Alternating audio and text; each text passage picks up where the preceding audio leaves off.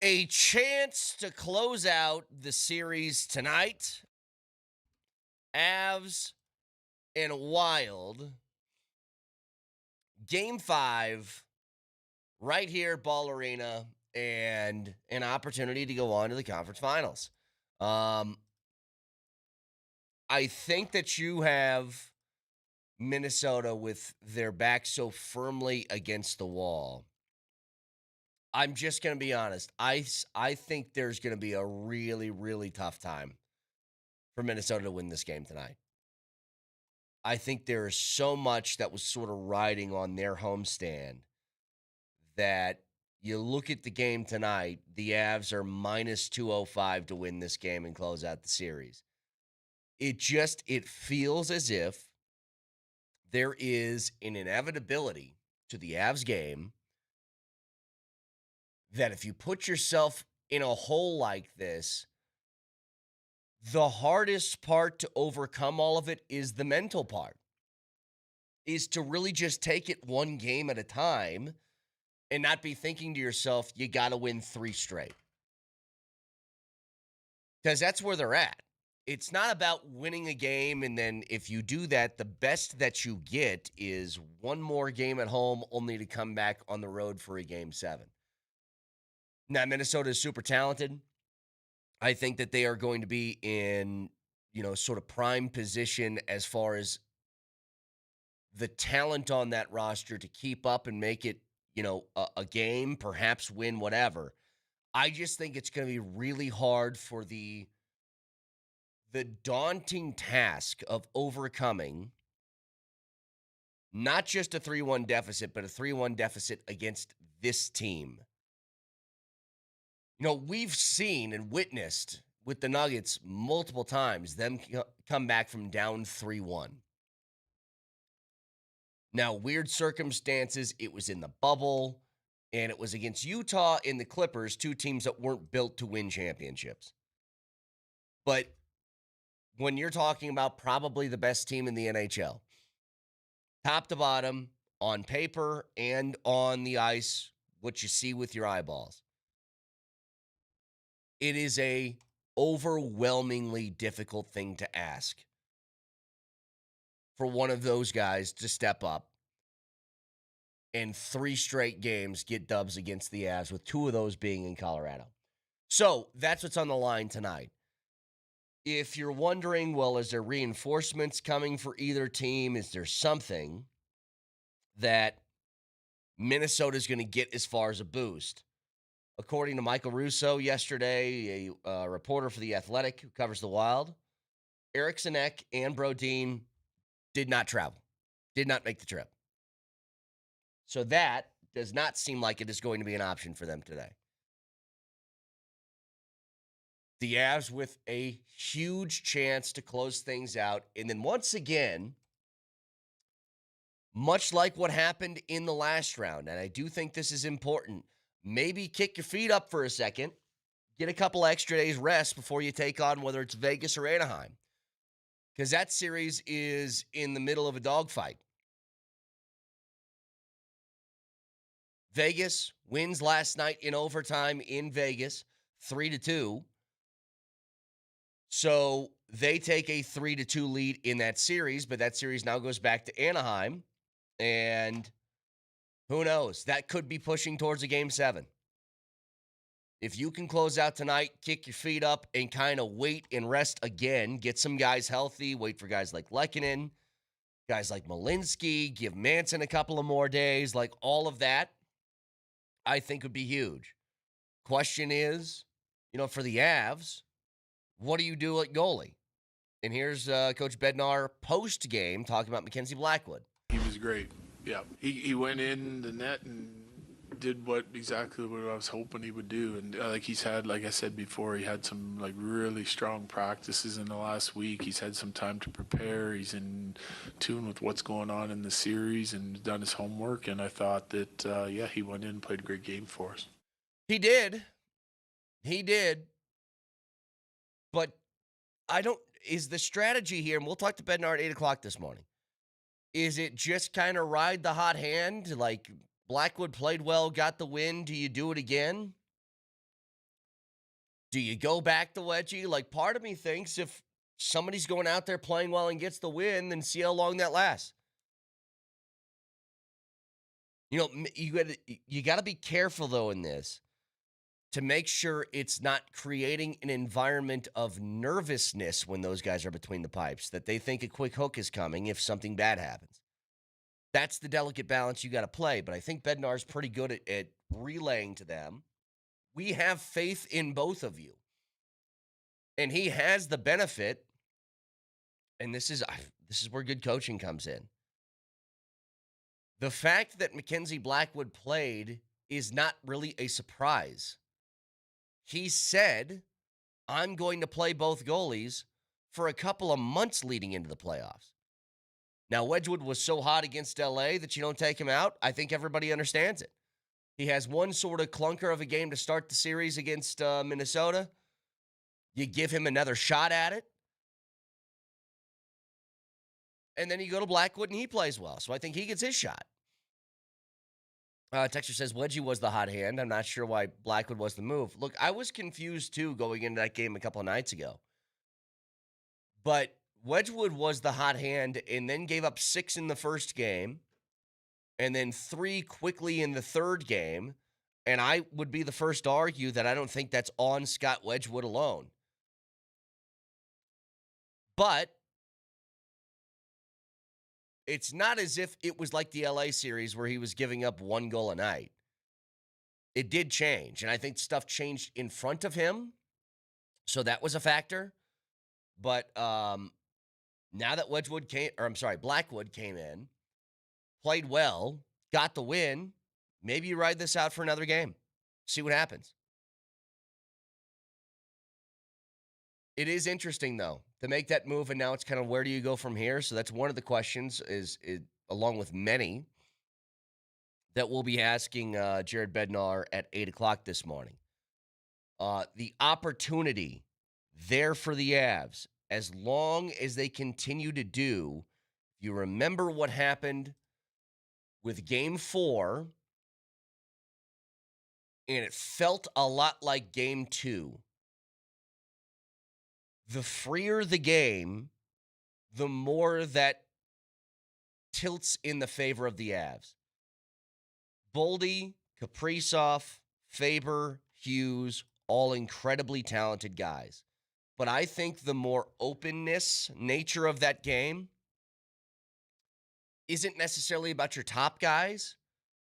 It's about everybody else, because most guys on this roster can skate to an ability that most guys on opposing teams matching up for lines can't.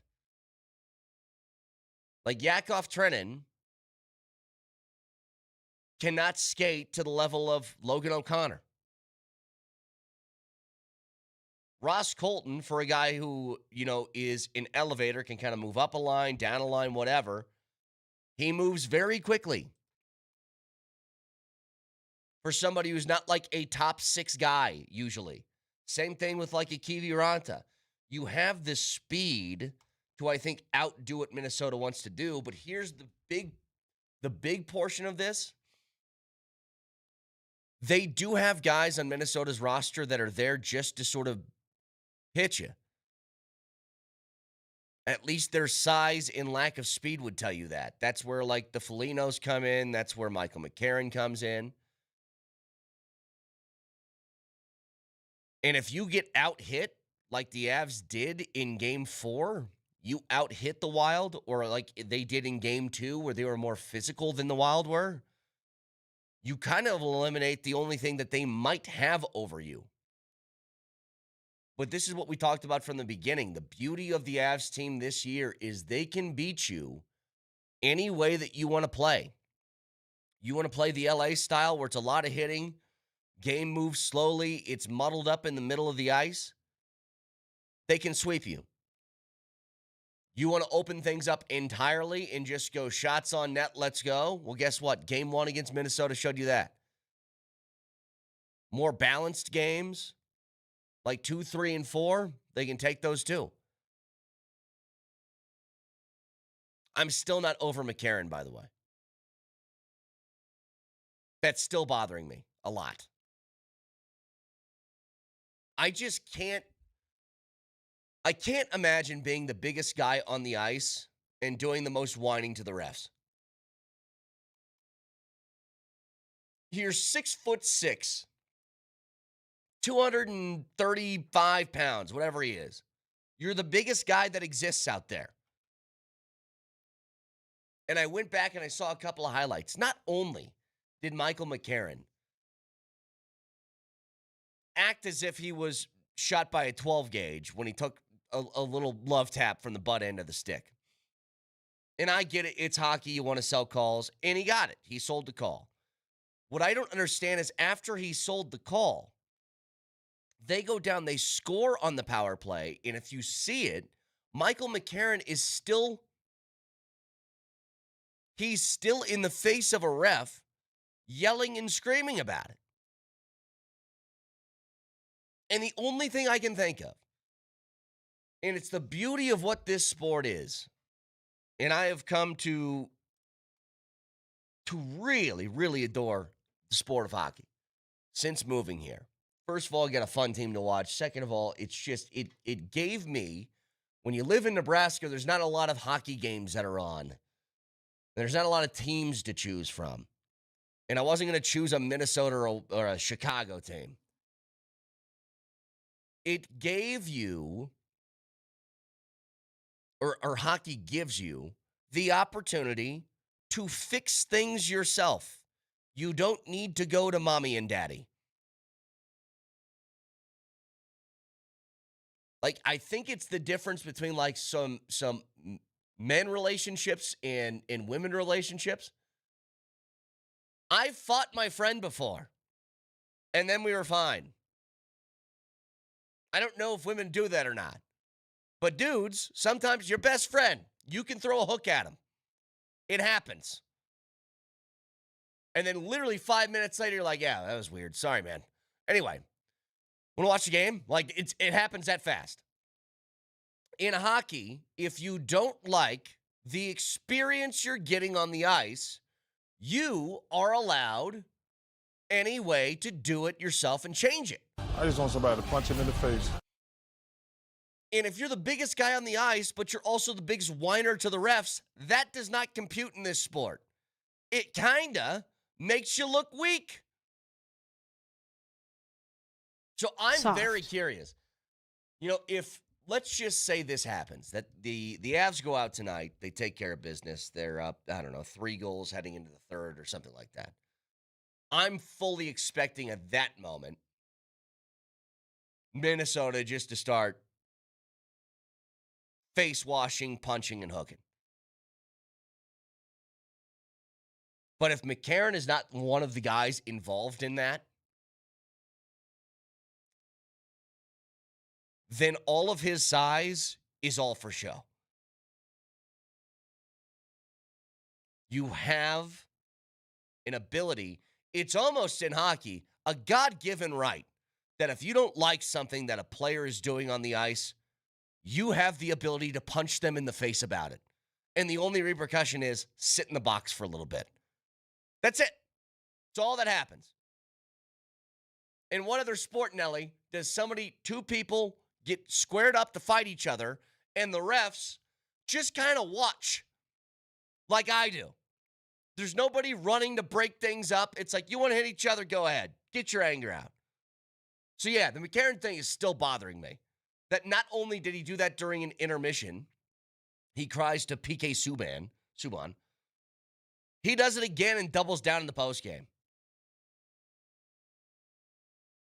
So, I wish, I hope, I pray the Avs are up like 4 goals in the third period and Michael McCarron decides he wants to do something about it then, because I still think, here's the funny thing. If there's one thing I know about Josh Manson, he's always down to party. You want to do it, he'll go. So 303-504-0925. Oh, I hope that happens tonight. Wow, dude. Yes. That is what McCarron did. Because you know what, Nelly? I got to save it because that is so perfect. We'll get back to that in just a second. Broadcasting to the Backets and Shanker Studios. Serious lawyers for the seriously injured. Back after this. Wow.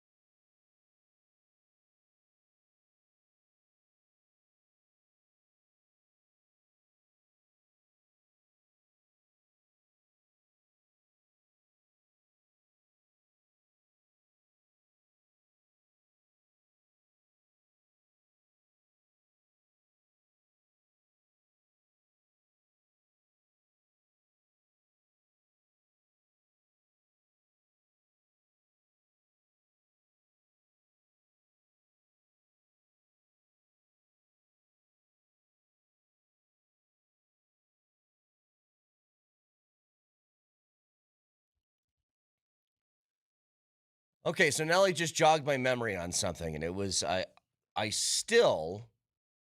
It's one of those moments in my life, kind of like the Diana Rossini story, where like it blew up and people couldn't stop talking about it, even though it was.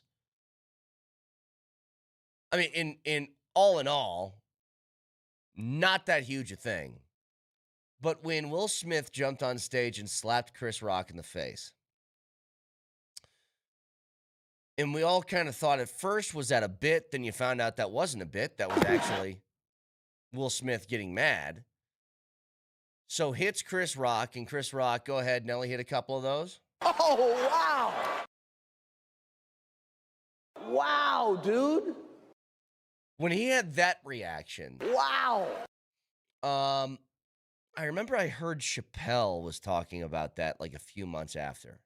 And he goes, I can't tell you what I would have done if I was Chris Rock in that situation, but I'll tell you what wouldn't have happened. Will Smith would not have sat back down in that seat. And that is the way I think about Michael McCarron and Josh Manson. If you didn't like what Josh Manson did, there is something you could do about it. By the way, if Chris Rock hauled off and punched Will Smith in the face, I think everybody would have been like, I get it. Now, they would have broken up the fight because it's Hollywood. They're going to have a massive brawl on the stage of their big Oscars night. All I'm saying is there's something that can be done about it. That's all. So game tonight, 6 o'clock right here, Altitude Sports Radio 92.5, the only local, live, play-by-play coverage of the Avs and the Wild is right here on 92.5. So, and also, by the way, Brett, take a quick look at your rundown. There's also another game on tonight on our sister station on AM 950. Yeah. Want to tell me who the Colorado Rapids are playing tonight? The Pids are playing against Minnesota. Dude, I'm so sick of the Twin Cities. It's every day. Both of them. Every day. The Rapids are in St. Paul. I mean, golly, can we stop? There's 49 other states, Brett. Hang on a second. Hang on. Last time I checked. Are the Rockies playing against the Twins after this? Right now, they got Skeens last night. No, they got They're in Skeens last night. That's right. I'm saying after this Pittsburgh. No. Arizona, Texas, Arizona. They don't play Minnesota until June 26th. So still this month. But gosh, every single team. Next month, but yes. Yes, next month. Sorry. I was just looking ahead at things because my wife was telling me about all these different things that we have to do, trips we got to take later this summer. And I was just filling all of that stuff out in my calendar. And I just was like, yeah, it's June. Not quite. But here's something else from yesterday. And we'll talk to Jared Bednar at 8 o'clock. So we knew that the Broncos were going to play the Chiefs on Monday night, opening weekend. We did not know where that game was going to be played. Now we do. That game will be in Kansas City. Now, I'll say, I do think it's disrespectful to make a team that was a half away from the Super Bowl to go on the road the first week of the year against a team that they beat twice the year prior to it. I don't mind the matchup. Chiefs-Broncos sounds really good. Sign me up. But to do that and force the Broncos to go on the road, don't really understand that move. Now, as much as I think that's disrespectful, I will also tell you, I think it's good for Denver for this reason. Get the Arrowhead game out of the way in September as opposed to December or January, what it's been the last couple of years. I'm from the Midwest. I was a few hours outside of Kansas City. I know what it feels like in late December, early January in that part of the country. It's brutal. The wind alone will take your breath away. So that's fine with me. Get that out of the way immediately. Secondly, as far as just playing the Chiefs, I can't think of a better situation than playing Patrick Mahomes, who's coming back from an ACL injury and an LCL and a completely redone knee, and giving him the test of week 1, how about you face the team that had the second most sacks in the season ever? That is largely the exact same group coming back. The only difference on that, the front end of that, I suppose, being no JFM. But there's still Benitos, and there's still Coopers, and there's still DJ Joneses, and there's still Malcolm Roaches, and there's still all the other guys that made up sack after sack after sack. You want to test to see if your knee's right? Let's see how it does running for your life. How about that? So I do think there's huge advantages in playing the Chiefs when you play them. In fact, we were talking to Kevin Demoff recently, and I believe, Nelly, are the Rams playing in that Australia game to start the year? Yes, they are. They're playing the 49ers down under. I know the Rams, like, you do these little, like, quirky schedule sort of things where you're like, hey, if I have my preference, if you're going to make me play overseas, can I choose my opponent in being Team X? Because I'd rather face them early in the year than late. And one of the things I'm sure a lot of these teams were talking about was, let me try and get Patrick Mahomes early in the season, because first of all, you didn't know if he'd be back yet, even though now it looks like he will be. But even if he is, maybe he's not fully healthy. Or at least not totally trusting of the injury, I'd suppose. Just remember, there's two different hurdles here when it comes to injuries like that. One thing is just getting over the physical nature in the rehab of the injury. The second is, how much mentally do I trust this? How much do I trust the injury?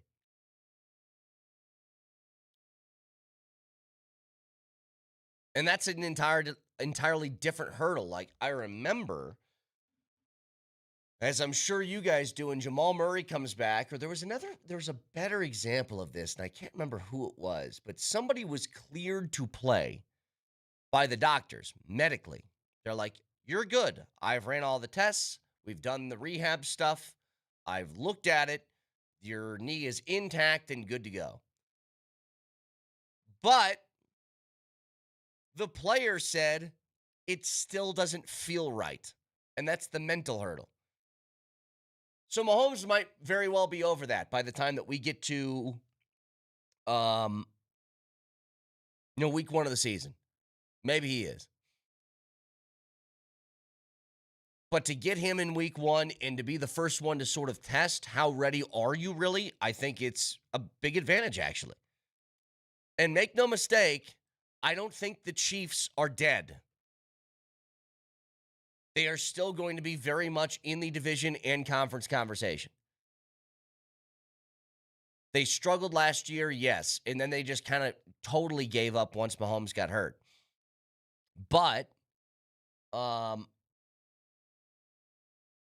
Kansas City's not going anywhere until Mahomes is, in his 40s. So that's just a reality that you got to deal with, that every year, no matter how good your team is, they're going to be a team right there competing with you.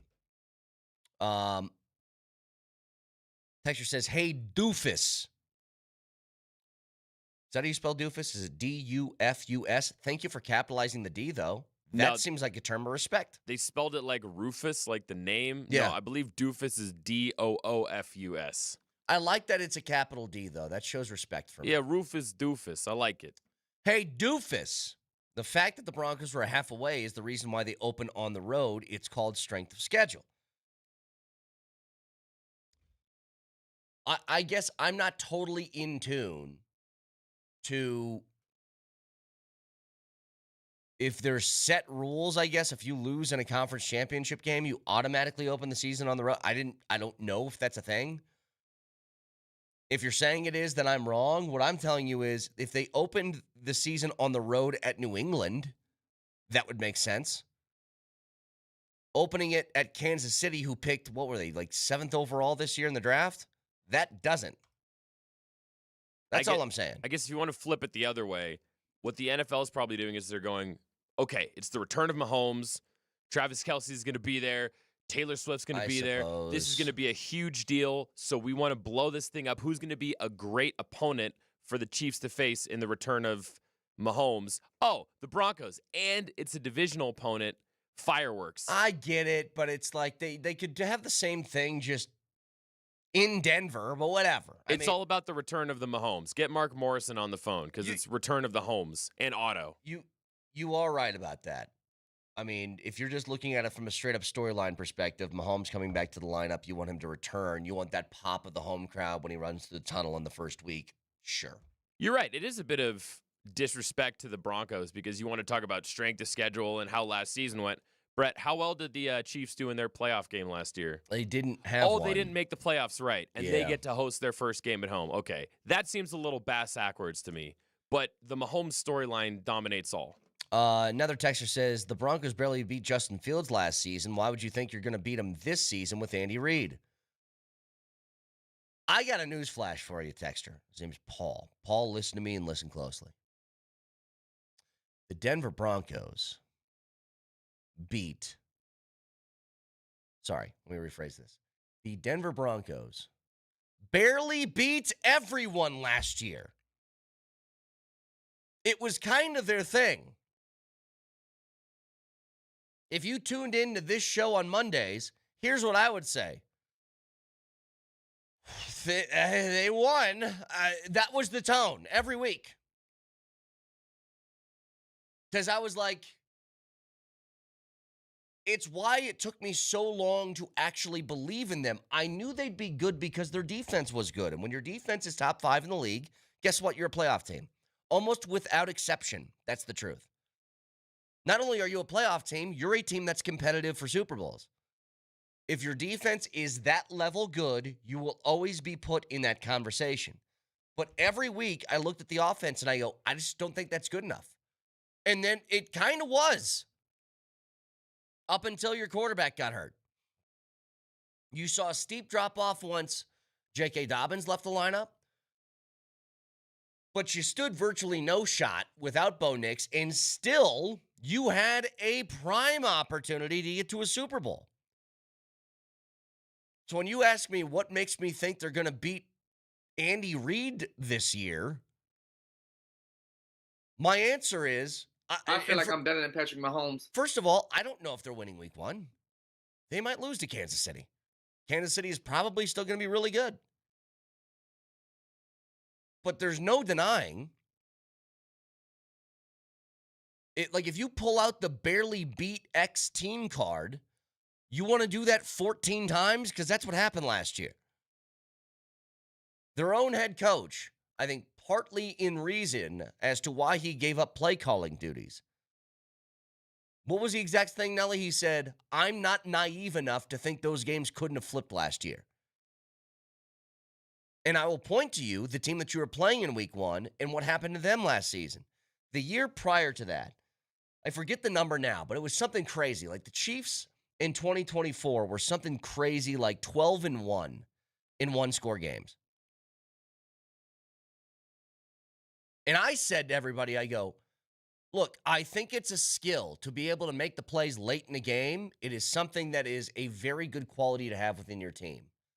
I also will tell you, that is not sustainable year over year.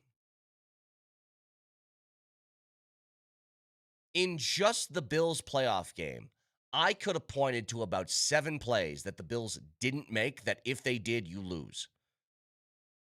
And yes, some of those are turnovers.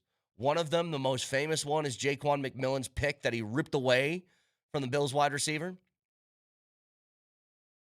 But another one's this. Late game, 4th quarter, few seconds left. 3-point game, Josh Allen misses a wide-open Dawson Knox for a touchdown that would have sealed the deal.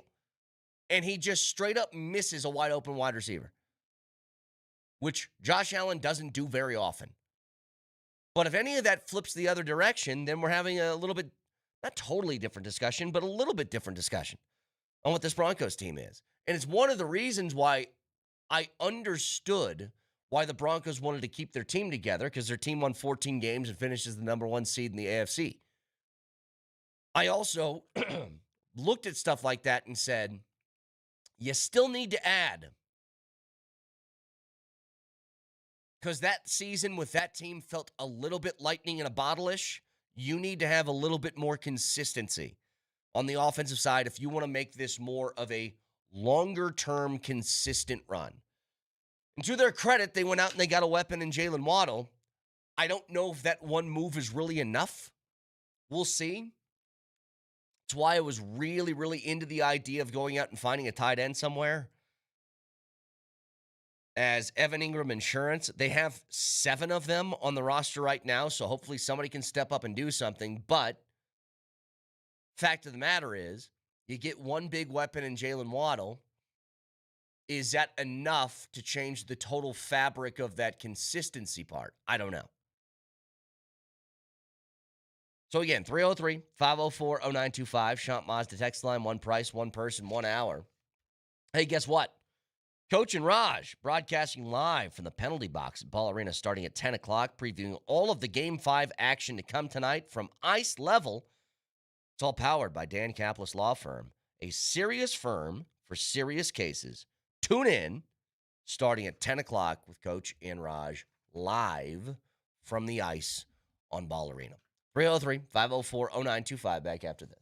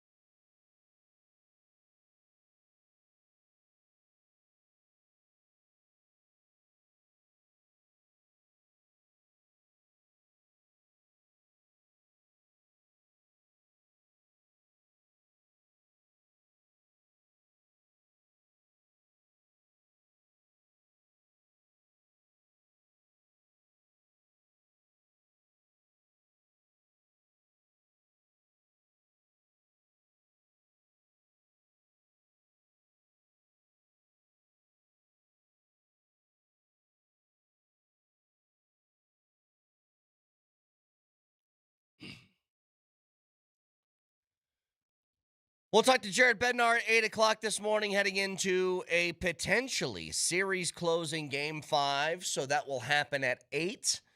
No Erickson Ek or Brodeen on the road trip, according to Michael Russo of The Athletic, who covers the Wild, so they will not be getting some sort of boost in the talent department from that standpoint. Now, Josh Manson has been fined $5,000, the maximum allowable under the CBA for butt-ending Minnesota's Michael McCarron. So he took his punishment. He went to the box. He paid his money, and now it's time for Josh Manson to get back out on the ice and do what Josh Manson does, which is hit people. We talked about this a lot yesterday, but I don't think I can emphasize the importance of this enough, to have somebody on the roster that's willing to get into the dirty areas like that during the postseason. And it doesn't mean that he's a dirty player, but you have to be willing to blur the line a bit. And, it's funny. I'm watching last night, and there is Minnesota and San Antonio. First half of that game, pretty close, actually. Minnesota's hanging in there with San Antonio before San Antonio just totally, runs away with this thing, wins by about 30 points. But the thing that San Antonio did that the Nuggets didn't, that I think the Avs are willing to do, is Minnesota was, was doing their Minnesota stuff, which is grabbing, pulling, punching, elbowing, doing all the little things that they do defensively to bother you and get in your head a little bit and kind of make you look at the refs and be like, hey, are we not going to do something about this? And the refs kind of look at you like, nope, it's the playoffs. This is how the style is going to be today. So what did San Antonio do? They went out there and they mixed it up. And I got to tell you, I think part of that was a sign when Wemby elbowed Naz Reid in the face. It cost them a game, but it showed Minnesota, we're willing to go to this area if you want to go here. Having a guy like Josh Manson who is willing to go there, if that's what the game calls for, I think it's something that sets a tone for your team. And much like when we talk about Landeskog, Landy's importance to the Avs is not just that of a player. It's that of a guy who is a leader, someone who speaks to the team in the locker room, who gets the guys together on the bench. It's creating a mindset as a roster on this is where we need to be if you want to be a champion. And that's, I think, a huge part of what's been missing since their last Stanley Cup run, with him healthy and in the lineup. But you need to have guys that are willing to do things non-just on-ice hockey related that help you from a mental state get to that next level. And I do think Manson is one of those guys. And here's the thing. Talked about this a little bit earlier. If this game gets a little bit out of hand, if it looks like the Avs are going to take this, win Game 5, come away with the series, I am fully expecting there to be some hooking in this game. Truly.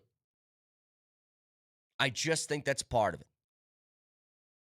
It's part of every NHL playoff series, but especially with what's gone down in this. You know what I mean? Like, Minnesota's taken exception, and again, it's something that I like.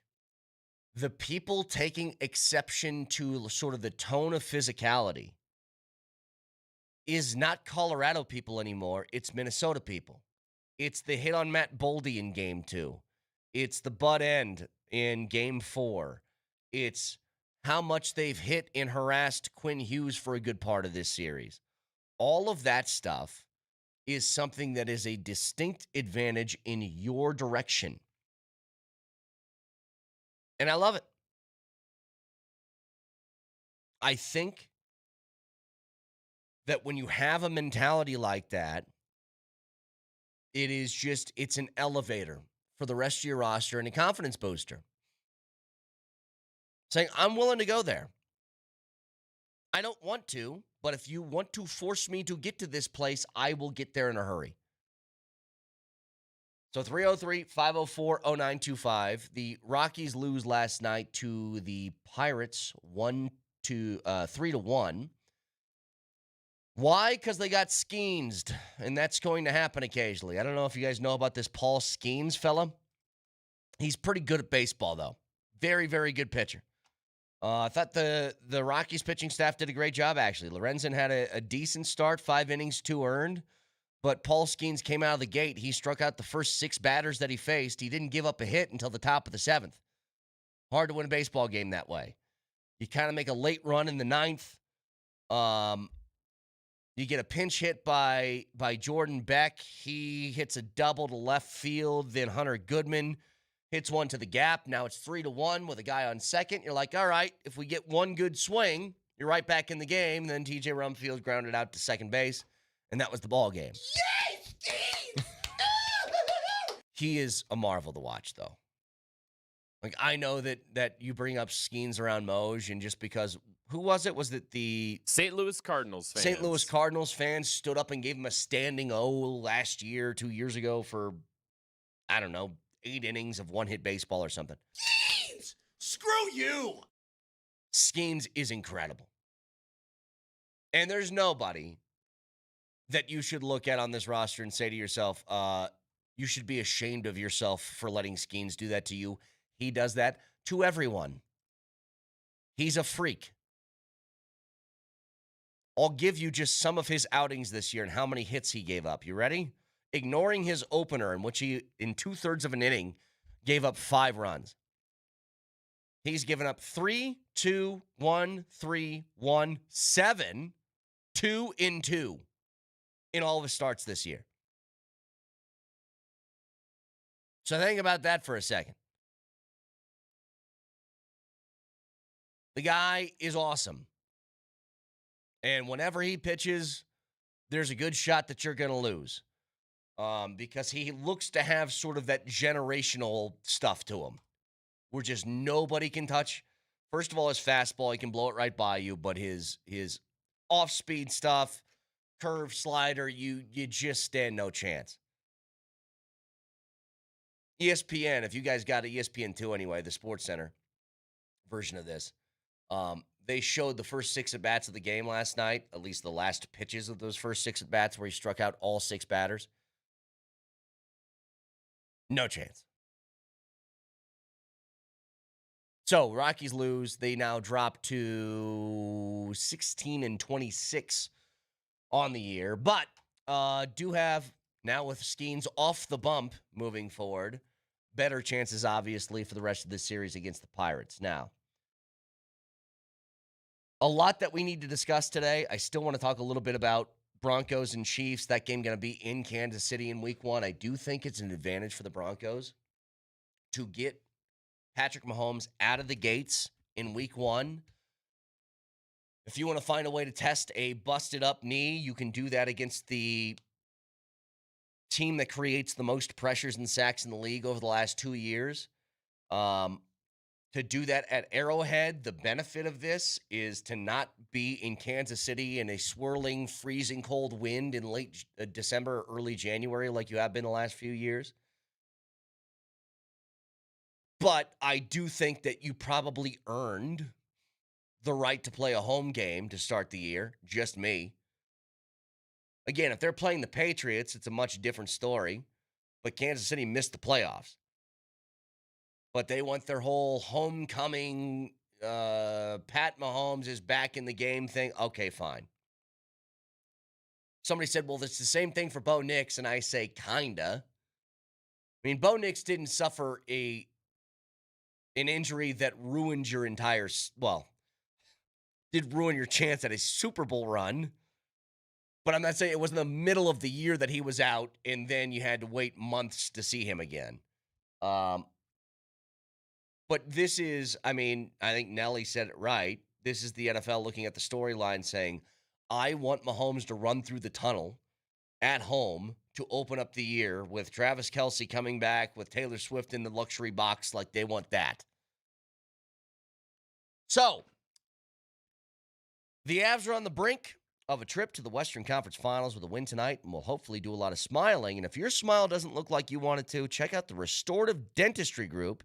Get the smile you deserve at denversmileagain.com. So a lot to break down with Game 5 tonight, potential closeout game for the Avs to head to the Western Conference Finals. We'll discuss all of that in more detail with Jared Bednar, who's going to join us at 8 o'clock this morning. So stay tuned for that.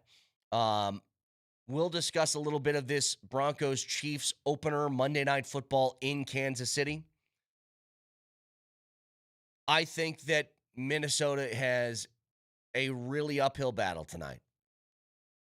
They are not just facing the daunting task of beating the Colorado Avalanche at home. They're facing the daunting task of doing that tonight and then 2 more times in a row, with 1 more of those being at Ball Arena. A lot more to discuss as you can watch the show live on Twitch. Twitch.tv, search Altitude SR in the search bar, the Altitude TV simulcast. Also on YouTube. Subscribe to the channel and don't miss anything from Denver's #1 sports station, Altitude Sports Radio 92.5. Moser, Lombardi, and Kane next.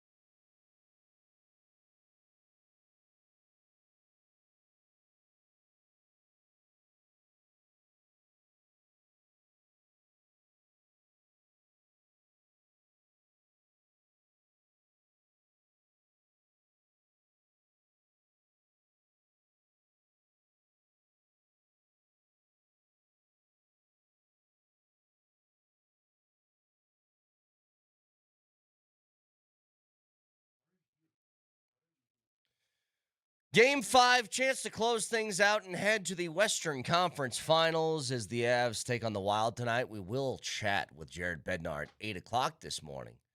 Now, can I start in a place that begun 2 days ago? Because I've thought about this more. Maybe try that grammatically correct. Maybe speak English. Started at a place that begun a long time Can ago. I start in the It's 2 days beginning ago. at 2 days? Beginning? Began, bro. Began. That had begun. That's grammatically. I feel like that's right. You're grammatically off. Try it again. Try that sentence again, and then we'll let you know if you're off. Let's begin in a place that had begun 2 days ago. Now that'll work, but you're forcing it. I can't stop thinking about Michael McCarron. I can't. Because all I can think about in my head is if this thing gets Out of hand? if it gets out of hand tonight, if the Avs are up 3 in the third period and Minnesota knows they're done, is something going to happen? And in my head, here's what I'm thinking. It better. Because I can't imagine, Moj. It's the beauty of what this sport is. If you have a problem and an issue with another person that resides on the ice, you can take care of it yourself. You can do that. You don't need to go to mommy and daddy. You don't need to talk to PK Subban in an intermission. You can go to that guy's face and say, hey, I didn't like that. I want to punch it. And McCarron's the biggest guy on the ice. He's 6'6". He's 235 pounds. Mm-hmm. I couldn't believe, because here's what I did. I watched the highlights again yesterday. So he goes and he runs to the refs after the initial butt end, right? Did you see what he did after they scored? Yeah, he went and complained again. After, they're celebrating, So scoring they a goal. score on the power play. They benefit from everything that happened. And instead of celebrating, he goes right to the refs and starts barking at him again. That's correct. And I'm like, you know what, you big baby? Go take care of things yourself. You're 6'6". Figure it out. Because his goal was to get Josh Manson out of the game. He didn't Yeah. achieve that goal. Yeah. It's exactly what it was. Yeah. So I hope that that the Avs are up 4 goals with 6 minutes left, and him and Manson are on the ice at the same time, and I hope they take care of it. Actually, I look at it differently. I think it's a genuine show of respect, knowing what Josh Manson means to this team, and he values that, understands that, Sure. and he didn't achieve that, and you saw how it cost his team. Because Josh Manson being on the ice means a lot. I think we all know how much it means. That means a heck of a lot. This is where my confusion comes in. So maybe you can help me out with this because you guys understand it better than me. Maybe you don't, but maybe you do. When he concludes his first intermission interview by saying, "I'm glad he's still in the game," he's not really glad he's still in the game. He's being facetious. Right. To me, it's like, yeah, I'm glad he's still in the game because I'm going to get me some. That's Exactly. what I thought. Exactly. Now, Not- this is, am I connecting the wrong dots here or am I connecting the right dots? If you say I'm glad he's still in the game, that then is a connotation that, okay, you want to mix it up a little bit. You want to go get your revenge, your pound of flesh, whatever. If the refs don't take care of it, I will. Maybe he went up to the refs, which you saw, and he went up to the refs and said, "Hey, guys, I'm glad he's still in the game." I don't think that's what he said.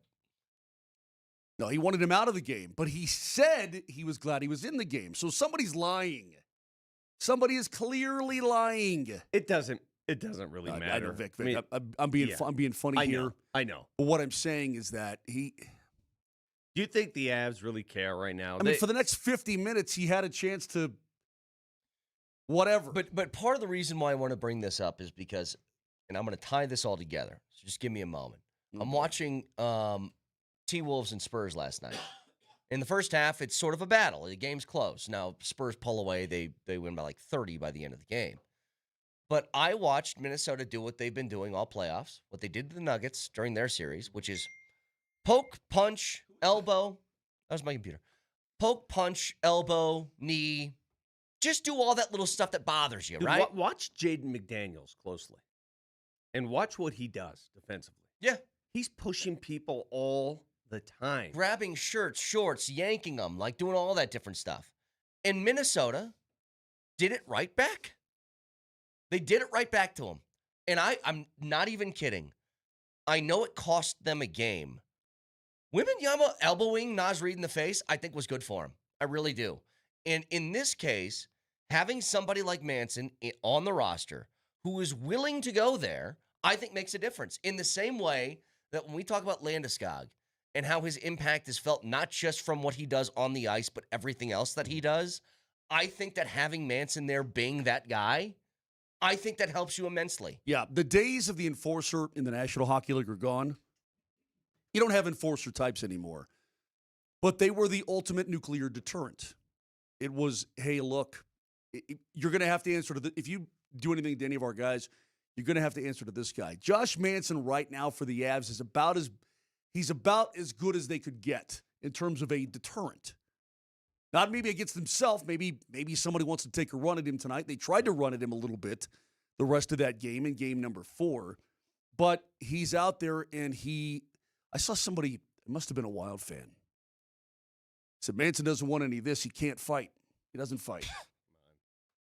And I'm like, I don't think people watch the same sport as me. I don't think they do. They must be watching, professional backgammon. I mean, he's put people night. Yeah. You say, baby Jamal Kill, time to go night.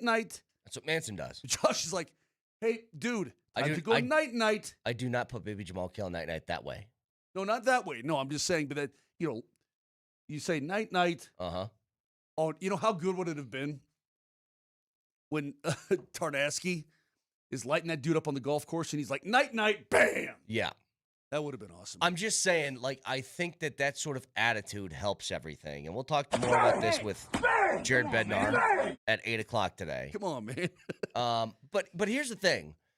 Do you think, and this is extra difficult when you're playing against the best team in the league, okay? You're down 3-1.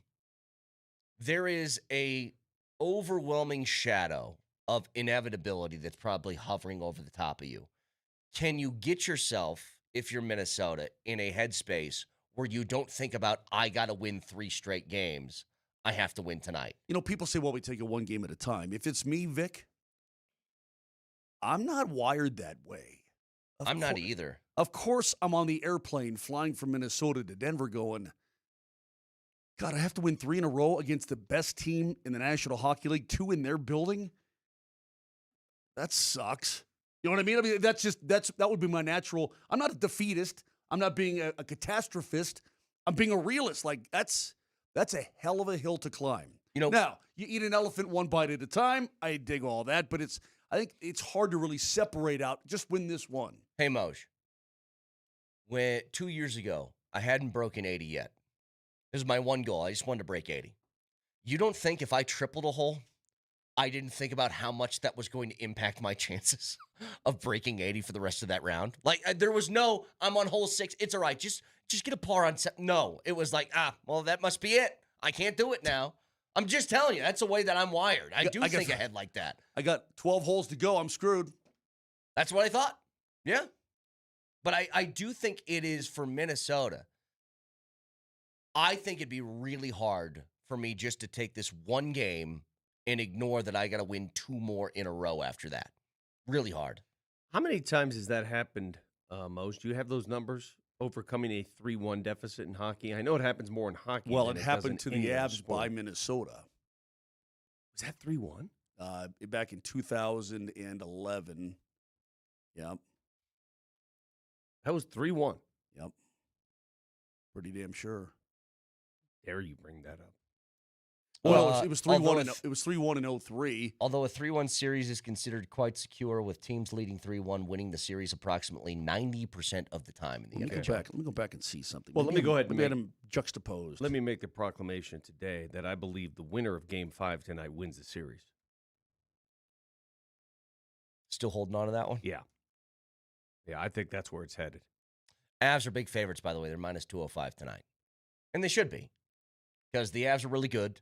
And the news from Michael Russo, the writer for The Athletic who covers the Wild, Erickson, Ek, Brodeen did not make the Didn't trip, even travel. so they aren't getting some sort of shot in the arm today. Nothing like that. And we'll find out today about Lecky and 2013. Malinsky and the rest of the guys. Who knows how many little knick-knack injuries they're going through right now. Dudes are playing, 80%, 70%. This is the big thing again. Like, you have another opportunity to close out a series pretty early and kick your feet up for a couple of days. Look, I know Vegas won last night in OT. They have a 3-2 lead over Anaheim. Look at how long it's taking him to find this. No, it was 2-2. What are you Sorry, trying that was to 3-2. find? My God. I get my series mixed up because there's been so many damn series. That one was 2-2, then 3-2, then 3-3, and then the Avs lost in Game 7 at home, where Varley blew 4-1 goal leads. Why do I pick up the pace here, Moshe? Got to pick up the pace. It's picked. But here's what I'm getting at.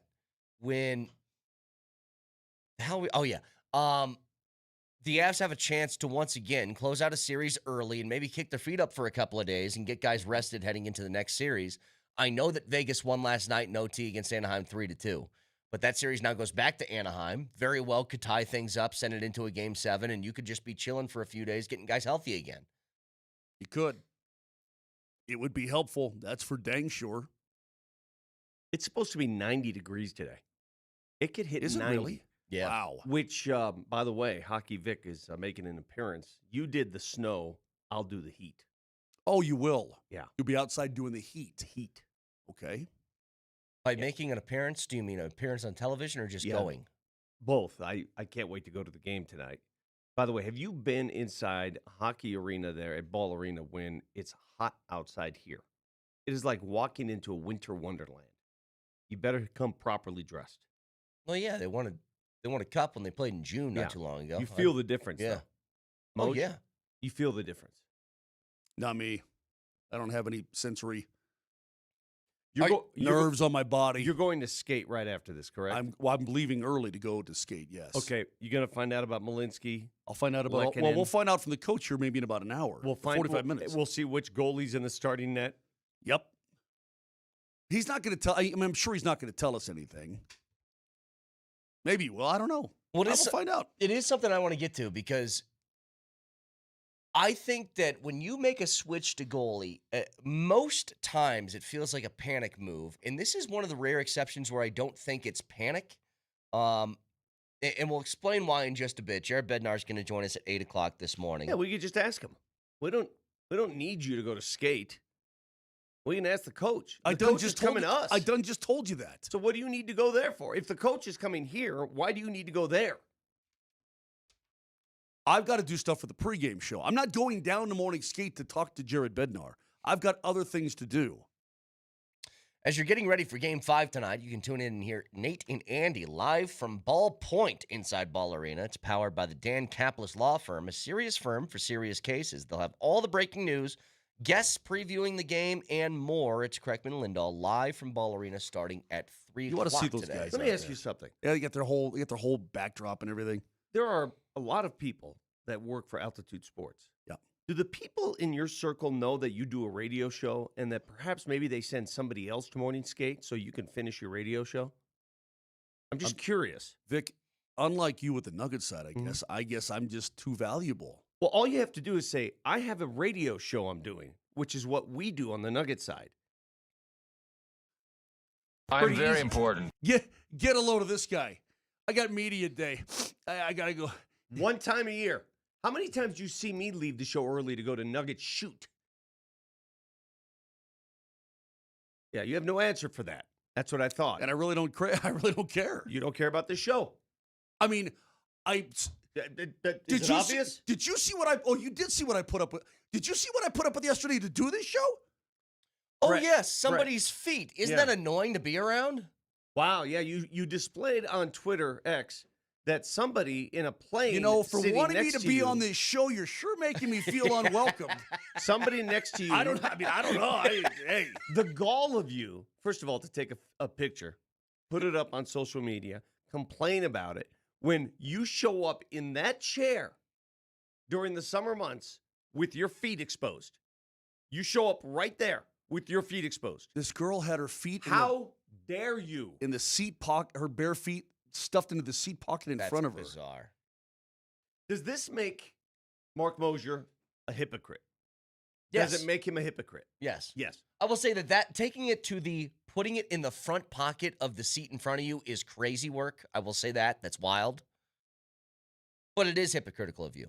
You can't find feet gross if you throw your feet everywhere around. There are women that walk around in sandals all summer long. You don't see jack Women's squat. feet are different than men's feet. I have good feet. They're very pretty. Quick message to the Altitude Television folks. You have like 50 people you can choose from to go do your little interviews. Can you leave our radio show alone, please? Thank you. You're not going to miss me anyway. Jared, All this is going to be is an hour missed of your time to insult me and my feet. that's the show. That is our show. Jared Bednar, 8 o'clock. Stick around.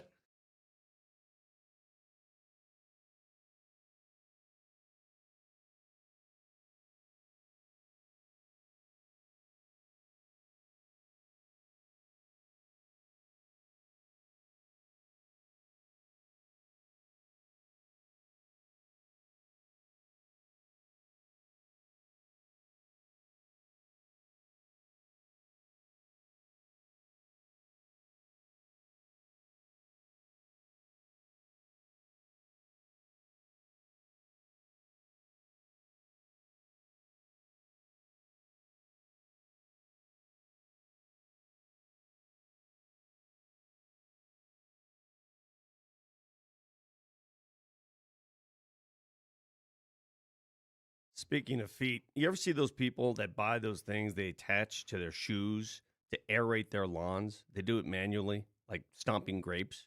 I've seen this before. People walking around their lawns trying to put those spikes in the grass. I mean, what are you doing? What are we doing? That is not effective. If you want it done right, get the pros. Mile High Aeration. They have the heaviest machinery, and you need heavy machines to dig deep, get the deep plug. That way, when it does rain, when you do pour out the fertilizer, it gets down to the roots. I did it. My neighbors did it. And that's why our lawns are green. 303-778-1000, 303-778-1000. MileHighServices.com. They do more than aeration.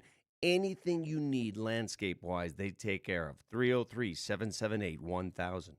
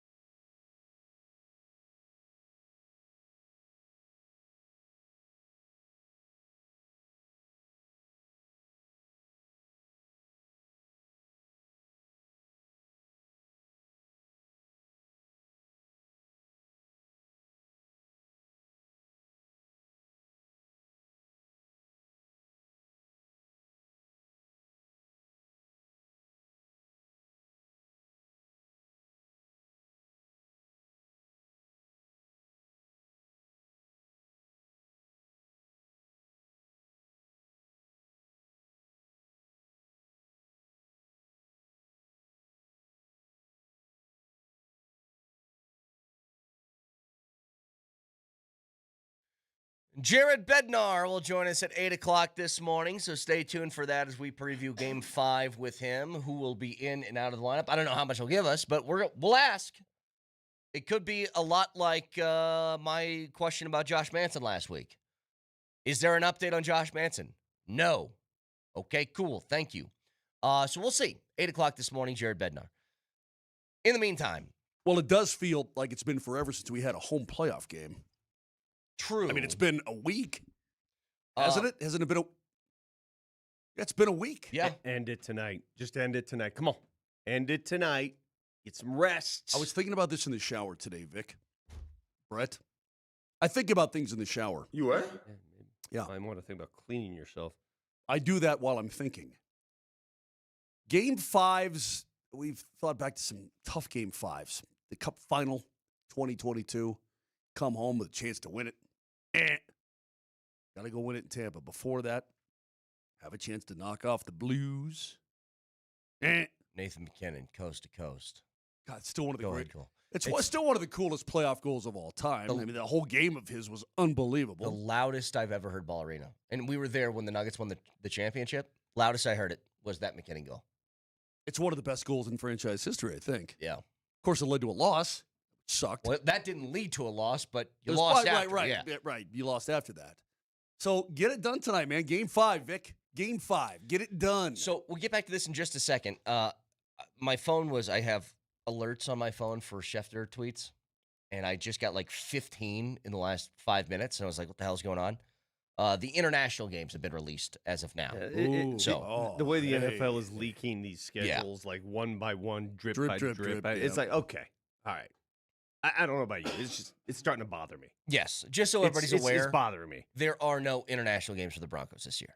But every day there's this, here's this game, and oh, wait, here's another game, and just I like it the old-fashioned way. Here's the schedule on this day.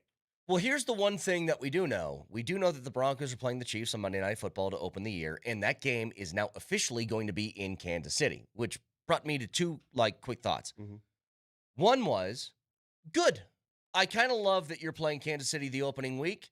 What better way to test the knee of Patrick Mahomes than have the team that led the league in pressures and sacks the last 2 years facing them the first week of the season? I love it. I love the fact that they have to face Arrowhead to open the season, and that they, I heard your appetizer. You said, is it disrespectful to take a team that won the division, that was a step away from the Super Bowl, and put them on the road? No, not disrespectful at all. You know why? Because the NFL, when they look at the schedule and they look at the appeal, who has more national appeal right now? Patrick Mahomes and the Chiefs. They've earned it.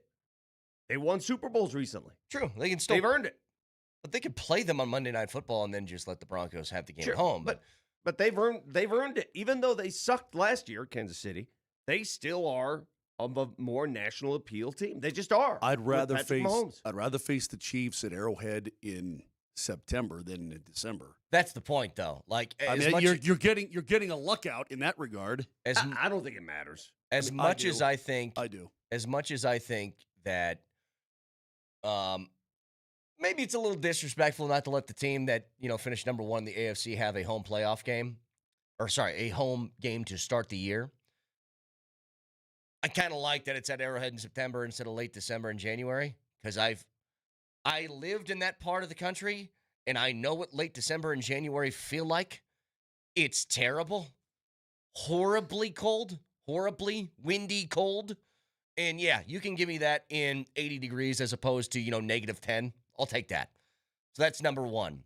But again, going back to it, all signs are pointing to Mahomes not just being ready for the opening game, but being ready fully for training camp. So it looks like this rehab has gone really well for him. I still, and we know this as well as anybody with some of the injuries that have been suffered around here, it's one thing to go through the rehab and do all the work to get yourself back physically healthy. It's another thing to actually trust that when you actually take the field, the ice, the court, whatever, knowing that anytime you cut, is this absolutely for sure okay? And you can kind of get in your head about that then.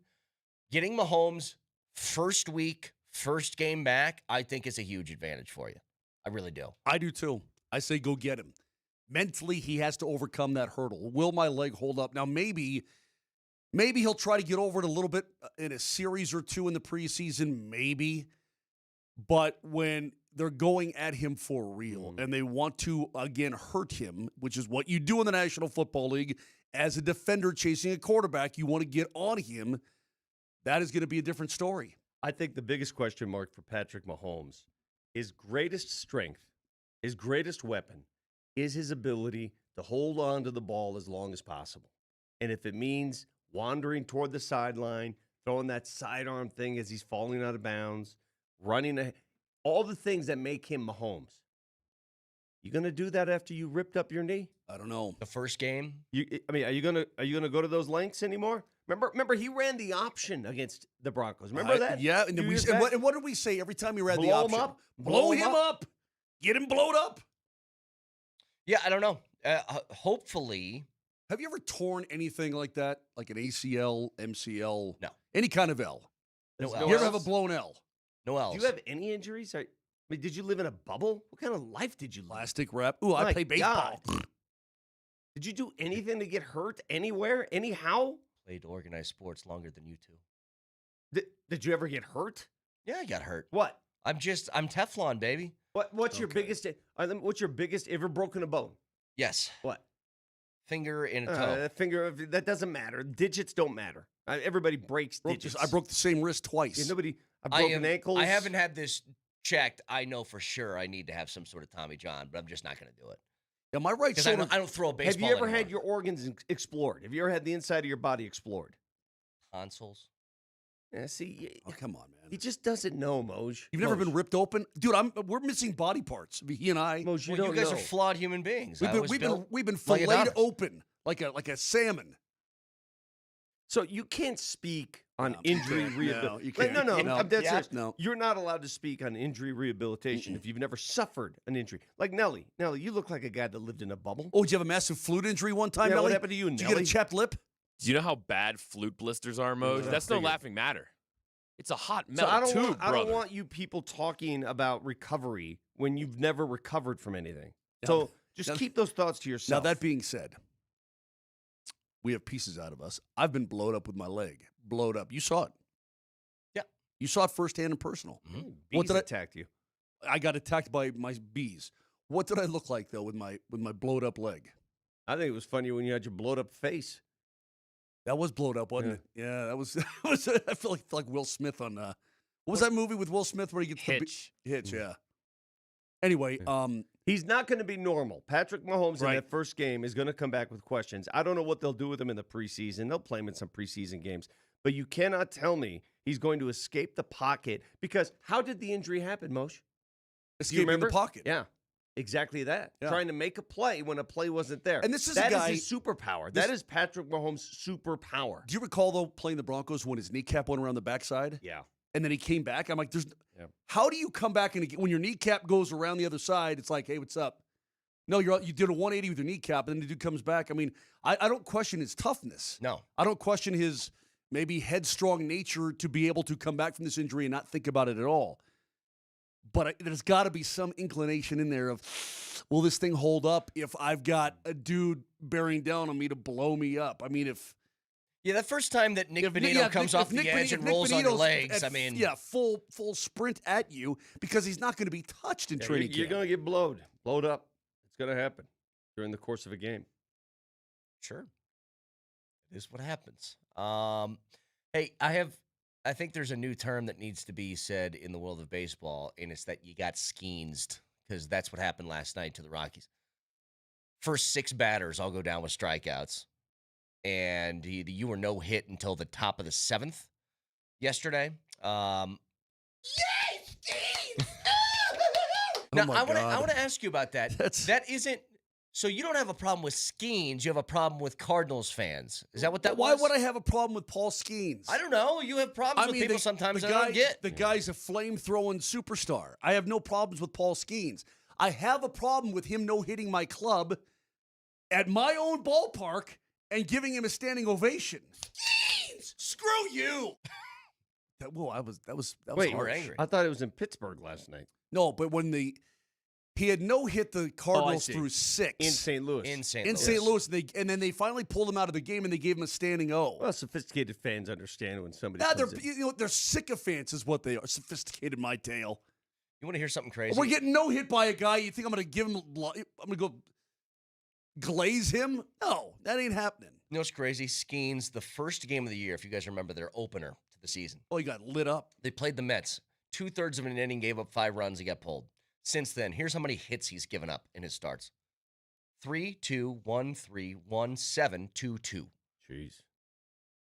Those are hits, not runs. That's incredible, Hits. man. Yes, hits, not runs. Can you imagine if these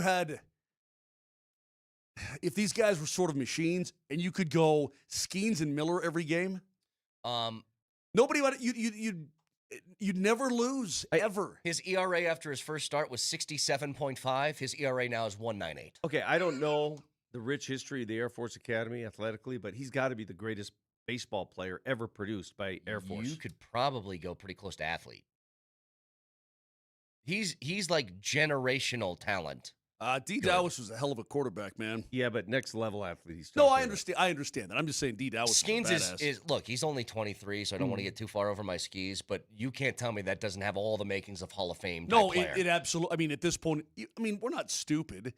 You can look at him in his production right now and go, yeah, give me about 20 years and he's going to be in Cooperstown. I mean, that's not hard to see. Who is the best athletes to come out of Air Force? Chad Hennings is one of them. He played football for the Cowboys. He was a defensive lineman.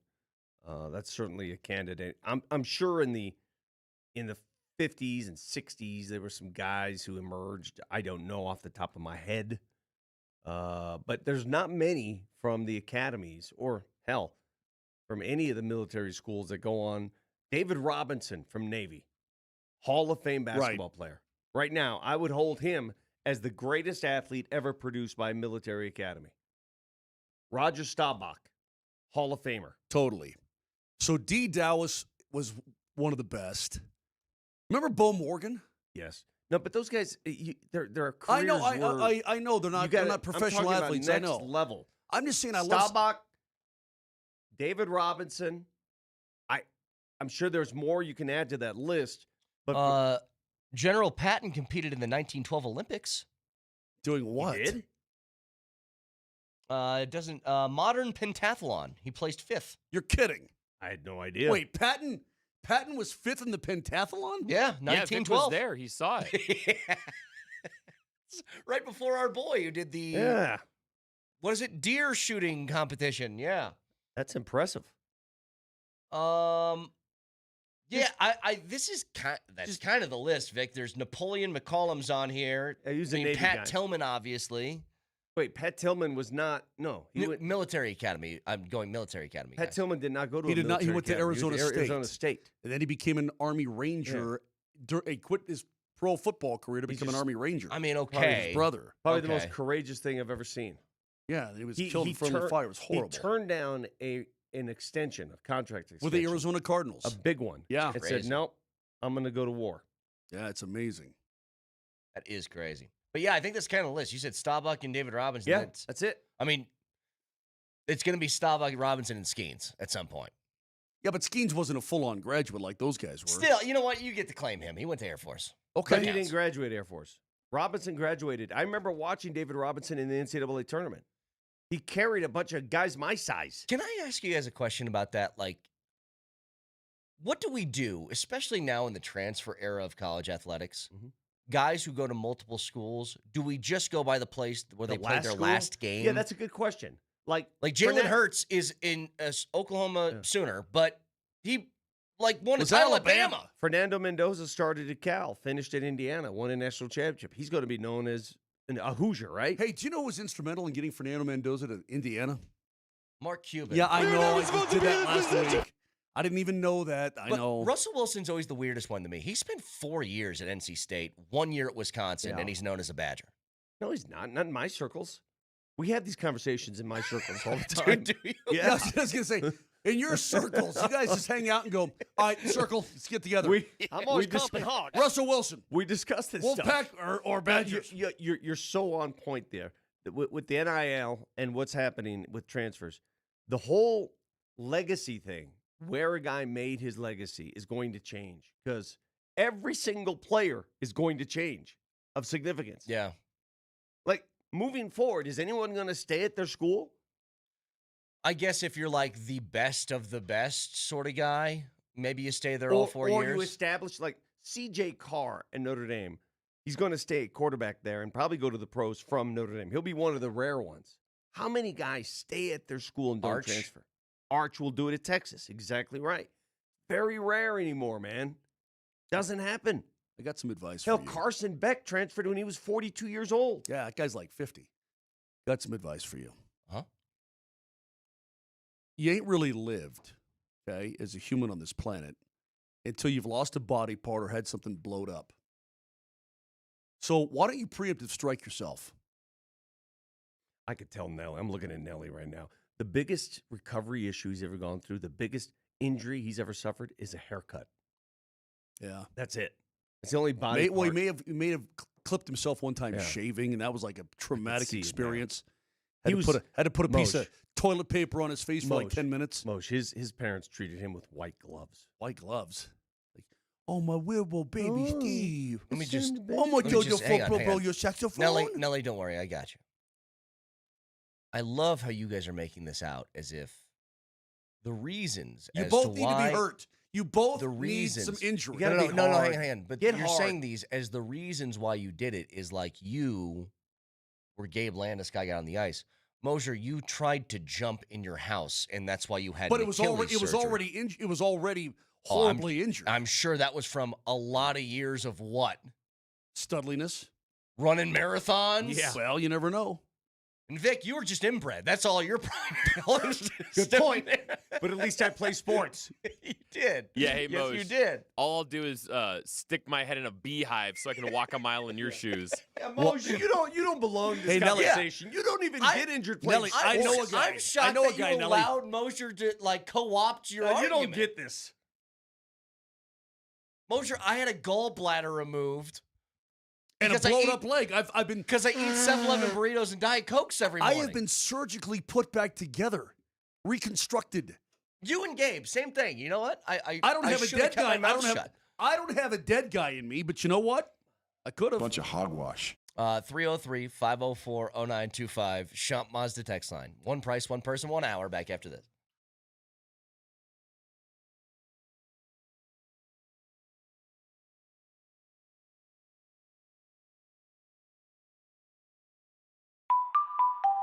That is the sound of Tulatero, the favorite lottery app of many. You can play all your favorite games. Mega Millions, Powerball, Lucky for Life. Tonight is Powerball, $69 million. Nice. Up for grabs. Just for you. And guess what? If you download the Tulatero app and use my code MAGIC, you get to play in your first lottery game for free. So download Tulatero, Tulotero, and use my code MAGIC and try your luck. It's Tulatero, your lottery app.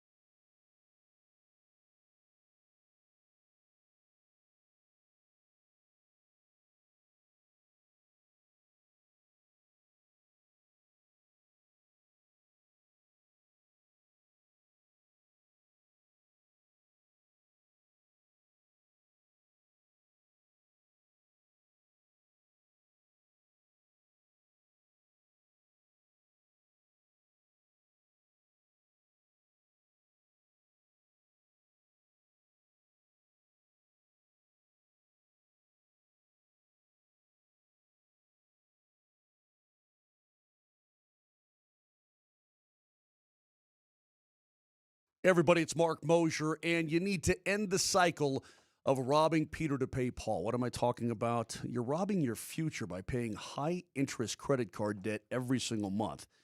And it might be you because, look, you're having to spend more on the things you buy on a regular basis. Everything is more expensive, but my friends at American Financing can definitely help you. Here's their telephone number, 303-695-7000, family-owned mortgage lender. Not those big banks where you're just a number. And American Financing licensed in all 50 states. Decluttering your monthly bills into a single manageable payment is the way to go.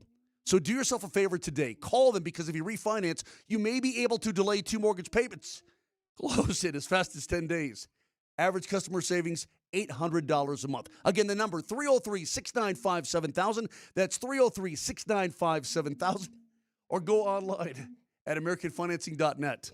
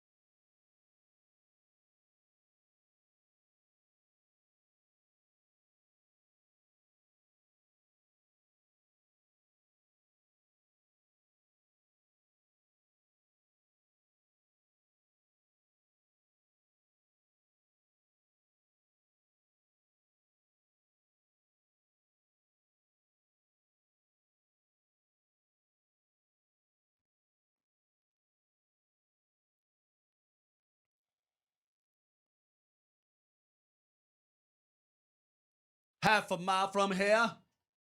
Hang on. Very important question. Pre-Michael McDonald Doobie Brothers, post-Michael McDonald. No. They're Both both super good. During. Yeah. I'm just a Michael McDonald guy. I don't need the doobies. Just give me Michael. Are you out of your friggin' mind? That's me. That's a personal choice. I do like both. But Michael McDonald, there's just something about... Yes. I don't need the doobs. Give me Michael. You know, he appeared like in one out of every 4 songs between like 77 and 83. Mm-hmm.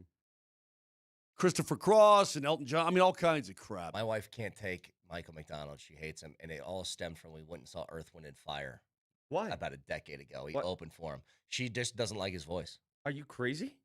And I think she more doesn't like it because I do an impression of him every time I hear his doesn't like song. you. Well, we and all then do. She doesn't like me, Yeah. and now it's translated to him. So during the commercial break, you mentioned the Kevin Hart roast and how funny it was, and I asked, it was kind of okay, all right, like why are we doing all these roasts? And the answer is really simple because they're making money. I mean, these guys are just basically being told go rip each other, go do comedy, and roasting.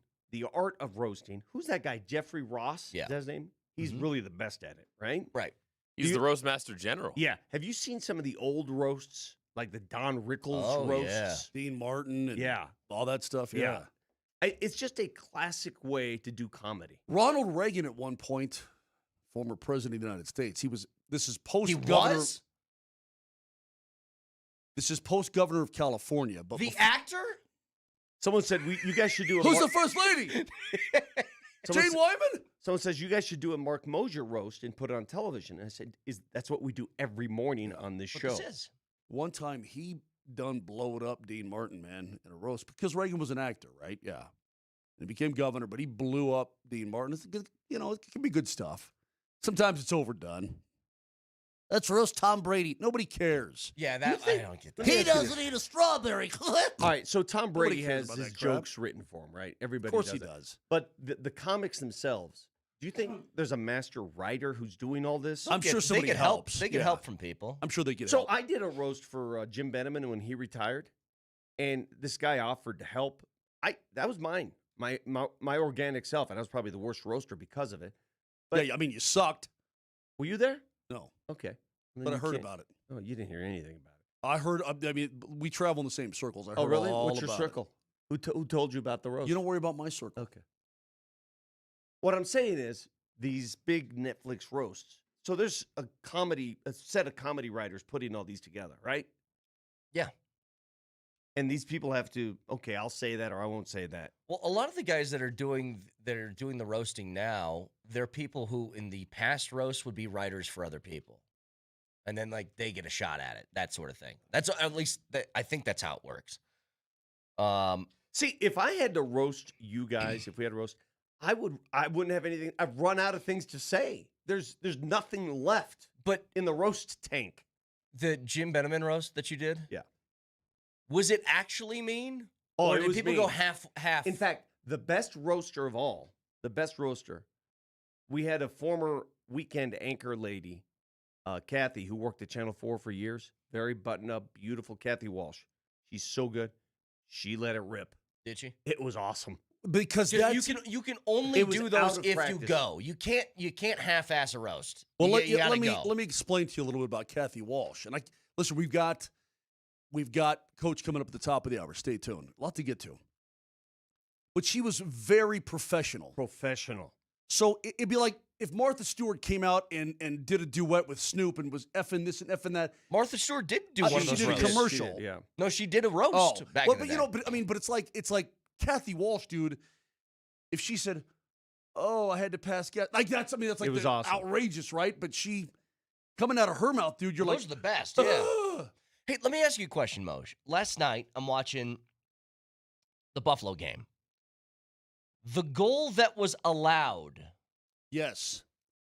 So it was a rebound backhand that is in the glove. I cannot think of the goalie's name. Help me, Moj.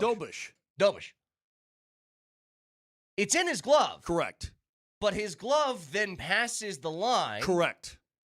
But there is an argument to be made that the stick might have pushed the glove over the line.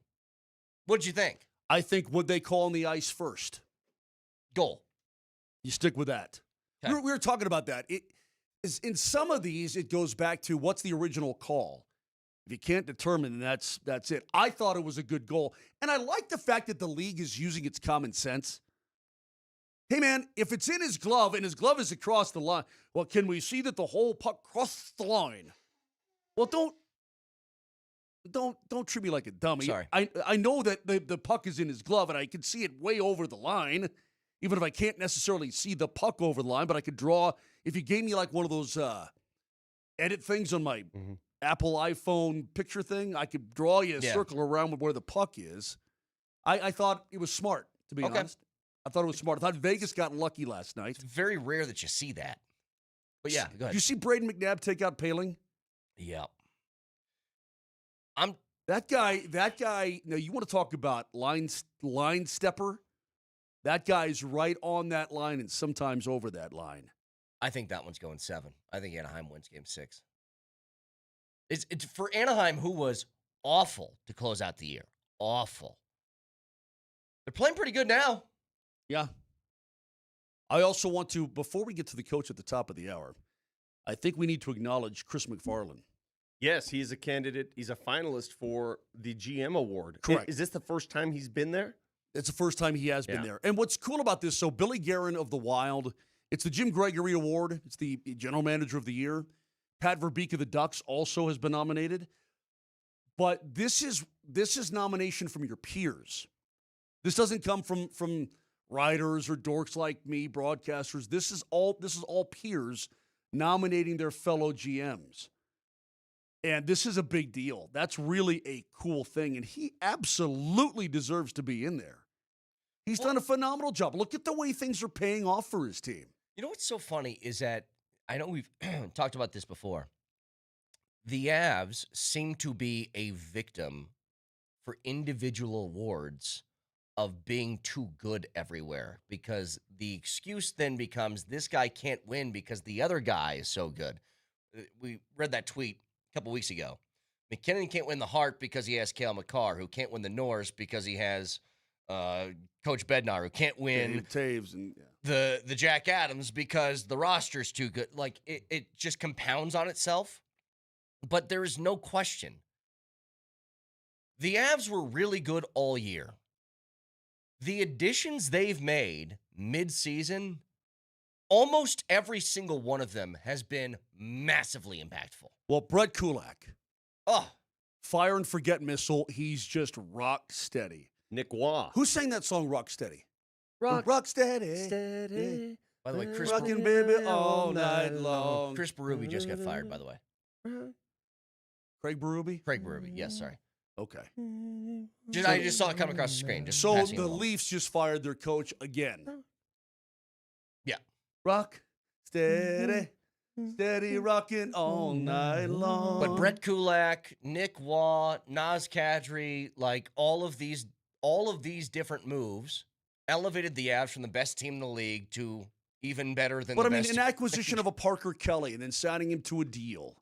You know, I mean, you went on out, you Getting it done before it becomes too expensive. 100%. Like, if you- Sam Malinsky? Yes. Are you kidding Yeah. me? If you had Parker Kelly's contract in your hands today versus last August, different number. Well, how about just the idea, How about the goalie scored in game 4? Jeez Louise. the balls on somebody to take someone who is considered a core piece of a championship team?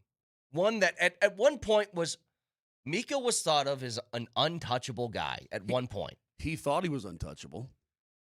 To make that trade, to a lot of people saying, what the hell are the Avs doing? And then in a year, turn that into a team that looks like they're full bore heading on for another Stanley Cup final run. Yeah, and again, they haven't won anything yet. I mean, let's not. We're voting now. I agree. No, I completely agree, and I completely agree with what you're saying. I'm just trying to parse that down because No, I get it. I'm sort of stitious. No, I get it. Steady, Brett Kulak all night long. You. All right, we'll talk to Jared Bednar here in a couple of minutes. Steady. Coach and Raj are going to be broadcasting live for the penalty box at Ball Arena starting at 10 a.m., previewing all of the Game 5 action to come tonight from Ice Level. It's all powered by the Dan Kaplis Law Firm, a serious firm for serious cases. So tune in starting at 10. But Jared Bednar coming up. Some big things to ask him. First of all, we get a health update on anybody that was out the last game, Lekkonen and Malinsky. I don't know. We'll see. Second of all, we'll ask him, who's starting in goal tonight? Will he give us an answer? I don't know. We'll see. But we will ask the questions. See, Thirdly, who's saying rock steady? Yeah. See, here's your problem. You haven't lost a body part. You haven't had a leg blowed up, and you don't even know who sings rock steady. That's ridiculous. Like your life is just. What are you doing? Empty I know soul. you can make kids, but you don't know who sang rock steady. I mean, you don't know rock steady? Hang on a second. What are we doing? Was rock steady? What was the name of Prince's music partner? Sheena Easton? No. Sheila E? No. Apollonia? No. The hell am I thinking of? I'll think of it in a second. Well, those were all his peeps. Yeah. Curly, Jerry curl hair. What's the dude's Oh, name? I know who you're talking Charlie about. Murphy? No. They went. I know who you're talking about. The Jerry Curl guy did. They had their own little. Rick James? It's a funny name. No, It's a I funny know who name. you're talking about. Help us out, texters. Help us out. We got to get to Jared Bednar, but I need to know who this is. Why can I not think of the name? Yeah. They went off and did a couple things on their own. Shalimar. Yes. Shalimar. Is it Shalimar? No. Oh, okay. Mickey Free? Jared Bednar next.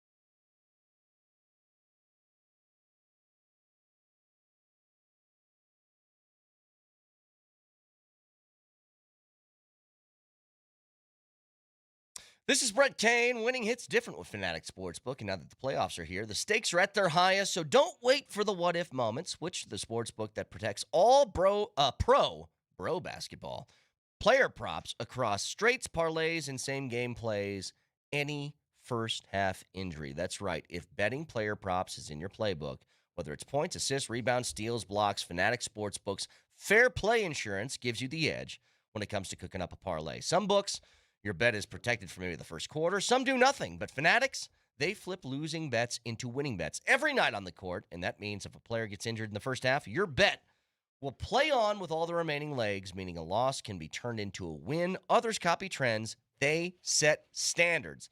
Fair play keeps every first half protected. So bet with the book that always has your back. It's Fanatic Sportsbook. Winning hits different here. Brett.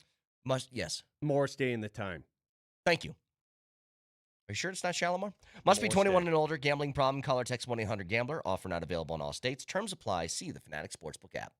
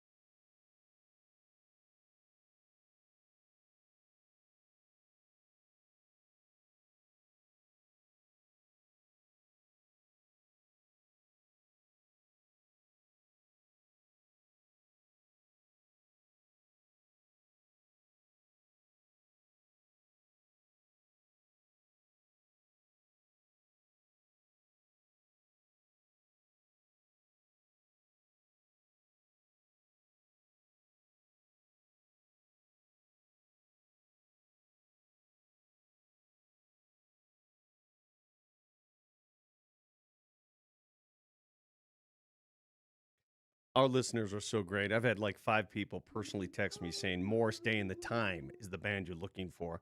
I've also had some people reach out to me saying, hey, does that refractive lens exchange work? Yeah, it works. I've had friends do it. And don't get all troubled by the sound of it, refractive lens exchange. It sounds worse than it really is. It is Dr. Cudarelli at Cudarelli Vision doing his thing. And his thing is to fix your eyes. He fixed my family. My entire family's had bad eyes. They've been in the office and he's worked with them, and now he can work with you. If you have trouble reading, this is what it's for.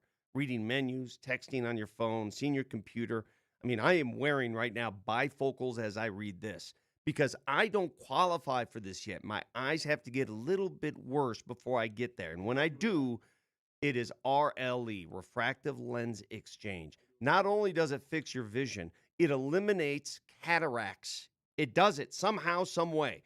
Dr. Cudarelli can help you. All you have to do is go to ColoradoRLE.com. That's ColoradoRLE.com. Schedule your free Zoom consultation today.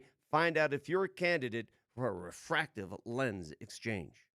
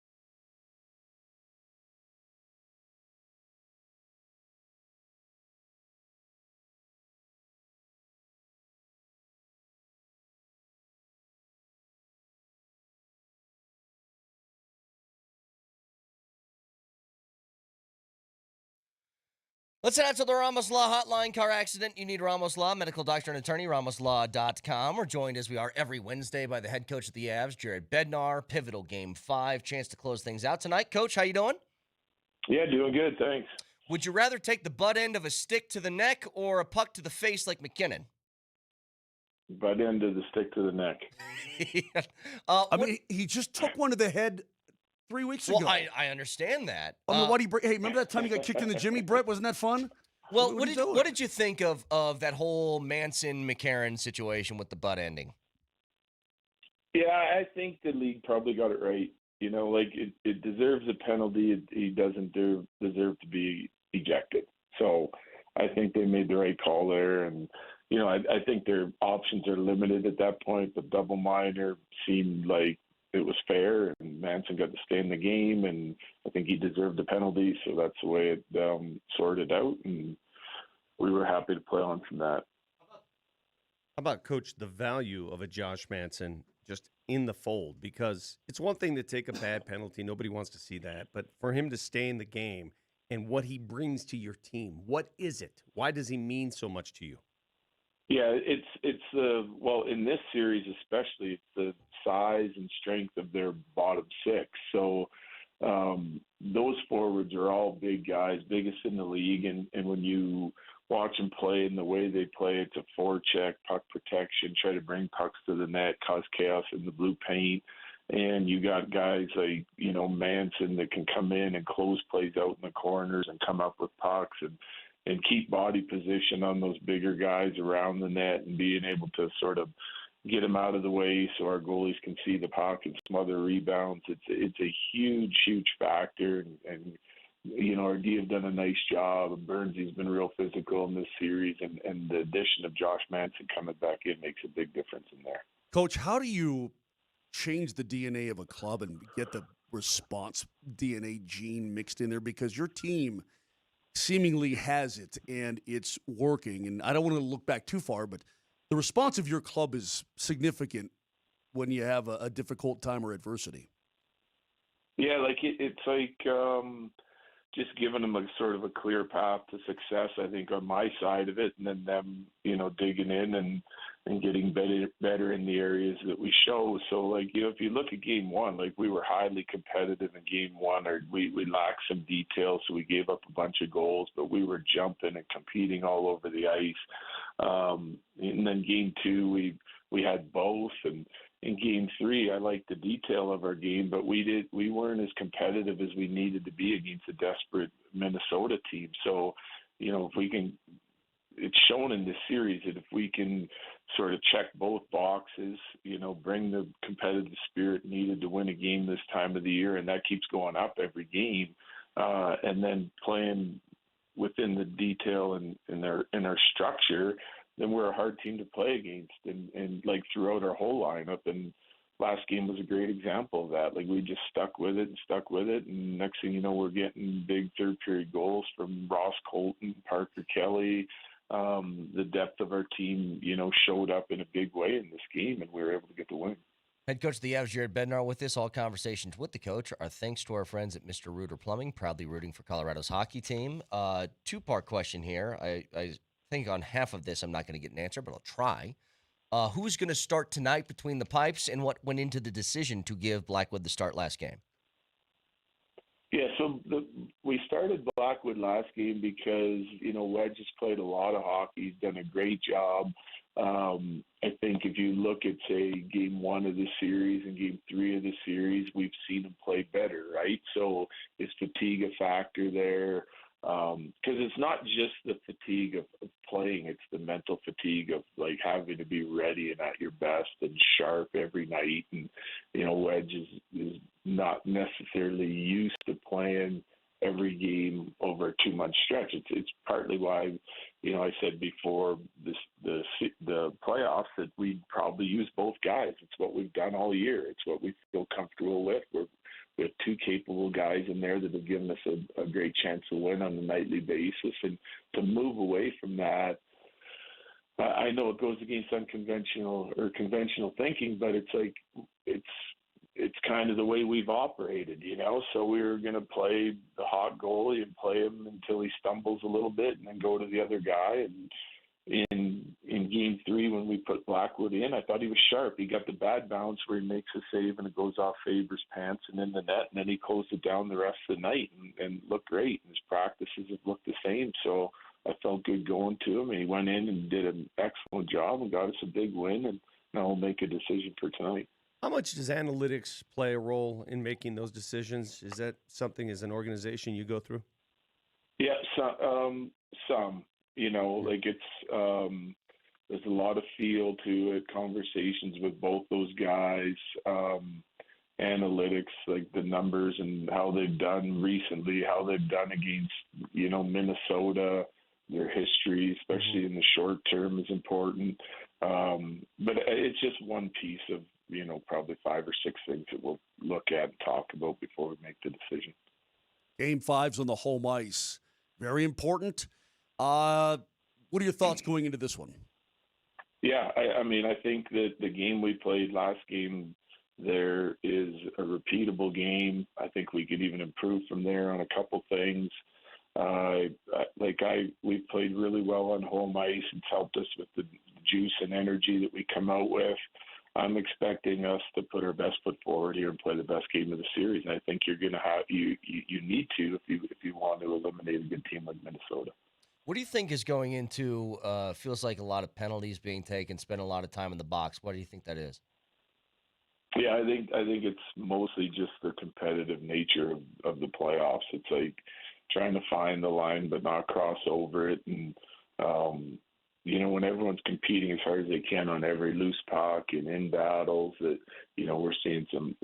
I watched the game last night. Lots of air and high sticks that are getting called for penalties. They're pretty easy calls. You're reaching in at all and not using your body and your legs to try and check. They're calling it, so they're keeping a pretty tight standard, I would say, and the competitive levels going up. So there just seems to be a few more penalties almost than in regular season. I need to ask you about McKinnon's face. We opened about it. I mean, he comes right back in the game. Obviously went through intermission. Is it going to be an issue moving forward? Did he break his nose? What is it? Yeah, I don't. It won't be an issue moving forward, even if it was broken. Yeah, he was looking a lot better yesterday on the plane. I'm sure it's not feeling great, but it's one of those things. It's a long way from his legs and heart, so I think you saw him come back into that one. I don't think he's going to have any problems here tonight. Coach, I know that you know a lot about Minnesota. They know a lot about you, and when you play playoff series, you get books on teams and play them in the regular season. But your team in Game 4, I think, more than doubled your season average in hits. And your guys have not shied away from that whatsoever. What's it like to maybe throw something different at a team at this point, and how do you calculate that? It's hard to do. Like you said, there's not a whole bunch of secrets. I think the coaching staffs are looking at what helped make them successful at different points during the series. How are you creating scoring chances? What do you have to do to sort of eliminate him is kind of like the first point of interest. And, you're trying to do those things better and more often and more consistently. Each team has an identity that they're going to play to. And I think for us, the contact, it's harder to control the possession against a really good team compared to say the entire regular season. So you have the puck a little bit less, so you have to be more physical at this point in the year to get it back. It's just the nature of the game. Everything's ramped up. The intensity is up. Teams are competing harder on a ship-to-ship basis. So you're going to have more hits. And it's one of the things I'm proud of this team. Is we aren't locked into a specific style. We have an identity and we have the structure of our game, but I think we can skate with everybody. We can play physical with everybody. We're not a small team. We're not a young team. It's a group of players that, are willing to do what's necessary to win the hockey game. And part of that in the playoffs is the physicality of it. Jared Bednar's weekly visit is brought to you by Chili One's beer, one chili, one at a time. It's cool when you get a win and you have a cool story in the middle of it. But Jack Ashawn gets his first sort of playoff taste. He blocks 3 shots. What did you think of his game? Yeah, he was good. Coming in, not an easy situation to come into. Big game on the road. you don't control the matchups, and he came in and played like he had for us in regular season. He's a confident guy, skates well, has a physicality to his game, moves the puck with efficiency, and we just needed him to go in and sort of continue that. He did it. It turns out to be a great game. He took big minutes for us. We talked so much about playing with desperation. They showed it in Game 3. You came back and displayed some of it in Game 4. This is a clincher. You know that these knockout games are the toughest. I mean, you talk about how do you manufacture that desperation to get this series over with tonight? Yeah, well, it comes from within for sure, like the locker room, the leadership, understanding, what happened in Game 3 and then what happened in Game 4, which is the picture that I'll paint for our guys this morning, and then you got to get yourself jacked up and ready to play. It's like I said, it's what the game's going to require tonight. We're in the right venue. We're feeling good about what we did last game, and like I said, it's not a stretch to think that game's repeatable or that we can't improve upon that game. I think that's something that our team will look to do tonight. All right, last thing for me, Coach. This is why you're you and I'm me. You're on the bench, calm. At least you seem calm. Maybe you're duck paddling underneath, and I just don't know it. Rest of us are just nervous. Nervous I did a lot of walking up and down that press box the other night. A lot of walking, just walking. How do you when there's so much on the line and it's tight, it's 1-1 and it's 2-1 and it's 2-2 and then it's 3-2. How do you keep it cool, man? How do you do that?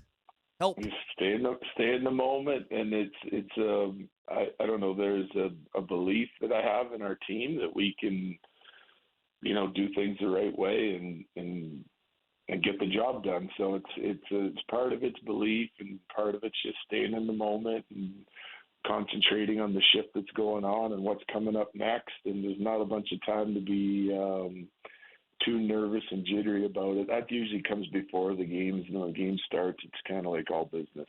All right, last one from me. And I know this drives you crazy as a coach because you want to play a perfect game, but when you get those too many men on the ice penalties, how does that happen?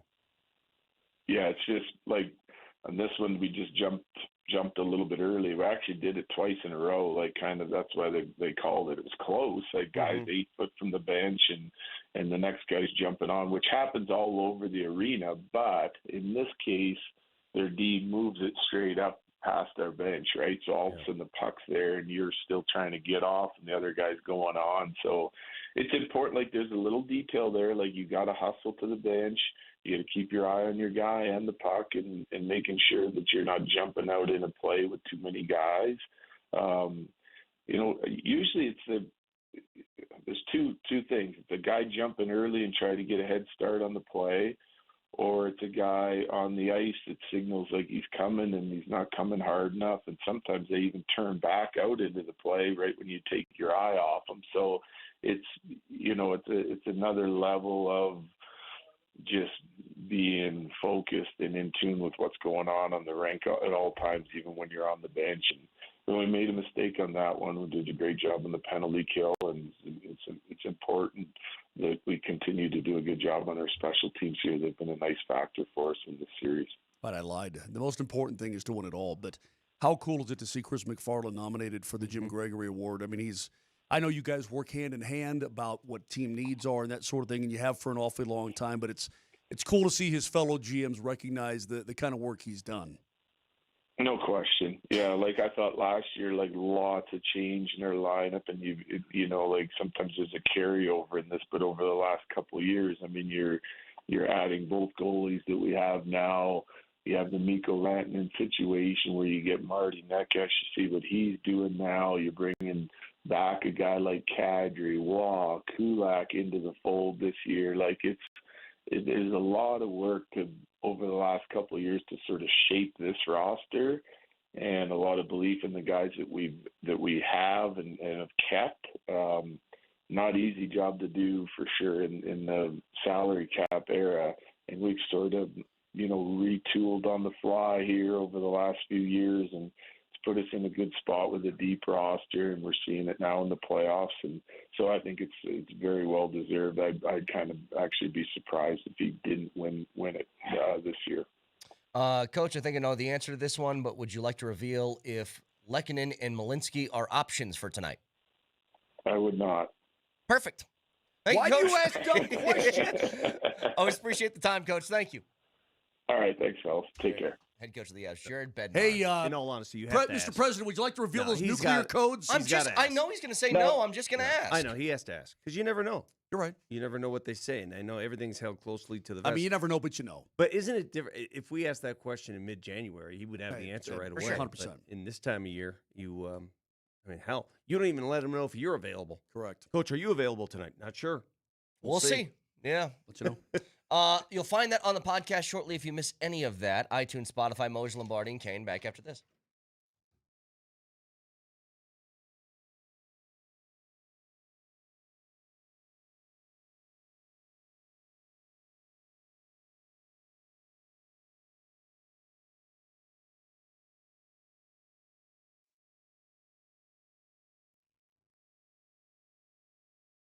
Some people are living paycheck to paycheck nowadays. And maybe that's you. You don't see any light at the end of the tunnel because everything's gotten more expensive. You got to use your credit card to buy everyday things. That stinks. Well, if you're a homeowner, there's definitely a way out with my friends at American Financing. Hey, it's Moser here. And look, they're not going to judge you. They're here to help you. It's what they do. They help people every single day. It's family owned. Now, one of those big banks. Talk to the people personally, licensed in all 50 states, and they are here to help. They've helped thousands and thousands of people restructure and do better and free things up for the cash flow that really things that actually matter in your life. Give your paycheck a raise by lowering your debt obligations. Don't pay those credit card high interest rates. A mortgage interest rate is much lower. Use your home's equity to pay off that high interest debt right now. Get a head start here as we get into spring and summer, and you may be able to delay 2 mortgage payments. Close in as fast as 10 days. Average customer savings, $800 a month. These are salary-based mortgage consultants. No upfront fees or obligations, so do yourself a favor and call today. 303-695-7000. That number again, 303-695-7000, or go online at AmericanFinancing.net.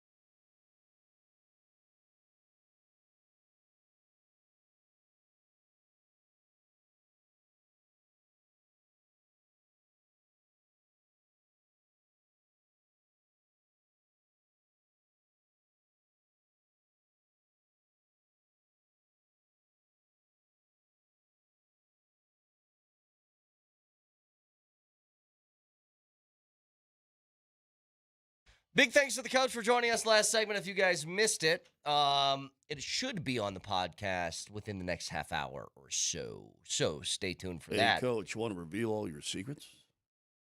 Look, I'm going to do that like every week as long as they're still in it. I'm going to ask him questions that I know he's going to say no to. Yeah.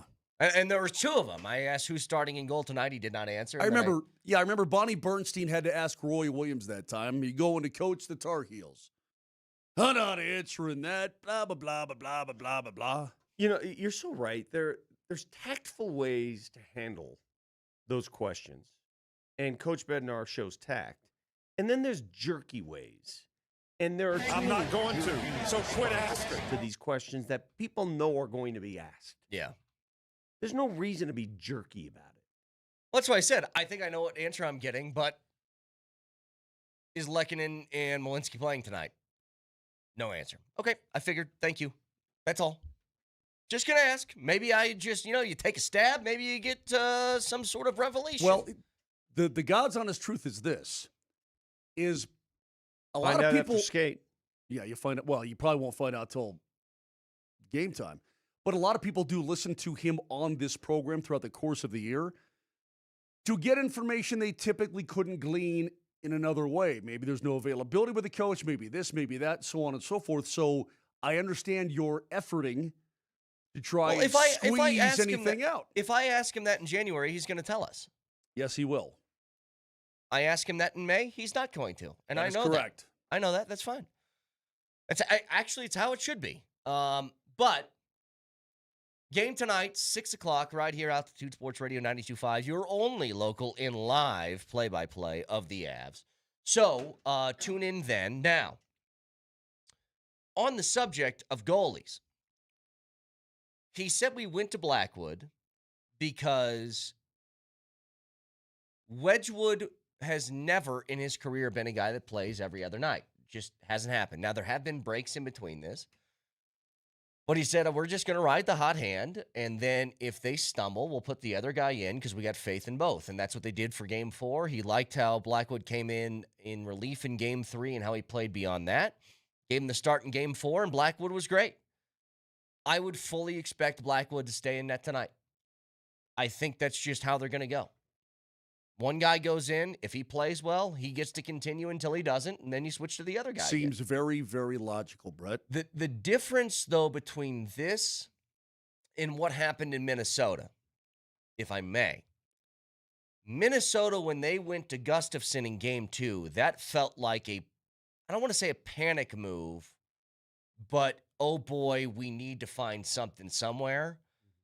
It wasn't so much I have confidence in the backup as much as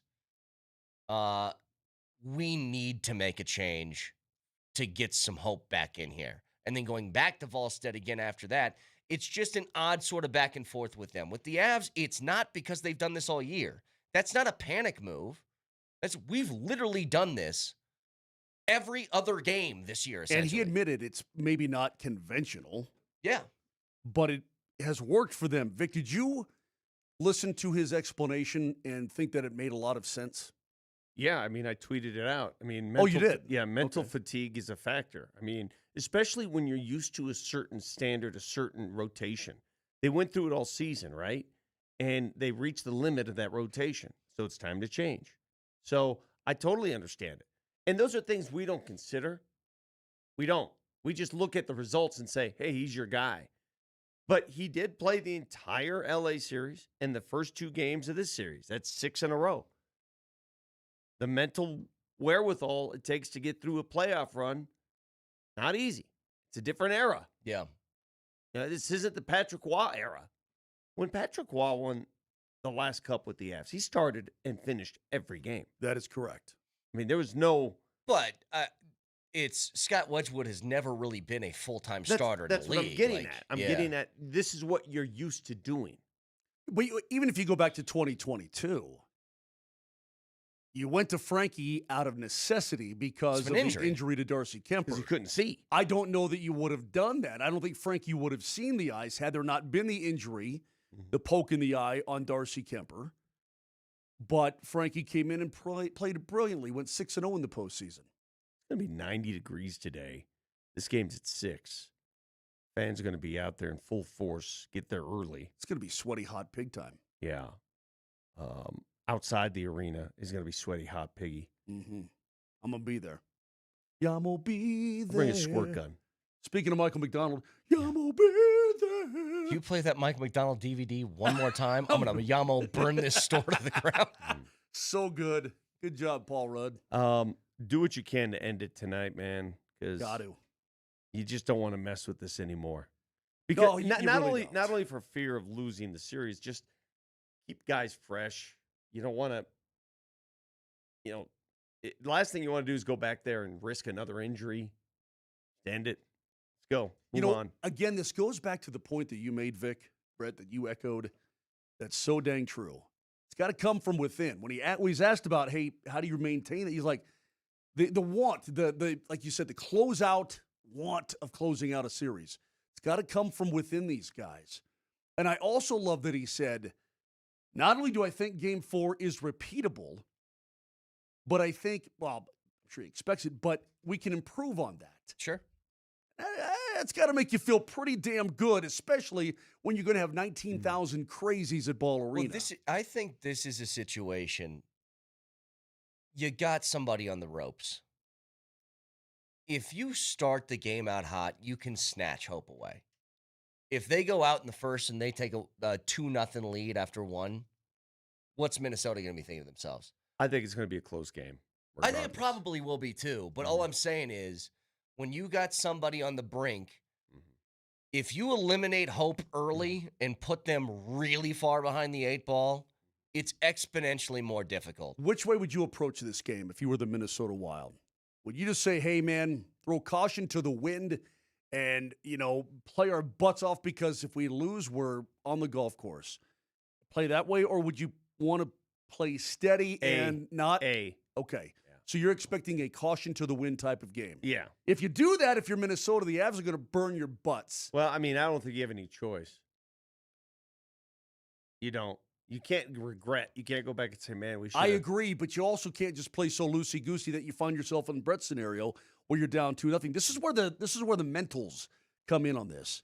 All right. How do we attack the Avalanche? But boy, oh boy, we better be good in our own end because if we get down to these guys, we're definitely losing. All right, having said that, would you expect a more high-scoring game tonight or a low-scoring game?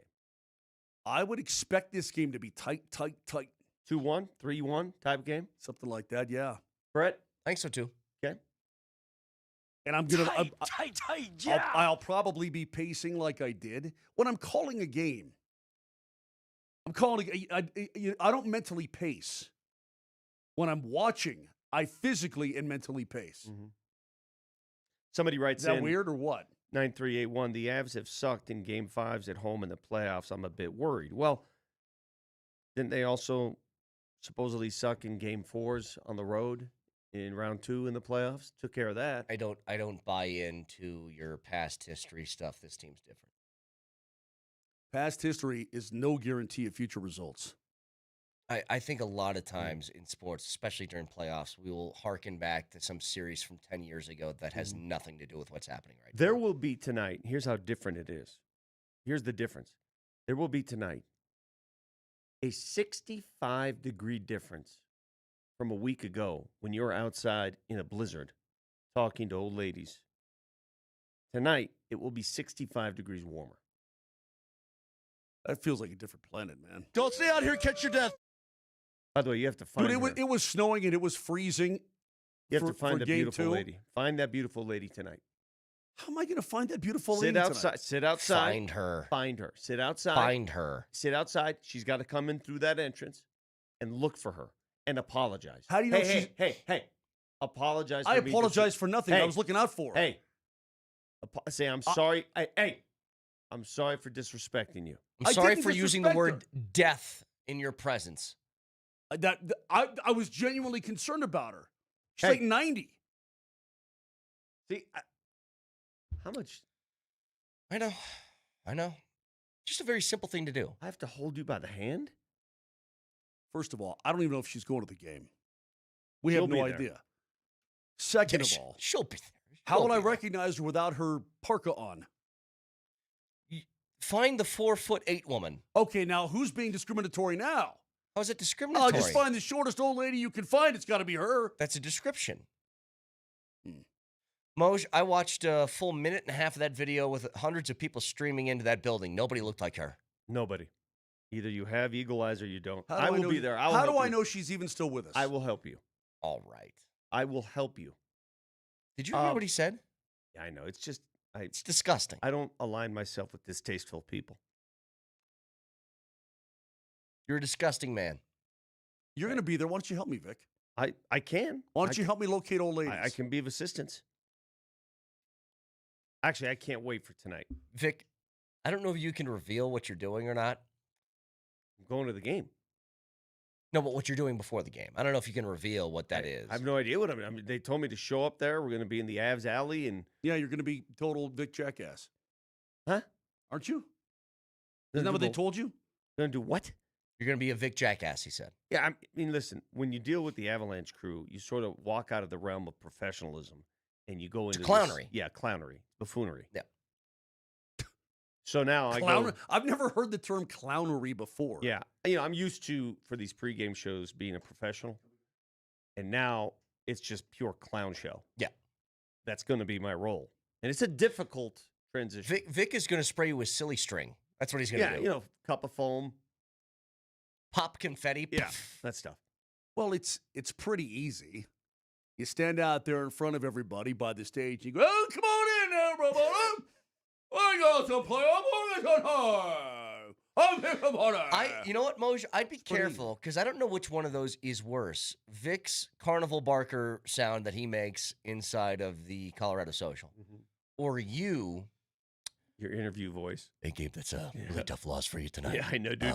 You change your stripes so much when you're doing an interview. You think you're 60 Minutes guy. Hey, you think you're Mike Wallace. Ed Bradley. I like Ed Bradley. It's really ridiculous. It's a tough opponent you guys are playing out there. It's playoff hockey. At least I know what I am. What are your thoughts on the game? Is that what I sound like? That's exactly what you sound like. At least I know I'm a joke. Well, are you gonna ice that fanny? No, I don't need to. Not with this team. Yeah, that's a good hockey club over there. Does it feel like this is typical postseason hockey? Ebbs and flows are going to happen. And they won the fact game. that you would I don't know what happened. It was no, that was the loss. Oh, okay. The fact that you would call out Vic for having a voice change to match a tone, and you sound as if you're interviewing somebody whose entire family was murdered. Okay, thanks. Yeah, it's really tough for you. Sorry about that. I do need to ask you a dumb question. That's Statham, man. That's Statham. No. You know what that sounds like? What? That sounds like me, myself, and Irene when he goes into Hank. Yeah, it does. I do need to ask you a dumb question. I never saw that. Regarding Holy Moses, a giant Q-tip. That Avs Alley, it's going to be full of people dude, tonight. It's going to be insane. So, is it I have two questions. Okay. Can anybody get in there?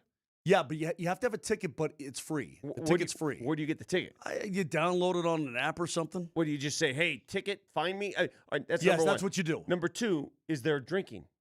Yes, they sell chili ones in there. Oh, which is why you can't just open up the street.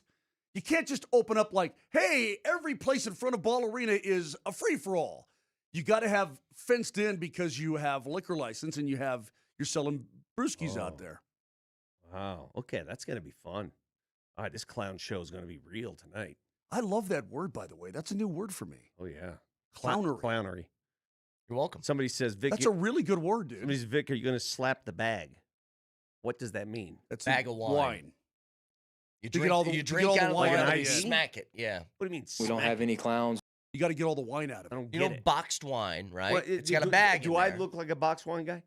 You drink cheap wine. You drink everything. I actually You like. drink cheap wine. I actually like the Kirkland box wine. At It's Costco. delicious. It's really pretty good. I'm not going to lie. Franzia.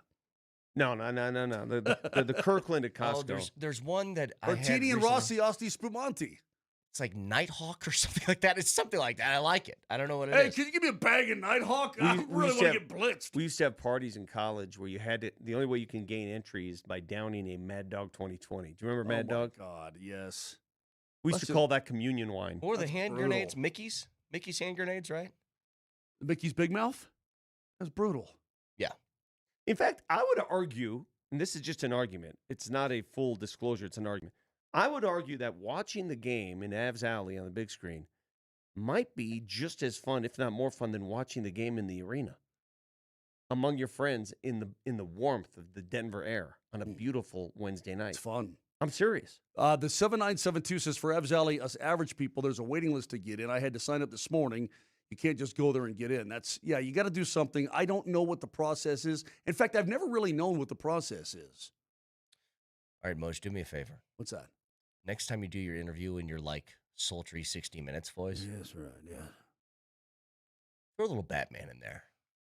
Give me, a little Christian Bale Batman. Hey, Gabe. I'm Batman. Should have done that entire Bednar interview. What happened to the power play? Well, no, they're gonna win. So it's like, what went so right on that power play? You only do that voice when they lose. Dude, you don't take that tone when they win. You're like, oh, Gabe, that's a great game I don't for you know. out Yeah, there. but I don't- I understand. Well, first of all, it was very quiet. Gosh, you Number guys two, put up 9 goals in a win. That's awesome. I ate half a cup of popcorn, and I don't know what happened. I don't know. I'm telling you, that's what happens, though. The Avs win, you're like, well, guys, that was a hell of a show for you. And then they lose, and it's... Is that what I sound like? It's a hell of a game. Come on over here and try your luck. Where's Lucky? What have you done with him? Wondering how you guys think you're going to bounce back from this devastating loss tonight. Hey, chaps, it's a hell of a game. Step on up. I'm leaving this show in 20 minutes. Would you like me to go now? No, when we come back, I want to talk a little bit about the NFL schedule. Yeah, we can do that. And by the way, next. You don't need me.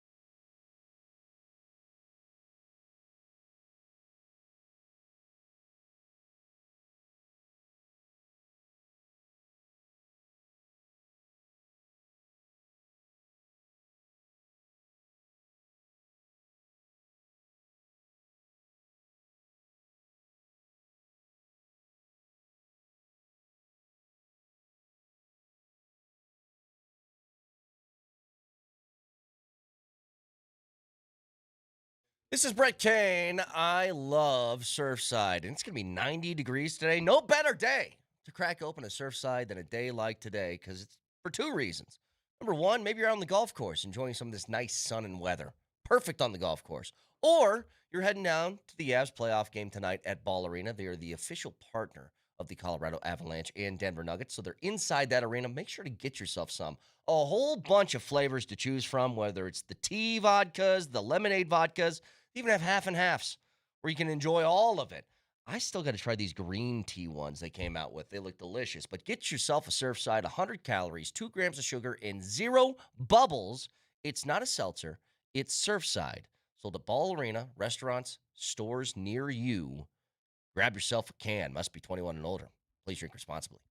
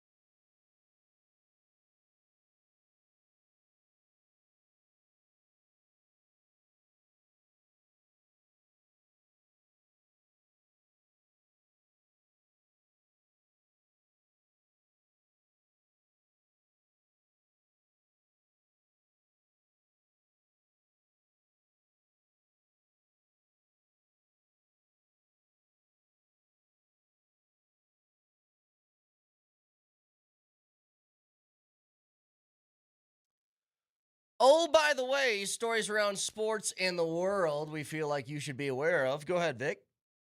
Oh, you want me to start? You said you wanted to. Yeah. So the NFL is releasing its schedules tomorrow. They're leaking stuff all week. The international games have been identified. We'll get into that. But I'm looking at a number that is astounding to me. Miles traveled this season, this upcoming season for teams. The San Francisco 49ers, by virtue of the trip they're making to start the season in Australia. Most miles traveled in the league. 38,105 miles. That's a lot of miles. Lowest amount of miles traveled, Carolina Panthers, 8,740. So the 49ers will travel almost 5 times as many miles to play games than the Carolina Panthers. By the way, the Broncos are middle of the pack. They're at about 19,000 miles because they don't play one of them international games. Hey, during the regular season, take a guess how much the Colorado Avalanche traveled during the regular season. Mile-wise? Mile-wise. Oh, my gosh. Are you kidding me? 41 road games? Having to crisscross? Applesauce? I have no idea. Wouldn't even know where to guess. In the regular season, 49,802. Wow, that's a lot. That's what we did. So we'll call it 50,000 miles, bro. Hey, bro, 50,000 miles. Bro. And get this, the Avalanche clocked a total regular season skating distance of 3,822 miles. Jeez. Skating distance? What does that mean? All the players combined skating? You guys. 3,822 miles, bro. That is just that might be the dumbest stat I've ever heard. Which city? Seriously. Which city? Like you think that stat's supposed to resonate with me? Miles skated? That's just saying something for the sake of saying it. Why don't you get outside and start walking 3,822 miles? You want me to come up with miles run on a basketball court? Well, I'm sure it's the same The league crap. keeps track now of all guys, their distance traveled and all that kind of thing, average speed, all that. How about miles paced by Moser watching All the right, playoff Brett, go game? ahead. What'd you say? Just trying to figure out how far in miles Melbourne, Australia is. Probably 8,500, something like that. I don't know. What's the issue here? I can't find it. I was just wondering how much that made up for 38,000 miles traveled for San Francisco.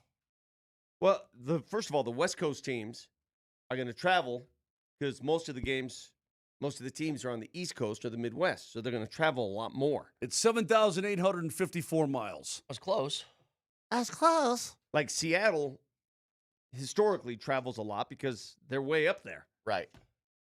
How's this for no, by the way? Do you guys like street justice? Love it. There's a man, Seattle man, who visited Hawaii. Oh, I saw this, yeah. And there's a monk seal that the Hawaiians are very, very what? protective. A monk seal. A seal. Oh, and the animal. Yes, an animal. His name's Lanny, and they're very protective of Lanny. He has been a symbol of Maui's recovery from the devastating wildfires years ago. This Seattle man... By the way, he's a cute little guy, too. Yeah, this Seattle man was seen throwing huge rocks at this seal, to which a local man took that into his own hands to make him stop, beat the crap out of him, just wailed on this guy. So... Anybody who throws rocks at a seal is a jerk anyway. This... Hey, bang! Come on, man. Bang! This act by this local man garnered him a letter of recognition by the Republican State Senator Brenton Awa, who said, "Our attorney over here wants to make it clear we do not condone violence, but we did make a letter of recognition for Mr. Ambassador of Aloha." The 37-year-old tourist who was throwing the stuff now faced $50,000 in fines and a jail time. This guy gets... And a busted-up face. This guy gets called the Ambassador of Aloha for doing what he did. I'm old enough to remember when getting stoned meant a completely different thing. Did you grow up during the Salem witch trials? How old are you? That's a lot earlier than that. Daryl Morey's let go in Philadelphia. Not really a surprise. But 6 years in Philly, and he is out again. I remember when Morey first came on the scene in Houston, he was seen as this guy who was going to completely renovate the way that we thought about basketball and think about things differently and analytics. And all it got him was James Harden scoring 35 points a game, but no playoff wins. In both stops, Houston and Philly. Is Morey kind of done being a main player in a front office now after these two stops? I'm sure some other organization will glean onto the analytics and say, hey, he's got the numbers. You know, he is the guy who started, you know, have you guys heard of that Sloan Conference? The Sloan Conference, Yeah. It's an analytics conference. He's one of the fathers of that. So he's still pretty high up there in that world. Hey, here's something. Oh, by the way. Why did I not know there's a schedule released, I can't even say it, a schedule release show for the NFL? It's a show. I'm not sure why there's a show when the teams do it themselves. In week 3, you're going to be on the road in Washington. But what do we... It's too much, man. Isn't it more of a social media thing? Social media does a great job with the releases. Where to watch Reveal Show and know what is going on heading into Thursday is the big... line from CBS Sports. Yeah, where to watch what show? I'm not watching a schedule release video. Sorry. The video or the show? Oh, sorry, the show. Yeah, it's the on, video show. It's on ESPN. It's on ESPN and the NFL Network, apparently. Here's the thing. Everybody tries to get cutesy with their schedule release videos now on all the team's social media feeds. Let's be honest. Most of them are crap. There's a couple of decent ones that are mixed in there, and then that's kind of it. Well, the best one was the Titans. Yeah, the best one ever is the easiest one ever made. It required zero production value. You just go around and ask people on the street. The man on the street is always the best. And you have those, I don't want to cast aspersions, but the Idiot bachelorette women? Okay. Is that what you're looking for? Yes, that's a very accurate statement. And you're like, that's the There's a lot from Manda City. There's a lot I don't understand because I just like the anime one that the Chargers do. My kid's big into anime and he thinks it's great. I don't understand it. That is something that has never gotten bitten by an anime bug, and I never will. I just don't get it. Ever. It's a big deal. Hey, when we were in L.A. to play they had a big anime convention right there across the street from the arena.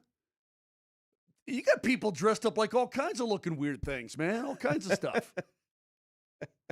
What? Well, yeah, it's that and like Comic-Con, just things that I will never, ever be able to get involved with. Man, I can't. Look, sports is our thing, okay? Yeah, we're nerds. And we are nerds. If Star Wars is your thing, Star Trek, Harry Potter, anime, that's their thing. And I recognize that. You dress up like Pikachu or something. See, as long as you... There were dudes dressed up like... Here's my thing, though. I don't know. I'm allowed to cast dispersions as long as... Is it aspersions or dispersions? Aspersions. Aspersions. Okay. I'm allowed to cast aspersions. Asparagus. Since we are self-professed nerds. We are sports nerds. Therefore... First one to admit it. Yes. Because I call myself a sports nerd, I will call you a Renaissance nerd. Like the Renaissance fat. I don't understand that either, but that's fine. I'm a sports nerd. So we're all nerds in our own respect. One last thing real quick. I mean, would you consider yourself a golf nerd? Yeah. Okay. Yeah, I'm a nerd. So the dude dressed up like Pikachu is a nerd? Yes. Okay. Oh, by the way, Josh Manson was fined $5,000, the maximum allowable under the CBA for the butt ending of McCarron, for those who are unaware. So he got all the punishments. Double minor, max fine, just no ejection or suspension. There you go. Perfect. 303-504-0925. Oh, by the way, brought to you by Rock Plumbing, Heating, and Air and Electrical, your local home comfort specialist. Visit rockheating.com. Rock's bringing comfort home and simplifying your life. That's rockheating.com. Thank you, Moj. Are you leaving now? I'm out. Good. Have fun. Going to play your Fill the Cup of Foam game. Yeah. We'll do the last hour of the show. Hey, good. The adults will take it from here. Yep. So go fill the cup of foam, Moj. You don't want me here anyway. We'll talk to you Don't tomorrow. do your whatever you do thing. Back after this. Do myself a favor.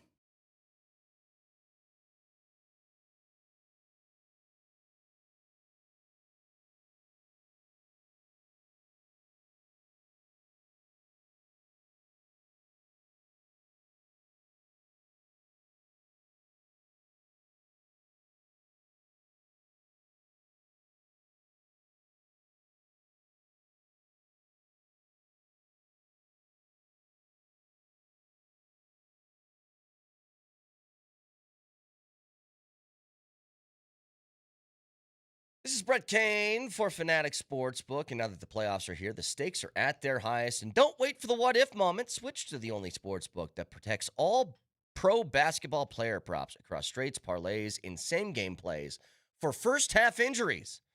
That's right. If betting player props is in your playbook, whether it's points, assists, rebounds, steals, blocks, whatever it is, Fanatic Sportsbook's Fair Play Insurance gives you the edge when it comes to cooking up a parlay. Some books protect the first quarter. Some do nothing. Fanatic Sportsbook, they flip losing bets into winning bets every night on the court. That means if your player gets injured in the first half, your bet will play on with all the remaining legs, meaning a loss can be turned into a win. Others copy trends. They set standards. It's fair play. It keeps every first half protected. So bet with the book that always has your back. It's Fanatic Sportsbook. Winning hits different here. Must be 21 and older. Gambling problem? Call or text 1-800-GAMBLER. Offer not available in all states. Terms apply. See the Fanatic Sportsbook app.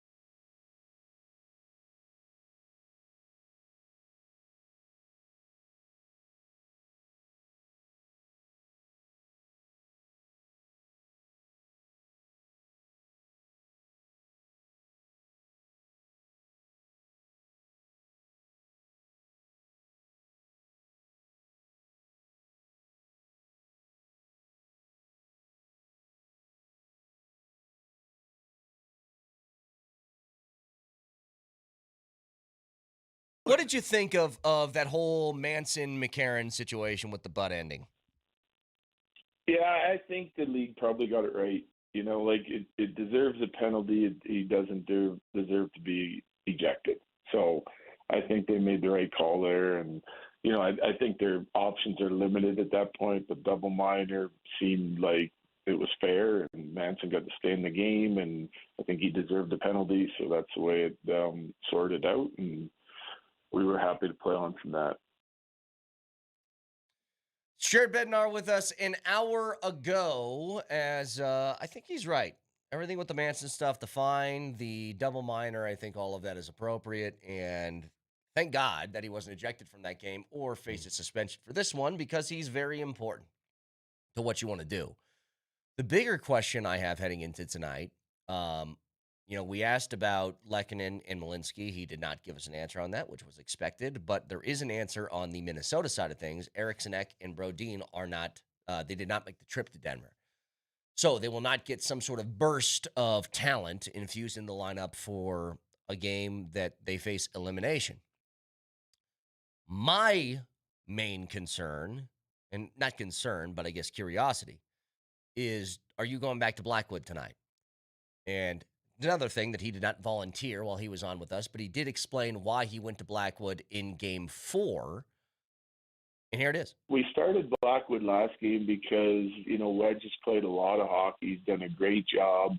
I think if you look at, say, Game 1 of the series and Game 3 of the series, we've seen him play better, right? So is fatigue a factor there? Because it's not just the fatigue of playing, it's the mental fatigue of, like, having to be ready and at your best and sharp every night. And, you know, Wedge is not necessarily used to playing every game over a 2-month stretch. It's partly why, you know, I said before the playoffs that we'd probably use both guys. It's what we've done all year. It's what we feel comfortable with. That's it. I mean, it's just going back to something that they've done the entire season. And I think that Wedgwood, who played great against LA, earned every right to get every opportunity to continue to play. He also just hasn't been somebody who started over and over and over again throughout a regular season. And if I had to guess, Vic, I would assume Blackwood probably gets the call tonight because he played well. Yeah, and this is what they've done. This is what they do, and you're going to close out a series. Now, if the Avs were to lose tonight, you open up a completely different question. Depending on how you lose, but yeah, I think that if they lost tonight, you probably go back to Wedgie. That'd be my guess. I mean, let's evaluate how Blackwood played in Game 4. He was good, really good. Is there any reason to complain about it? Nope. Okay. The one thing that I am, and there'd be plenty of time to talk about this if this happens, but if the Avs close out the series tonight, I'd be very curious who gets the start for the first game in the conference final.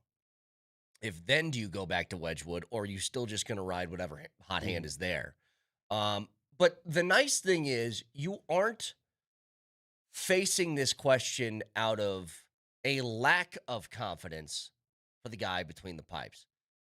You're facing this question because you like both of your guys, which is a much different thing. Now, again, he said as much. It's not conventional. It's not what teams usually do, but it is what his team has done all year. And so I think that's why you find yourself in a place where maybe Blackwood gets to start now, and then the next game could be Wedgie again. I have no idea. That's just it. This is conventional for the Avs. For them. Yes.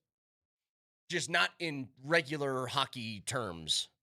I'm just wondering about the availability of certain players tonight, knowing that you do enjoy a 3-1 lead. Like, if you're close, it's not a must-win, clearly, for the Avalanche, but you're close. Do you wait an extra game? Do you hold on to that until you need to win? Do you even risk it? Like, Minnesota, you're talking about playing Lehkonen and Malinsky? Yeah, I'm talking about guys that are close. Minnesota has already decided that Eriksson Ek is out. He didn't even make the trip. Well, I don't know if that's even I think they've just been playing a game with you. Those guys haven't skated in forever, and they keep doing the, like, he's questionable. It's like, which is why I think Bednar's playing the game back. Yeah. Because they're playing a game. Yep. Everybody's playing games. I think, Vic, if they are good enough to play and be productive, then they play. You know, I have almost zero, and this might be dangerous to say into a live microphone. I have almost zero concern that Minnesota can come back and win the series, but I'd rather just get it done tonight. I'd rather just do that.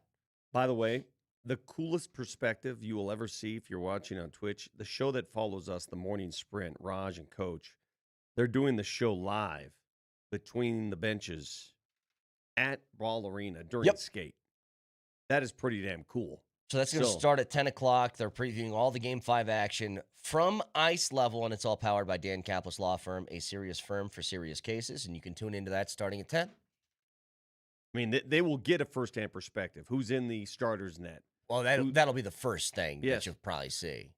So they'll be the first ones there on the ground getting all of that info. And I think I'd be, as much as I was surprised that Blackwood got the start in Game 4, I think I'd be more surprised if he did not. If he did not in Game 5, yeah. It's just kind of the flow of how this is going, I suppose. You think Minnesota sticks with their guy? I think so. I don't think they want to make that move again. It would smack of desperation. And they are desperate, so I mean, it would make sense. You know, I've thought about this from Minnesota's perspective. I think it's really hard.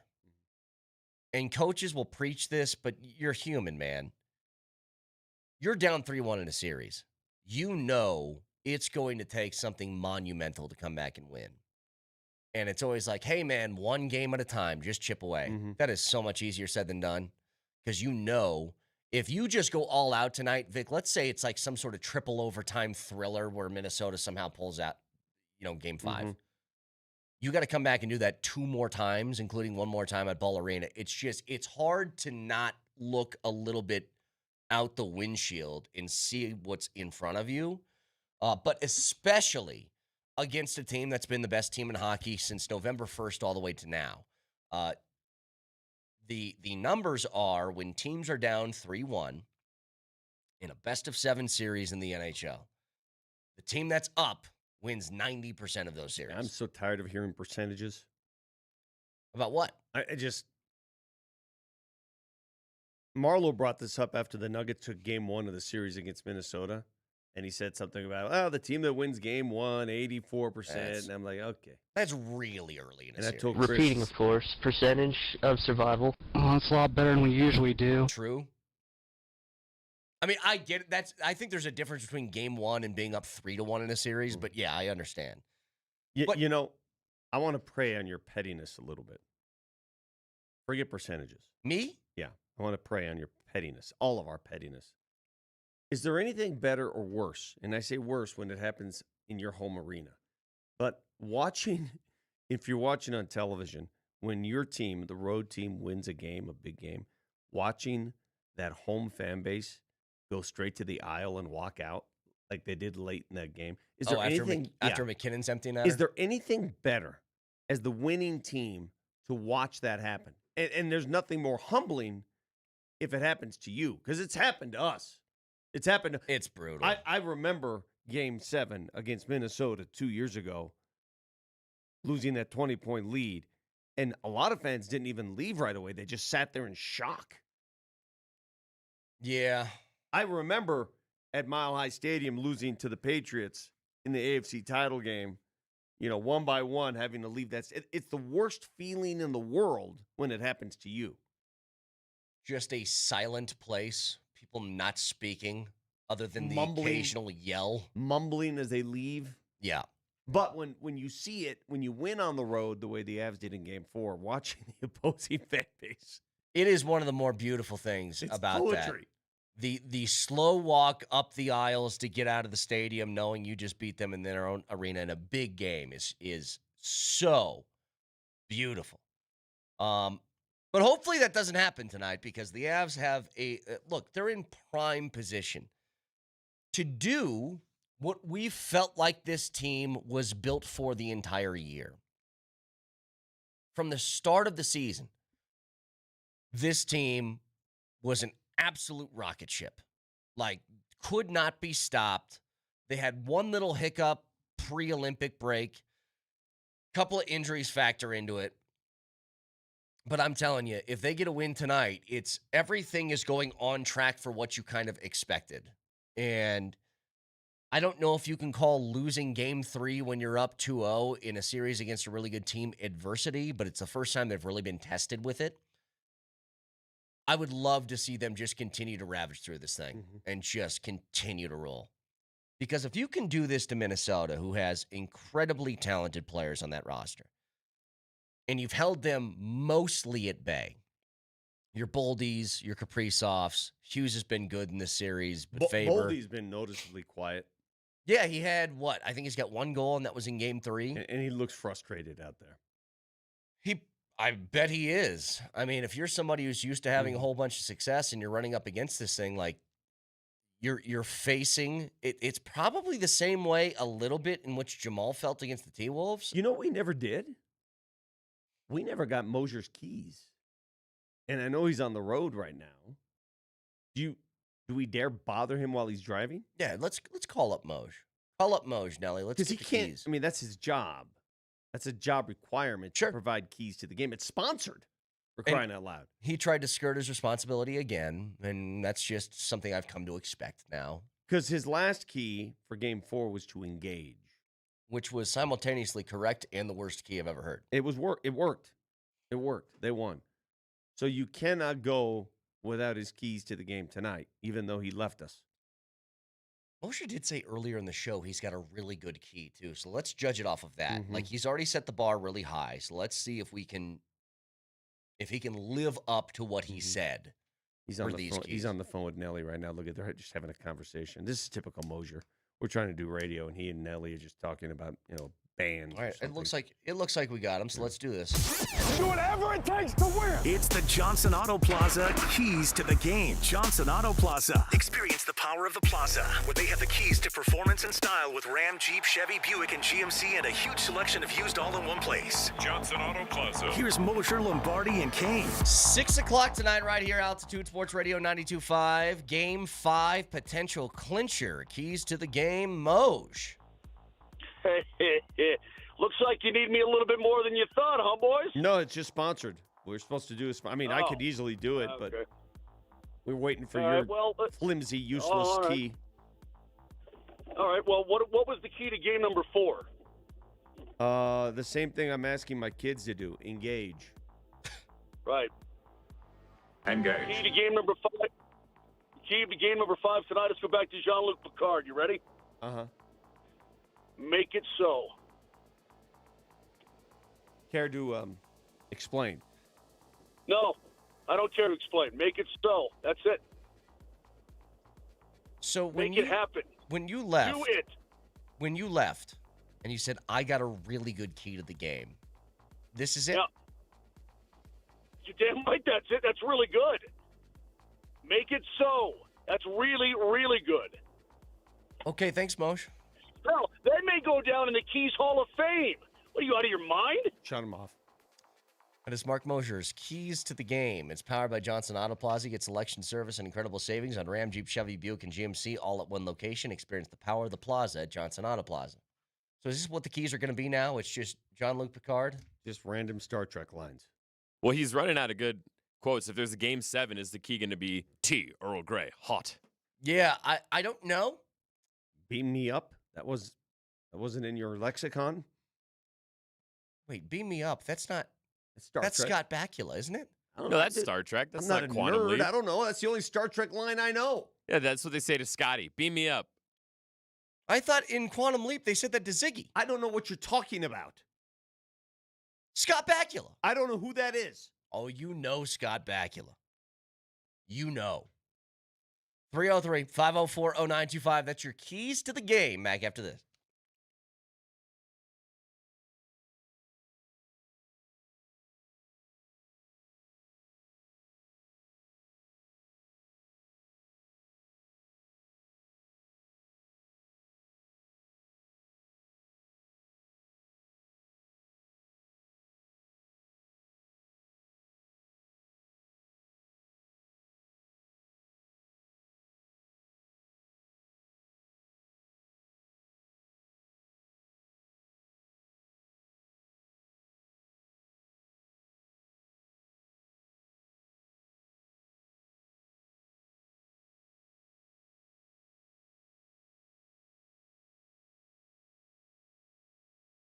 The wife and I cleaned up the patio over the weekend to make room. It's summer season, and you know what you do then. You make sure the grill is ready. If you have an outdoor kitchen, anything of that nature, clean it up, get it going. And I've got the perfect place for you if you're looking to upgrade your patio. It is Flatirons Fire. They've got it all. They have everything you might want in a grill, an outdoor kitchen, a fire pit. They have the biggest showroom in town, right off of 53rd in Bannock. Take North I-25, turn left, 53rd, it's right there. They also have a showroom online where you can see everything they have, flatironsfire.com. Again, if you want to upgrade your patio, make it so. flatironsfire.com.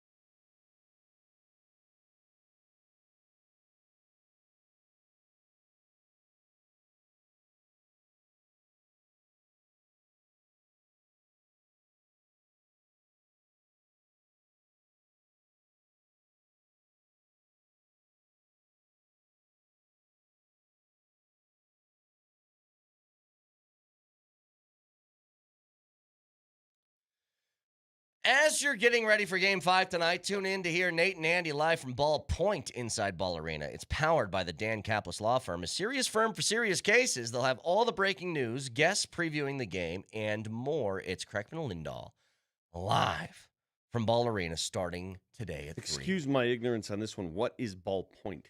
Isn't that area that's kind of in the entrance, or is that in the upstairs? Grand atrium area? It's when you walk in and you take the main escalator up, and then you kind of get to that first level, and there's that big atrium there at the top of the escalator. That big bar that's kind of outside there. Yeah. They'll be right there. Over by like the escalators to the club level sort of area. Yeah. So you know that guy on Twitter, Dove Kleiman, who most of the time tweets the dumbest stuff? Yeah, the aggregator guy. Yeah. Sometimes he delivers some information that is useful. Okay. Did you know this? Over the last 5 seasons, all right, take it in 5 years now, which NFL football team has allowed the fewest touchdowns in the National Football League? Over 5 years? 5 seasons. The last 5 seasons, which defense has allowed the fewest touchdowns in the NFL? Well, I feel like this is, you'd say Broncos, but I don't know if that's the right answer. It's the Denver Broncos. Yeah, I mean. By a lot. Hang on, let me guess second place. Who's been consistently a great defense? And that's for 5 that years? same Broncos team. Remember, they gave up a 70-piece to Miami, and they still, by a lot. Is Philly second? No. Philly's not even top. They're top 10. Second place would You'd be surprised at second place. I would not have guessed this. Kansas City's had a great defense. It's Kansas City's 4th. Yeah. Baltimore? Buffalo. Oh, really? Yeah. The Broncos have given up 178 touchdowns defensively over the past 5 seasons. Buffalo, 185. Third is the Ravens and Saints. Wow. Then it's Kansas City, Pittsburgh, New England's up there. The most touchdowns allowed by a team over the last 5 seasons is Washington, 245. Yeah, makes sense.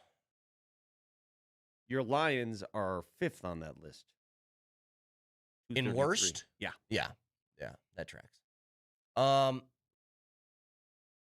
Look, it's the reason, and it's funny, I was talking about this in the appetizer. Well, I mean, that just shows you the Denver Broncos are a defensive football team. They've been that. They've been a defensive football team. They win with defense. So I know we're always talking about the offense here. Always. It's always the center of discourse. But the reason they're in position to win, the reason they're a playoff team, the reason they've been a playoff team over the last 2 seasons is primarily because of their defense. There is something that has stood the course of time over the NFL, whether you're talking about the super early days in the 60s or the current game with how much it's opened up in the passing game now. If you're a top 5 defense in the league, you're a playoff team and probably a championship contender, regardless of anything else. That has remained a fact for the history of that sport, because if you don't let the team score, you're probably going to win. And it's something that last year, I still think about this in the context of the Broncos coming up this year. They make one major change. They go and get Jalen Waddle, which is a great move. It's kind of the only thing they've done. Is that going to be enough? It's certainly going to help. But it's funny, I got a text in the 6 o'clock hour, Vic, saying, talking about the Chiefs game, and he said, why do you just assume that you're going to beat the Chiefs? They've barely beat the Chiefs last year, or they barely beat Justin Fields when he was starting for the Jets last year or whatever. And I said, first of all, I don't assume that the Broncos will beat the Chiefs. I'm sure the Chiefs are going to be right back to competing for division crowns and AFC championships. Hey, man, if Patrick Mahomes is healthy, it's a different team. We all can acknowledge that. And the fact that the Broncos open the season now, it's out there. They open the season at Arrowhead against Patrick Mahomes. The NFL is doing that. No disrespect to the Broncos. I know that they won the division, that they were just a couple steps away from the Super Bowl. But Mahomes and the Chiefs still, that's the talk of the AFC. But to say they barely beat X team last year, you could have done that 14 different times. That's how they always did things. And that's one of the reasons for pause for me.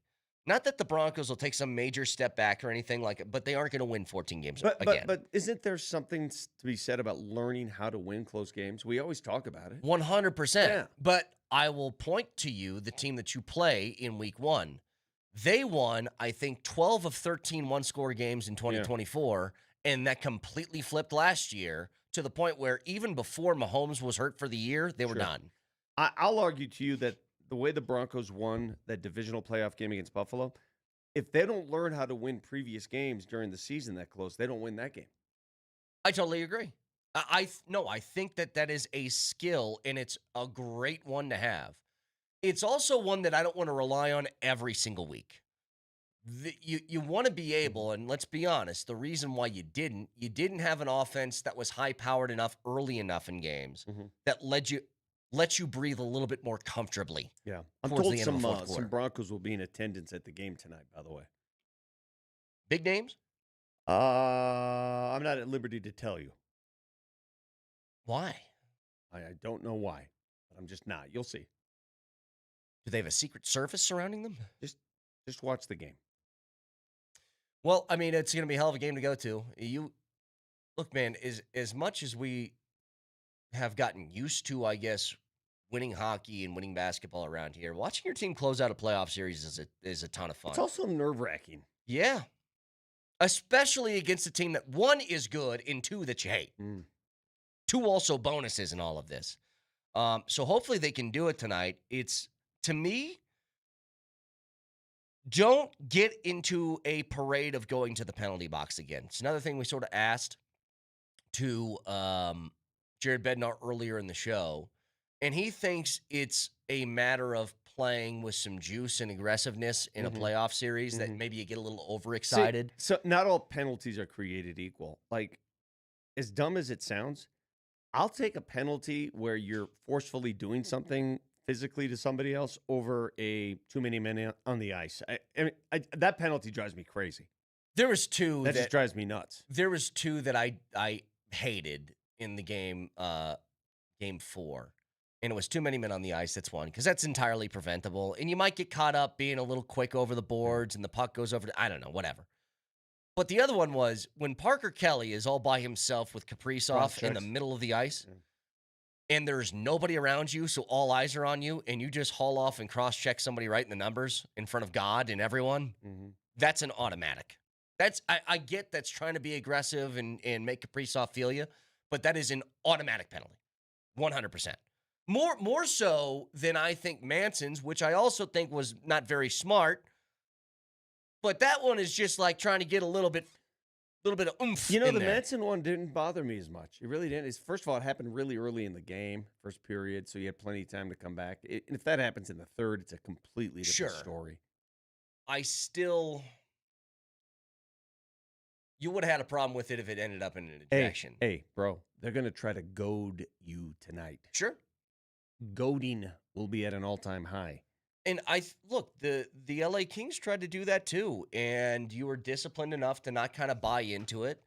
And maybe you can take some more liberties as if you got a lead late in the game or something like that. I don't know. That's one thing that's a guarantee for me. I think this game's going to be close, but if for whatever reason you have a sizable lead late in that game, you know all that stuff is coming. You know it. Because now at that point, it's the only way you can take out your frustration.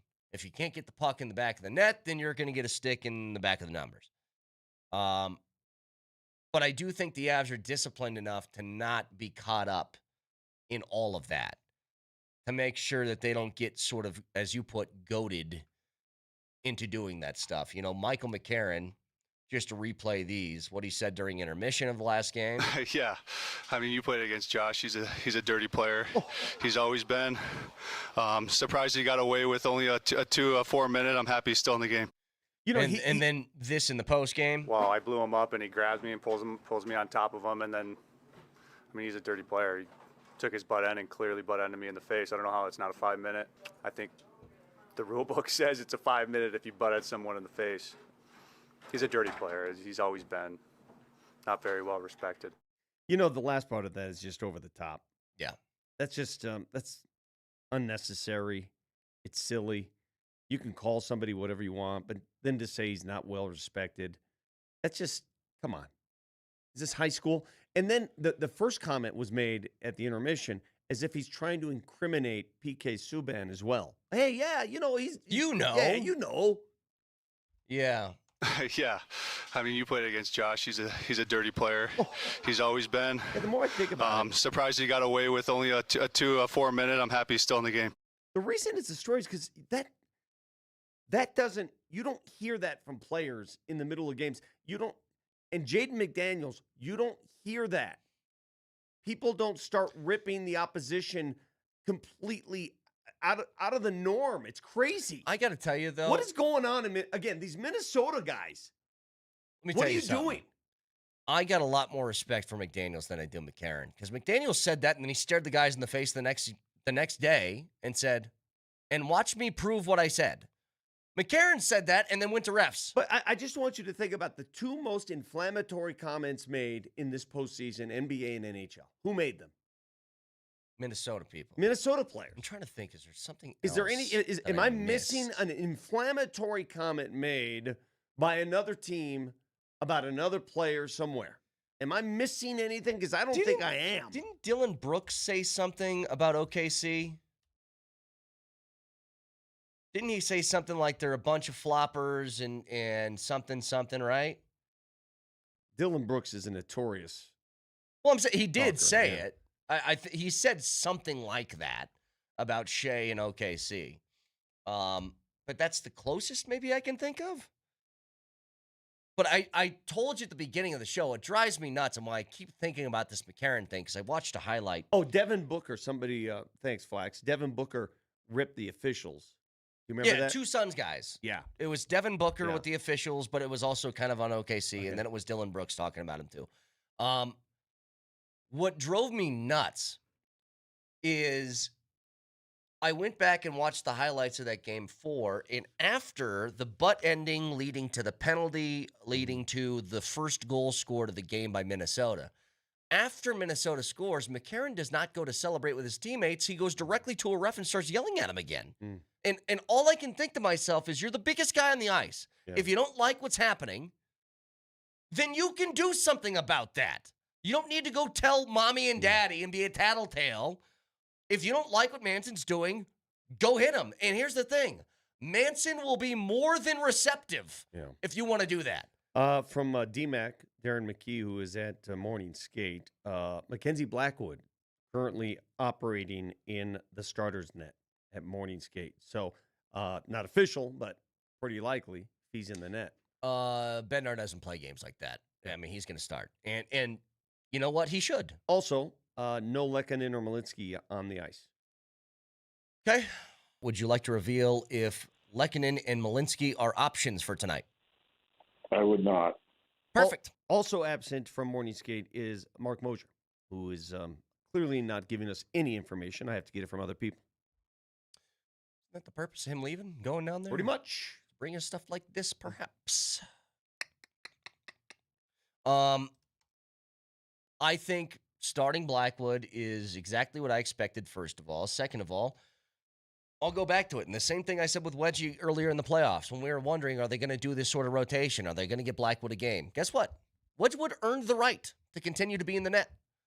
Then they made the switch. Now Blackwood has earned the right to get another start. I wonder what that dynamic is like between teammates. That'd be a good sit-down interview. Probably not now, but I heard Wedgie talk about it. Yeah, what did he say? I think it was, Nelly, can you go back and find this? I think it was after the first game against LA, because he got the start, and he said something along the lines of, we know that there's going to be a rotation in this playoffs. That's what Wedgwood said after he played great and won in game 1. But if you dig deep, probe, lie detector test stuff. I think they genuinely root for each other. You don't think one of them saying, I wish that were me? Oh, I'm sure both of them want to play. I don't think they have animus towards each other or jealousy, I suppose I should say. Yeah.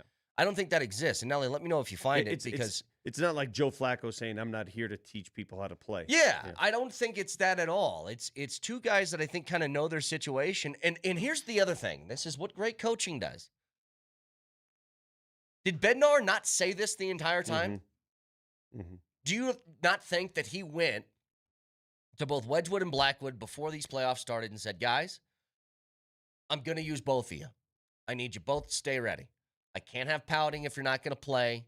One guy, if he's playing well, he's going to continue to play. You're going to get your shot. Like, he was honest this entire time. Like, Vic, when I asked him a month before the playoffs started, when Blackwood was struggling a bit and Wedgwood was playing great, and I said, "What do you know what this rotation is going to look like in the playoffs?" And he said, yeah, we're probably going to use both. I thought he was just being very, what's the word? Is judicious the right word? He's sort of placating to both. Use the word that was used yesterday on the show that we all sort of sat there and tried to define. What was it? Yeah, I don't know what that word is. What? Pulchritudinous. Yeah, let's go with that. What does that mean again? Very beautiful. But Yeah. I think he was just trying to be... What is that? Pulchritudinous. I'll use another P word, political in his answer, where he wasn't going to lean one side or the other. I thought his answer was, I'm going to play Wedgwood, and he was just trying to be nice to keep people happy. I'm using that in pregame tonight. Pulchritudinous.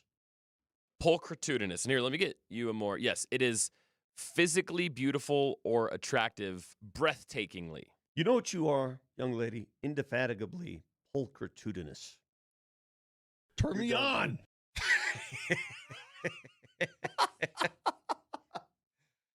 Indefatigably pulchritudinous. Pulchritudinous. Think about that. You cannot describe beauty better than that.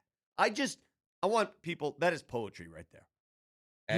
You are indefatigably pulchritudinous. As she slowly reaches for the bouncer to stand in front of her, yeah. Nelly, did you end up finding that or no? No? Okay. It's all right. He did, but Wedgwood did mention something like that they root for each other, and it did not seem like something he was just giving in a post-game interview. I think they genuinely do, and they know that they're both incredibly important to the team, and now, it's showing itself in real time. Mackenzie Blackwood is going to get the start. Well, it looks that way, as he's in the starter's net for morning skate. Yes, with TNT. Go ahead, Nelly. Go ahead. Oh, it's awesome. I think I've been very lucky, with the guys I've been with. Auntie Ranta there in Arizona is a good friend. Andre and I we're good buddies still talking. And then obviously coming back with Blackie with our, pre-existing friendship and our kind of goofiness. It kind of obviously feeds off each other. And it's nice. He's not over here. He's not a passenger. He's talking to the guys, talking to me, seeing things, complimenting me. I took one off the cage in the second. He's like, I couldn't be more square on that than if you tried. So you got a guy that's in your corner. We're going to use both of us in this playoff. It's been the rhythm of our team, and when he gets in there, I'm going to be obviously the biggest fan for him. And if we can keep winning games, either one of us, whoever goes, it's obviously helping the team. And it's just it's a lot of fun being able to have a guy like that you can lean on. You don't feel like you're talking to an enemy by any sense when he's sitting there behind you. Okay. So first of all, do you buy that? Do you think he's telling the truth? Because I do. I think he is. I think it sounds genuine. I think it's genuine. I think there's also humanly there's probably what if he went full McCarron and did what? What if he said, nah, I'm the better goalie. I don't know what the hell they're thinking. Look at me. I'm the guy. This is a waste of our time. We're putting our team and our season in jeopardy. I don't know why we're playing this friendly game of, hey, his turn, my turn. Let's go. I think that would be a pretty quick one-way ticket to the bench, is what I think that would be. Actually, a one-way ticket to probably the Eagles, if you said that. 303-504-0925. The Avs are on the brink of a trip to the Western Conference Finals with a win tonight, and will hopefully do a lot of smiling. And if your smile doesn't look like you want it to, check out the Restorative Dentistry Group. Get the smile you deserve at denversmileagain.com. Fact checker next.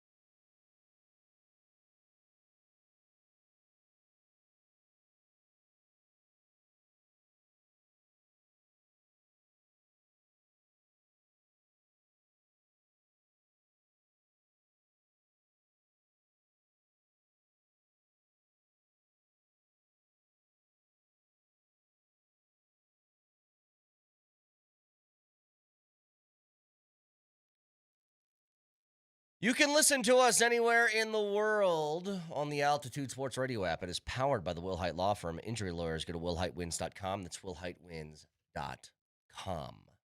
I've got a neighbor who is in Germany for some procedure. I don't know what the hell they're doing. Everybody goes to Germany now for procedures. Germany and Turkey. Are you aware of this? You know, Turkey's the hair stuff, right? They got a monopoly on the get your hairline back. Yeah, the deep plugs with the special sauce. Yeah. This person is texting me answers to some of our questions this morning. I go, aren't you in Germany? So, yeah, the app works in Germany and in Turkey. What do they do in Germany that they can't do here? Germany is the capital for, what's that called? Stem cells? Stem cell. Yeah. That's where a lot of these pro athletes go to Germany. Stem cell treatment there's different. Huh. I think they use like grizzly bear stems or something. It's different. Yeah, do you have to use human stem cells? Can you put a little bit of a grizzly inside here? Dude, the more I've medically, I've talked to a lot of doctors over recent years, and it's amazing how money talks. It's really amazing. And it's sad. It's sad, but true. It's sad. It's sad in the respect that if you can buy your way to health at times or into a different stratosphere. True. Sometimes, there's nothing that can buy it, but you can help your cause with money. What's especially amazing, and you know this as well as anybody, is that when it comes to complex health issues, whether it's like my knee hurts or something more serious or whatever, that you can talk to two people who are experts in the field who give you exactly opposite answers. And you're like, that doesn't help at all. I don't get how this works. You guys are supposed to tell. I just took my car to the mechanic yesterday. I don't know a lot about cars. Yeah. If I took him to one guy and then the next guy and they're saying opposite things, I'm like, so what do I do here? Yeah. Can you guys call each other and figure it out? Because I don't know what's happening. Get several estimates. So if anything hurts in my body, I just need to go to Germany. Apparently so. You show up at Beer Fest, Oktoberfest, whatever they call that thing. You said, hey, fix me up. Vic, what a wonderful thing. If I ever got in some serious trouble with some body parts, I make a trip to go Beer Fest it up while also getting my treatments. Yeah. When I went to Turkey to break my lower legs and add 7 inches of height, I was there during festival season. I think I was the first guy to tell you that people are doing that. Can you when you told me that, I couldn't. And you said there's no way. I go, Vic, there are people who are snapping their legs in half, putting like giant stilts screwed into the side of their legs and extending them. How do you play hoops? Well, the bigger question is, you're now disproportional. You just have really long, skinny legs on a small torso. Wembanyama's disproportional. No, he is proportional. He's just super skinny. Wembanyama's arms and legs and torso all look the same size. I'm going to just let it all out here. Here's my thought on it. I did not win the genetics lottery, clearly. If genetics is going to take over the world and you people are going to keep copulating and producing these genetic freaks, right? I have to counter with something. Which is? I'm going to do it artificially. I'm going to produce my own genetic freak artificially. If you're going to physically marry each other and do things to produce genetic freaks, and I'm seeing it, it's happening, then it's my turn. Germany. How are you doing this? You'll see. What, you're going to take Dante down to Germany and put stilts in his legs? I will have an answer soon. All right. I mean, you got to counter this somehow. You can't be having Wembanyama's walking around and just taking over the world. Can I take a shot that gets melanin in my skin to where I don't burn? I walked 4 miles in a bro tank yesterday. My shoulders are just done for. You wearing a bro tank? I was wearing a bro tank. It was warm outside. Done for. And it was out there for an hour. I mean, can I get some sort of shot that helps that? Not a spray tan. I don't want a fake. I want the real thing. I've told you before, I'm 6'3". Help with your melanin? I would give away 3 inches in height to never be sunburned again and be tan. So we can counterbalance each other. I would, if you gave me some of that melanin in there. So you get me, all right, hold on. You got me to somewhere near 6 feet. Yeah, you'd probably be right around 6 feet, and we'd be the same height. But I could never like tan and be olive complected. I would have to be white. I don't need, no. I don't need to be some sort of, Italian whatever. I just want it to be like I can get a little bit tan and not worry about burning. That's all I want. I'm not greedy about it. And I feel like that's a fair trade. I would still be 6 foot. It'd be fine. Just for the record, you're saying you want to give me 3 inches. Only if you want it. I'm going to pass. Okay. All right. Deal. 303-504-0925. Said they have peptide. What are these peptides? Peptides. What are these that's the other peptides thing. that can make you tan? What are peptides? Stop with the peptides, people. I'm getting peptided to death. I don't even know what the hell it is. What is Nelly, look up a peptide and tell me what this is. Everybody's talking about these peptides. Brett, there's actually a peptide that makes you more tan that people are taking. What does this mean? Peptides are short chains of amino acids that serve as foundational building blocks for proteins and signaling molecules in the body. How do I know that? Just stop it. Okay, so maybe I take these peptides and I get a little bit more tan, but what if I grow a tail afterwards? How do I know? Have we tested this enough to know I won't grow a tail? Anyway, 303-504-0925. Again, pivotal Game 5 tonight. A chance to close out. And, Vic, I think they do it. I think the Avs win tonight. I know that you can harken back to 2022. They had the same opportunity, up 3-1 against St. Louis, winning the Game 5 Ball Arena. One of the coolest goals I've ever seen in person. McKinnon going coast to coast to give him the lead, only to blow it shortly after that. But I think you're playing with fire in the Stanley Cup playoffs because every game, not only you're at risk to lose, you're at risk to lose players. We've seen it already. So the shorter you can make the series, the less risk you take. Just rest your guys and get ready for the conference finals. I mean, you got to go back. If you have to go back to Minnesota and put your guys out there again, you just never know. That, to me, is valuable. That's why for sure. In the Stanley Cup playoffs, that is so valuable. Overcome that risk by ending the series. Carolina's sitting there, dude. They're living pretty right now. So that's the first thing I thought of is you have a chance tonight because I think that Anaheim's going to go back for Game 6 against Vegas and win. They're going to win in Anaheim. Push it to a Game 7. Give you a few extra days to kick your feet up, much like you did in this series. The Minnesota series against Dallas didn't go 7 games, but it went 6, and you just kind of chilled for a little bit, got guys healthy, and were better rested. Now, that was all counteracted by a 3-day break in the middle of the series, but still. Win tonight, get yourself rested up, healthy, one more series, and then it's a Stanley Cup final. And in this whole thing surrounding the Avs and what I think makes them different this year from maybe the past 2 or 3, there is a serious discipline to this team in which I don't think they go into this game thinking, well, even if we don't, we have 2 more. No, I think that they're going to treat this as if, look, not season on the line, but let's get this thing done and over with, especially against a team that's good. Again, the toughest thing in sports is to make artificial desperation when it's not real. Yeah. And we asked Coach Bednar about that. How do you get your team desperate when you have that much room for error? It's not an easy thing. Championship teams figure it out. They do. And I feel like this team is every bit of that hard sort to do, of though, DNA. man. It's hard to do. They got injected with the championship peptide, it looks like this year. Or you walk into the locker room and you send one message to your team and you say, make it so. Are you getting on board with Moser's? No, I'm not. Keys to the game? No, Okay. I'm mocking him. That's good. That's a mockery. It's funny. You ask Moser, can you tell me something about hockey? He's like, I will do that, but let me first reference Star Trek. Engage. I'll give you your hockey information through the vehicle of a Star Trek episode I watched recently. Fact checker, please, Nelly.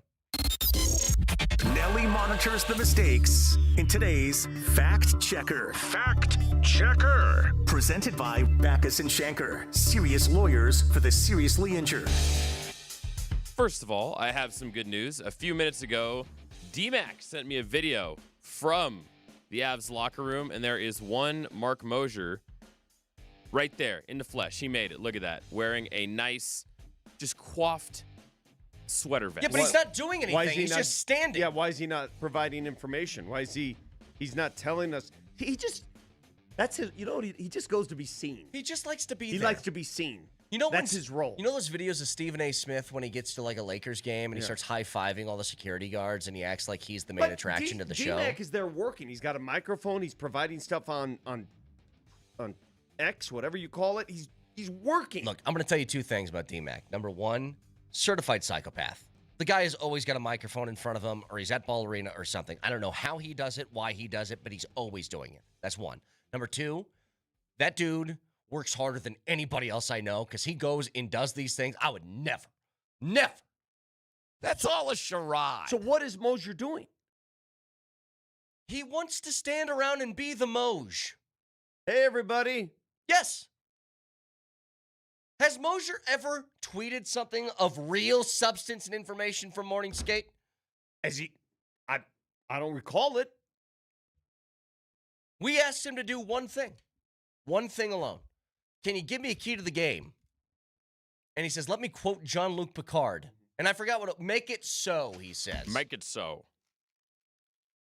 iTunes, Spotify, Moser, Lombardi, and Kane is where you can find the podcast, including our conversation with Jared Bednar that took place at 8 o'clock this morning to get you ready for Game 5 tonight. The only local and live broadcast. This next show, the Avalanche during this postseason. This next show is going to be pretty cool. I'm actually looking forward to it because the morning sprint is live, rinkside. Live from the penalty box, starting in 5 minutes, previewing all the Game 5 action to come tonight from Ice Level. It's all powered by the Dan Kaplis Law Firm, a serious firm for serious cases. So tune in starting at 10. How much you want to make a bet Moser makes an appearance on their show? Guaranteed. Guaranteed. 303-504-0925. Keep that number handy and tune in to all of the action live from the penalty box at Ball Arena with Coach and Raj. Have a wonderful day. Hopefully we're talking about an Avs game clincher tomorrow. Love you. Have a great day. See you.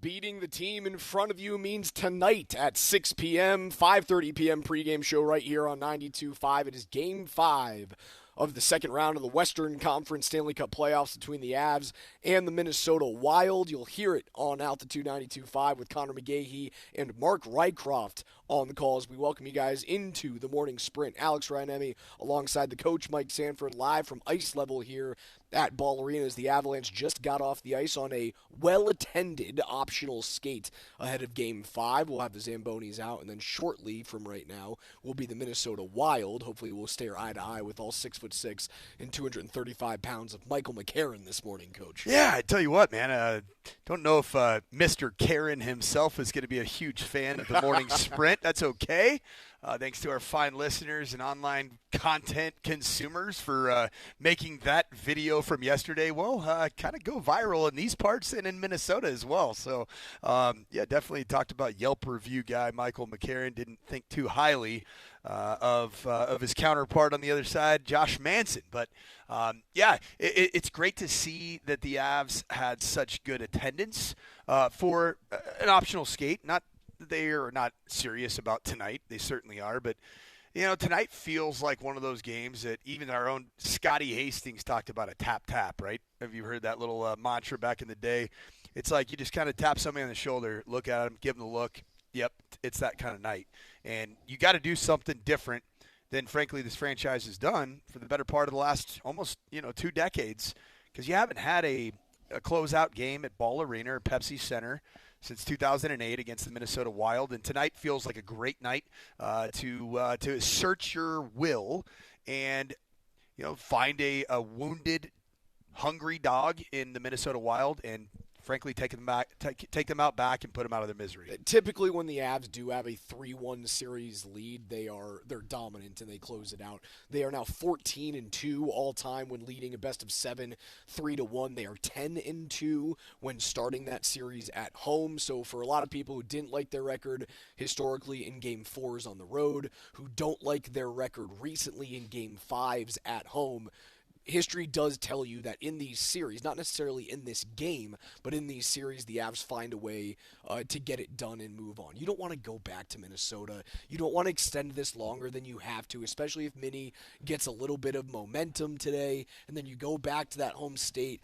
It's going to be rocking louder than it had been in Games 3 and 4. You want to finish this right now. There's some bumps and bruises that the Avs are dealing with, and you need as much time off as possible before you face whoever the winner is between Vegas and Anaheim. Vegas takes a 3-2 series lead last night with a Pavel Dorofiev overtime goal. Oh, and Kirk Cochanes was did the little the ringing the horn or whatever the heck that thing is the Vegas Golden Knights have him do. Did you see him? I did not. Oh, it was the definition of cringe. Kirk Cousins as Vegas Raiders quarterback. I don't know if that's going to really set in with me. I don't see Kirk Cousins as the face of the Raiders franchise, so he definitely had his dad vibe going. He was biting his upper lip for sure, just like you would on as a Kohl's shopper like Kirk Cousins is. Hey, no offense to Kohl's shoppers.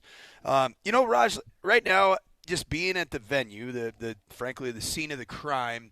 From a 9-6 victory, and what was Game 2? Was it 5-2 or 6-2? Game 2, the Avs won here in Ball Arena. It was. I know it was 5-2. 5-2 performance, but felt more dominant than the Game 4 5-2 victory. Would you agree with that? The Avs felt like they were more in control for the length of the game. Sure. In Game 2. Man, I'm feeling a little bit of that flutter in my heart. And I noticed it because we're wearing our headsets here with the microphone down. And after my first little conversation I had, I noticed that my mouthpiece was flipped up, Raj.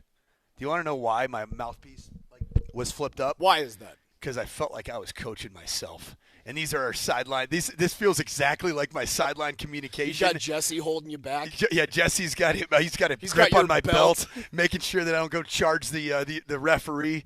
It's going to be a very fun night here tonight at Ball Arena, man. It's a terrific opportunity to do something that you haven't done. And I think this Avalanche team is completely locked in to fend off what is the most talented other team in the NHL at the top. It's either them or it's Carolina. I mean, Carolina's got something to say about it. They've got to be They're a pretty better pissed team, off I that feel. people aren't talking enough about I feel like Carolina's a better team, top to bottom maybe, but from a talent standpoint, I'll give it to Minnesota without a doubt. Minnesota's top lines are so good, and they're so dangerous. And as we sit here in the penalty box, frankly, I hope that you and I are the only residents of the state of Colorado that spend any significant time in this penalty box. Because, Raj, I think that's going to be the key to the game tonight. We are live at Ball Arena for morning skate thanks to the Dan Kaplis Law Firm, a serious firm for serious cases. The Minnesota Wild coming in about 20 minutes from right now for their turn on the ice at Ball Arena. Alex Ryanemi alongside the coach, Mike Sanford. Stuff that we've learned today so far from a very well-attended optional skate. There was no Arturi Lehkonen. There was no Sam Malinsky. Cale Makar and Nathan McKinnon also took the day off. So I take that with a grain of salt. Again, it was an optional skate, so you did not have to be there. Mackenzie Blackwood, though, in the starter's crease once again. Yeah, and that's the right move. It's consistent with the 2025-26 regular season. When you get Jared Bednar this morning, I don't know if did you hear it on the morning show, talked about just the general level of fatigue. And you and I talked about that. Like, as good as Scott Wedgwood has been, frankly, all year, he hadn't been between the pipes for 7 consecutive contests with any type of regularity. Right, I think it was since the very beginning of the season when Mackenzie Blackwood, and he's a 500 netminder. I believe, yeah. Just believe a we went shade through above. 5-3-1? 5-3-1 was it, or 5-1-3, there one you of go. those two records. And so to that point, like, that's just one of those deals you kind of just, as a coach, sometimes you just look in the eyes of your competitors on your team and you say, you know what? It would do that individual, that player, that netminder well, and it would probably bode well for hopefully the next series and the series after that, to just, man, give your eyes a break. I mean, because this series is one of those where there's been a lot of volume, a lot of shots have been taken by both teams. Like, this is a healthy decision for a guy like Scott Wedgwood that, frankly, just hasn't been option number one with a lot of frequency in his career, and certainly in the postseason. It's a ballsy thing for a coach to be able to do, right? This really hasn't happened across the course of NHL history when you've gone ham and egg and played 2 different goaltenders with what seems to be a roadmap, right? Like, we saw the Avs play a second goaltender when they won the Cup in 2022. They throw Pavel Francouz in there. But they throw him in there because, well, Darcy Kemper couldn't see. Ryan Johansson stick him in the eye in that first round.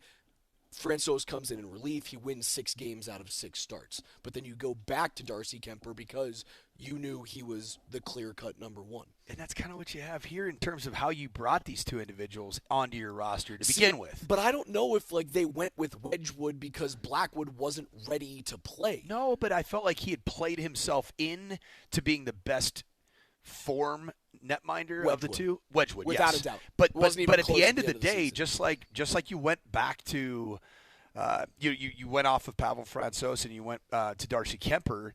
Darcy Kemper was your clear option 1 when you began the process. Correct. And Mackenzie Blackwood was option 1 when you began, and I'd say the process meaning like the 25-26 hockey campaign. Right. When Mackenzie Blackwood started the season off on the injured reserve, like, you're like, oh, shoot, that stinks. Like, our number 1 is not. Yeah, is not weather playing. the storm, and then you realize that Wedgwood can step in and be a true 1 or a 1A. And then he gets on a crazy heater throughout the middle and end of the season. The reason why I say it's a ballsy move for a coach to commit to this type of deployment with his goaltenders is that, like, I can't remember the last time it happened. We've seen 2 goalies play in the postseason. We mentioned the one with the Avs in 22. Washington started off the season with the postseason, they won their only cup with Alex Ovechkin. They started off with Philip Grubauer in net in game 1, and he was bad. And then they went to Braden Holtby, but then Braden Holtby played the rest of their 15 wins from that point, rather 16 wins from that point on. We saw the Boston Bruins set records in the regular season with Linus Ullmark and Jeremy Swayman going 1-2, 1-2, 1-2. What did they do in the postseason? Now they ran up against a Florida Panthers team that was way better than what an 8 seed should have been. They played Linus Ullmark for 6 straight games after not trusting that hamming and egging their goaltender or playing the hot hand was the right way to go. Most of these coaches look back at the history and they go, well, it's the postseason, you got to play one guy, you got to play your starter. It's not what Jared Bednar is doing right now. He pulled Wedgwood because the team wasn't playing well, not because Wedgie was bad in that game. Most of those goals you can't put on Scott Wedgwood. And Mackenzie Blackwood happened to catch a little bit of fire at the end of that game. He let in one bad goal. The rest of it, especially the third period, was great. And then he shows up in Game 4 and was the better of the two netminders on the ice. But let's talk about what Jared Bednar has that even his opposing coach, John Himes, does not have. Dude, you've got the best top-to-bottom roster. Up and down your 4 lines of offense, your 3 D pairings, and then you get to the depth of players like Jack Aishan that come out of nowhere and have significant opportunities to make impact on this series. They're really good in front of the net. Like, they haven't been perfect. This team has not been without its flaw, but they're so good, and so it does give you the flexibility, the freedom to not feel like it has to be so finitely perfect with what's in the net and what's in front of the net, because you're just damn good. You're good everywhere, Raj. It just feels different. Yeah, it does feel. Are you saying it's an easier decision? Like he has a greater margin for failure? So I'd say so. If you have one good D pairing, or your defensive pairing is not good, or your center depth absolutely stinks, frankly, like the Minnesota Wild. Who's in net is going to be even that much more critical. Yeah, it gets amplified a little bit. It's amplified because you're. This team is built so well down the middle. Think about the center depth for the Colorado Avalanche. Think about like your D pairings that you have when healthy, and Josh Manson now coming back into the equation. It looks like you're probably going to be down. So you're going to be down.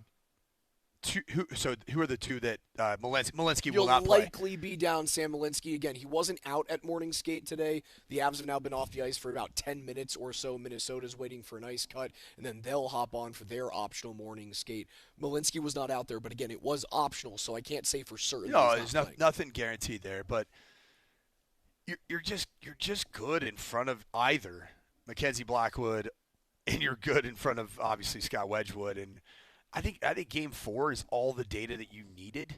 Man, my concern was how well are you going to skate in front of Mackenzie Blackwood, because you had been skating during the regular season. It seemed like you were skating and possessing the puck and playing cleaner hockey in front of Scott Wedgwood. And sometimes that might be a motivation. Like, that's our guy in net. We got his back. Scott Wedgwood he felt like he was option A for the guys on the ice. Well, what do they do in Game 2? Minnesota Wild go nearly 20 minutes of ice time without a dang shot on goal. So you clearly skated well in front of Mackenzie Blackwood. As you guys are getting ready for Game 5 tonight, tune in to hear Nate and Andy live from Ballpoint inside Ball Arena, where we are right now at ice level. It's powered by the Dan Kaplis Law Firm, a serious firm for serious cases. They're going to have all the breaking news, guests previewing the game, and more. It is Kreckman and Lindahl live from Ball Arena, and that starts today at 3 p.m. We are out here for morning skate with the morning sprint. Raj and the coach and you guys. 303-504-0925 is where you can reach us today.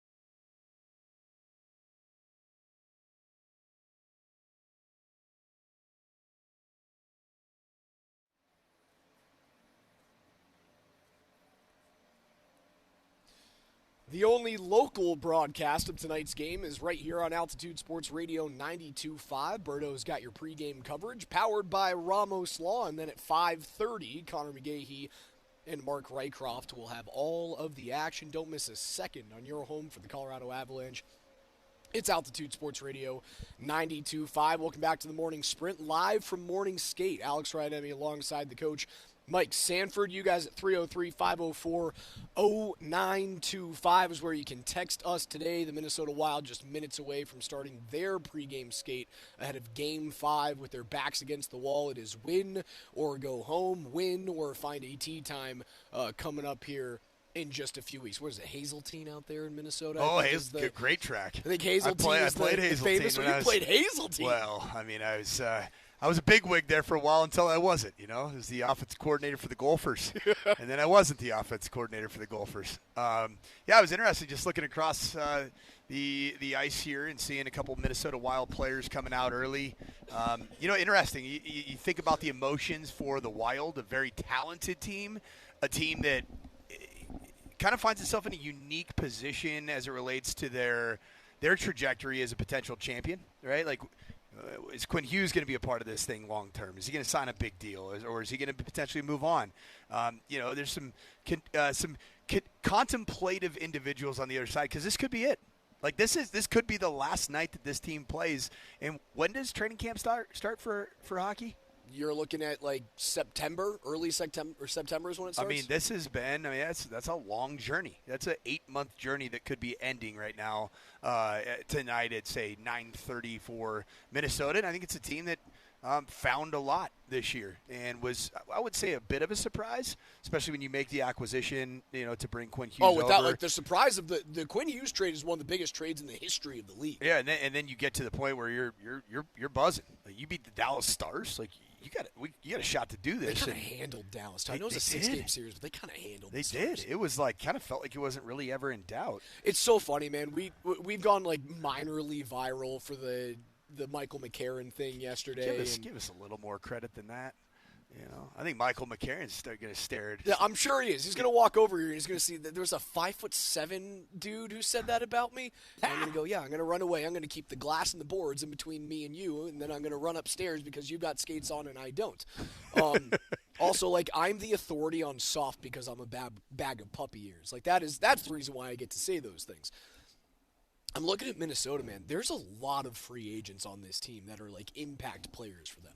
Vlad Tarasenko, Nick Foligno, Matt Zuccarello, Michael McCarron, Marcus Johansson, Robbie Fabry, Bobby Brink is a restricted free agent, Zach Bogosian and Jeff Petrie are free agents, Damon Hunt is a free agent on this team. Like, the Avs don't have that issue. No. There's a lot of dudes on the Avalanche right now that are signed long-term. I know there's going to be some issues with, like, hey, how can you keep Jack Drury in the fold? Is there a way that if Brent Burns wants to come back one more year that you can find him back in the fold? The only free agents that you have on this team, Jack Drury is a restricted free agent. Yoel Kiviranta is an unrestricted free agent. Zakhar Bardakov, restricted. Those are the only 3 forwards that you have.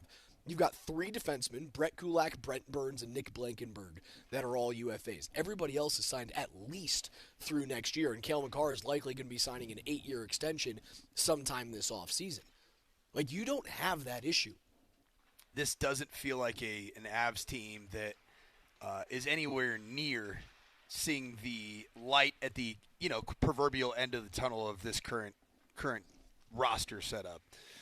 They feel like they're just getting started, man, which is kind of fun because you're potentially staring down the opportunity for your second Stanley Cup in a with this core, window. In this window, but it's kind of it's what we think the Denver Nuggets need to do, which is it's like 2.0 version of the same window, right? So Nikola Jokic is the individual, in my humble opinion, that the window is centered around. For the Avalanche, I feel like it's Nathan McKinnon, Cale Makar, and obviously Gabe Landeskog has proved to be so incredibly important to this team, but it's those 2 superstars. Right. The best in the game at times as a forward and the best in the game at times as a D-man. I feel like there is such an opportunity for this kind of almost reinvention that could could almost, dare I say, dynastic. I mean, it's the reason why I think Chris McFarland deserves to win the General Manager of the Year award, not only because of what he's done this year, but what he's done over the past couple of seasons.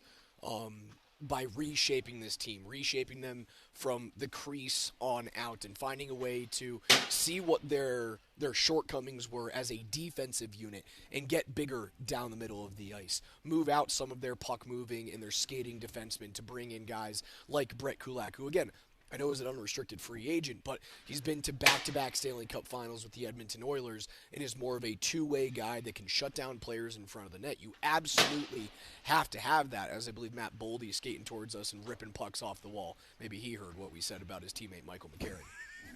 There's definitely some vibes right now. I'm definitely sensing this is about the 1 year anniversary. Do you remember a year ago? I got mean bugged by Mark Scheifele. He skated by. It's another big dude. Oh, Scheifele's like 6'5". He's a big cat, man. Just look at me like, who are these guys? I'm gotta guess this is fairly rare for a radio show to be happening in the penalty box of a playoff game on game day. On a visiting team's morning skate. Yeah, I just get the feeling a lot of these guys are looking over like, who are these jamokes over? And I'm here for it, Raj. You know one thing about me, I live for uncomfortable. It's like my favorite thing to be in. Like yesterday, like, I don't know if I want all this extra unneeded attention. I'm like, I want all of it. Bring all that smoke. Here it is. Boldy, he's just ripping them at us, man. Coach, there's been a lot of talk as the ACC and the Big Ten are doing a lot of their media rounds right now about moving the college football playoff up to as many as 24 teams. And there was a Brett McMurphy report coming out that ESPN has said, as Michael McCarron does, skate right past us 6 inches from now. Didn't really give you a look there, though, Coach. No. Brett McMurphy came out and said ESPN doesn't want more than 12 teams in this playoff. Will ESPN get their way? Gosh, the 4-letter acronym of ESPN feels like it has been very much a controlling entity of the college game. So, yes, I think that ESPN will get their wish. And I think that that's going to be whatever does the best for what ESPN wants from a TV revenue standpoint, that's what's going to happen, because that's the driver of all of this. NIL, it is driven by TV revenue. That's why they came up with this whole concept of a very soft salary cap with the rev share model, which we all know is a bunch of horse hooey, but that is what is funding financially, the NIL space. It's teams like ESPN, outfits like ESPN. So it'll be interesting to see how it plays out.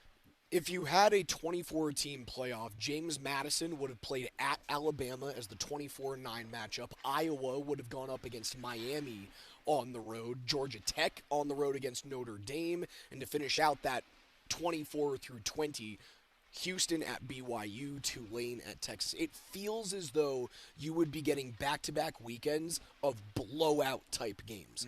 And I don't think the college game needs that anymore. It feels like you already kind of had that. You had it last couple year. Years, and that's with a much tighter field. To me, you don't need more evidence of the haves and the have-nots. How does it affect the bracket with NIL kind of expanding the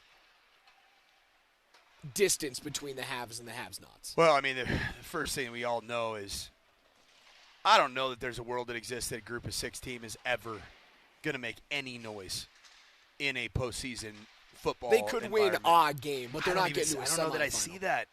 Like, unless you're matched up man, there's such a humongous fiscal disparity between even Boise State, which kind of feels a little bit more like a Power 4 light. Dude, when I saw them on the field in the first year of this expanded playoff against Penn State, I'm thinking back to the Boise State Oklahoma days. It ain't that era, brother. Like this, I looked out there and I saw Tyler Warren and who's the defensive end? The number, he was a top 3 draft pick for Penn State in the same draft. I think he went to the New York Giants. Can't remember off the top of my head. Those 2 individuals, I was like, Ashton Genty's a great player, But he isn't going to make that impact. And it was all the way across. It was their O-line. It was their D-line. There's such a disparity. And frankly, there's a huge disparity between like the CUs of the world and Texas Tech, because there's this revenue share model, which is kind of the, hey, we're all playing the same way. We're playing in the same umbrella, which is a soft salary cap. But then there's the oil money of Texas Tech. That has nothing to do with the ESPN revenue share model. Therefore, you have an extra $20 million, $25 million to spend on your roster. So what's the fix to this? There isn't one, man. You know what? The courts ruined it. I know. I don't know if you saw the little awkward soundbite. Abdul Carter is Abdul the, Carter. is There the you go. edge rusher. Thank you, guys. I don't know if you saw the awkward soundbite from Kurt Signetti and Donald Trump at the White House, but essentially Donald Trump. I think he didn't recognize Kurt Signetti at first, and I think he misspoke. Oh, he was talking about Fernando Mendoza. That Fernando Mendoza wasn't at because he was preparing and doing rookie minicamp. So he didn't stiff the president or stiff the White House, but ultimately didn't show up. And you ended up having Donald Trump talk about NIL, and he's like, "Oh boy, the court screwed it up." He's right. The court screwed it up. They didn't screw it up with regards to we should never pay these players. I don't think that's what they screwed up. There's no guardrails whatsoever. And once you open up Pandora's box, good luck throwing all of that craziness back into a tiny box. There's got to be a way to cap donor money that can go to these teams, and I don't know. Then what does that end up being, though? If you cap it, then if you cap it and the only money that you can use is the revenue sharing from television, then the SEC has way more money than the Big Ten. But what does the SEC end up doing? Money than the Big 12. What do they end up doing? If you make it legally, you're capped. You go back to what it was when Nick Saban was running an empire at Alabama. You're cheating. It's all under the table. So it's like there's no fix to this. You fix it legally, then it turns into under the table, because that was baked into the culture of football. There's so much damn money in it. There's so much interest from these mega boosters in parts of the country that have nothing else better to do, frankly, than be an obsessive Alabama fan or obsessive, Kentucky fan in basketball. So is the devil that we used to know better than the current one? They're both flawed. If you want to see a bunch of SEC champions for college football, then I say go back to the old model. What devil is best for Colorado football?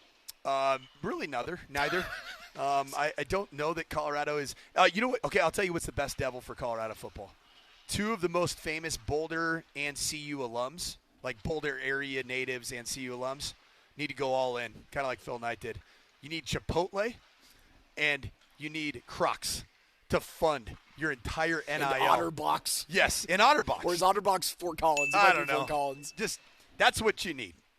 You imagine Chipotle? I would be like, I spend $1,500 on my daughter's Chipotle on a monthly basis. So how would an aluminum foil CU Buffs helmet look? I think it'd be sweet, man. Just a little crumpled up. The pants could be kind of like biodegradable cardboard looking. It'd be perfect, man. There's gross like black bean and red hot salsa stains coming down the middle Why of the does jersey. that sound so good right now, man? Probably not for you. You're fighting it, man. You're I'm fighting it. I'm playing a little injured today. It's all good. We're finding our way through here. If the other guys can be on the ice, I can be in the box here. Right. I can't call Michael McCarron soft and then not show up for a radio show because my throat hurts a little bit. Yeah, Michael McCarron was definitely he did some laps right next to us here. Did about 15 laps. You know what? I will give him a little bit of credit. The girl who is responsible for drilling the nets into the ice walks around ice maintenance just on crew? Yes, the ice maintenance crew. She is responsible for drilling the nets into the ice and doesn't do it on skates. She does it on her tennis shoes. He did pick up her toolkit and walk her the 200 feet from one end all the way to the Zamboni door. You know so why? I will give it to McCarron. Want to know why? PR? No, PR because he's not a dirty player, man. He's never been ejected from a game, right? Oh yeah, he actually has. So he is a big tuna, though. I'll tell you that. I mean, Minnesota's a big hockey team. When you watch them on TV, they don't feel this. It hasn't felt like that. They felt like this big physical team against Dallas, and they have not felt the same way. And it has to be because Eriksson Ek and Brodin aren't in the lineup, and those aren't two like hulking dudes. They are average-sized NHLers. They're like I mean, they're certainly not Nick Blankenberg size, but they're not all 6'6" and 230 pounds. They're not Jake Middleton size.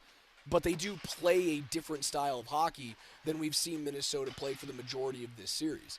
If they want to get back into it, man, they have to be the most physical team on the ice against Colorado. Raj, when you sit back and watch this open skate, it also looks optional. Am I right in saying this? Yes, both of these skates are optional. Yep. How would you describe the mood to our listeners of Minnesota? Just looking at it. I can't tell you anything Optional right now. open skate? Yeah. That's what it looks like? They're going through flow drills right now. I wish I could tell you that they look like dejected or they look like a team that's on a mission right now. No, I got nothing. I'm a body language guy. This is my read. Not a lot of communicating and talking that has happened between individuals. Like there's no like chirping, buzzing, talking. Like last year when Winnipeg was out here, they were buzzing, they were talking. There was a feel. This seems like a team that is backs against the wall, which they are clearly. Like that's nothing that's revelatory, but they realize what's at stake. That's what I tell you. Oh, so it feels like a team that knows what's at stake tonight, and there is no time for tomfoolery, no time for shenanigans, no time for silliness, and it's just we got to get to work. We got to take care of business tonight, or we know what's at hand, and that's we're gonna be golfing. We're gonna be golfing very soon. We are live at Morning Skate thanks to the Dan Kaplis Law Firm, a serious firm for serious cases. Alex Ryanemi alongside the head coach. That is Mike Sanford. 303-504-0925 is where you can reach us. Game 5 tonight between the Wild and the Colorado Avalanche. A 5:30 p.m. pregame show, 6 p.m. puck drop with Connor McGahey and Mark Rycroft as the Avs look to clinch a series at home for the first time since 2008.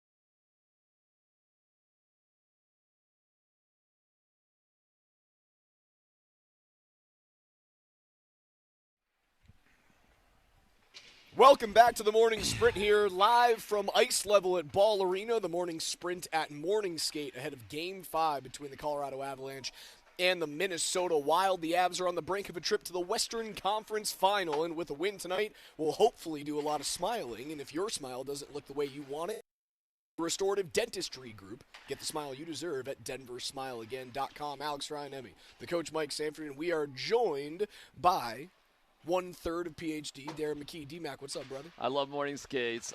Just in with John Hines and Jared Bednar, of course, inside of the Avs locker room. So happy to report on things to know. John Hines said there's another injured guy from Minnesota. So if you got a really sharp eye out here, you got to maybe take in a peek who's not out here aside from Brodin and Eriksson Ek. It is another optional skate, but Quinn Hughes isn't on the ice. Gosh, I would assume that. I don't. Yeah, I think that. We have Boldy's out here for sure. Kirill Kaprizov's out here. Is Bogosian out here? Bogosian is not out, but again, Bogosian has been in and out of a walking boot for the better part of 2 months. Well, they're going to be down a player. They're going to be down another regular player tonight, according to John Hines, but he wouldn't say who it was going to be. I didn't see Brock Faber out here as well, but again, Correct. These have been 2 optional skates, so I can't say for certain whether or not those are the guys that are out. Like Nathan McKinnon missed practice today. Cale Makar missed morning skate as well, but so did Sam Malinsky and Arturi Lehkonen, and the probability for the first 2 guys that I mentioned playing tonight is far higher than the last 2. Bedsy was asked directly about those 2 and was like, we'll see, but we know those guys aren't going to go. Probably not. Yeah, I mean, it would be shocking. And we see Mackenzie Blackwood was in the starters' net, and Bedsy had nice things to say about Blackwood. It's been interesting hearing how they're seriously, guys, just going to sort of keep in mind, like, whoever's playing the best keeps going. I didn't really believe that was going to be the case. But DMac, it's like never happened before in NHL history. I get it. It's weird. So, other than that, the mood was pretty good. Parker Kelly was asked, is Josh Manson a dirty player? And he referenced, he hasn't been suspended from games like big fellow right in front of us. But you can say his name. Are you? I'm not saying anybody's name right here. We're a little too close. I feel nervous about it. He's been buzzing the tower Top Gun style. Nobody's gonna tie Domi you right now. I don't know, man. I'll leave that up to you guys. I'll leave that up to you guys and the guy who's 6'4" with a beard. I'll He gets to be the front line of defense. We're gonna stand behind him, aren't we? Not too gifted on the skates. Interesting, when I look out here, I see Kirill Kaprizov just getting volume, work, just tightening up all of his shots, different angles. Raj, what goes into the decision for an NHL veteran to give optional skate a go versus not giving optional skate a go? It's a fatigue thing. It's an energy thing. And a lot of guys, you're not really exerting all that much energy at a morning skate. You're out here to get a feel. You're out here to get a very, very small sweat in and get a little bit of a feel whether or not you go through power play work or just some 2-on-1s to get your hands ready for tonight's game. A lot of times you'll see skill players stay out here longer than you'll see middle of the lineup guys. Like Gabriel Landeskog was out here longer than any starter today at morning skate. And he's just working on little things where he's not skating. He's just sitting net front and tipping pucks, or he's working on face-offs, or he's working on pickups off the half wall. They're not doing a lot of those types of drills. You'll see a lot of skill guys, though, stay out here and do their own individual work. What was Val today? So you saw Val out here earlier or not? Val was one of the first players. Val was the first player that will play tonight. That was on the ice. Okay, but he left the ice early. He left the ice early. To the degree where I was talking to a few of the other Muggles, they thought he wasn't on here at all. No, he was out here. So I got here at about 8:30, 8:15 as we say hello to Robbie Fabry. Zakhar Bardakov was out by himself. And shortly after that, Val Nichushkin came out and did some individual work. So he got off quick, though. Yeah, he probably got off. He probably got off a good 10 minutes after the majority of the team started to trickle on. But Nichushkin got his own work in earlier. Okay, so no sweat on that. No. And we're not really worried about McKinnon or McCarr. Not at all. I expect those guys to be playing tonight. All right, and somebody will be missing for these guys aside from Eriksson Ek and Brodin. I love the chance. I love the energy, the confidence level, the locker room. I mean, it is packed here with media. I couldn't believe it. It should be. The TNT crew, they bring 50 people with them. Parking lot, I couldn't find a spot in it. It's crazy. It's unreal. But this is the good signs, right? Here we go. You get closer and closer. You're soon to be one of the Final Four teams, I would think. And it's crazy to me, though. How about this for a little number?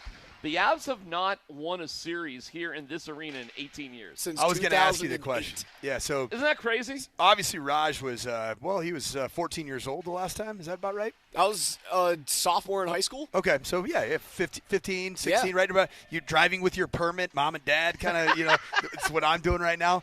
How long have you been covering Colorado sports? Since 1999. Okay, so 27 years. Clearly, the entire time you covered this is my the Colorado Avalanche. 7th year of covering the Colorado Avalanche. What is the reasoning behind that weird stat, in your opinion? That I think it's they should have done it against the Blues when McKinnon had a hat trick and they were going to finish off the Blues in Game 5.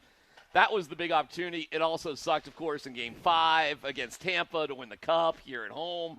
So it's not like they haven't had a Wild Series in 2003 or 2002. Well, that was the worst one there. Well, that was a Game 7. It's 1-0, 2-1. But I thought there was a 3-1 closeout game here in 2003, opportunity to close out for the Avs. Well, they've had at the Pepsi Center. All right, but they've had. I'm not exactly sure, but they've had multiple. Am I right? To bring that one up. They had an opportunity to close out Minnesota in that series. They ended up losing in Game 7 at home. Andrew Brunette on the doorstep. It was the final game in the career of Patrick Waugh. That was the 0-3. You are correct. They had an opportunity to close that out at home 2 games prior. And then they lost in 2014 in overtime. I think it was Nino Niederreiter that scored in overtime. Better memory in than 2014. Me, bro. Good for you, man. But tonight could be a special night, a night we have not seen. We have not seen the Avs shake hands in a playoff series here in Ball Arena in 18 years. On the That's positive bananas. side. On the positive side. They've shaken hands. Oh, yeah, of course. They've had plenty of handshakes. Yeah. There have been some handshakes, unfortunately, on the wrong side. So hopefully that's the way it goes down tonight. What else did you get the feel from Jared Bednar? You mentioned obviously he's all closed lip. He was more talkative with the Moser, Lombardi, and Kane this morning than he was. Oh, he was hardly talkative with them too. He did the same thing. Brett asked about injuries. He went, "Yeah, I'm not talking to you." Yeah, he doesn't want to answer any real questions, but he doesn't want to be a jerk either. So a lot of times he'll say blah blah blah blah blah. He'll go no, and then I'll be like, "Ugh, I'm being a jerk," and I'll just talk a little bit more without giving you anything. But this is the time of year. There's no revelation on injuries, but we kind of know already what the deal is. Now we've seen Blackwood in the starters net, so he didn't officially announce that either, by the way. But we know Blackwood was off way before Wedgwood today, so, And if you were to go off of the feel of the regular season, about how Bedsy played that back and forth. Oh, in the regular season, he would just tell you. Yeah, but even just the patterns of which he would play. Scott Wedgwood had a really good start, and there was 2 days in between. Wedgie would be back in the net, and then all of a sudden, hey, we're gonna flip it around. Wedgie looks like he's. It was weird because don't forget Blackwood was hurt. For a good chunk of the season, a little bit of the beginning season. of the season, and he didn't have a good feel of things. And remember, Blackwood was the one that said, "Well, I need minutes and reps," and Bednar was like, "Hey, that's not my. I can't give them to you. Yep. Yeah, that's not my issue. We got to do what we got to do." So I do think they really do think Blackwood does give them the best chance to win. I do not think he would be a net otherwise. I don't think this is any kind of rotation. I think this is what they're evaluating the situation on. Wedgwood on film must have looked poor. I don't know what else to say. Or maybe looked fatigued to the point where, they know that he hasn't played that many games in a row, and eventually this dam is going to break. Here's what's crazy. We'll see how long they go, hopefully all the way. Wedgwood could easily be back in, depending on how things go tonight for Game 6. What's the greater chance? Mackenzie Blackwood plays the remainder of the games in the Stanley Cup playoffs, or Scott Wedgwood returns as a starter at some point? Scott Wedgwood returns as a starter. I think it's absolutely going to happen. Yeah, I do too. Because the Mackenzie Blackwood decision was something that I didn't see happening just based off of common logic, and then it happened. And then everybody thought he was crazy, and some of our competitors were calling for Jared Bednar's head. And then Mackenzie Blackwood goes out and absolutely delivers the goods. Oh, don't forget, Gabe Landeskog sucks. And, terrible. He's disappointing. Yeah, disappointing season. Very disappointing Guy doesn't really have anything to do with the success of this team whatsoever. But the people out there, they're nailing it. They're crushing it with their analysis. The Wall of St. Paul appears to be in net, I'm guessing, tonight. Jesper Wallstedt. He's the better of the 2 net minders that Minnesota has. Well, who's that right there? I can't see through a couple of head coaches right now. I don't think that's either one of them. Oh, that might not. You get a third goalie. Is that E-Bug over there? It's not an E-Bug. We don't have an E-Bug sighting, do we? It doesn't happen in the playoffs. Black Aces. You're allowed to bring up basically as many players as you want from your minor league teams. So only in the playoffs you carry a. You don't go e-bugs. There are no e-bugs in the playoffs. The third goalies for these teams are goalies in their systems, one way or the other. But the Avs, you don't bring like Trent Miner is playing for the Eagles in the playoffs. Trent Miner was on the ice tonight or today. Oh, he was? Yes. Oh, Big okay. news, breaking news, something for you. And I can't wait to hear the riveting commentary from Scotty Hastings about Trent Miner being on the ice for the Colorado All right, so Avalanche. that was Trent Miner who was out here, I'm pretty certain it was Trent Miner. Oh, okay. All right. Well, that's kind of interesting. So did they have a little bit of a gap in their playoffs? I have no idea when the Eagles You know, the play. Eagles have 5 rounds of playoffs. They have a play-in, and they got, the 2 out of 3, then 3 out of 5. It kind of goes. They're in it, though. What is it, AHL or is it ECHL? And It's AHL. Do they have any crossover between There the was two? a third goalie. I thought it was Trent Miner. I could be wrong. Yeah, I thought it was Trent. I was told it was somebody else. Okay. Well, whatever. Awesome. Great. Cool. Whatever. The Eagles play against Coachella Valley later tonight. Okay, that'll so be I fun, don't man. think So that it's was probably Trent. not Trent then. Yeah. You get some Bieber cello and some Trent Miner. I thought Nothing it was better. Trent Miner. I didn't know when the I Eagles were was playing. told that the Russian goalie they drafted a couple years ago, Ilya Nabokov. I think he's done with the KHL, and they may bring him up to just sort of be around the team and be around. That's not a bad idea. Sure. Give him Why some not? playoff feel Yep. and see what the team is like when they're But going he played the towards whole cups. year in the KHL, correct? I Yeah, he believe. was with Magneted Dorsk Well, or I'm not something going like to that. nail you down to the exact club in Russia. We talk the K a lot on these airwaves. Big. We are. If you want to tune in and listen to a great breakdown of Yeah. KHL, we got you When covered. is the last time that we talked continental hockey? I think it comes up at least twice a month. All right, At Coach. least twice a month. So what's your take now that everybody's more or less off the ice here? But that was cool while it lasts. Actually, a couple guys are working on stuff here. You can tell who's not playing for Minnesota just by that, but I don't know who the scratches are. Yeah, What's your we're gonna overall vibe on tonight? What I felt from Minnesota, there was I can't remember who it was, but somebody came out early. One of the players, it was very contemplative of the impact of tonight. Like, it's been an 8-month season since essentially September. It's a long season. Could end tonight. I'm happy that Minnesota sports will be ending, I think, over the next 48 hours. The Spurs, did what they needed to do to humiliate. That's going 7. Oh, It's going back to Minnesota. I don't know. I don't know about that. Isaac Posh was the goaltender today. Okay. Isaac Posh, there you go. Isaac Posh. No, I think Minnesota's had a nice spring run. They're about ready to be done with sports. Yeah. And they can gear up for Vikings You know what it is? camp. And It's walleye season. it's walleye season. Not wall-stat season. No, walleye season. Yeah. That's DMac. That's the Coach Mike Sanford The live Great out Northern here. Pike Let's season. get it done. Let's get it done. Live at Morning Sprint, Altitude Sports Radio 92.5. Puck drop shortly after 6 p.m. tonight in Game 5 between the Avs and the Wild.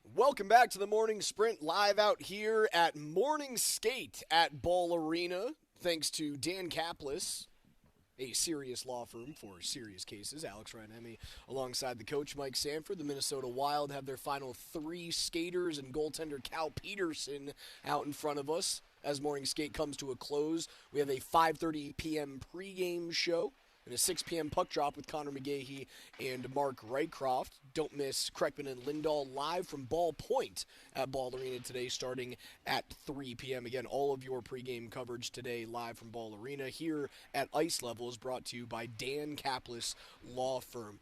At 11:20 every day here on the Morning Sprint, we go through the biggest stories in the NFL, the NBA, and the National Hockey League. Mr. Granderson, let's kick it off. That's 15 minutes from right now, Coach. You get a little bit closer to the ice and you start having CTE triggers, brother. I was sitting there as you were reading this, and I kind of heard during the break there too, Raj. You were alluding to the fact that, hey, thanks for sending NFL news and notes. I go, you're really planning for 15 minutes from now, right?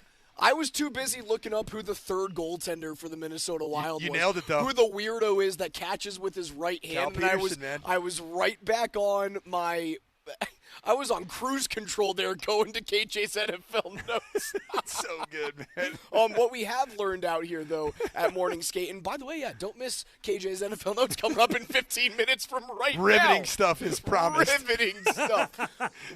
What we have learned so far at Morning Skate is that John Hines and the Minnesota Wild are expected to make a lineup change due to injury. I think it's going to be on the back end. I don't think it's going to be any changes with their forward unit. My expectation is like Jeff Petrie might be back into the lineup for them. I don't think it really impacts Minnesota all that much, considering if this is a regulation game, I could see Quinn Hughes and Brock Faber playing like 35 minutes each time. 100%. Right? With their backs against the wall, if you don't win, you're done on the season. For a coach that doesn't have any qualms about running those 2 players into the ground, they might have 12 minutes of time on ice in the first period alone tonight. Yeah, it wasn't a surprise whatsoever not to see Quinn Hughes out here. I don't think he needs the extra work. Nope. He needed to be as far away from ice as he possibly could because the amount of time that he's been accumulating now, and I think, what is this? This would be game – this will be game 12? Or it was a 6-game series. This will be game 11 for Minnesota. Game 11, and he's essentially put forth at least. They're averaging like 30, 31 minutes a game. Yeah, and he's been the guy that's, I think in game 2, the Colorado Avalanche really targeted him, wanted to get bodies on him. He was a little bit more elusive, I thought, in games 4 and 5. 5 probably a little bit more of an accumulation of hits and knocks that he's gotten, but. Certainly easier to be more elusive when Game you're 4, at home. I digress. Right, games 3 and 4, yes. When you're at home, it's easier to be more elusive as a defenseman, considering John Hines is able to get every single one of the matchups that he wants, right? I think you're going to see more physicality and more ramped up hitting opportunities on that pairing of Faber and Hughes because Colorado is at home, and you'll be able to hunt that matchup, especially in Minnesota's defensive zone. You weren't able to see that against Minnesota because I'm not saying that like they sheltered Hughes and Faber. They certainly didn't. But you're able to keep them away from harder checking lines when you're on home ice with the last change. Yeah, Raj, sorry to get a little sidetracked here with these last 3 skaters out here. I tried to tell you that 15 minutes, we were doing NFL notes. All good. With looking at these last 3 skaters that are out here on the ice and knowing that there is potentially some type of injury decision that's going to be made that John Hines alluded to, would there ever be a time where you're getting one of these 3 individuals ready for more specific roles that they're going to be playing tonight and just kind of sharpening up some aspects of their game? And we kind of look out here, and I know for sure we see out here is jersey number 10, Bobby Brink. Bobby Brink, who is a former DU Pioneer. Robbie Fabry is out there, and I can't tell who the third player is. I thought it was Danila Urov, but I think he's already been playing a ton. Urov has been playing a bunch. Yeah. So I don't know. It just seems like there's some extra instruction that's being given, and I don't know if this is just, hey, keep things sharp, but obviously it seems like something's going on with regards to there's going to be an increased role because clearly backs against the wall. John Hines has to make some type of adjustment. And if anything has to do with injuries accumulating, you talked about it. Who's been wearing the boot for? Zach Bogosian. Bogosian's been wearing a boot for months. About a month and a half. He's been in and out of a boot, according to some in the Minnesota media. Any idea who the injury might be? I think it's probably Bogosian. I mean, he's 38. He's slow as is, and if that foot is hampering him, again, having the last change means so much as a coach with the offensive and talent tools that the Avalanche have. So much. Because then you can look at that Bogosian pairing. You can look at whoever is the slowest set of defensemen that Minnesota has, and you can throw out the McKinnon line against them in the offensive zone, time in and time out. I think that's what's going to happen. I think Bogosian is likely going to be out. I think Jeff Petrie is likely going to find his way in. That doesn't really help all that much on foot speed, man. I feel overconfident about the Avs going into Game 5 tonight. Overconfident. Only path forward for Minnesota. I mean, they're going to play desperate hockey tonight. They're going to throw everything that they have at the Colorado Avalanche because it's do or die. There is serious top line class for this roster. You're going to have to get unbelievable production from your star player to have a shot. Just like you won. Right. If Kaprizov, Boldy, Hughes, and Faber are better than McKinnon, Natchez, Taves, and Makar, they've got a great chance to win the game and extend the series. It'd be Game 3. It's essentially a repeat of Game 3, but without a doubt. A lot harder to do on the road. Yeah, harder to do on the road, and also, like, if you don't cut to the penalty box as much as Colorado did in that third game, are we looking at a 4-game series? There's a possibility we are. That's the biggest key for Colorado. Stay out of the box. Stay out of the box. Play 5-on-5 hockey, and you're moving on to the West Final. Any thought to just the overall McCarron and Manson? Do you think McCarron's going to play the role of a major antagonist tonight and try to goad Josh Manson into taking some penalty minutes? If I'm Michael McCarron and I can take Josh Manson off the ice for 2 minutes at a time. Like, look how good Minnesota was at 4-on-4, right? We talk about that Game 3 loss for Colorado. That first goal that they score at 4-on-4 was a simple missed assignment. Obviously, Josh Manson not playing in that game due to his upper body injury. Was that the Kaprizov the zone entry from up top and just split right through? It was Brock Nelson. And I think it was Devon Taves that just had a miscommunication on the defensive blue line. And Kaprizov, you give him, he's a freak. He's a freak. As a skater, as a guy that, just his zone entries, his spatial awareness. I mean, the guys, they have two individuals that just glide, and it's Quinn Hughes and Kirill Kaprizov. They are just absolute gliders on the ice. So from a McCarron standpoint, if you take Josh Manson off the ice for 2 minutes and you take a roughing call alongside him and you go 4-on-4 hockey, Minnesota's one of the only teams in the NHL that I think can look at Colorado and say, 4-on-4 hockey, we're just as good as you, if not better. So I think that's a win for Minnesota. If you take him off the ice for 5 minutes, we talked about this yesterday. I think that's the reason why Josh Manson did not fight Michael McCarron in game number 4. Because if you take Manson off the ice for 5 minutes, it is a far bigger blow to Colorado than it is taking McCarron off the ice for 5 with Minnesota. How would that have been divvied out in terms of the penalty minutes if you get the butt end? So is the butt end a automatic ejection if called? A butt end is automatic 5 in a game. Okay. If called. Now, the reason why it was a double minor is because they did not have definitive proof in that moment, which I think is a little crazy because there was a mark on McCarron's face. Now, did he flop? Without a doubt. And if you've seen what he did when McCarron was playing with Nashville earlier this season against Minnesota, Matt Zuccarello slashed him in the hand.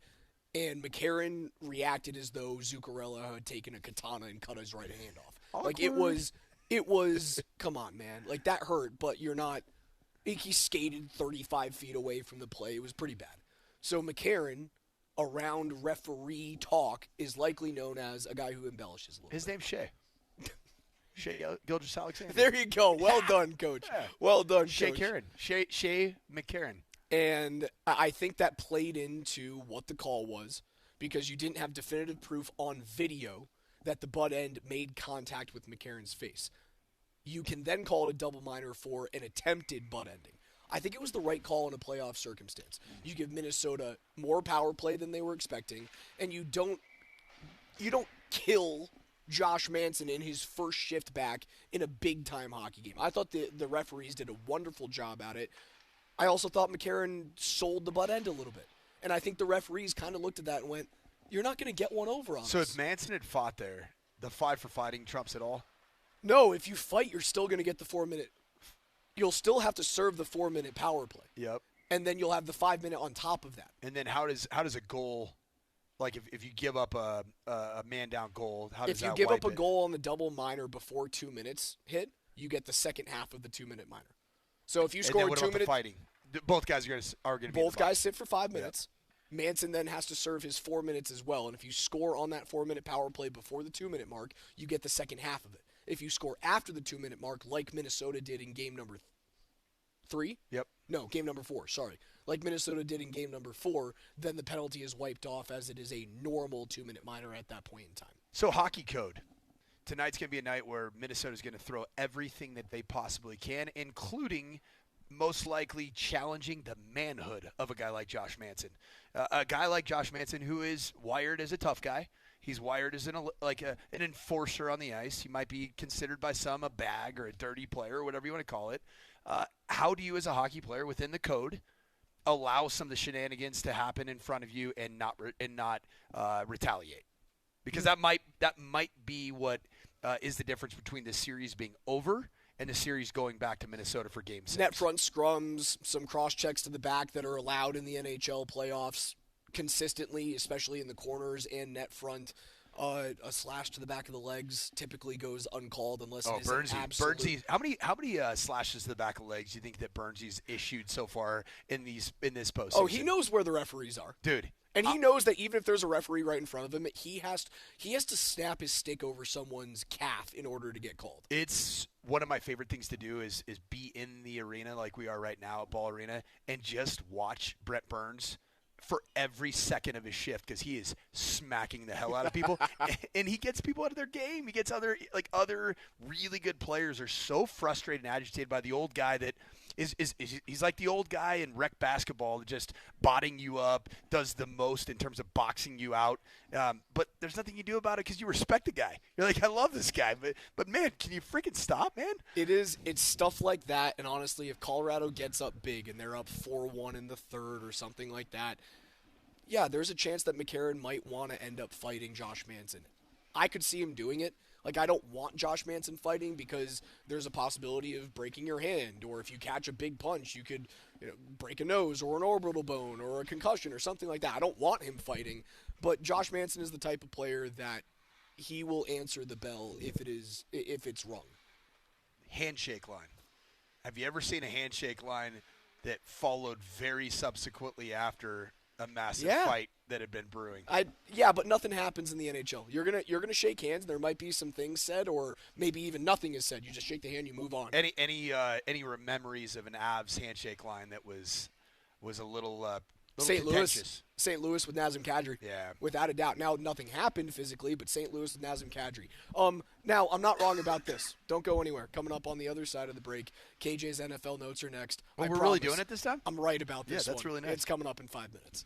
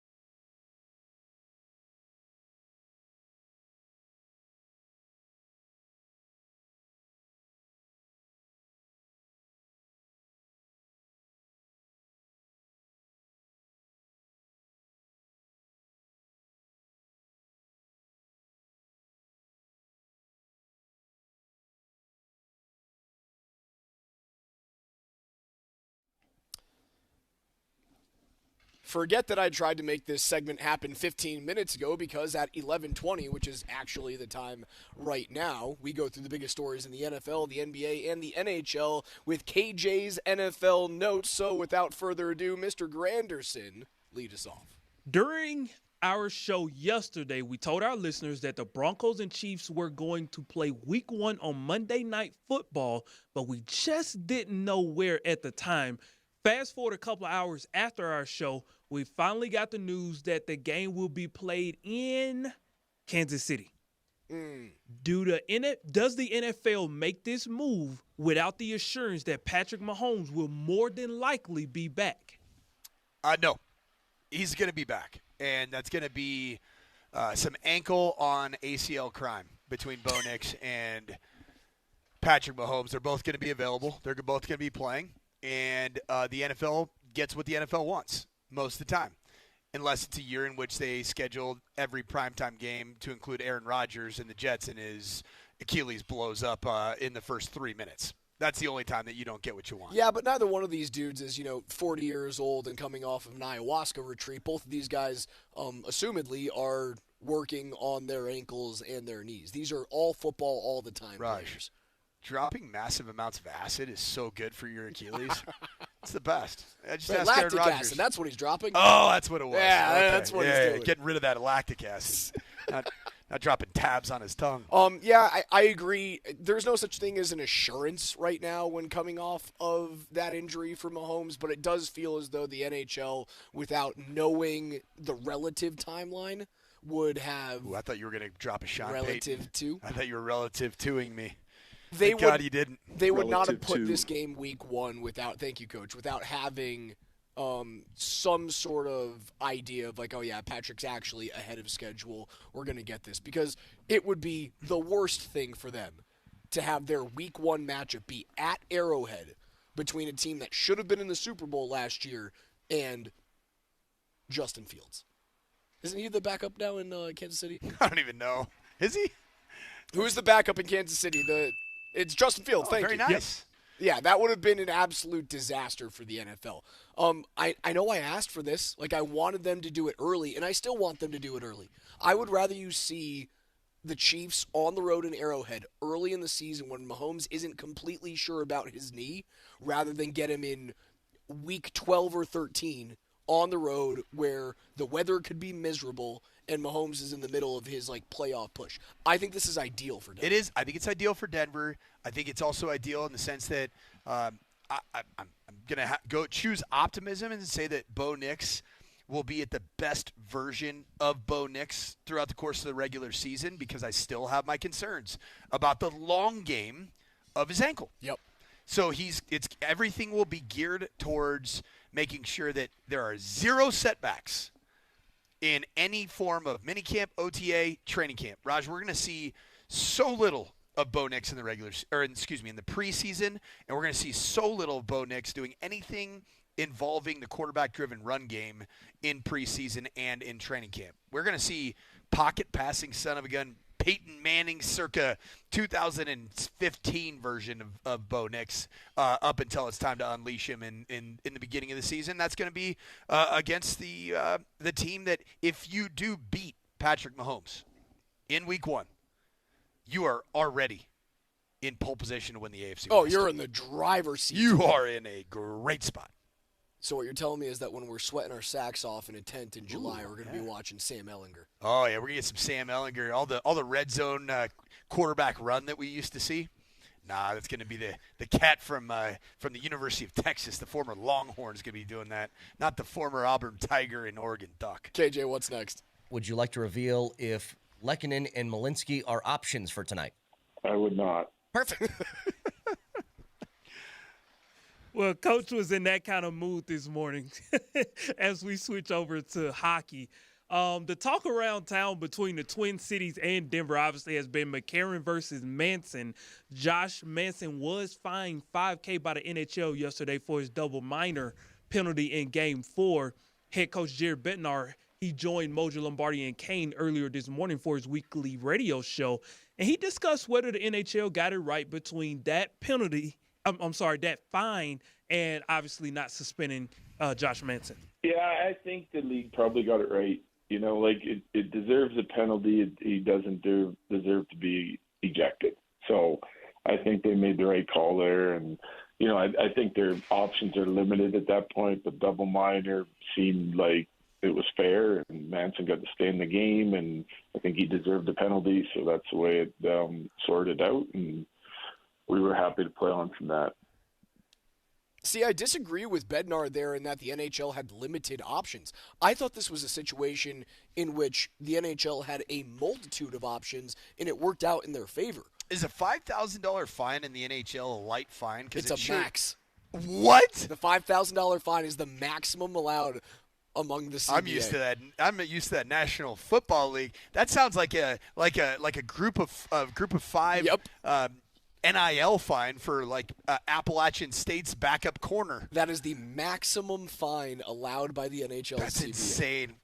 That's a great league to play in, man. Great league. They've got a good CBA. Oh, they don't make NFL and NBA money. Not quite, but Kirill Kaprizov's got something to say about it. He's making 17 sheets a year. Yeah. Kirill Kaprizov could be a starting tailback, an elite starting tailback. He could be a seventh option on the 7th seed in the West in the NBA.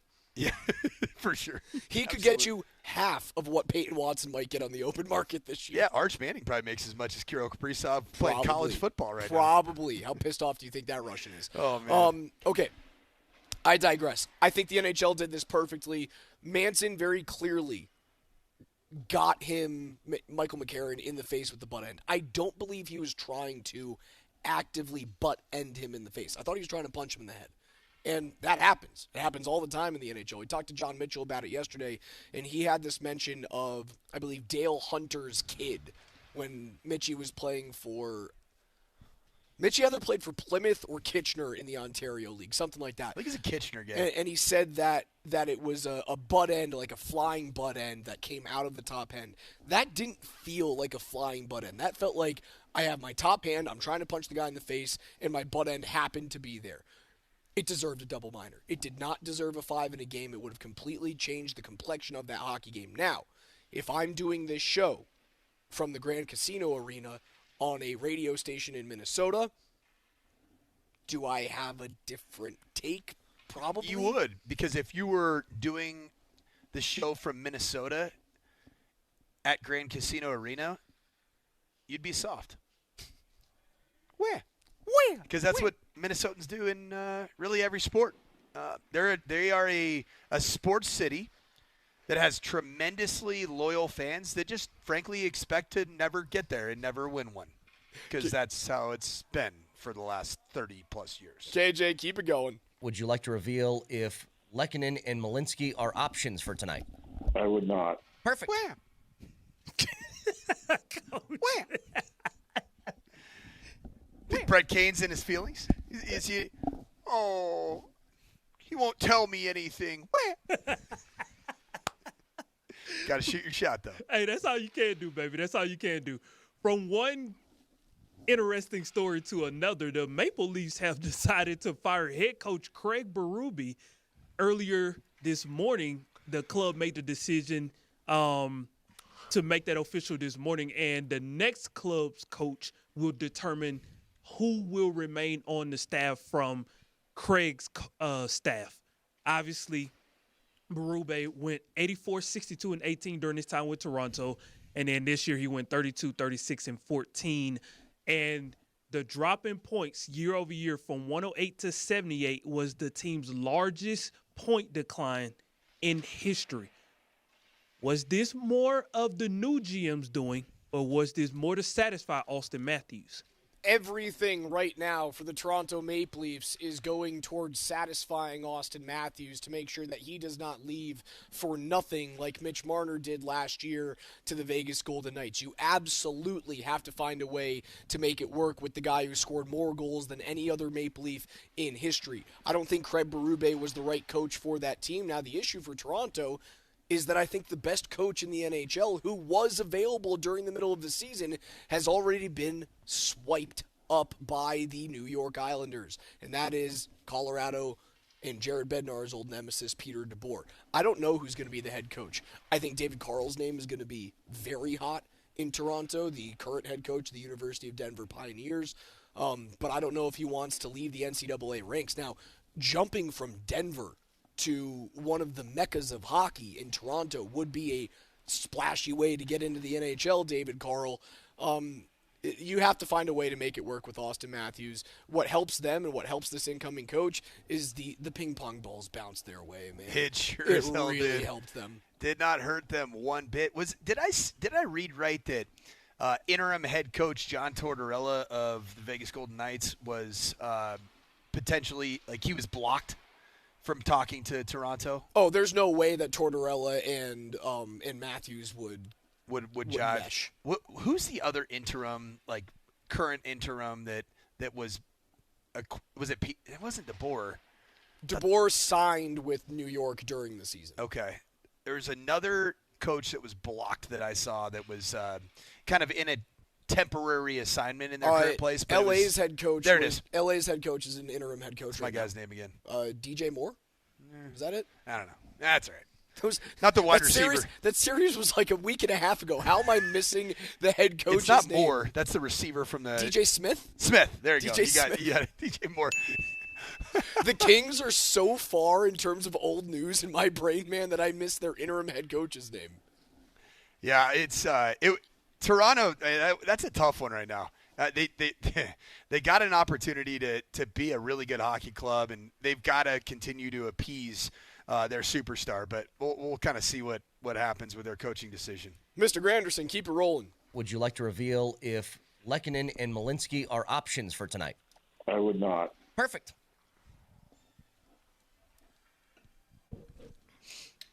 From the ice to the hardwood we go as Victor Wembanyama, fresh off of his ejection in Game 4, delivered a massive game in a 126-97 win over the Minnesota Timberwolves as the Spurs take a 3-2 series lead. Victor Wembanyama was the first player in NBA postseason history to tally 27 points, 17 rebounds, 5 assists, 3 blocks, and 2 3-pointers since the three-point line was introduced to the NBA. Wemby talked postgame about the antics of the T-Wolves early in the game, and he talked about basically how he knew that was coming despite it not really working. Io early in the game was coming over to you saying something. You just kind of seemed to laugh it off. Like, do you feel like after maybe getting that release, the physicality doesn't faze you in the same way anymore and you're more used to it? Yeah, I feel like the rage baiting would have been maybe one of the strategies, so I feel like we need to stay composed as a team. Wemby was fantastic in this game. 27 points, 17 rebounds, 5 assists, 3 blocks in the game in which San Antonio blows out Minnesota 126-97. It feels like Minnesota's best punch has already been thrown in this series. Just going back to Minnesota. Man, you believe in that team more than I do. And don't get me wrong, series, I enjoy watching how hard they play. The home team's won every game, right? No, that's not true. Minnesota won Game 1. I think San Antonio ends this thing in 6. I think we are destined to get Oklahoma City, San Antonio, like we've been destined the entire season long. And again, I enjoy watching the Minnesota Timberwolves play basketball because I wish the Nuggets played basketball like the T-Wolves do. I'll tell you what the T-Wolves in this series don't mind doing is when they inevitably are going to lose, they're not afraid to just chalk it up and come back out next time out. I mean, they were getting torched in this game, and you felt like the white flag was out there early in this game. So I think they're gearing up for Game 6. I think it's going to be a good Game 6. That team is not going to go down lightly because they have grit, they have intestinal fortitude, and they will stand in there toe to toe and fight you. KJ, one more. Would you like to reveal if Lekkonen and Malinsky are options for tonight? I would not. Perfect. Daryl Morey is out as president of basketball operations with the Philadelphia 76ers, but they are retaining head coach Nick Nurse. Bob Myers, who is the president of sports for Harris Blitzers Sports and Entertainment, will lead the search for the new head executive for the 76ers and will oversee the franchise's basketball department in the interim. So let's look at it from this angle, guys. You know Embiid and Paul George are under contract for at least the next 2 seasons. Can the 76ers fix this, or is the process pretty much over? No, the process is toast, man. Like, the only way that you can get out of this is if you find a way to trade either one of those two players. But if I'm another GM in the league, I've got you bent over a barrel. Who wants a 36-year-old Paul George that can't stay healthy? Who wants a 32-year-old Joel Embiid that has literally never stayed healthy in his entire career outside of the one MVP season that he stole a trophy away from Nikola Jokic? It's got to the point with Joel Embiid. It's like, it's a bonus. Our superstar is playing tonight. Just wow. playing. Oh my gosh, he's on the floor for our team. Dude, they're toast, man. It's a shame that Joel Embiid wasn't able to stay healthy during his season, or his career, rather. It's a shame that Paul George, outside of his years in Oklahoma City, couldn't stay healthy. Almost all of those years in Los Angeles as a Clipper were mired in injury, man. It's a tough go for him. But yeah, to answer your question, they are toast. The process is completely done. 303-504-0925 is where you can reach us.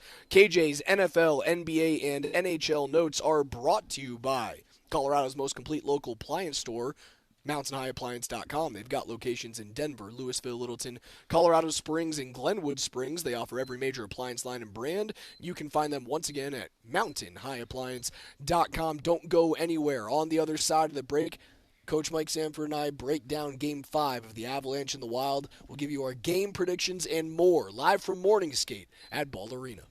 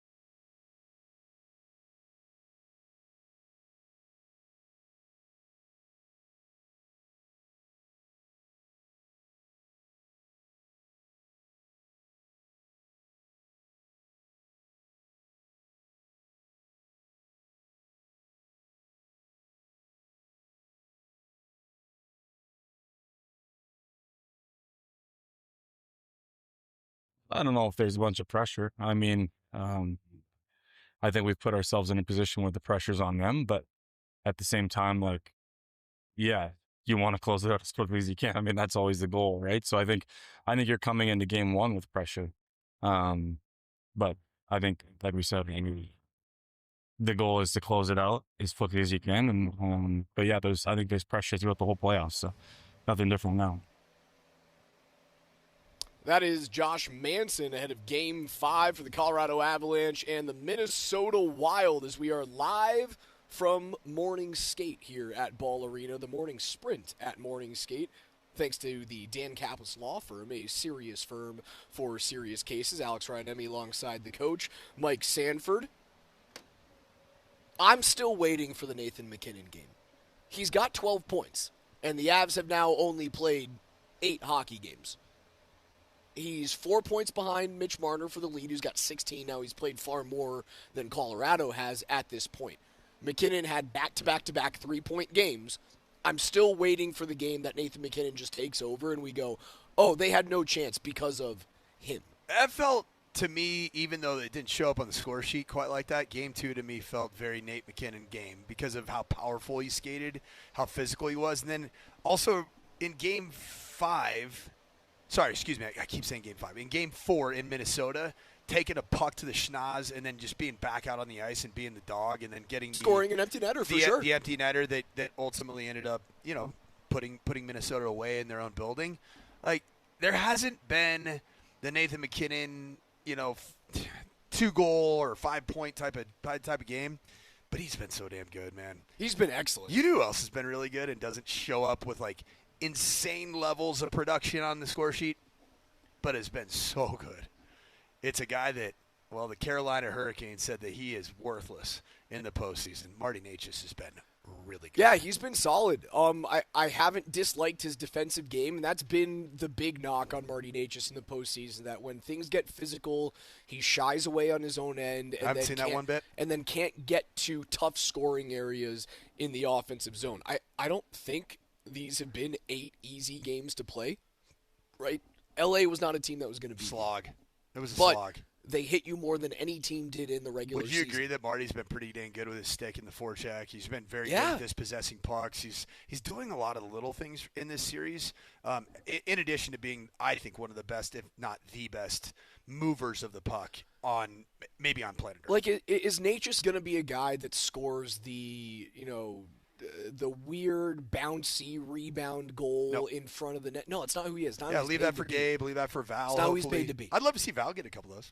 I'd love to see that happen. Nichushkin was out on the ice prior to Avs skate. Again, this was an optional morning skate today that there were multiple guys absent. Nathan McKinnon absent, Cale Makar absent, Sam Alinsky as well as Arturi Lehkonen absent.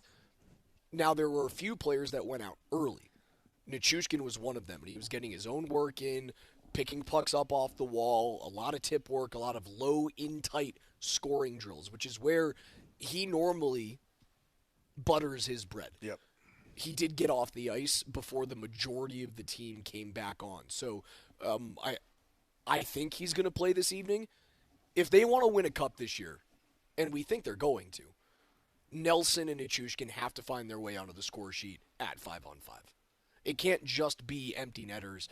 You have to have 5-on-5 goals from those two dudes because they're not going to get power play opportunities.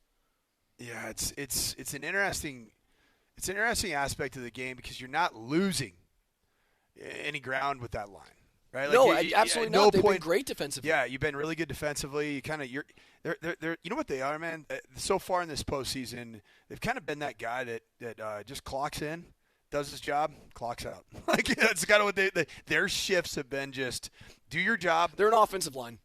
Yeah, they're an offensive line. They are. If I don't notice you, you're doing your job right. Yeah, and I really. From an offensive standpoint, you really haven't noticed the Nelson and Nichushkin line all that much in this postseason. Has it been because that the third element has been a little bit? It's been fluid. Yeah, who's it going to be? Is it Lecky? Is Lecky playing up with the first line? Is it Landy? Is it Nat? Like it feels like there's been a little bit of that. They've lacked continuity and maybe like real chemistry with the third element of that line. That certainly could be it. That could certainly be it. But I also wonder if the team looks at their value and goes, we don't need you to score. We just need you to not get scored on. We need you to be able to shut down the – Matt Boldy's largely been shut down in this series. And that dude had the sneakiest 40-goal season in the NHL this year. And you saw what he did in Milan for Team USA at the Olympics. He was a game breaker, and he was a game breaker against Avalanche players. Remember that split that he had between Cale Makar and Devon Taves, that little pop-up move that he had? It was filthy. He made him look like they were average defensemen. And he's a terrifying player because he is so big. He is such a powerful skater, and he does have class. I mean, and he's a tough guy. He was a guy that was, decided to come out here and make sure that Raj and I know that he was on the ice, and he was just hammering pucks in our general direction. He was probably aiming for the O in body armor on the boards, and that's probably what he was doing. But it looked like he was going right for your head there, Raj. It's going to be fun tonight, man. Any thoughts about what tonight's going to look like? Do you think that there's going to be, if you look at Game 1, unhinged, crazy. Game 2 got normalized, and then the best team on planet Earth, the most talented team right now on planet Earth, asserted their dominance in how they skated, and that was the Colorado Avalanche. Game 3, the theme there was if you play 4-on-4 or 5-on-4 hockey against these Minnesota Wild, they're going to beat you. They're going to make you pay, and they dominated that game. And then Game 4 is a little bit – I feel like Game 4 was a combination of a little bit of Games 2 and 3. There was some give and take. What does tonight end up looking like? Is it its own thing all in and of itself? I've said that you're not getting out of this series without winning an overtime game, and this morning was the first morning that I woke up not thinking that. Yeah. Because – Which means it's totally happening. Right. Which means we're absolutely getting overtime. Yeah, it's a double overtime game. You have to win it 3-2. We're going to be up till midnight. This was the first morning that I woke up and I went, I think Colorado has it. I think they have figured out how to not lose to Minnesota. Boy, and also which is stay out of the box. The news, too, that of course we already know that you're not going to see Jonas Brodin. You're not going to see Joel Eriksson. It sounds like for this series, probably for the postseason for Minnesota, if they were able to extend this further. But there's also some new injury news. Like, that can't be good news for that team. No, every athlete has the thought process that we can overcome this. We can do this. We can win this game, and then you just go to the next one. You can win that game, and then you just go to the next one. At some point, when you look at two impact players like Brodin and Eriksson, and you go, they're not on the flight again, and we have to do this 3 times and twice in Denver, a little bit of doubt starts to creep in. The reason why I don't think this is going to be the overtime game, and again, I could be Raj cursing this and be wrong. I think Colorado gets out to a 2-0 lead early. And I think that doubt starts to become reality. And you'll then start seeing a little bit more physicality from Minnesota, opening up the middle of the ice, trying to goad Colorado into what the Timberwolves tried to do against San Antonio and Wemby yesterday. And I think the Avs are going to kind of look down their nose and go, nice try. We're on to bigger and better and shinier things that weigh 38 pounds. Yeah, and it's so funny because when you start talking from a place of Minnesota is toast in the series, it makes Minnesota seem like they're not a really good hockey team. They are a really, really, really good hockey team. But not having those 2 individuals and potentially adding a third, which is kind of what John Himes alluded to, in his press availability before open skate, it just feels like I don't see a path forward, and I actually think tonight's gonna be dominant. It's gonna be dominant for Colorado, and I think it's gonna get sloppy. And like, do you think this is Game 6 between the Nuggets and Timberwolves?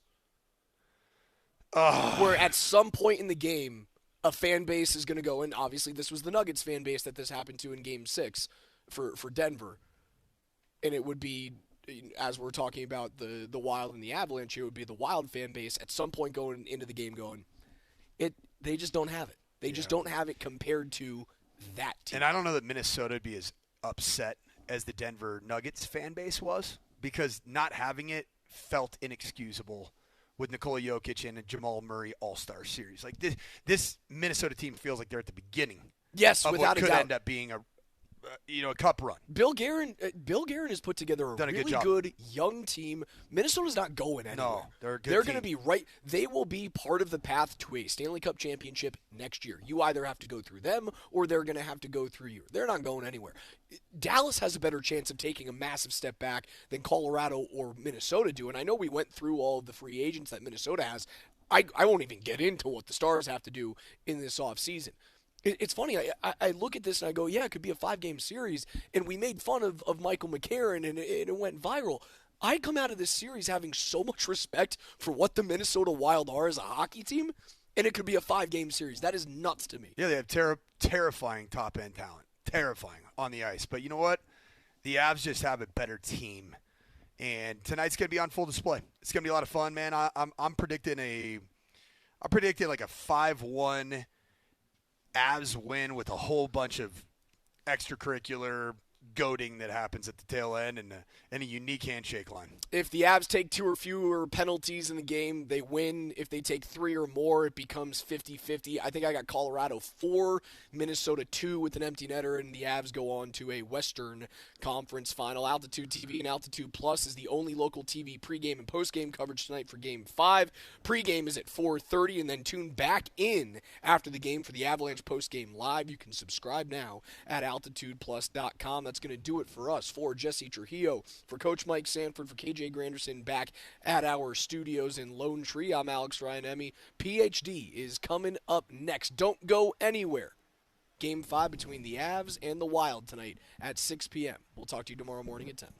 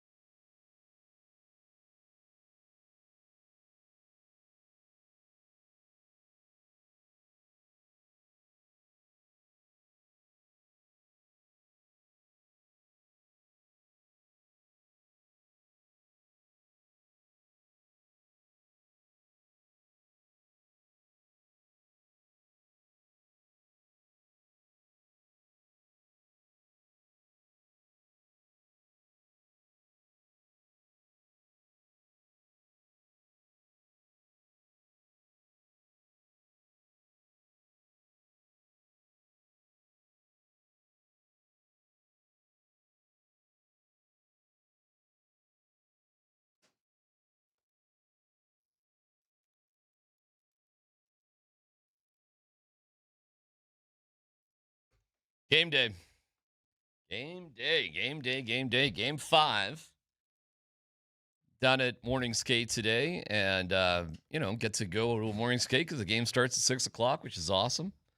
Love the morning skates. You can see the media down there. TNT is holy cow. Do they bring a lot of people? They do that for basketball too. Do they have 1 million people for basketball? Well, I don't know.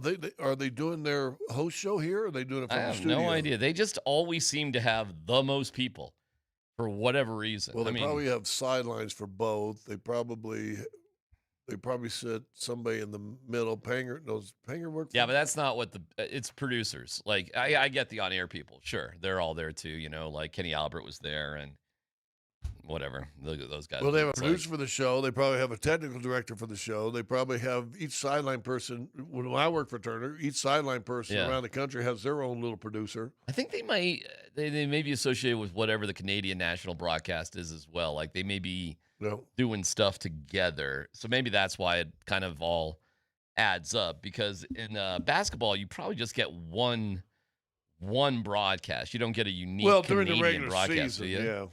I think by the time you get to the finals of the conferences, then I think they all travel. But it'll be interesting. So was it like 3 sections today? What Was do you it mean? the altitude section, the Muggle section, and then the national section? Well, the altitude section is much smaller now, but it's they kind of hang out with the kind of the wannabes to the TNT sort of thing.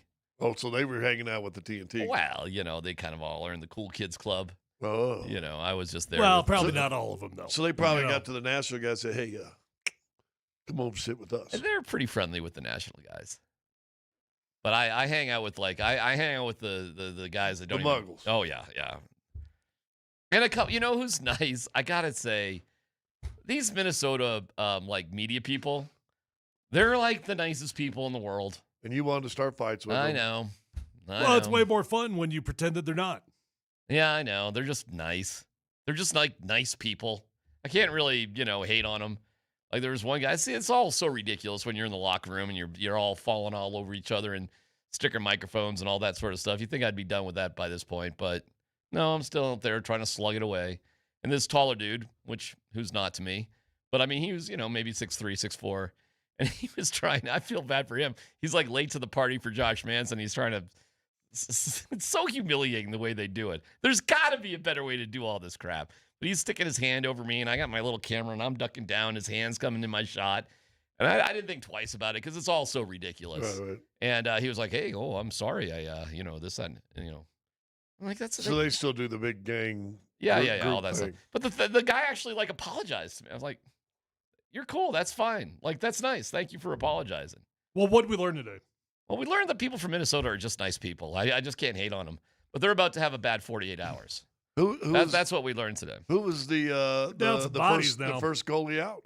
First goalie out was Mackenzie Blackwood. He will definitely be starting in net today. So yeah, pretty interesting. No McCarr, no McKinnon, but I don't think that's a big deal. I don't think he skated the other day. McKinnon. Nate Dogg's he's still undergoing facial reconstruction surgery, but he'll be back in time. I definitely wanted to get a peek at his schnoz and his other facial parts, but he was not there. Kale wasn't there either. Again, not really worried about either of those guys. Do you take the time to fix a broken nose as a hockey player? No. I think it's a waste I'll fix that in about 8 years when I'm done. Well, they may reset it just so you could breathe. Yeah, but I know what Tyler's saying. It'd be a waste of time to have reconstructive surgery or. Oh no, you ain't doing that. Well, what would the point be? No, you just kind of live with it. It's kind of like the old time boxers that they got their nose busted so much. What's the point? They eventually had no cartilage in their nose at all. Looking like wrestler ears. Yeah. What do they call that? Cauliflower. There you go.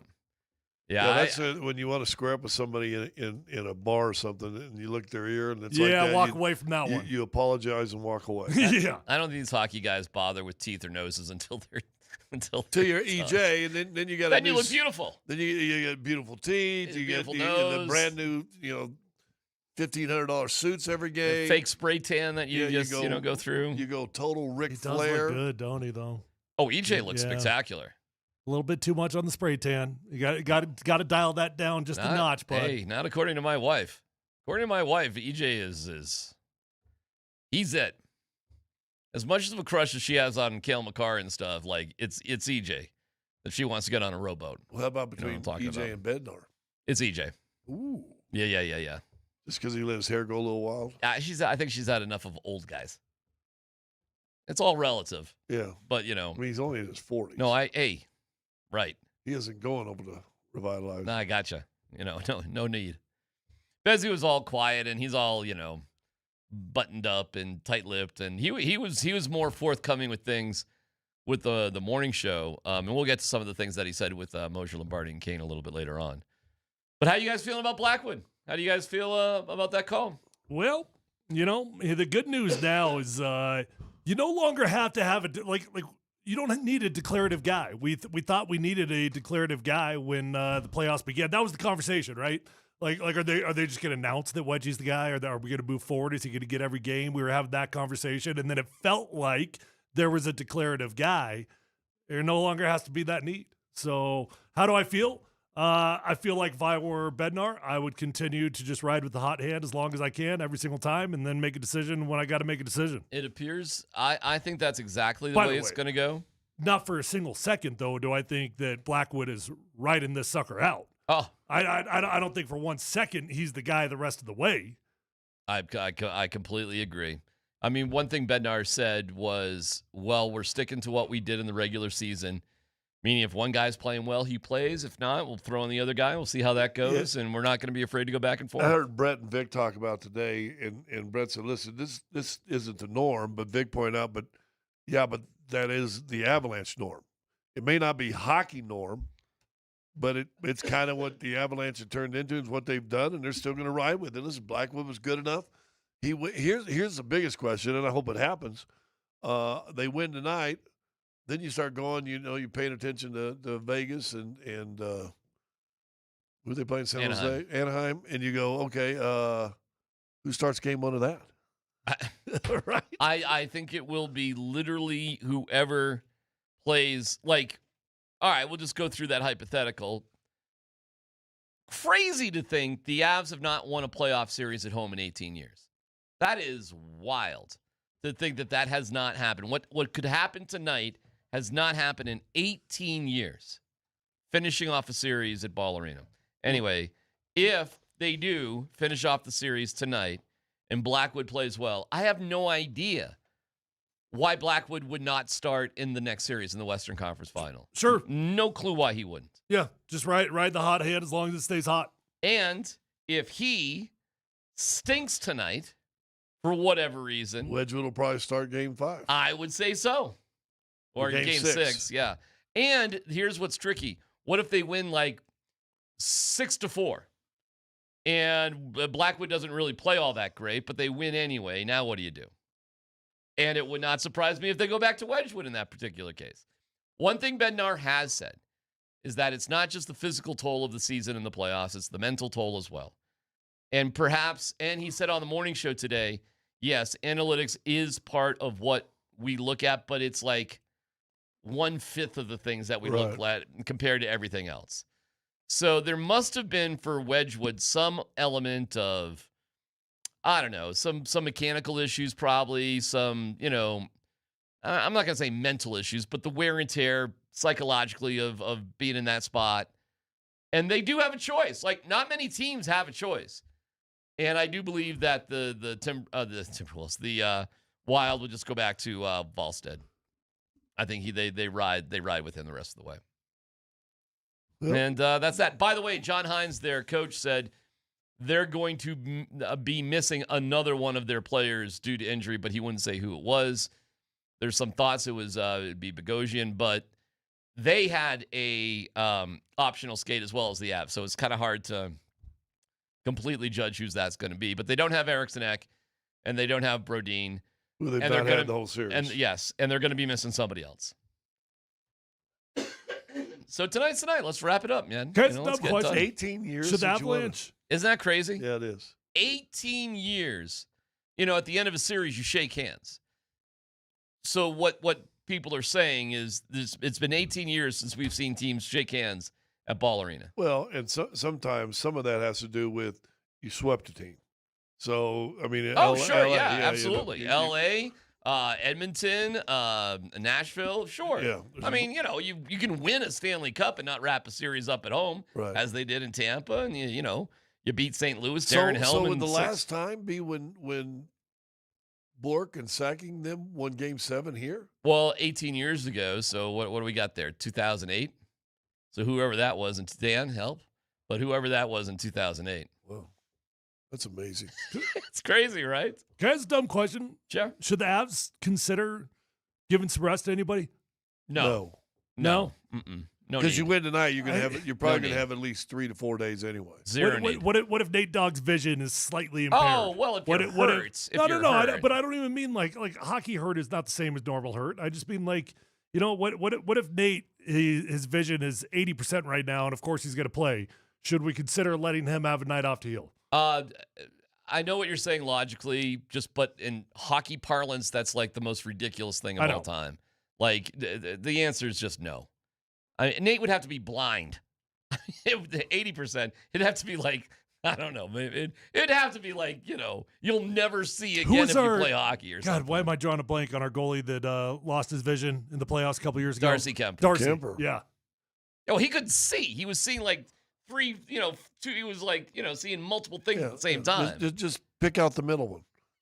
I mean, he got that third eye vision going. He did. He would look a little walleye. I got 3 pucks coming at me. Yeah. Just stop the middle one. Yeah. By the way, he had the worst goalie stats for any goalie who's ever won a Stanley Cup. Like, we did not have great goaltending winning the cup. We did not. But if you look at the picture after when they win it, and you look at his eyes, one's like half closed. It was so squirrely. I remember that series and looking at Darcy Kemper the whole time is like, what are we doing here? So is a half-blind Darcy Kemper better than Francois? But you can call him Francois. I shouldn't have corrected you. Francois. My bad. I mean, yesterday you said you liked it. No, I know. I should roll with it. It's funny, actually, Francois. You should just call him Pepe Le Pew. But he is from Switzerland. He's not from France. But Francois is funny. Yeah. The Swiss. Yeah. Yeah, I don't know what it says about, Francois. I mean, he played great, too. He won a bunch of games. Yeah. He was big in that Nashville series, wasn't he? Well, that's the series that Darcy Kemper got his eye poked up by Ryan Johansson, who later on became a terrible player for the Colorado Avalanche. He was one of the one guys in trades they made that you really never got liked. You know what, though? And he just it was weird, man. Like, he just did not jibe with it. He's one of the few guys that have come into the Avs who just did not connect with anybody. It was weird, man. He didn't connect with his teammates.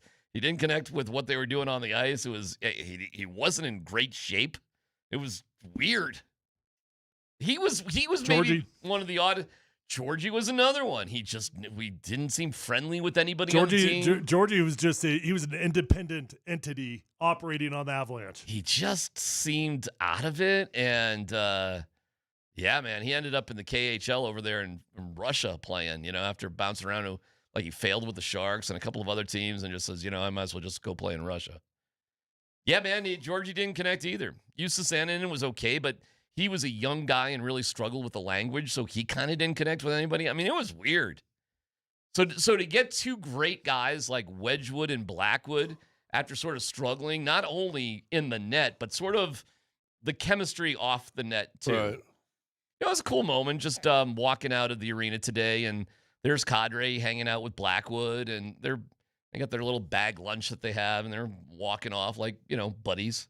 If you see relationships that you did not see with Justus Annunen and with this is highly speculative, but the Avs win a Stanley Cup this year. What's the percentage of both goalies are back next year? Well, I mean, for sure for Blackwood, for sure, 100%, because he's got. Do we know the contract situation? Yeah, I don't know about Blackwood Wedgwood. just extended. Yeah, Blackwood's got a couple years at least. I'm not sure about. I don't know where Wedgwood's But at. even if they're both in a contract, I'll tell you this: they'll want them both. They'll.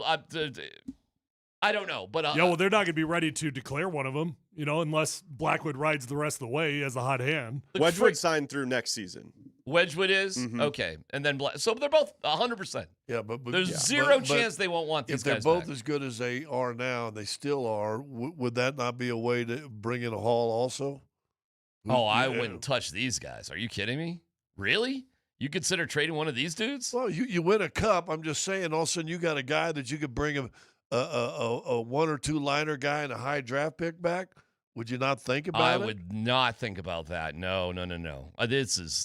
I can't believe how lucky the Avs are to have two dudes that. But you don't want to just lose him in free agency and get nothing either.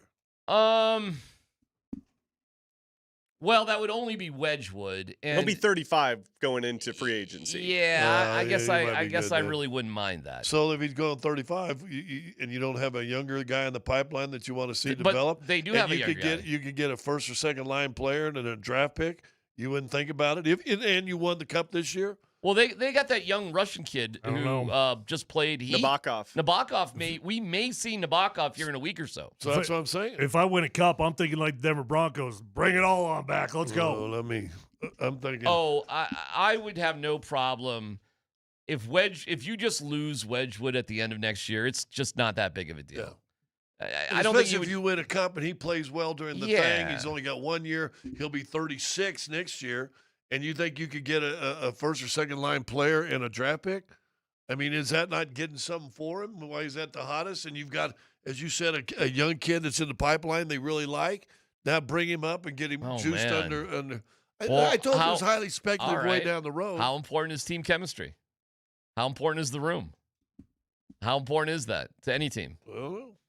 I mean, it's no big deal trading Georgiev or Johansson or Justus Annan, and nobody really cares. Sometimes after a championship, you actually want to intentionally break up the chemistry just a little bit so there's not too much comfort. Oh, all right. Okay. I don't know what to say, but Wedgwood and Blackwood are like one of the boys. This is not a situation where the goalies are off on their own or whatever. Like, they are tight with the entire team. It's thick as thieves, all of them. It's unique. A lot of goalies are weird. And, they're just I get you. oddballs. I think you're missing the entire point of it. Make sure you keep a franchise going. You always want to do what's best for the franchise. Chris McFarland is nominated for, GM of the year. So he knows what he's doing. They know what they're doing. They knew better with Blackwood. Bedsy knew what he was doing. So sure. I mean, like, it's hard to question anything these guys do right now. Right. Like, you just look at all the success, and they admitted, like John Hines, the head coach of Minnesota, admitted today, the Avs were not as competitive as we were in Game 3, and they corrected that for Game 4, and we need to rise to that challenge. Like, everybody admits the Avs were complacent in Game 3, and it cost them. Everybody. The Avs admit it. Minnesota's admitting it. It's no secret. It caught them. They just got a little drowsy. I don't expect that tonight. Are you kidding me? It shouldn't be. In front of this crowd and what's going on? There's a couple reasons. Got to be that 18 years. Well, for whatever reason, there have been a couple of Game 5s that just haven't worked out. For whatever reason. Who knows? But tonight's one of them. And we'll see if we can't snap an 18-year curse.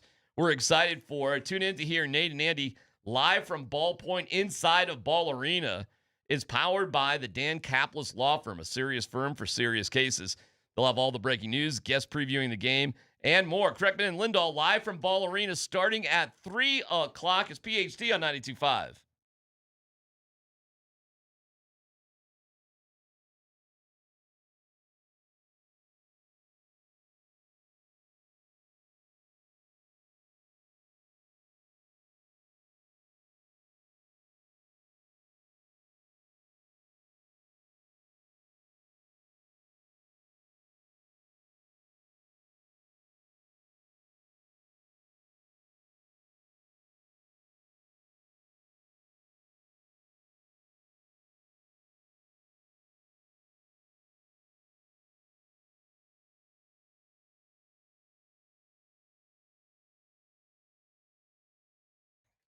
It's DMac for the Rocky Mountain Men's Clinic.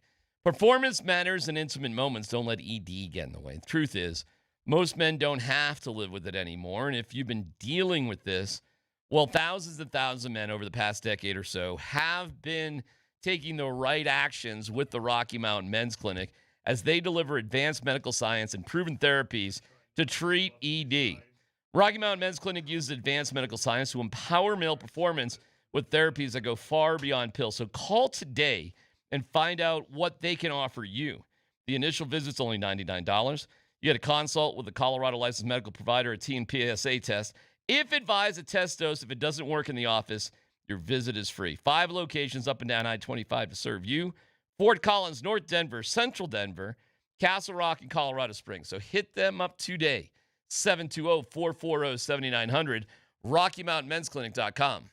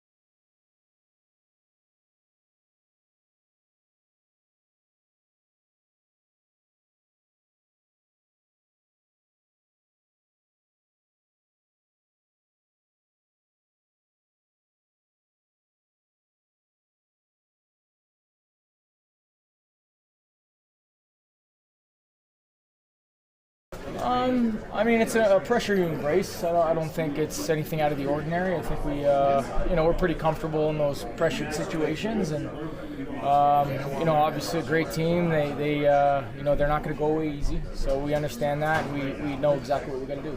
What can you say about Mackenzie Blackwood and the way that he stayed ready to be able to come in when needed? Yeah, incredible. I mean, that's hard to do as a goaltender. I never know how those guys can do that after being out for so long and coming into a situation like that. This isn't the regular season anymore, so that just shows incredible mental toughness from Blackie, and he played stellar, and I think we're going to get much the same tonight. There you go, Naz Kadre. Yeah, it's cool that he's on the team, right? Kind of take it for granted at this point that he's back, but just feels like old times, man. Just feels exactly what it's supposed to be. So the Avs on the brink of a trip to the Western Conference Finals with a win tonight. Hopefully do a lot of smiling. And if your smile doesn't look like you want, check it out with the Restorative Dentistry Group. Get the smile you deserve at DenverSmileAgain.com. Who do you think the hero will be tonight for the Avalanche, if we assume they're going to win? You know what? I'm going to go with. I'm just going to go with Blackwood, just continuing to make a name for himself, and keep it low scoring. Does his deal, and now the story becomes all about him. I think we're going to talk about again the third and fourth lines having guys step up and make plays. Whoever you want to be, I'm falling in love with Wall and that whole. He's a big dude, by the way. Yeah, Nick Waugh. Yeah. A lot of these hockey guys are way smaller than you think. Right. Not him. Well, he's a big dude.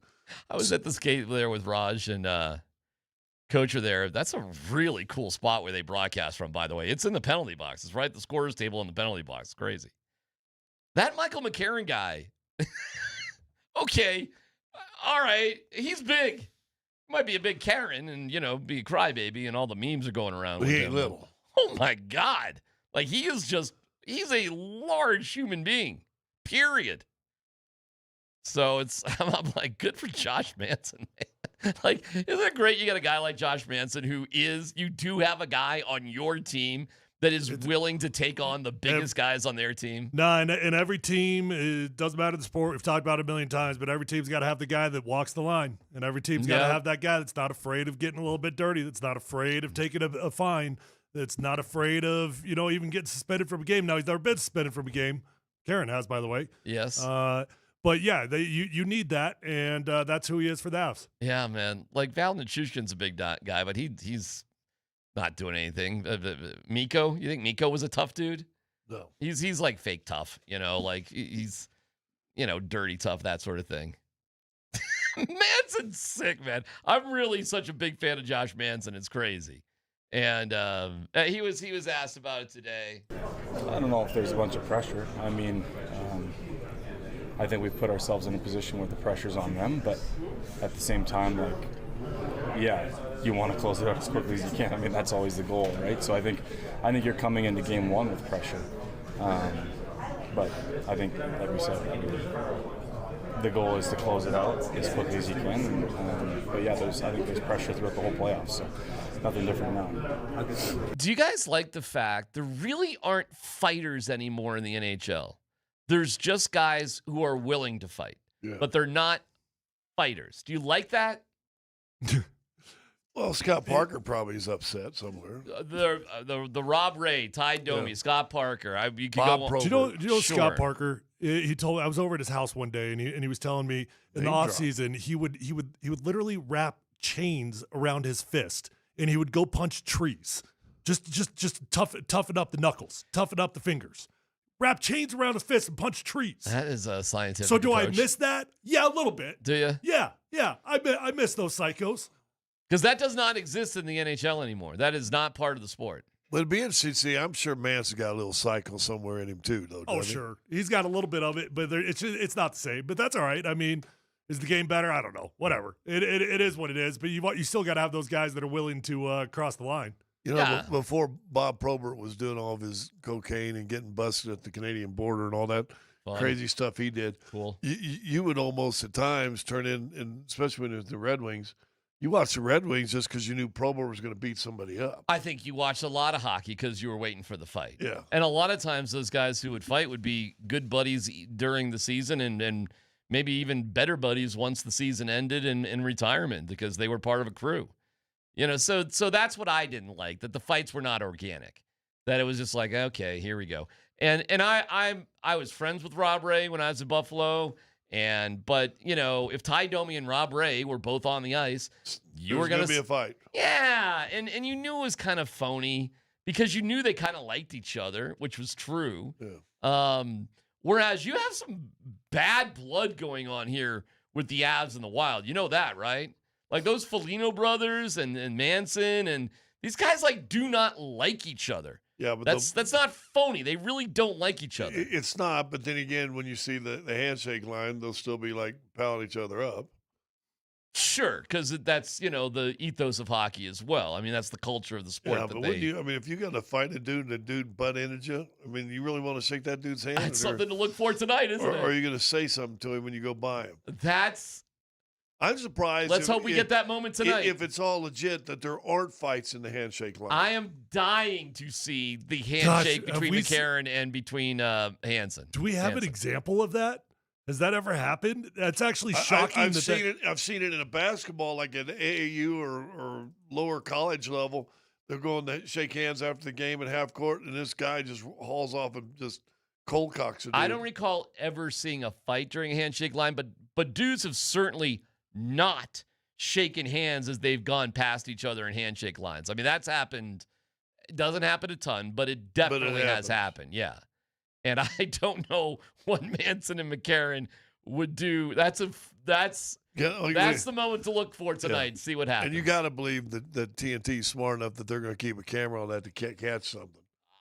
If they're smart, if they want a little drama, yeah. I mean, I'm going to guess that they're going to play up the McCarron-Manson thing a lot on the broadcast tonight, wouldn't you? Yeah. Maybe. But by the way, like McCarron, you know what? Like when you're sitting there in the intermission, you're like, glad you didn't get kicked out of the game.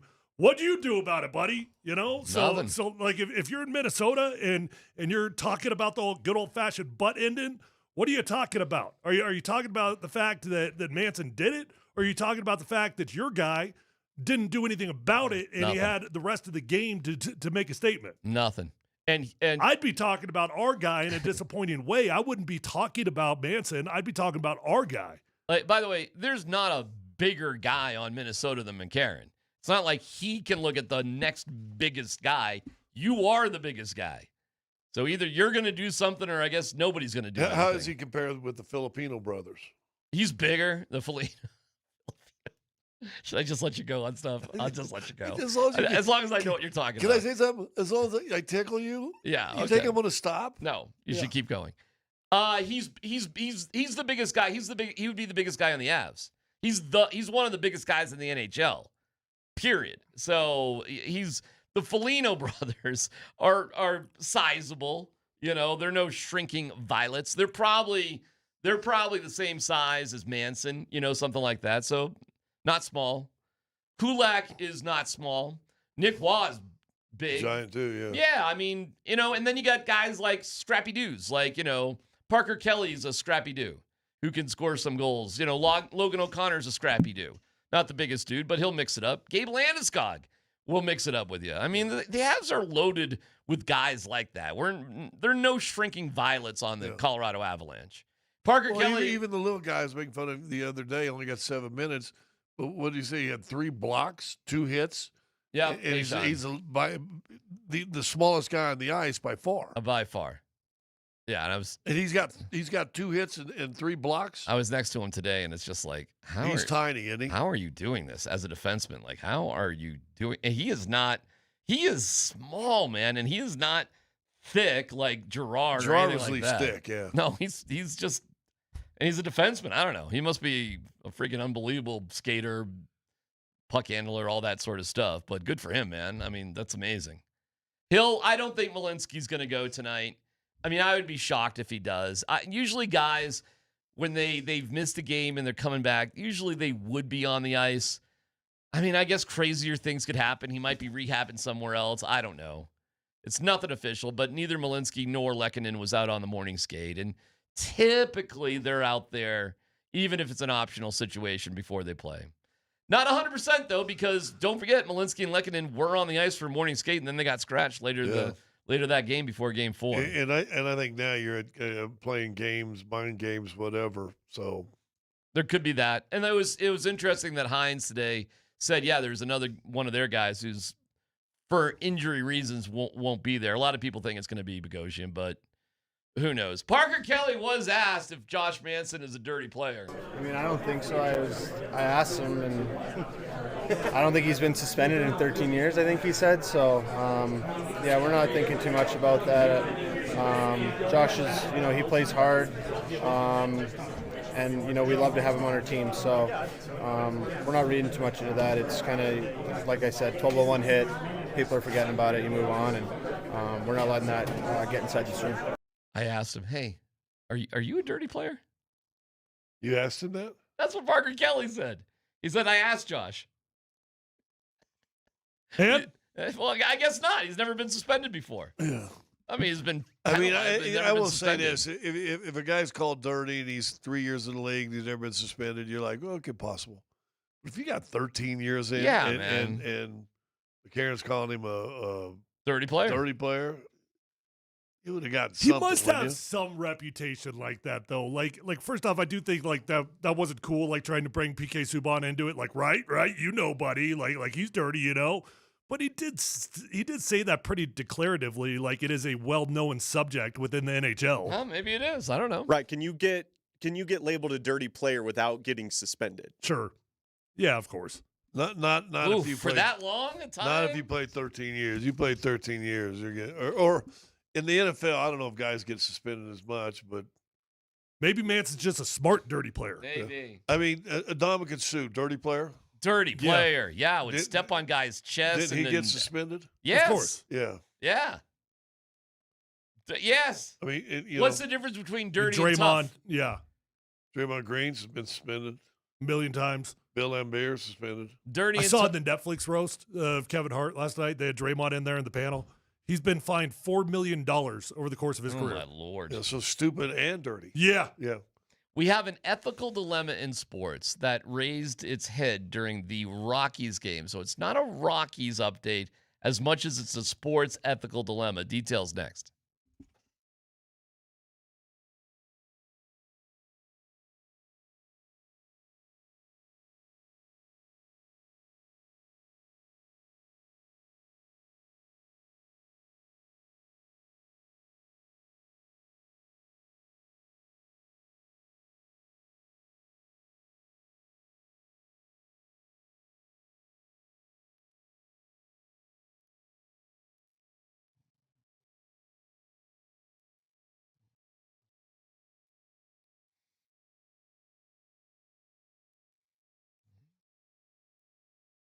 Winning hits different with Fanatic Sportsbook. It's DMac for Fanatic Sportsbook, and now that the playoffs are here, the stakes are at their highest. So don't wait for that what-if moment. Switch to the only sportsbook that protects all pro basketball player props across straights, parlays, and same-game plays against any first-half injury. That's right. If betting player props is in your playbook, whether it's points, assists, rebounds, steals, or blocks, Fanatic Sportsbook's Fair Play Insurance gives you the edge when it comes to cooking up a parlay. Some sports books protect your bet just for the first quarter. Some do nothing. But at Fanatic Sportsbook, where they flip losing bets into winning bets on every night on the court. That means if the player, that's your player, gets injured in the first half, your bet will play on with all the remaining legs. Meaning a loss can be turned into a win. Others copy trends. They set the standards. Fair play keeps every first half protected. So bet with the book that always has your back. Fanatic Sportsbook. Winning hits different here. Must be 21 plus. Gambling problem. Call or text 1-800-GAMBLER. Offer not available in all states. Terms apply. See Fanatic Sportsbook app.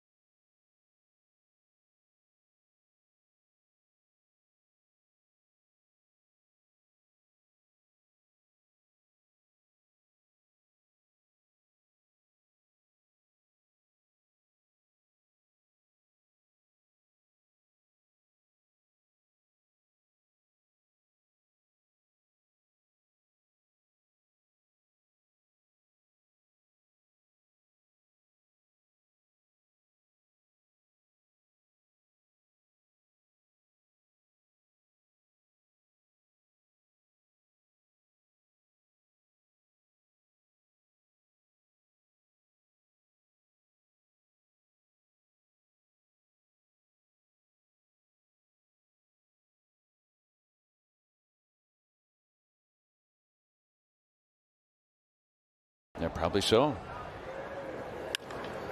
Out to Cruz again. Closing fast, and it's down. And the Rockies behind Mickey Moniak will have their first hit tonight. Oh, he gave it everything he had. All right, let's talk ethical dilemma in sports. When the team you're rooting for is having something done to them by the opposition. That's special? That's special. And it's not a playoff game or, something of incredible significance. It's just it would not apply in football. I can't even think what an example would be, and every game is critically important, so it doesn't really count. But in all the other sports, 1 of 162, 1 of 82, you know what I'm saying. Do you root for the remarkable thing rather than your team? So the setup is... As ordinary as your life is, I think you ought to look for and root for the remarkable. There has to be context to the question, right? Sure, we'll give it to you specifically. Paul Skeens, who had a rough opening day, but since then has been incredible. He's like a 1.68 ERA or 8.5 ERA. Never mind, he's married to a swimsuit model who apparently is, I didn't know this, but is on Sports Illustrated swimsuit magazine, and he's married to her too. The girl from Livy Dunn. Livy Dunn, yeah. Not that I know. LSU. I did not know that. Dan just chirped it in my ear. I did some frantic also research didn't know this morning. anything about the swimsuit edition that Dan just told me about today. It was all Dan. Yeah. You know why? Because I should. That's how I show prep, Tyler. Good job. I was wondering what you were doing there in the bathroom, Dan. Anyway. You use a lot of toilet paper, don't you? Skeens, well, good. Alternative is disgusting.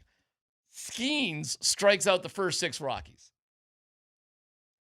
Then in the 3rd inning, Willie Castro tries bunting. Now, I'm fine with that because we're only through 2 innings. Right. So bunt away, get on base, let's compete and play baseball and try to break up this. I don't think there's any issues. That is way different than trying to bunt in the 9th inning of a no-hitter, that sort of thing. But they did get him out. In the 5th inning, Skeens hits Troy Johnston. So the perfect game goes away. They end up picking off Johnson trying to steal. So they're still, up and down. Clean sheet. In order. Up and down. Same thing. Right. Gets the first out in the 7th inning and then does give up a hit to Moniak. I tuned in the 6th inning because the game started early, got home, ba-ba-ba-ba-dam. I tuned in. I'm like, 2-0. All right, well, then, they go to break and I'm like, no runs, no hits. I'm like, whoa, we got no hitter going on. And I had to ask myself, with 9 outs to go in one of 162 for the Rockies, a last place team, what did I want to see from then on? A no-hitter. And you know me, I'm a big Rockies wonk, and I'm trying to, sleeping giant the whole thing. And I just sat there rooting for Paul Skeens. Yeah. And was disappointed when his center fielder misjudged the line drive, because in these perfect games and no hitters, you got it. Most of them have 2 or 3 whoa, great plays that saved the day. Defensive play, diving shortstop to get the double play. Right? Yeah. Well, see, in that situation, that's a pretty unique one, right? First off, the situation that you're describing, it's one that if you think about all the different stars that have to align, not only for the player to be playing well that day, everything going well on the field, but you have to actually be watching, like more times than not, you weren't physically sitting down, paying attention to that game when something like that happens. And then on top of it, who cares if it happens to the Rockies? So yes, absolutely. I'd be rooting to watch something that I might not ever see the rest of my life. Now, Rockies are in the hunt for a pennant, we're later in the season. Mm-hmm. Context changes. I was just going to ask, you're playing Oklahoma City, and Shea is going off and has a chance for 70 points. You pulling for him to get 70 points? No.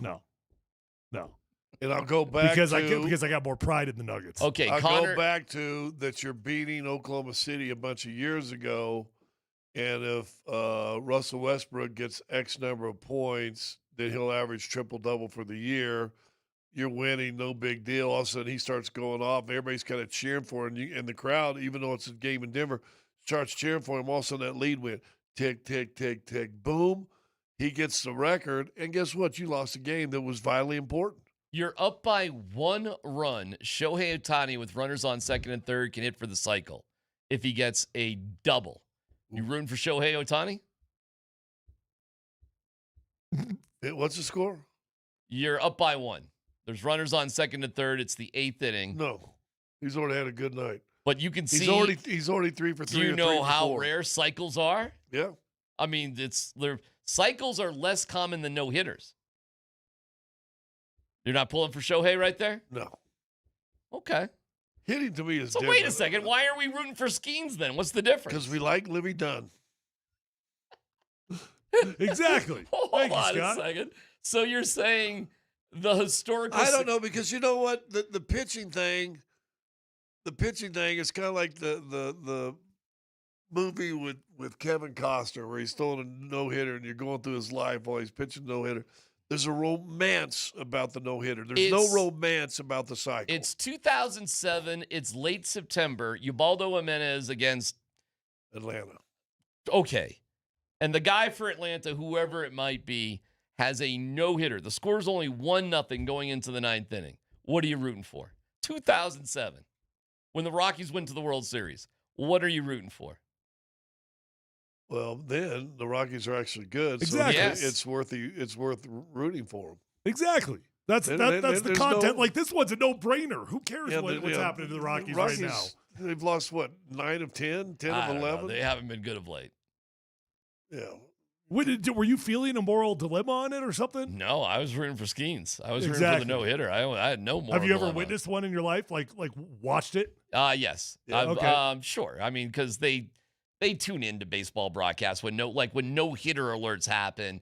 And I was watching the entire game. But to me, that's even different. Well, I watched Ubaldo pitch a no-hitter from first pitch to last pitch in April against the Braves. That's true. I did too. I was watching that game too. But you want to stay into those games. Well, in those days with the Rockies, every game Ubaldo pitched was like, because the Rockies were good back then, and it was he won 19 games that early in the year. Got screwed out of the Cy Young.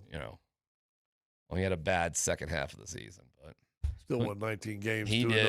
Couldn't get 20. He had like 3 or 4 chances to get 20 wins, and he couldn't get it. I'm just wondering in sports, what your ethical dilemmas are when it comes to historical stuff. Listen, I always want my team to win. I think that's always big and important. But there's also, and again, the record's got to be romantic. When McGuire and Sosa were going for the breaking Maris's home run record. Yeah.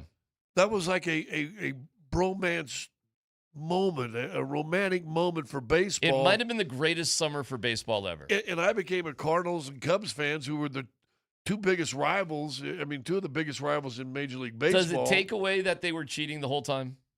No, well, not for now. Still a round bat, round ball, trying to hit it 400 feet. Still pretty tough. With a little help. A little help.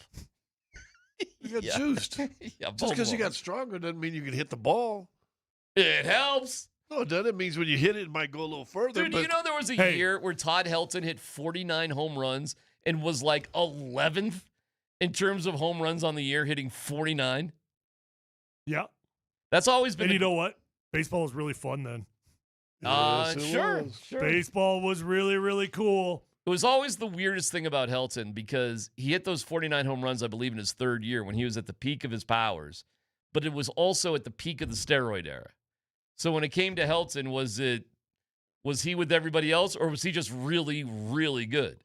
Because it's not crazy to hit 49 home runs if you're absolutely at your peak. Well, and yeah, I mean, he was a great hitter anyway. I mean, yes, wasn't he always top 2 or 3 in doubles for his entire career? The fact that he had his best power numbers at the peak of his abilities, but it was in the middle of the steroid stuff, is always kind of a weird conflict. All right, we were all rooting for Skeens yesterday. You had Kisler breaking into his locker to see if there was anything in there he could talk about too. Remember that? Was he really? Don't you remember that? Breaking into his locker? Was they caught him rummaging through the locker? No, with hands on in his locker. Got his press pass pulled for about half a year. He had his no hands freaking way on physical things in Todd Helton's locker. If all he got was Wow. it pulled away for half a season, that dude, he lucky he didn't get a lifetime ban. So he was in his locker moving things He was around. moving stuff around to see. Are you kidding me? They were looking for Androstine Dion or something. Remember the stuff that covered up? Andro. I have literally never, ever, ever seen a media member touch anything in a player's locker. You not? You know, one time I had one. I was, but I don't remember that. You were still doing I had one teammate in my career, a single teammate in my career that had his bottles with the labels on it just sitting in his locker. And I thought that was the weirdest thing I've ever seen in my life. I'm like, you don't care that people know? You don't care that we all see it all? Tyler, Bill Romanowski used to walk in with like a fishing but it was different because those were unlabeled homemade supplements that didn't say Deanabol on it. Right. It was those. Remember when everybody from the Broncos was wearing that EAS thing? Everybody was wearing that. Romo's walking in with the tackle box. They were taking fines at the press conferences for wearing those hats because you have to wear team issued, and when they wore the EAS, really, yeah, they were taking fines for it. How much were they getting paid? Where the fines didn't clearly matter? A lot. Yeah. All right, hey, a reminder: the only broadcast of tonight's game right here on Altitude Sports Radio 92.5. Berto has your pregame coverage, powered by Ramos Law at 5:30. Connor McGahee and Mark Rycroft have all the action. Don't miss a second on your home for the Colorado Avalanche. Altitude Sports Radio 92.5. Where we'll tell you what happened at morning skate coming up next.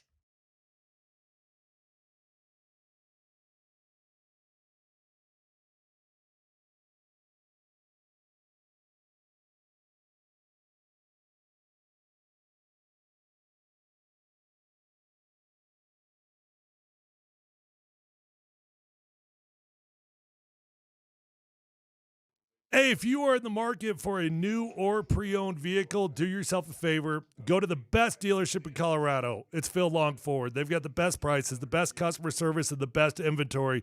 Guys, if you're anything like me and you think that relationships matter, check out Phil Long. I mean it. Guys, you're going to become a customer for life. It's a different kind of dealership. You're going to get to know them. They're going to take care of you. They're going to respect your time. They're going to get you in, get you out, give you the best price, and you're going to find the vehicle of your dreams. Because at Phil Long Ford, it's one-stop shopping. Don't drive all over the state. There's over 1,000 cars, trucks, vans, SUVs, electric vehicles, even commercial fleet vehicles on their lot right this minute.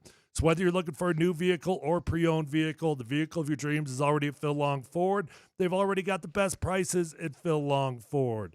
They also have an award-winning service department. So once you buy that new vehicle, keep it serviced over at Phil Long Ford, and you're going to have a beautiful ride for a very long time. Let them know that your friend Tyler sent you out over, and check them out online at phillongford.com.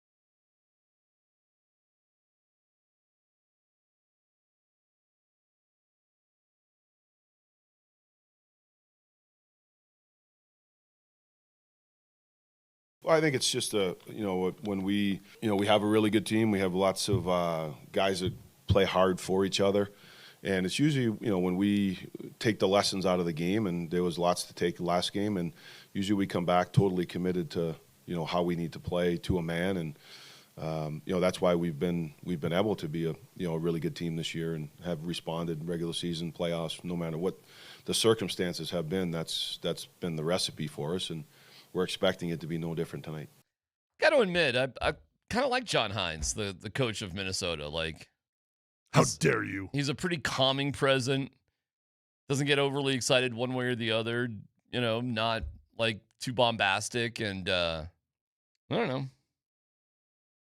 I feel like a lot of hockey coaches are actually like that. I mean, that's what Bednar's like. Bednar is like that, yeah. That's what, oh my God, what's wrong with me? Legendary Tampa coach. John Cooper? Yeah. Well, my wife can't stand Well, John I know, Cooper. and I know you like can't her. stand him. I'm like, what's John there? McKay. I'm like, what? Oh, I thought there was something back in the day that you didn't like him. I'm like, what's there not to like about that guy? My wife hates John Cooper. That goes back from the Stanley Cup thing. But I'm a John Cooper fan. I actually like John Cooper. I think he's kind of cool. Well, he was whiny when they beat him in the playoffs that one year. Sometimes you win the game and not the score. So. Yeah, but that's about as calm of a dude as you can get. Yeah, there's other dudes out there that are kind of. You know what you got to do when you look at coaches, and there are coaches that drive you crazy. Liam, right there. Liam Cohen, I can't Liam stand. Nelson, there in Liam Nelson, yeah. forget him.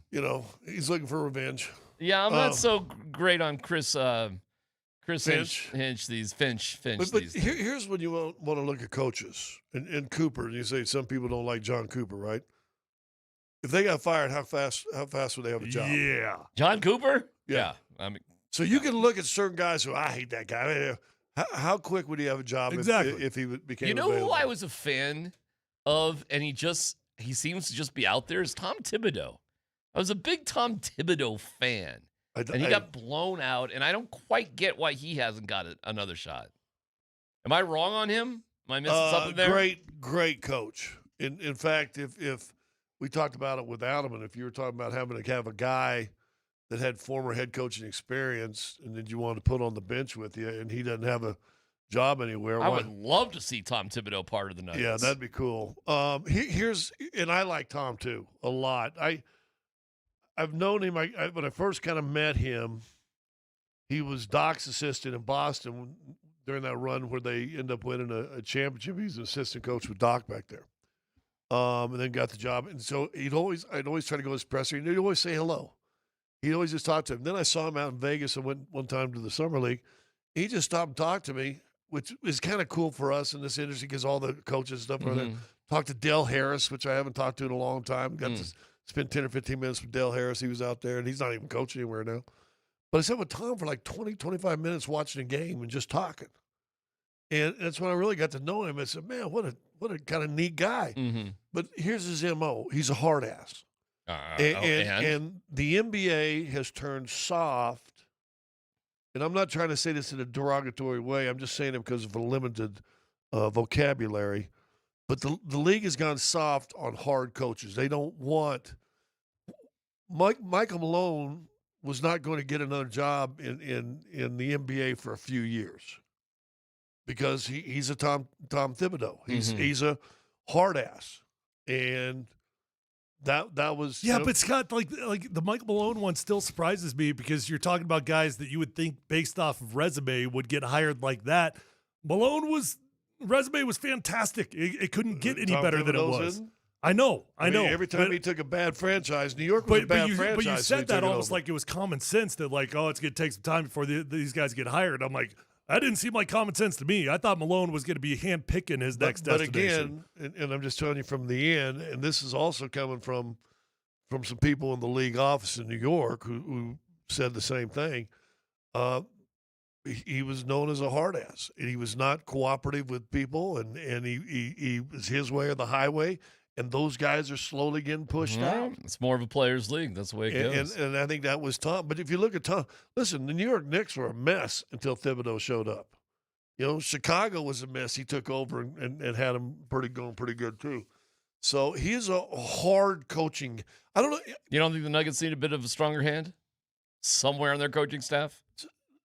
Maybe somewhere on the staff, but if I just said Malone was a Thibodeau, didn't you just get rid of a hard coaching guy? Now you want to go back to that? You don't have to go back to it if it's not your head guy. I mean, is there something wrong with having a guy with some experience who's going to get your attention? No, the experience and the hard guy is two different things, though. You can have a lot of guys with experience. I don't know. Maybe you can't have a big personality assistant coach. Maybe you just can't get away with that. I don't know. I mean, J.J. Barea, I mean, he ain't going to do nothing. No. Trying to think. Chuck Daly was one of the nicest. Now, he had a reputation. He was a big name already, right, by the time I got there. But he was a player's coach. He was the nicest guy. One of his assistants, Brendan Surr, was a good guy too. But he'd tell you, and the hard ass on our staff, guess who it was? Brandon Malone. Oh, Michael funny. Malone's dad. And he was great as with an the guy. assistant. He was great with the great guy, but he was more of the Irish New York guy that's just going to lay it out there and tell you that's BS. But he's going to be like that guy. Would it kill the Nuggets to have a guy like that? I don't know, but again, as I said, you've transitioned away from a guy like that. Okay. And they're kind of in a period where let's kind of see if a hug works. Let's go to our guy, Jared Bednar from Hey, Mike Brown in New York is a hug guy. Okay. It seems like they're all hug guys these days. That's what I was trying to say. We're all warm and fuzzy in the NBA. Bednar a hug guy? No. What is Bednar? No, he is not a hug guy. But he's a good guy.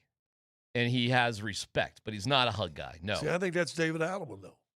Adelman's a hug guy? I don't think he's a hug guy, but I think he's a good guy. Okay. Well, I mean, Bedsy's got some skins on the wall, as the expression goes. Yeah, and everybody wanted him fired after his first year also.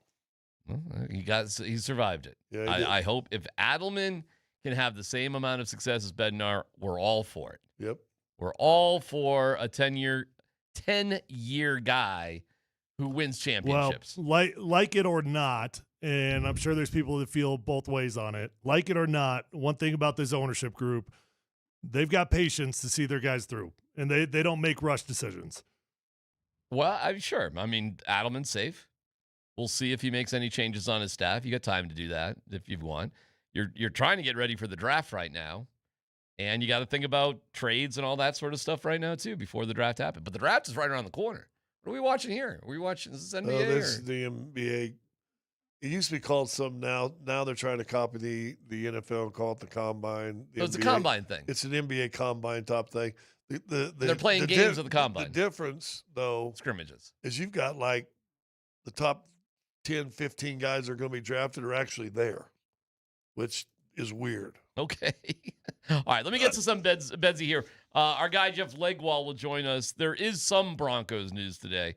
We'll get to Jeff in about 8 minutes. Here is Bedsy on the morning show on why he did go with Blackwood.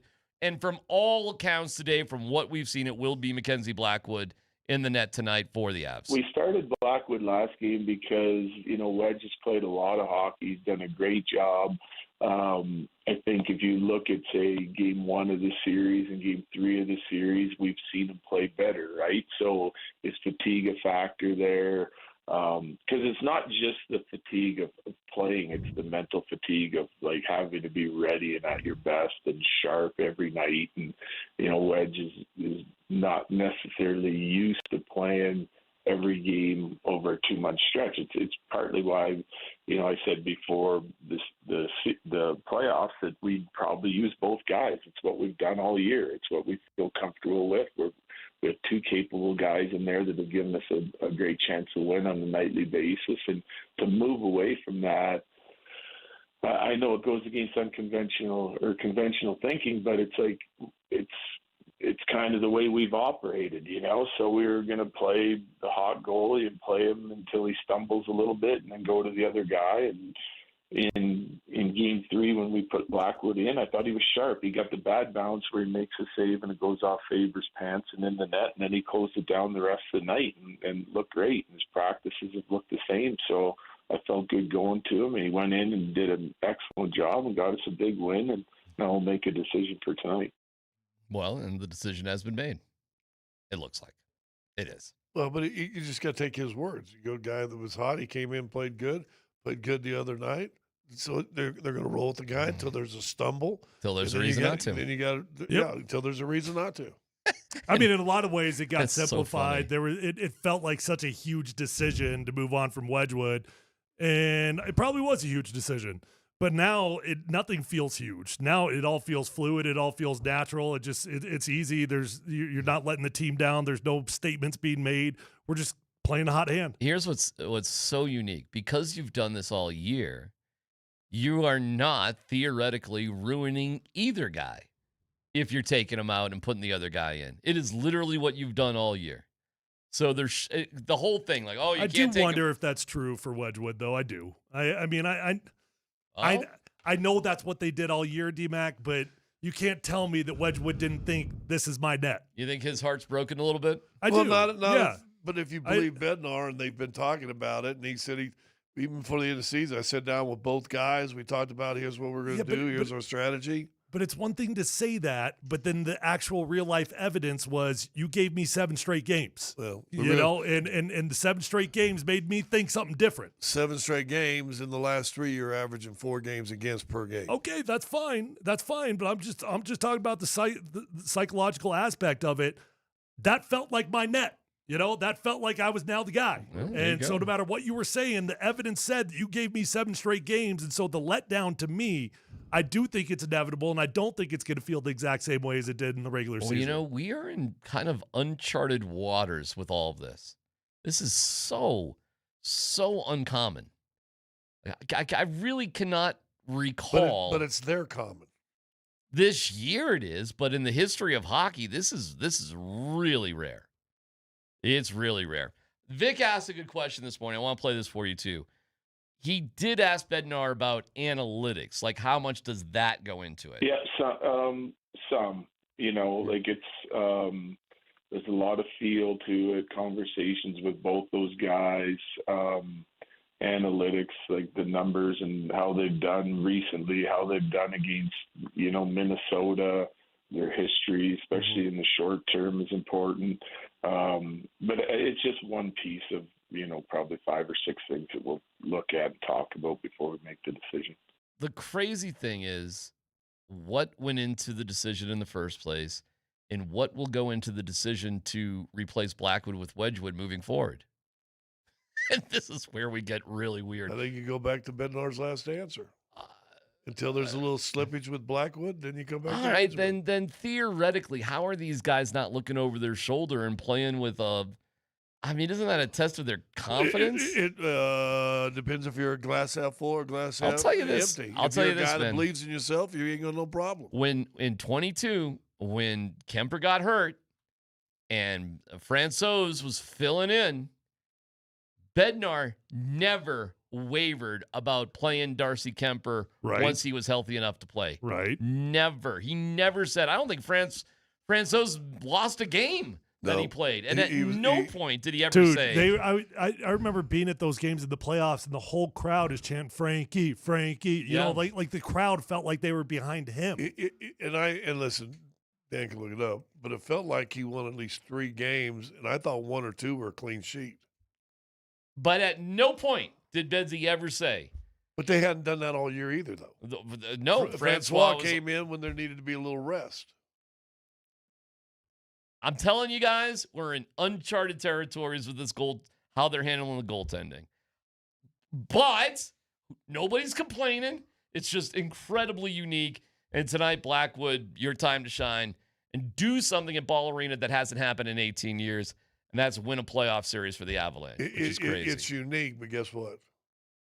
It's working so far. Jeff Legwold joins us next.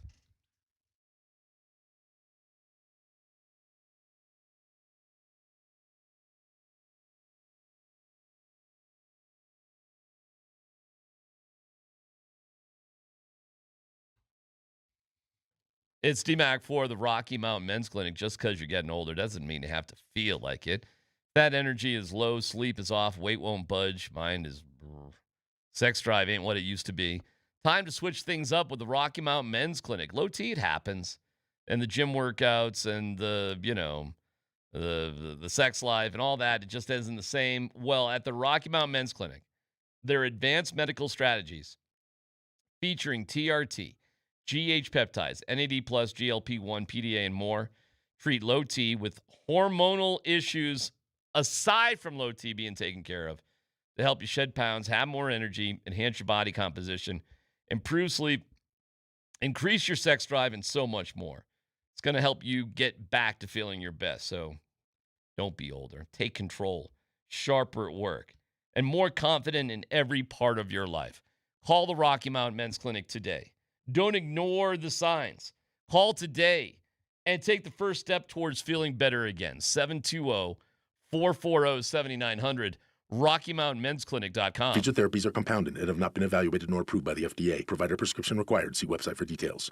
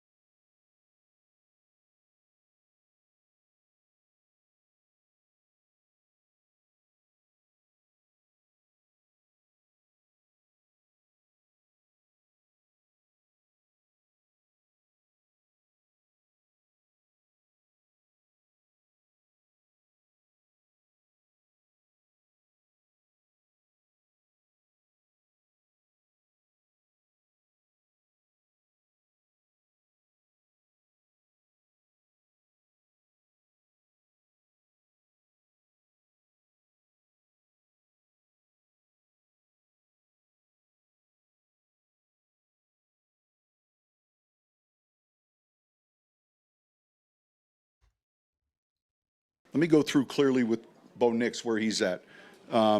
He's doing great. He'll be well ahead of time for training camp. I think there's a good chance we see him in this off-season program in June. We're going to be the ones kind of holding him back, if you will. The follow-up procedure was not a surprise. I was just talking to Bo. We had 5 other players that staged surgeries where there's a step, they evaluate, and then a second step. We had 5. He was the 6th that actually went through that. No surprises. We feel real good about where he's at. And you guys will have a chance to see it, here in a few weeks. But clearly full speed by training camp. We just want to be smart relative to holding him back a little. Jeff Legwold is brought to you by the International Brotherhood of Electrical Workers, IBEW Local 68. Start with a job, end with a career. Jeff, so to recap, we're holding Bo back. We may see him throw a little bit during mini camp in June, but maybe not. But he certainly will be good enough to throw in July before training camp. And by training camp, without a doubt, he's going to be fine. Did I get that right? Well, that's the framework they've given on the record. Now, I did ask the follow-up Saturday, what do you mean by sort of, limited in the off season? And Sean went on to say that mini camp in June, we might see him throw on a limited basis, which is the 3rd week of June this year, a week later than it would have been in any other off season. So that sort of gives you the timeline of the recovery that they believe, the head coach at least, that the quarterback could throw at least on a limited basis in the 3rd week of June, and that he will be 100% before they open camp in July. Sorry, Jeff. No, Tyler, you know me. When I see it with my own eyes, then I agree with it. The math on the 5 ankle surgeries is adding up quickly. And for me, that leaves me very concerned about the future. But the Broncos don't appear to be, at least publicly, panicking about these injuries because they haven't brought in a veteran backup quarterback. Are you surprised by that? I'm not surprised given their level of commitment to him, and they do believe, Tyler, he's going to be ready and all of those things. I think we will see a veteran quarterback if somehow that timeline gets impacted over the next few weeks in some way that they don't expect right now. Now, on his ankles, I've done as much research as humanly possible into a topic that nobody wants you doing research on. With the Broncos or Bo Nix. My understanding is that this is a biomechanical issue and that he could play a very long time in the NFL and that he could have and likely will have as long a career as he wishes if he can stay away from other injuries. But his ankles are going to be something he'll have to deal with. And, to what level we know, how he'll have to deal with that. We don't know yet, but it won't impact his career per se, but it is something the Broncos are going to have to be aware of. And the history is the history. There are at least 5 surgeries we have been able to track down. There may be more. We don't know. And if he is not, people don't like being forthcoming with their health information often in the NFL. And it is something he's going to be asked about that he will not enjoy, at least until it calms down a little bit. Do you think this was a scheduled thing or he suffered some sort of re-injury of the situation? Yeah, DMac, I always say I wasn't at medical school the day they taught medicine, but I, often if somebody suffers a fracture and there is some sort of hardware put in, that can often cause a second procedure to adjust some of that, to remove some of it. However, it's decided it should go. Sometimes guys have scar tissue removed after some of their recovery, and that scar tissue causes pain. So it is common, and Sean alluded to it Saturday, but yeah, after a season, there's often a long list of guys who have some kind of follow-up procedure or the proverbial cleanup on something after a season. So it is fairly common to somebody who suffered a fracture.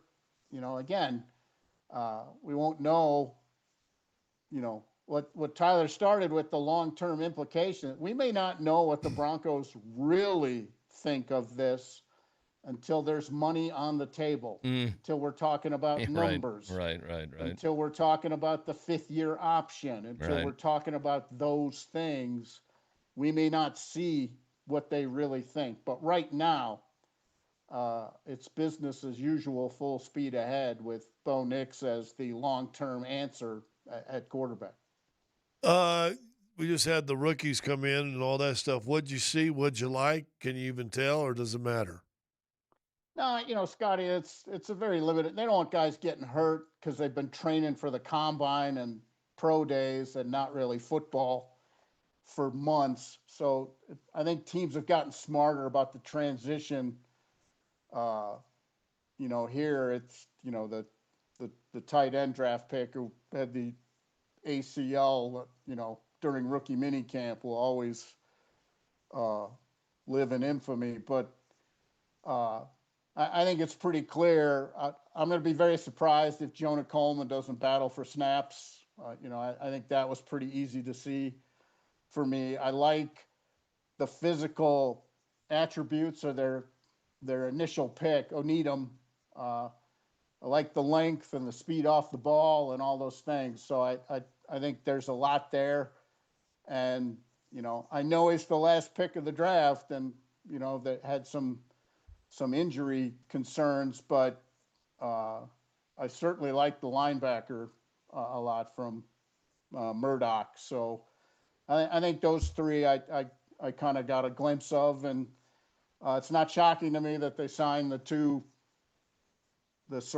tryout guys either. So I think that was business as usual. But they had three good days of on-field work for those guys. So I think they didn't shortchange them at all. Jonah Coleman is probably going to push for the third down pass protection reps, I would think, very early on. What would he have to do to replace R.J. Harvey as the number 2 back? I think the passing game's involved a lot there as a receiver. Talk to me about him as a receiver, because that's obviously R.J. Harvey's best part of his game. Right now, it is the best part of R.J. Harvey's game. But that pass protection thing is a big deal, especially when running back coaches determine a lot of the rotation on game day. And every running back coach I know lists that as other than the primary runner, lists that as the biggest thing for any rookie back to get on the field. So, but he's got, he was involved a little bit as a receiver in Washington's offense. And I think he's just going to have to show he's got a good handle on those, that route tree and is capable being reliable as a receiver. Don't have a lot of drops. Every time you get a chance in training camp, make something happen as a receiver, because physically as a runner, when it's time to play games, preseason games where tackling is a thing, he's going to show up, because that is one of the best after contact runners who was in this draft. You got a new look at a play caller. Could you see anything significant with how they did any of that with the young guys? No, not really, Scott. I'd be lying if I said. I mean, I certainly had my eye on it just to watch the interaction with, how Davis handled the quarterbacks. Was it different than when he was just the quarterback coach and all those things? It's tough to tell when the real quarterbacks aren't on the field, but I think they structured it as they did last year. I didn't see many differences. Davis had a lot to do with doing the plays last year with Lombardi. Joe Lombardi was doing what Davis Webb did in this rookie camp, in last year's rookie camp. So Sean takes more of the corporate CEO role in the rookie mini camp. He likes to move around, take a look, see what he can see, and he leaves sort of the details, the play calling stuff to other people. Yeah, and they said that they were all scripted out anyways. Like, so yeah, it's because you can't. I mean, they're throwing it at the guys as soon as they get there. Right. You know, and you know, EJ Warner had just been in a Chiefs camp, so he probably had 10,000 plays circling around in his head that he's trying to call. Hey, by the way, if Nathan Peterman was allowed to just play against rookies, Jeff, he'd be going to Canton. I'll tell you that. I said it's like you talk about overqualified, but it's like the 12th guy on an NBA bench. I think I saw it with going to the rec center and winning like 48 games in a row against people who say they could compete against the guy who doesn't play. But it just goes, yeah. It shows you how far the distance is between, seasoned NFL guy and the rest. It really does. It just goes to show how good these guys really are. That Nathan Peterman, who's hanging on by a thread as a pro. It was. He dominated. Candy from small children. But in the NFL world, he's on his last. He's trying to be a third quarterback. He's been holding on for a long time, though, boys. Yes, and you know what? He can do that. I mean, Jeff, he for whatever it's worth. People laughed at me years ago when I said Trevor Siemian will play in the NFL as long as he wants. Right. And people mocked me, but hey, know what you're doing. Do it well in practice. Be smart. Be a good teammate. And if you can if you've been blessed with the ability to throw a football, you're going to be around a while. It's crazy. All right, last one. Caleb Lohner. Are we buying the praise that came the way of Caleb Lohner? I was buying it last year. I said they should just give him a red zone package. Look, I covered in person a basketball game in the NCAA tournament that he played. Yeah. That athleticism is evident and rare. And I think if physically he can do the, technically the blocking things, athletically, there's no reason he can't function and flourish as a receiver, in my mind, because he's not a small guy. You're talking 265 pounds with probably, I bet if they tested him now, he'd still have a 35, 36 vertical at 260 pounds. So, I'd get that on the field if I were them. I mean, what's the harm? They had 3 touchdowns from the entire position group last year. I say give it a look, but I thought that last year. I thought he could have been a red zone weapon last year from what I saw in practice. Yeah, the one guy that just, I don't know, we'll see how it works out, but I don't know where you are with Justin Jolie. He's a good receiver. That's another guy. I would think he's got to be in the rotation somewhere. He's already, when he walks into training camp, he will be one of their better receiving tight ends. Well, who you leaving out then? Who's on the cutting room floor?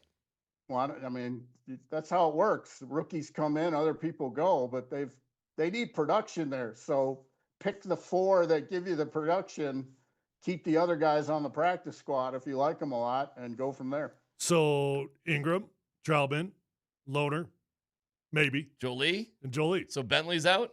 Well, one of those 2. Atkins is out? Kroll is out, I guess. I mean, listen, they seem to like Atkins a lot, though, don't they? Yeah, no, I mean, and, Mike Burton showed if you're one of the reliable guys in Sean Payton's tenure, you probably get another year out of it. And Nate Atkins does do many things. Available snaps at fullback, H-back, tight end. That's a valuable commodity. And you'd be missing that if you go the other route. But, maybe you have to keep an extra tight end. But that's, the receiver room's crowded suddenly too. So some tougher decisions. But I guess I'm saying you've had among the least impact from that position group for multiple seasons in a row. Status quo, I don't think, is going to get it done. All right, last one real And quick. Oh, go ahead, Jeff. They don't think so either. I mean, they've drafted 3 tight ends in the last 2 drafts. Right. They seem to know it's an issue. All right, we know the Broncos will open up against Kansas City September 14th, Monday Night Football at Arrowhead. Okay, cool. And I guess because the international games have come out and the Broncos are not an opponent on the Mexico City game, it's the Vikings going against the Niners. Enjoy it. It'll be the last year ever. Oh, okay. Well, yeah, Yeah, but for every exactly. NFL team, right? Like they're going to expand to everybody. What else should we know, or can we glean? And we'll know more tomorrow. But like, what else could we glean about the Broncos' schedule based on what's out about everybody else? Well, I mean, they got the 4 Eastern Time Zone road games, so I know for a fact they have requested again. To have 2 of those back to back in some fashion. Stay the week. So you could be looking at a Greenbrier trip or but somewhere a back to back. They've made that preference clear. But they're look, they were 14-3. They drew ratings numbers for the networks when they weren't very good. So they're going to have a high quotient of holiday, primetime, odd day games. So they're not only going to have, a lot of time zone adjustments, they're going to have weird times of games and those things to deal with. All right, Jeff. Well, we'll talk to you next week. We'll know the entire Broncos schedule by then and closer to some of the OTA stuff that's available. And we'll get there. We'll get there slowly. Eventually. With Eventually Sean. we'll get there. All right. Thanks, Jeff. Jeff Legwold brought to you by the International Brotherhood of Electrical Workers, IBEW Local 68. Start with a job, end with a career. Yeah, tomorrow at 6 p.m. The official, everybody's schedule will be out 6 p.m. tomorrow. And why am I so late? And we get to watch a bunch of anime. They do a network, ESPN thing, NFL Live, ESPN2, whatever. It almost always trickles out throughout the day, though. Yeah, so we'll have. We'll probably have it during our show. We'll as soon as we find out something, we'll give it to you. But like official, it'll be out at 6 p.m. So we'll have it for you, no doubt about it. No dumb questions for you next.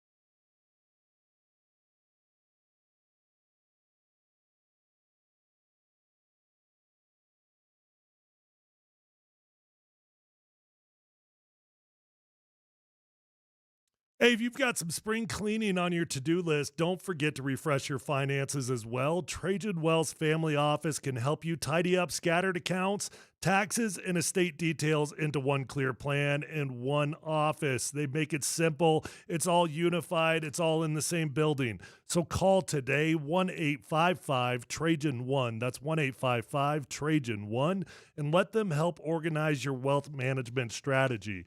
I've talked about Trajan Wealth for a while now, and that's because I'm a client. And honestly, they made retirement, tax, and estate planning easy to understand. There's no pressure, no jargon, just straight, honest guidance from fiduciaries who actually listen. I feel more confident, prepared, and relieved. So if you've ever thought, could my plan be better?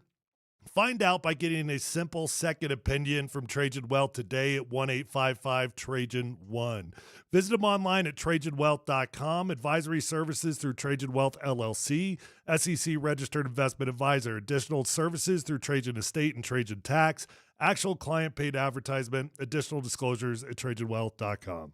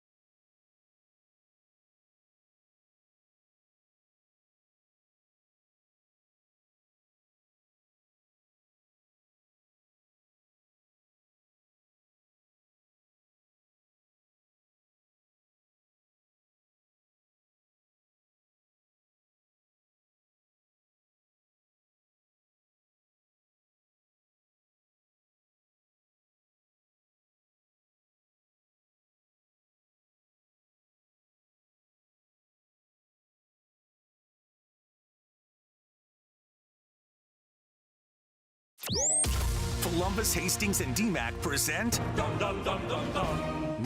Dumb Questions. This is your safe space. Safe place. I'm leaning into the segment. You're a smart guy. Send us your not dumb question now. Tweet it, text it, or Twitch it. It's No Dumb Questions on Altitude Sports Radio 92.5. When it comes to your retirement, there are no dumb questions. Call Trajan Wealth today, 303-900-1189, 303-504-0925.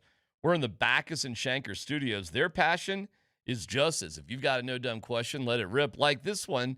Tyler, did you see the ESPN article on the Rams' high usage of 13 personnel last year? Would increasing 13 personnel be something the Broncos should consider to get easier throws for Knicks? That's one running back, one wide receiver, 3 tight ends. Tyler? Well, I could see a lot of 12 because you've got a situation where you don't have tight ends that are well-rounded, nor do you have multiple tight ends that are an extreme threat as wide receivers. So, like, when you've got multiple wide receiver type bodies like Evan Ingram, if you had duplications of that, well, you might want to get them both on the field at the same time to try to stretch the defense. I don't see this team as being one that needs to get 3 tight ends on the field at the same time because we don't have 3 tight ends that are worthy of being on the field at the same time. Jolie, Ingram, and Loiner. I mean, we just had Jeff Legwold on, and he talked about Loner and Jolie as basically being wide receivers. I mean, probably not speed-wise, but. Well, I mean, Loner, listen, you got to look at some of Loner's basketball tape. It's impressive. Like, he wasn't like the 9th or 10th guy. He was a starter on the D1 level. But you guys are telling me we got 3 tight ends that need to be on the field over Jalen Waddle or Marvin Mims or pick an extra tight end or pick an extra wide receiver. What if you had J.K. Dobbins, Waddle, and then your 3 tight ends were Troutman, Jolie, and Loner? Why do I need that? What is that giving me? I don't know. This first is no downs dumb and the question. chain moving. Well, that's my point. Like what advantage is that giving my offense? Easier throws for Bo Nix? Chain moving. I think I can move my chains better with better talent on the field. I don't know. It's a no dumb question. So your answer is, and this guy's citing that the Rams did it a ton, and there was an ESPN article about it. I'd have to read the article. I don't know off the top of my head. But and, by the way, I don't know all the Rams' tendencies. I'd have to look at it closer, but 13 is more of like a short yardage type of deal. Guys, look at Loner's basketball tape is what DMac says to justify playing, and what a joke. I was saying the guy is athletic. Very athletic, and you can tell because he wasn't a scrub on the basketball court. He was a player. He did not. There's a lot of football guys that are like the 12th guy on the bench for a college basketball team. That was not his case. He played. He really played. So pound sand there, Texter. Do players pitch in on others' fines? If I'm on the team, I'm giving Manson $1,000 after stealing Minnesota's soul. Should guys on the Avs, and it's not pro athlete wise, $5,000 would be a lot to most people. Definitely myself. But in the world of pro sports, $5,000 is, I mean, come on, that's like peanuts. Should the guys on the team pitch in, maybe even in a fun way to help pay Josh Manson's fine? I've seen guys pitch in, like a quarterback that took a late hit, and then an offensive lineman comes in and gets a personal foul, and he gets fined $15,000 for it. I've seen guys pitch in situations like that, like, "Hey man, appreciate you. Yeah, you had my back," type of deal. Yeah. Usually, you don't see that when it's just a one-off decision by a guy. Yeah, I don't know if I've ever heard of that. Should they? No. Is what it is? Is what it is. You're not gonna throw them $100? It's $5,000 tax write-off. What are you gonna do? You're gonna pay half of it, and then I get half the tax write-off? Or I just, because the league takes it right out of your check. It's not like you hand them $5,000. Well, the guys that hand you money, they're not getting a write-off. Yeah, no, and that's what I'm saying. So I mean, it'd be great for Manson because he gets the $5,000 charitable tax write-off, and then you give him $2,500. That's just right down the pocket fund money. No dumb question. Are you surprised it's been 18 years since the Avalanche have won a series at home? Yes. Crazy, right? Yeah. Does it matter? Well, That's just a weird one. Doesn't I really was matter. in Miami when they swept Miami in their first Stanley Cup. Mm-hmm. So I was on the road. They won the last one in Game 6 on the road. I was there for that one. It was fun. They were on the road in St. Louis when they won in Game 6 against them. They were on the road against Nashville when they won there. They were on the road, they were just on the road to L.A. when they won that one. And we're just doing recent history here, Edmonton. right? No, you need to win Edmonton, tonight, they swept Edmonton. They won in Edmonton. So, I mean, how far back can we go, Dan? We can just keep doing on this. I mean, they lost to the Kraken, unfortunately. They lost to the Stars, so. Did they beat Winnipeg at home?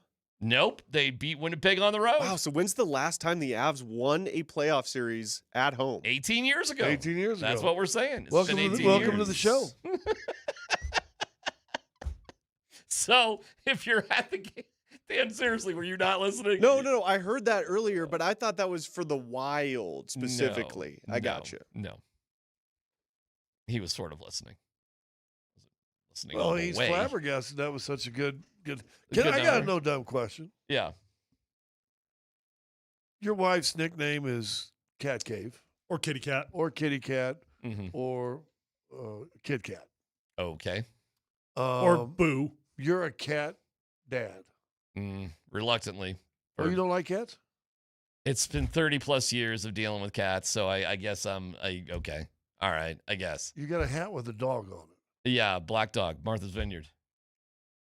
Oh, well, there you go. See, Yeah. Rich guy. We keep Damn trying. right. Clay tennis court guy. We keep trying to say that. He tries to fight at night, had his own boat. Had his own boat in high school. His uncle had clay tennis courts. Yep. And now he's got a hat from Martha's Vineyard. I sure do. Damn proud of it. Wow. Is that what your question was? Yeah, why a dog? Black Dog is a brand. It's a well-known brand. Did you not know that brand, Scott? In Martha's I've Vineyard. never seen that brand. Look it up. How about you? Well, I don't hide from it like DMac. I did you grow are up at Cherry Hills. Yeah. Yeah. So I knew what that brand was. Did you really? Yeah, I knew that brand. Yeah, it's a well-known, it's common knowledge, well-known. I don't I've like never that seen brand. it in my life. I think they're kind of ugly. Like I don't think there's anything special about the brand. Okay. But I had a black dog. I had a black lab once. The Black Dog Market in Martha's Vineyard, Vineyard Haven. There's a couple of other stores all over the place. Very well known back in New England. I've never heard of it. Oh, there you go. And I'm sure. Well, I'm just saying, if as a you cat if dad, you wore something from Arkansas, I wouldn't be familiar every with. single day I do. Okay. Well, I don't know that stuff either. Oh, there's I no almost brand. cursed right there. I really. because that's what it is. That's what it is. Yeah. All right, listen. You wear something. I know Paul But did McCartney. you- I know Paul McCartney, so you're not stumping me on that one. No, What you wear? I feel like this is why now you and Tyler gang up on me because it's just Gang up on It's you? a couple rich guys against the Against what? The richest guy? against the country bumpkin Is it guy. about the couple of rich guys against the richest guy? He made more in 1 year than I made my whole career. Buddy, it wasn't that impressive. I know. I know where things sit now. Yeah. I'm driving a Ford Edge. You saw what I. Hey, Tyler, I'm riding a bike. Yeah. What I What drive? are you doing? What was I sitting beside you in yesterday? That's right. Yeah. Yeah. 2004, Listen, I think 2014 Subaru. I got it. I think we're all the voice of the common man here. There's nobody one above the other. You've got a Martha's Vineyard hat on. And he's just bragging about Cherry So wait Hills. a second. If I wore a hat from Rolex, would you assume that I'm a millionaire? I'm assuming because I have a hat that says Rolex. I would assume you've been to Wimbledon a few times. Really? and maybe You Well, would if assume you that. hold Maybe on, the hold on. US Actually, Open. I would because if That's you wore crazy. a hat that said Rolex, I would assume that you own a Rolex. Yeah. Because otherwise, why would you wear a Rolex hat? so- So yes, I would assume that you're rich. This is fascinating logic for no dumb questions. So whatever hat you wear symbolizes You're trying something to you own. well, you're trying to represents represent you. that lifestyle. Okay. Yes. So if I wore a Porsche hat, you would assume I had a Porsche. Yes. hat. I would assume. You yes. guys are idiots. Would you ever PhD. wear a Ferrari hat without owning a Ferrari? Yes. Yes, of course you would. No. There's people that wear hats like that all the. Dan, what are you wearing right now? What's your hat? that you're- Nike. Do you think Dan owns anything from Nike? No. Yes. Yes. I think that's all he owns. All right, big question of the day. The Avs with Blackwood, Game 5 next.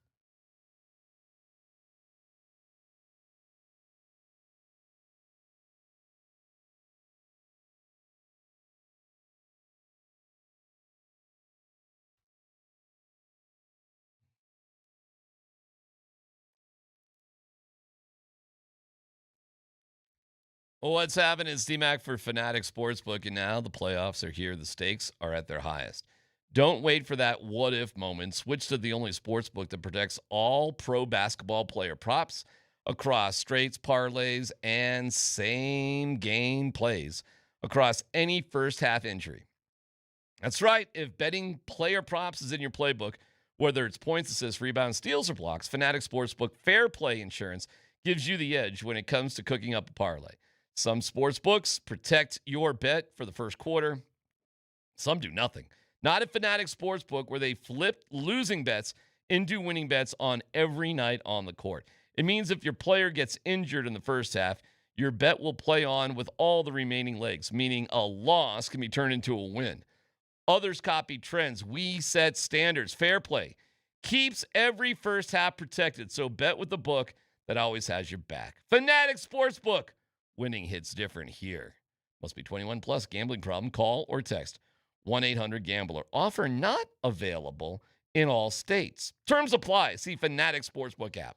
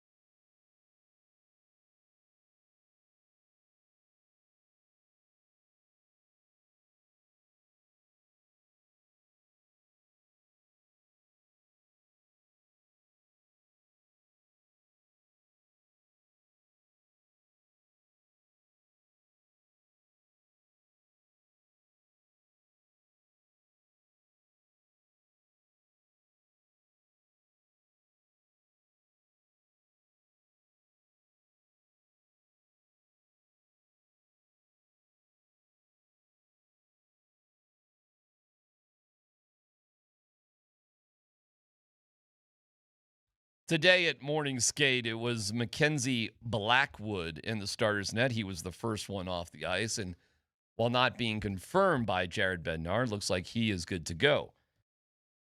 Meanwhile, Lehkonen and Malinsky not on the ice, but neither were McCarr and McKinnon. However, it does feel different with those two dudes.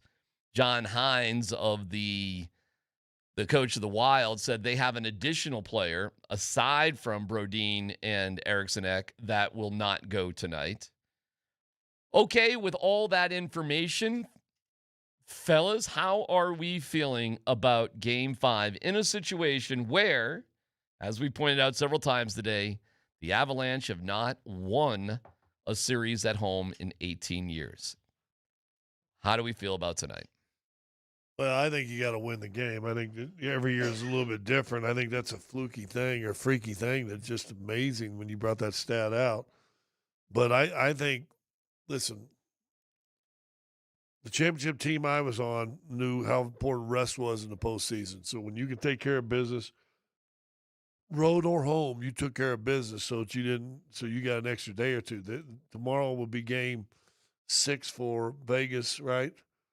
Vegas and Vegas and Ducks. Yes, it will be tomorrow.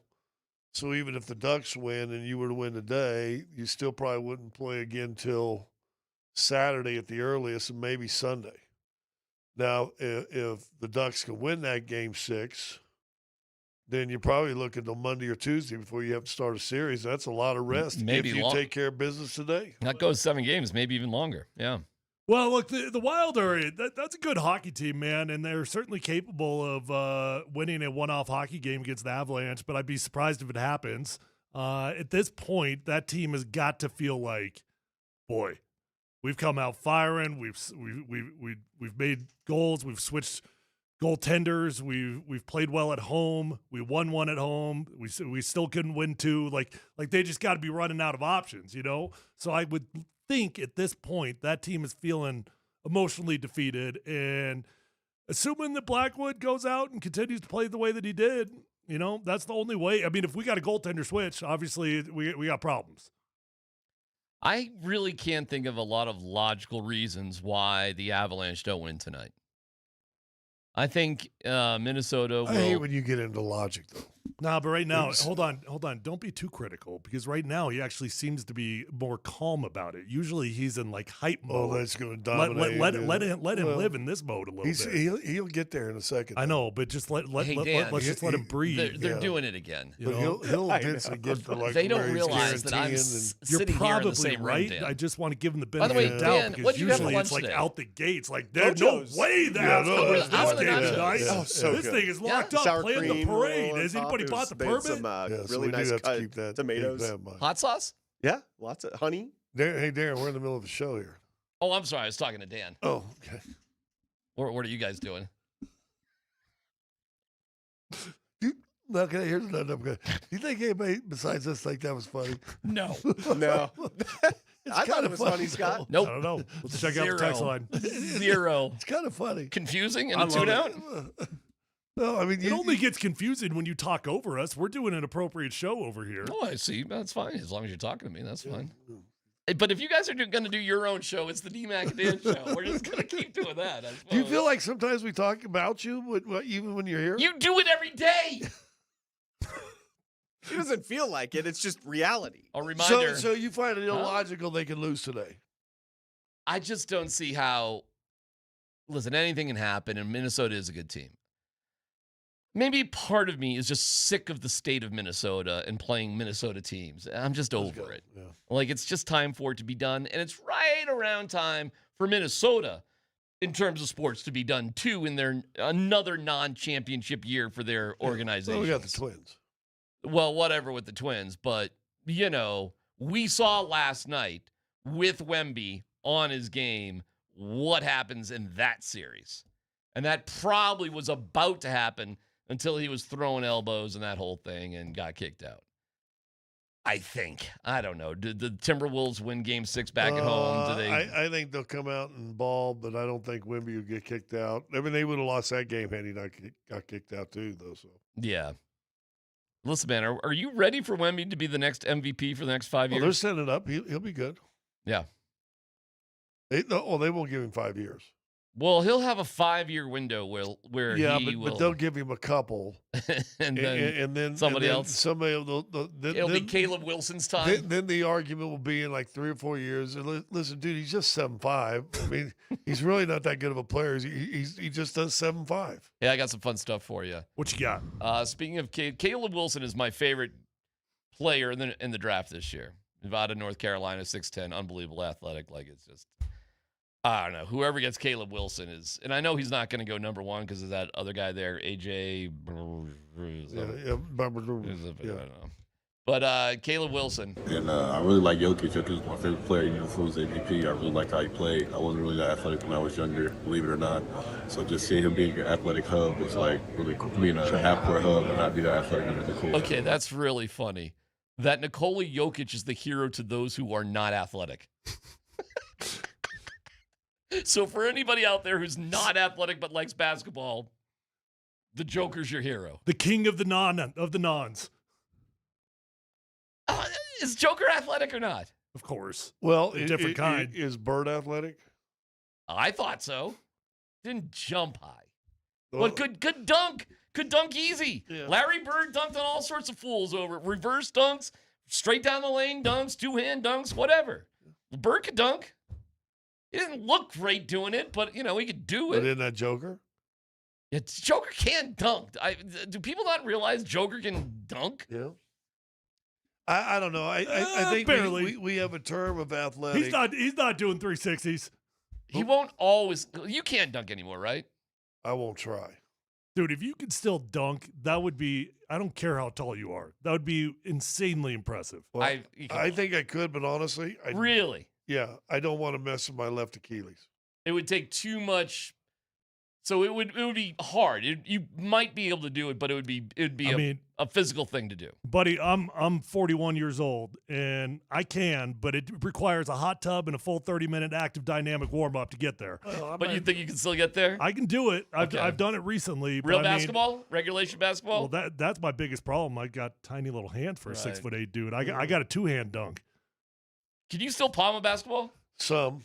It depends how slick they are. You're right. Yeah, like I've got the chicken eating fingertips instead of when was the last time the hard cows. All right. When was the last time you tried? I dunked it just a few years ago, and I'm telling you, when I jumped up, I felt a little ping in my left Achilles. Yeah. And I know there was one of the threads just let go, and so having gone tearing the right one, But obviously, there was a time in your life without any warm up and street clothes. You could just whatever, right? Well, that's what I did. Problem. I went and picked the ball up, took one step, and dunked it.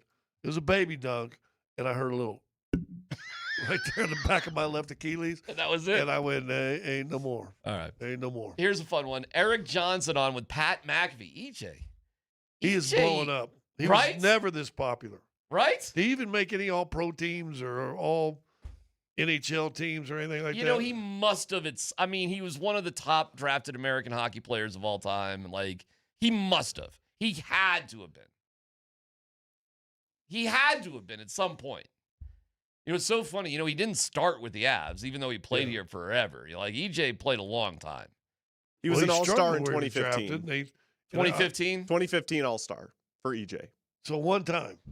I'll say this. He probably didn't, based on where he was drafted and the hype that he had, he probably didn't have the career, that sort of thing. But literally everybody in hockey knows Eric Johnson. Everybody but they win their last Stanley Cup, and he was a big part of it. Let's put it that way. Sure was. Ring of Famer? Oh, EJ for sure.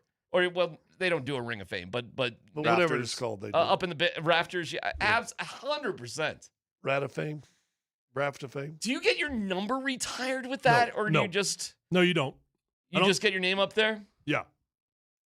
You sure? I don't know. Are you I don't think anybody's going to be rocking at 21 or 15, or 19. Yeah, I think your number's retired. Well, if we're talking about number retired, he's not that. No, but I think every person that goes in the Raptors but for so the I'm Avs. saying if that's a qualifier, then he shouldn't Why? fit it. Why? Did Shedeur get his number retired? Funny. Well, did he? Yes. By the Browns? Yeah. His number's retired. Yes. It's not just on the wall. It's retired. It is retired. Yeah, the number's retired. God. Yeah. Well, hold on. Is this breaking news to you? Like I 2 years later? It's just slippage.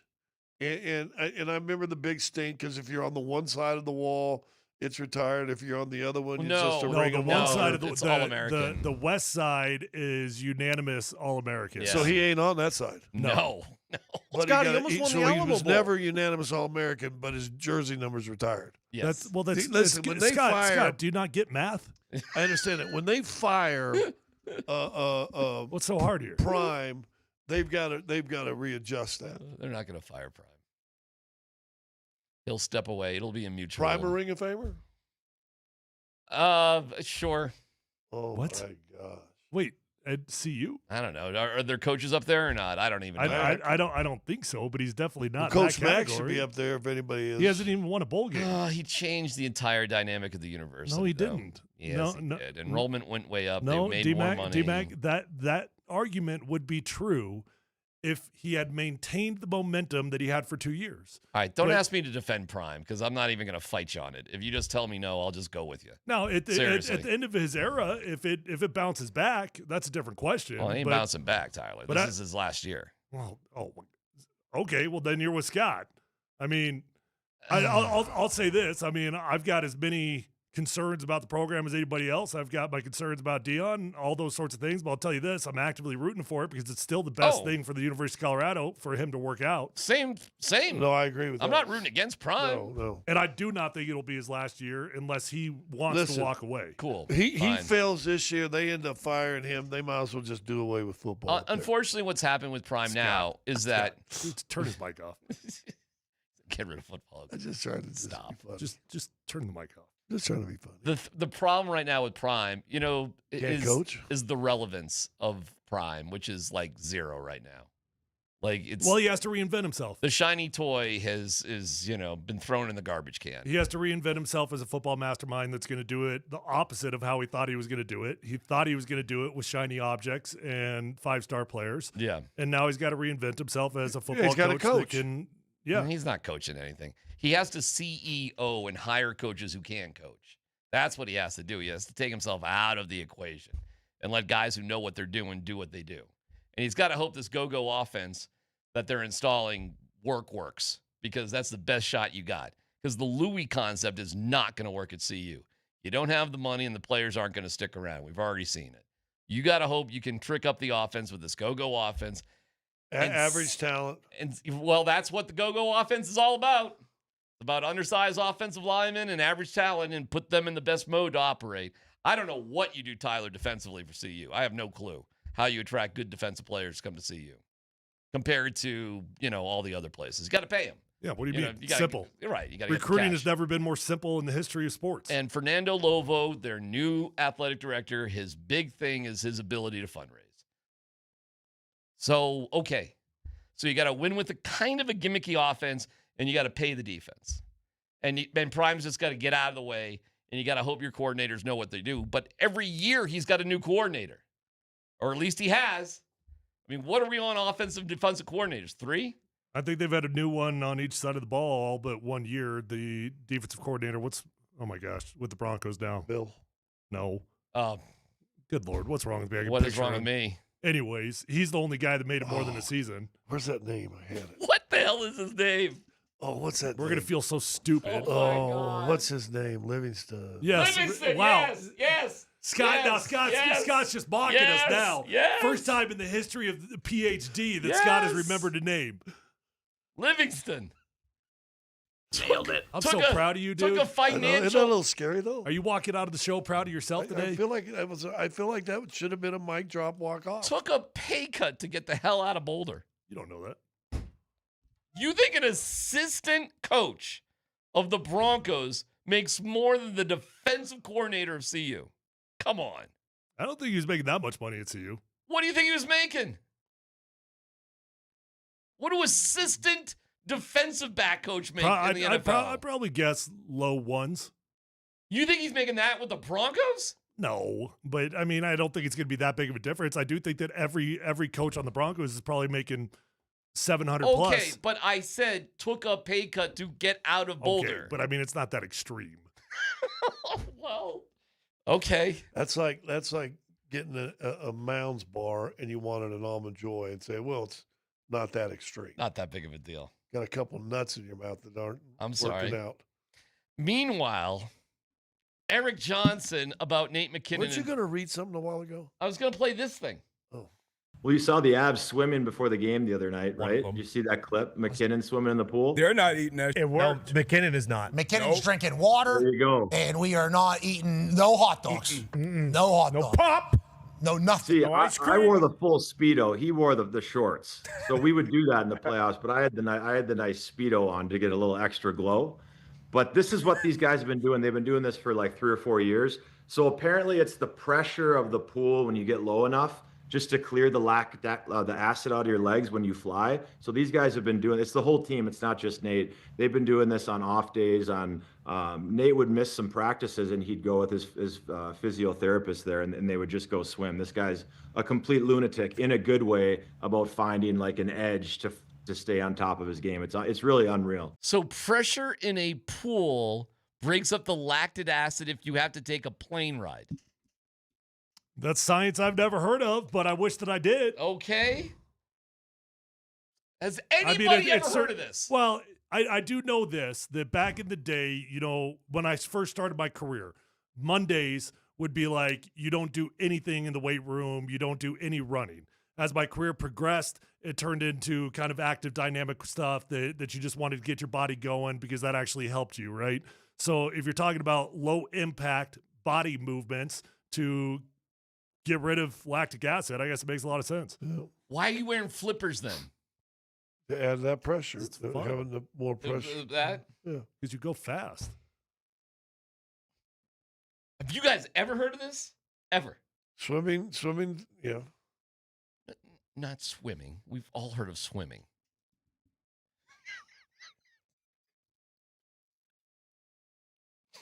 Thank you, Scott. Livingston. I'm going to leave it right there. Let's Football Goes coming up next.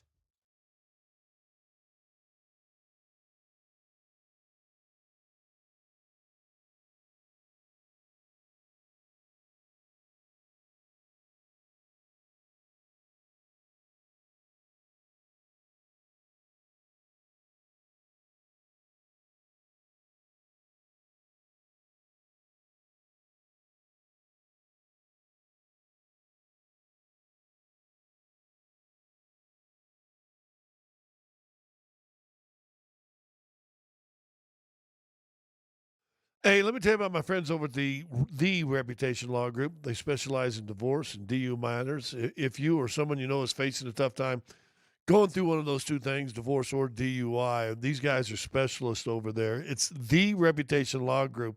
Get them on your side, schedule a consultation, powerhouse attorneys, and listen, you don't want to go through either one of those scenarios alone by yourself. You need an advocate, and who better than the Reputation Law Group? Here's how you make that consultation. Open up the old interweb, thereputationlawgroup.com. That's thereputationlawgroup.com. They can help you with the tough times. They can get you taken care of. And you know what? Time isn't on your side. So get involved, get online, and sign up now at thereputationlawgroup.com.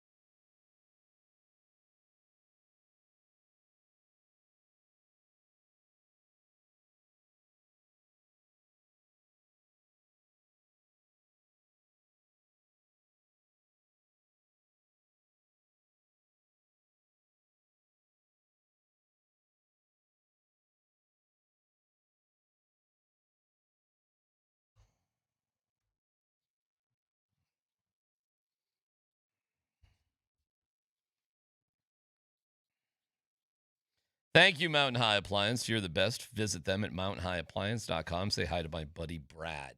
Let's football go, Dan. What is happening today? Guys, the Broncos have many starters entering the final year of their deals. Ben Powers, Evan Ingram, Brandon Jones, Marvin Mims, Riley Moss, and Jaquan McMillan. Who of those guys should the Broncos prioritize in giving extensions to? Wow, good Powers, question. Ingram, Jones, Mims, Powers, Moss, just McMillan. go through it. Powers, no. Evan Ingram. I mean, it's an easy order. Well, maybe it's not that easy. Yeah, go through each guy. Go through each guy. We'll just say yes or no. Powers, no. My opinion. Yes or no to you, Powers. No, it's not a priority. Okay. What's the next one? Evan Moss. Ingram. Oh, I'm sorry. Ingram, no. No. Yes, no. No? No. Okay, next. Brandon Jones, safety. No. No. I'd think about it. Maybe? Yeah. All right. You just Yeah. drafted this Miles Scott guy, and It probably be cheaper. What are we expecting from him? I don't know. You drafted safeties. I don't know. I'd say no to Brandon Jones, but you could tell me a bet. He's a on good that football one. player, man. You could I'd like tell to me have a him bet. around. All right, what? Maybe. Tyler says yes.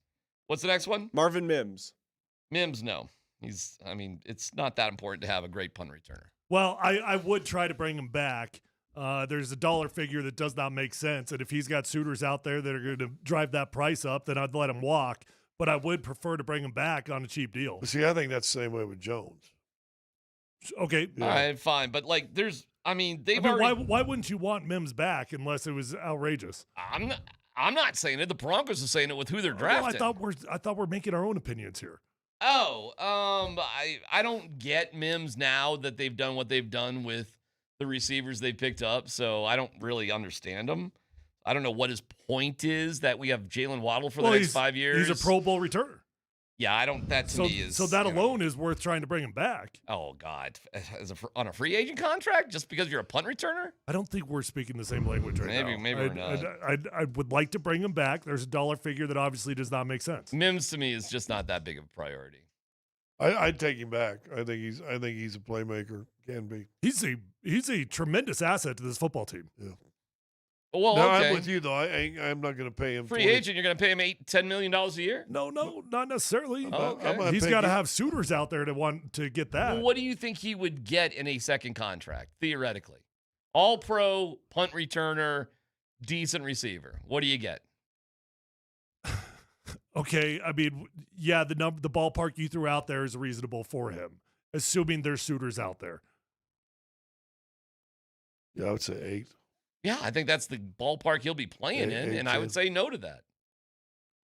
But I don't know. I don't know. Like, that's actually... There'll be other guys that jump. There'll be teams that'll jump on him, for sure. I don't know that I'd blink at that. Like, I know that $8 million. It's $8 million. Guys, receivers are making 50, 60, you know? Like, okay. Like $8 million, that's just the going rate for what you got to pay for guys. You know, if it makes sense to pay a punt returner $8 million, and because I think that's what he'll get. But he's not just a punt returner. No, he's not. And he will have other suitors. I have no doubts about that. Listen, man, I'm not the one that got Jalen Waddle. I'm not the one that drafted Pat Bryant. I'm not the one that did these things. I'm not the one that just drafted, Caleb Lohner's going to catch passes and Justin Jolie. I understand. We're all just speaking on our own opinion here. Yeah, I don't know. Who knows? I got nothing against Marvin So Mims, who else? Yeah, who's next? Riley Moss. Yes. I would love to have Riley Moss back. I'd be shocked if he is back. He's going to make a boatload of money, and it's going to be difficult for this team to pay 2 corners elite money. So, of course, I want Riley Moss back. Of course, I'm going to have conversations and try to figure that out.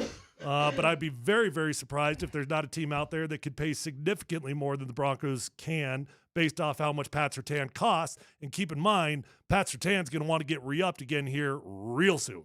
You think Riley Moss is a 15 to 18 guy? More. Wow. Well, I'd like to see him back. Listen, you bring up great points. You got 2 corners that are available. One you may not be able to afford, and the other one you probably could. Yeah, I don't think Jahdae Barron is the answer to Riley Moss, by the way. So I hope Moss is around. That's good. You're not wrong, though. That could be a real tough one. He'll have suitors, no doubt about it.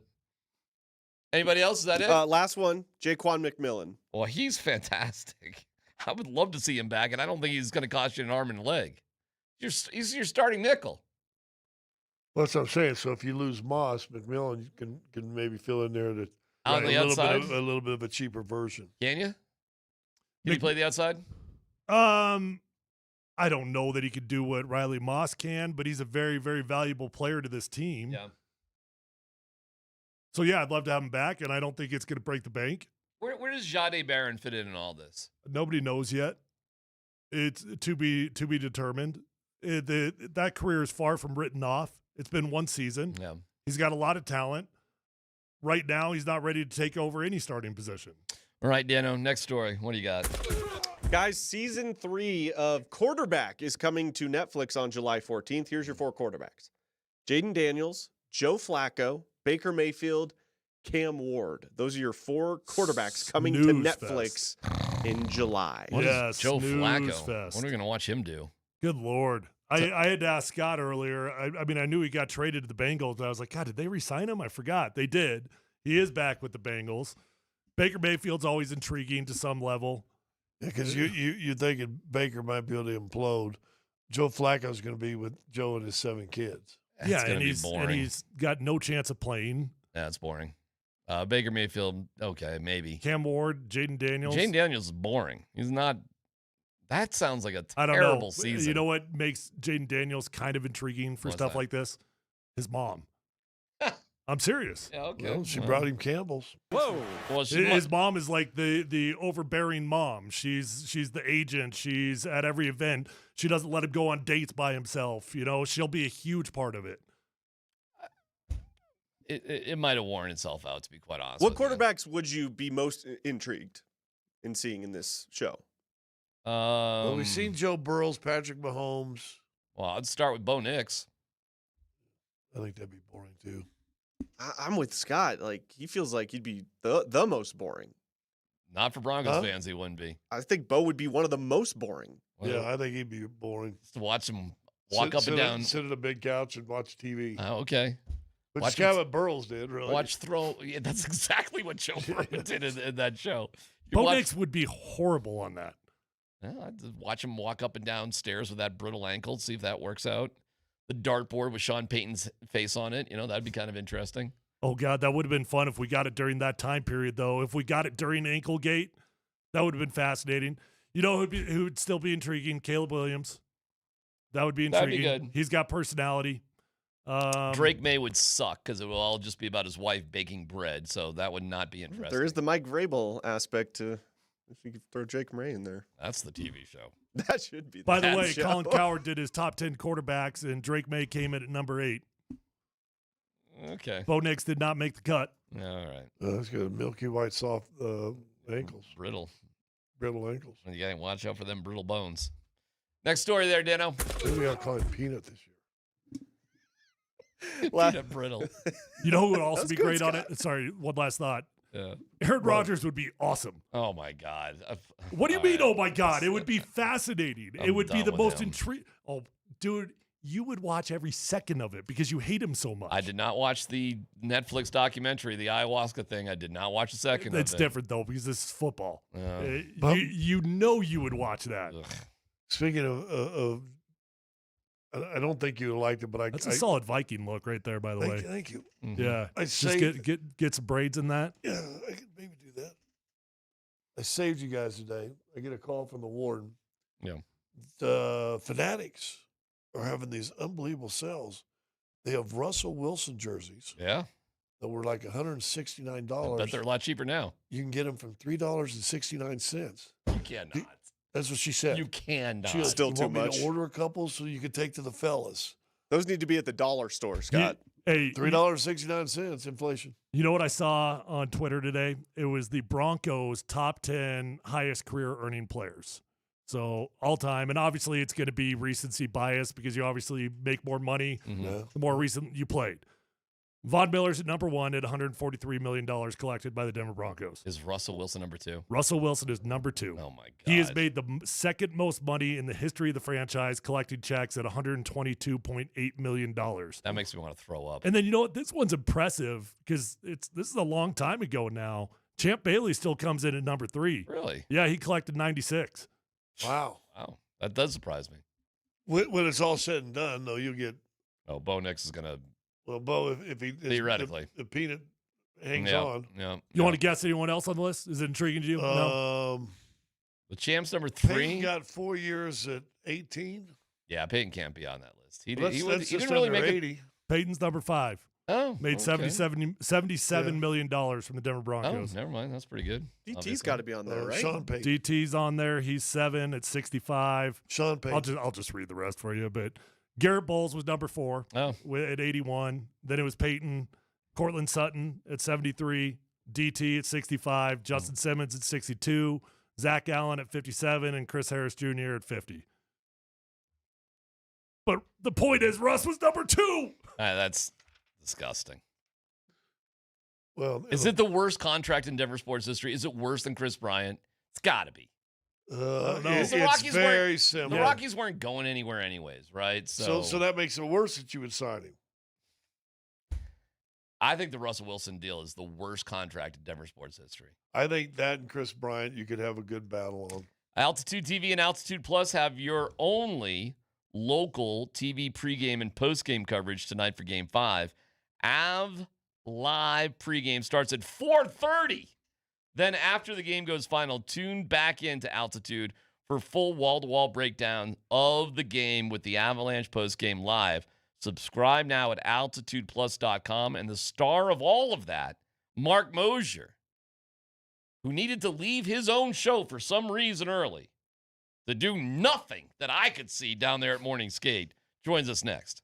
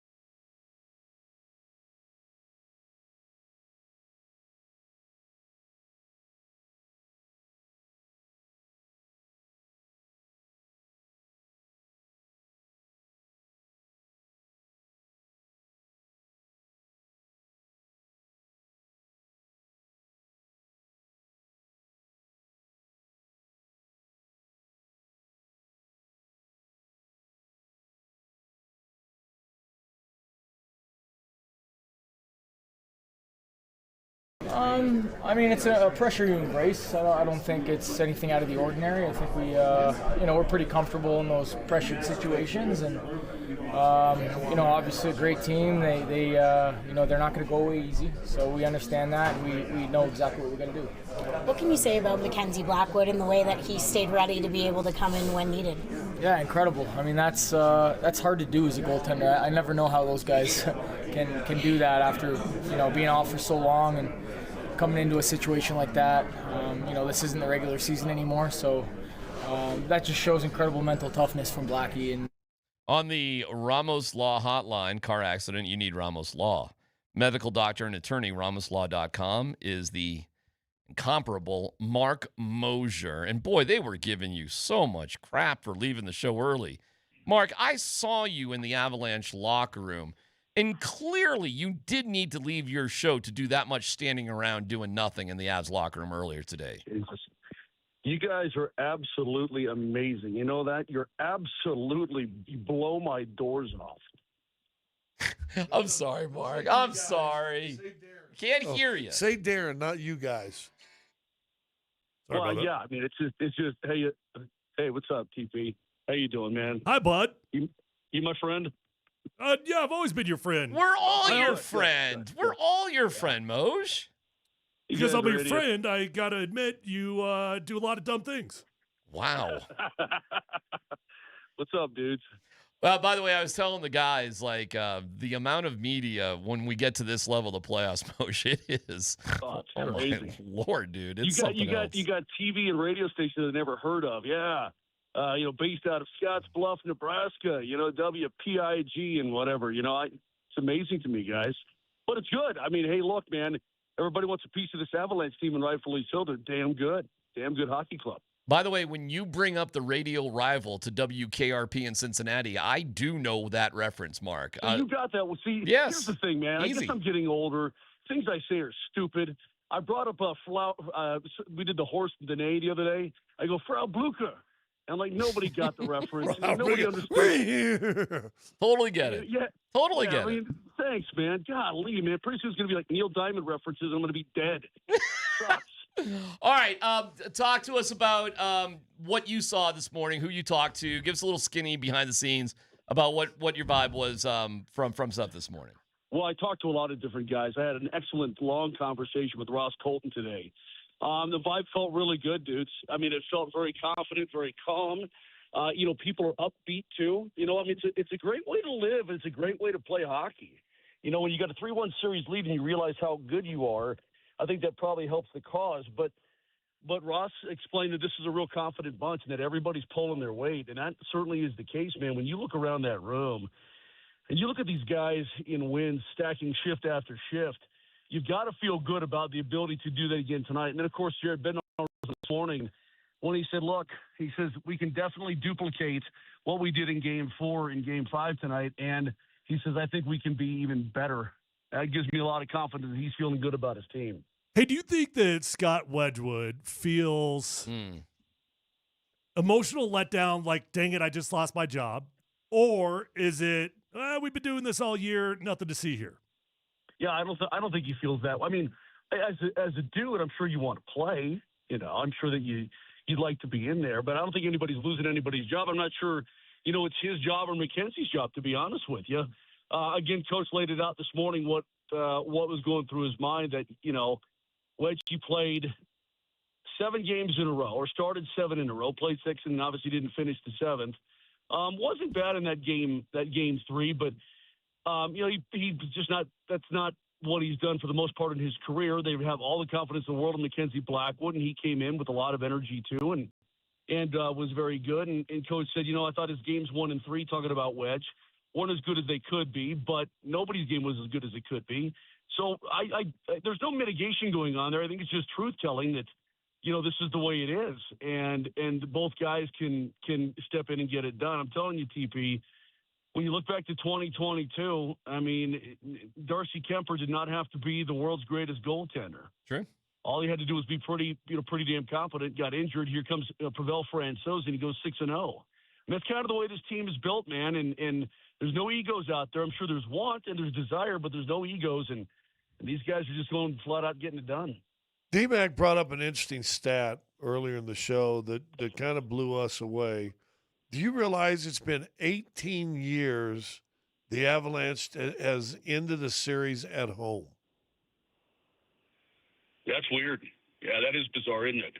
Right. Think about it. Now, listen, they've had a lot of 4-game sweeps and they've always had home ice, so you're gonna end a lot of series on the road, but they've not ended a series at home in 18 seasons.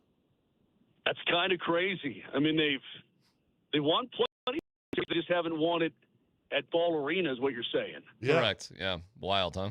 Yeah. Well, there's an opportunity to do it tonight. I remember back to 22.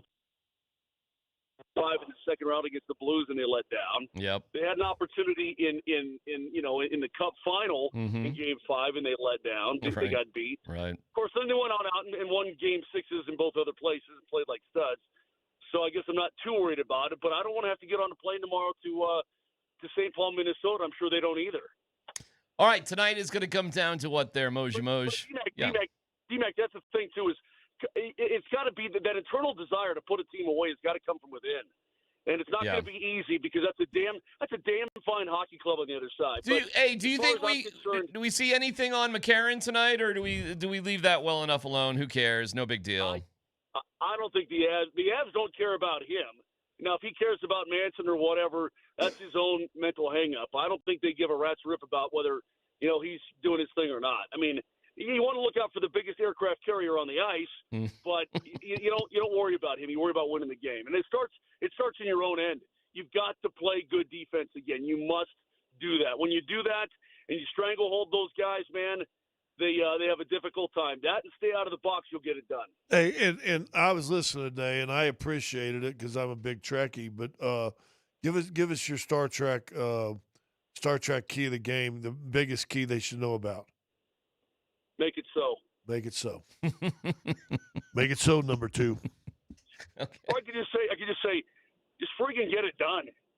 Go friggin' win a hockey game. There is no try, just do. Yeah. Isn't that Yoda? Well, yeah, but now you're getting into the Star Wars. When Star Wars is Star Wars, yeah. Get her done. It's like we could go with Nebraska comedian. Yeah, it's a full Geek West Side story, man. You can't do that. Okay. Moj, are you guys going to have fun? Listen, it was great to see you in Avs Alley. Game 1, saw you out there with Connor, goofing around, having some fun. Avs Alley is tight, by the way. It's awesome. And my wife, Cat Cave, she's all fired up for it. And I might watch a little bit of the game. I might watch the first period out in Avs Alley. Let me tell you what I appreciate about Kim McKee, can I? Yes, of course. She's out there nailing her Coley early on. She's like, I'm getting my hockey on tonight, man.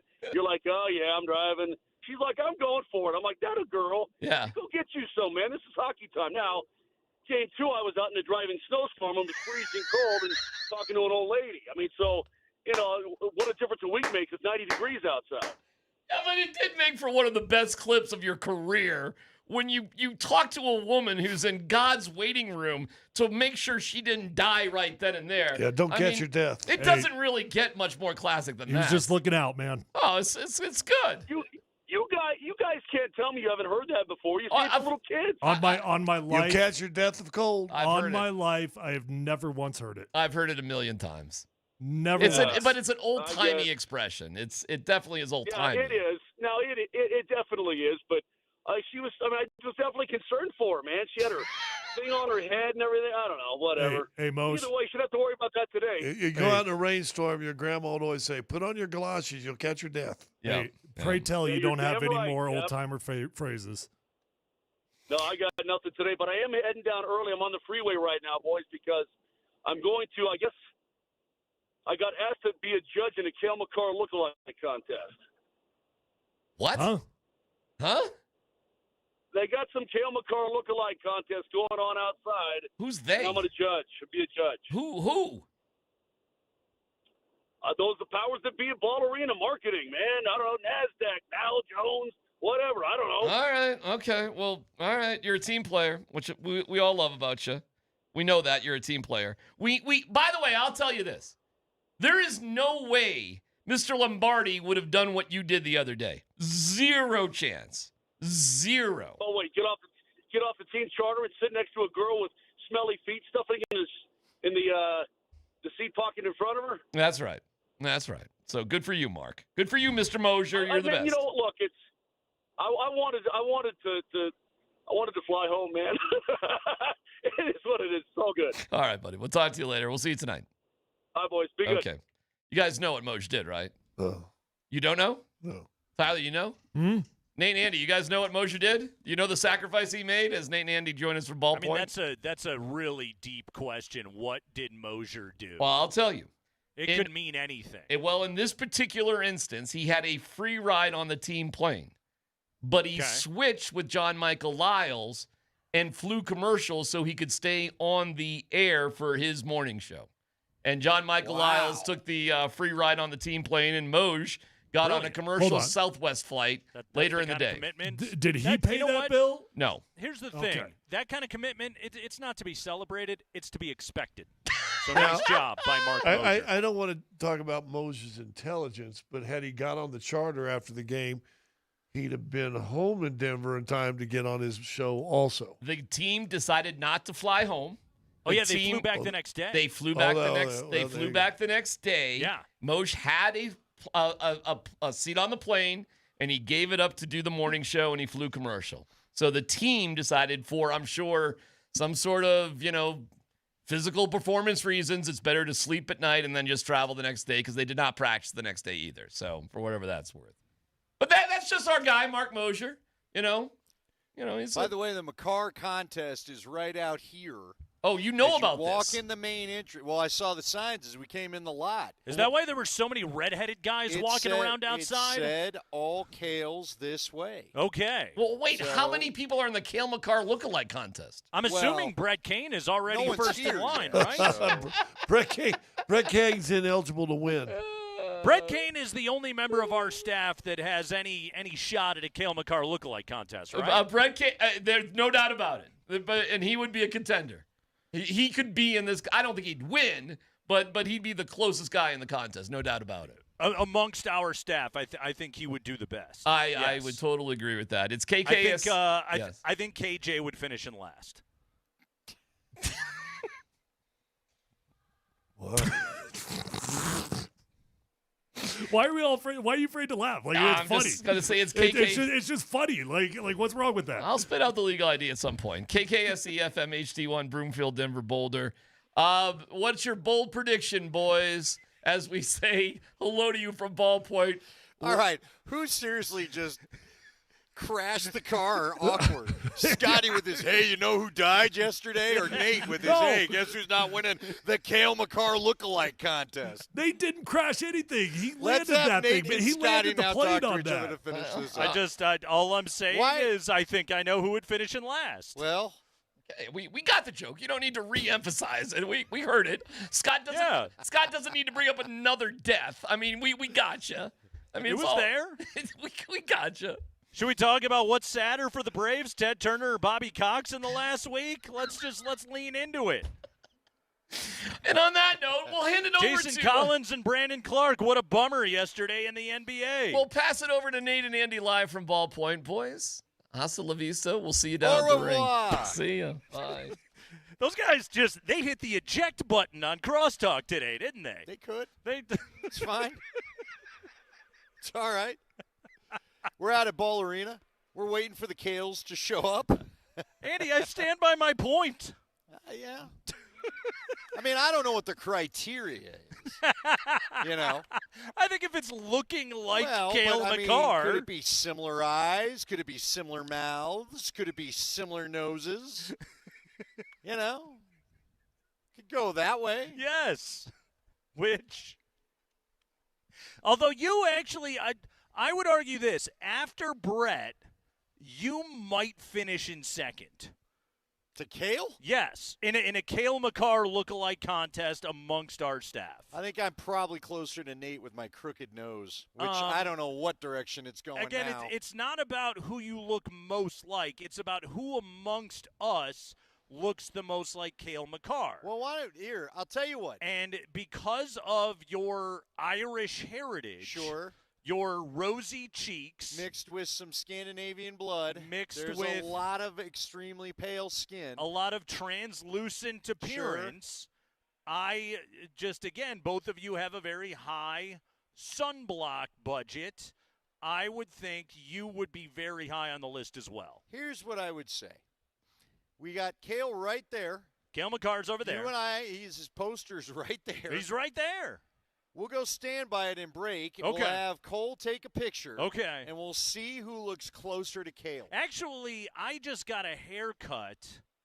You might, yeah. I might do better than I'm giving myself credit for. Yeah, especially if you go back to, if you go playoff beard Nate. Yeah.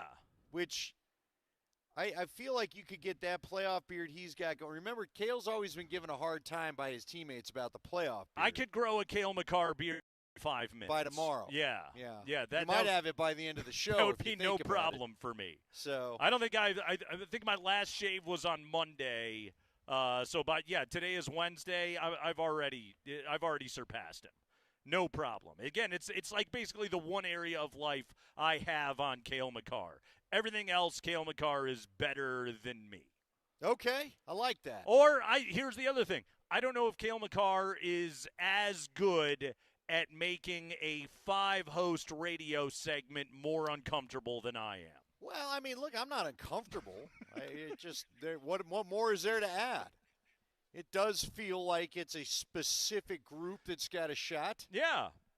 It wasn't I don't think there was much to push back on. That's all. Is there a lady Cale running around that maybe wants to give it a go? Tie the hair back, see what they can do? Oh, Isabel in promotions. She doesn't look like Cale. She's redheaded. That's the most obvious Cale McCarr attribute. So you just got to show up with red hair is all you're asking for? I don't think so. Yeah, pretty much. I think you got to try a little harder than that. I think it's if you have red hair, you're in the contest. That was why I brought up Red Kane. Red hair. I know that. Very pale. That's it. The pale I get. See, now I'm pulling up a picture. Okay. Well, I mean, I did a Google image search on Cale everyone. McCarr there. There he is. Yeah, I know. Okay, there we go. He's quite rosy. But see that, I guess, well. Yeah, exactly. One is more auburn than the other. That's the thing about redheads, is it depends on the light how red it's going to get. Yeah, they exist on a spectrum. Right. Okay. He's so cherub-faced, though. He is. What the hell's McDavid doing in there? That he is. Quite cherub-faced. Hey, welcome in, everybody. We're live at Ball Point. It's Kreckman and Lindahl. Now, how about this? I was going to do the whole show intro thing. Here's what I want you to do. Okay. I want you to go Ralph Macchio feathered bangs. And that's how you get into that Cale. What Cale are we talking about? We need a Cale era we're comparing it to for this contest. Well, I would say the pic that you just pulled up, he has no product in the hair because I think he's getting ready either to play hockey or has been playing hockey versus other photos. He's got product in the hair, thus it's more kind of stylish and angular. Yeah, that's floofy. That I got to Yeah, you know what, now this hair I could pull off. That's I got a game tonight. You give me another week. Uh-huh. And I'll just do the leave-in conditioner and I'll pull that off. Well, look at this. What do you think of that? Okay. Huh? I'm impressed. And I could probably pull off that much of a mustache, too. We're out here at Ball Arena. We have got Game 5 tonight, Avalanche and Wild. Andy, I would argue this is a little bit of a must-win for the Wild tonight. Yeah. It didn't get more must. We often throw the term around. Yeah, no, tonight I think when you're down 3-1, I think it really applies tonight. Staving off giving them the fourth victory is must-win. Yeah, I certainly think it applies tonight. For the Avalanche, 3 chances to close out the Wild, but do yourself a favor. Make the rest of the playoff road more convenient, easier on you as much as you possibly can, and just go win this thing tonight and let Vegas and the Ducks keep beating the snot out of each other and just hang out. Do what you did last round where you sweep the Kings, the Wild and the Stars have to go to 7, and you just hang out. Or they went 6, didn't they? You're right. They did go 6. Yeah. But still, it's 2 extra games. Well, not only that, you got to – and several members of the Wild even pointed out, like, man, we just had to jump right into the next series against Colorado. That was tough on us. Okay. Yeah. Yeah. I mean, look, I believe it. Every game you play, you risk more injury. Right. Period. So if for no other reason, go ahead and wrap it up before you risk more injury. I would say so. Yeah, that's the best thing you can do in the playoffs. Yeah, finish it off. I don't worry. The rust versus rest conversation, I don't think it applies to this team. I think they're too locked in and they're too championship focused and they're too good and they know exactly what is required of them at this stage of the postseason. I don't worry about it. I think they will go into the Western Conference Finals as prepared as they possibly can be. So, finish this thing off tonight. We got so much to get into today here on the show. We got to talk about, obviously, what Minnesota has to do to give the Avs a better game than what they did in Game 4. We'll talk about what the Avs have to do to close it out. Got to talk about the singular greatness of Nathan McKinnon more today on the show, as he has been the best player in these entire playoffs. We'll dive into all of that. Got some NBA notes that we want to hit, including, Andy, I realized something about Victor Wembanyama last night. What was that? We'll get to it a little bit later in the program. But, yes, we do begin today with what the Avalanche have to do, because tonight it's going to be a desperate Minnesota Wild team. You would think that there would be the stink of desperation all over that team, that they would want to get after it tonight, save their season, fly around. The Foligno brothers will be all over the place with the physical forecheck tonight. Kirill Kaprizov is going to be flying through the neutral zone. Certainly Jesper Wallstedt is going to have to step up and be the hero tonight for the Minnesota Wild. For the Avalanche, on the flip side of that, coming off of a Game 4 where they got good goaltending from Mackenzie Blackwood. They got depth scoring in that game, getting goals from Ross Colton and Parker Kelly. And just in general dominating. And did you realize at one point in the game the Wild didn't have a shot for like 20 minutes? Yeah, because the scoring chances was 16-1. Yeah, like halfway through the second. It was considerable.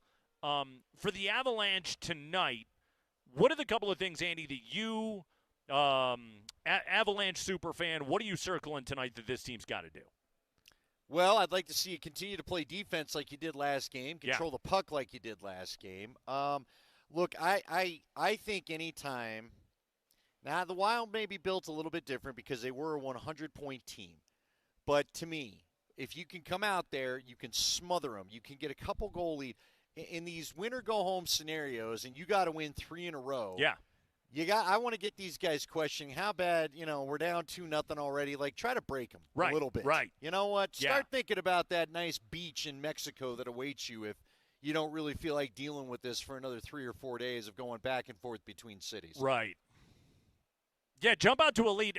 Be aware if you do have said lead, the Wild are going to be – it's going to be shenanigans all over the place. Oh, yeah. Yeah, it's going to be, every stoppage is going to be a glove to the face and all that kind of nonsense. Somebody's going to try and take a run at Josh Manson, you would assume. It very well could be McCarron. It could be somebody else. We don't know who's going to do it. But somebody is going to go and try and take a shot at Josh Manson probably in this game.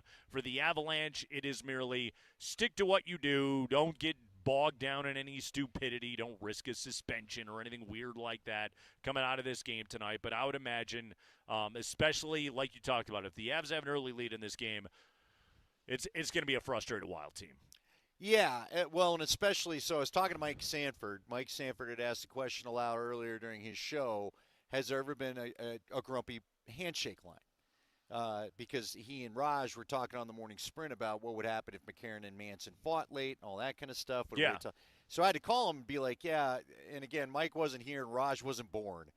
But I specifically remember Dino Cicerelli and his, I can't believe I just shook this guy's friggin' hand. Yeah. You know what I mean? Claude Lemieux, I called him about that, and what Coach told me is apparently – what our coach told me is the Minnesota coach, John Hines. Hines is suggesting Heinze is suggesting that someone that is a regular is not going to play tonight, but wouldn't reveal who for the Wild. Okay. So someone got dinged up. They're trying to figure out who it is, or at least Raj and Coach were. So we'll wait and see. They may be down yet another person. So I don't know. And I haven't seen much. I'll have to go check Twitter. Yeah. I wouldn't be shocked. I mean, I wouldn't be shocked if they tried to just see if Eriksson Ek could give it a go. But the problem with something like that is if he finds out he can't, and by all accounts this guy hasn't been skating regularly, then you're down a player. You're down a forward. So that don't could think be that killer would for be them. ideal either. I think they're trying to shoehorn him back into this series as quickly as they possibly can. Because he's a heck of a defensive he's a good player. Yeah, he's a good player. He would stop a lot of what the Avs have been able to pull off so far. Also, just quick aside, aren't all handshake lines grumpy? Like, Yeah. somebody just got eliminated from the postseason. I don't think anybody is, the sportsmanship is always on display. But, I think the losing team is pretty pissed that they have to be there doing that. No, I'm with you. It is. It's good. I think it's good to show the kids, as they like to say. It's good sportsmanship. But it is an interesting deal amongst paid professionals. It's, in some cases, guys were just shoving each other's Right, faces into the glass. Right. And threatening what would happen when they reconvene for the regular season. Andy, I tell you, the first time I ever, as a Cub reporter, the first time I ever went on the field after an NFL game, back when we were allowed to do that, you could run out there with your microphone and interview guys the second the game ended. The first time I ever did that after a Bronco game, and it was just like, oh, yeah, no, they're all just, hugging and smiling, and they, they're just all cool with each other after 3 hours of bludgeoning each other, and it really struck me of oh, yeah, pro athletes are just built differently. Well, they are. Now, I've come across some there's grumpiness out there, to be sure. I've heard threats where I've had to tell them, don't throw down to the field yet. But I need to get to a different area. But again, the majority of the guys are They're just done. yeah, good game. They took it between the lines, Uh-huh. and, Yeah. that's what happened. Good game. And now it's over. Yeah, they at the end of every NBA series, they everybody gives each other hugs and daps and all that kind of stuff. They don't do it after every game, but they do it at the end of a series. Hockey kind of makes a show of the line, sort of do you remember? I don't know if you ever played like youth soccer, but they always made us line up at the end of the game, and we had to do the whole thing like the pro hockey players do, and you had to say, good game, good game, good game. And then there was always one kid that was just a poor sport that was all pissed off, and he was going through the fist, and he would punch in your fist or whatever, and then you'd get all mad about that guy and complain to your parents, and then you'd be like, yeah, but whatever, I'm getting a granola bar and a Capri Sun, so I'm already over it. Let that guy be miserable all day long. That's basically what they do in hockey. My daughter quit soccer early. What we had to do is we had to do the parent tunnel, so they could run through the parent tunnel when they were done. Oh, we where never you all had put your that. hands up, and, you'll get there. Okay. Your kids are about the age where that'll probably come into existence here. We didn't have that. Right. Yeah. No, we did the same thing you talked about, and then. No, our parents were just unless one of your parents was the coach, you were just getting dropped off, and then you played your soccer The game. Mammoth have to do it. I've seen some terse exchanges. We had a game this year where apparently I had to go down and ask our sideline guy what was going on there because the two coaches stopped and both were kind of animated, but I couldn't tell if they were arms were going out and they were having a very Italian, if you will, conversation. Nick Lombardi knows what I'm talking about, hand gestures and the whole deal. And so I asked our sideline guy, I go, what was going on down there? He goes, they were both upset about the reffing.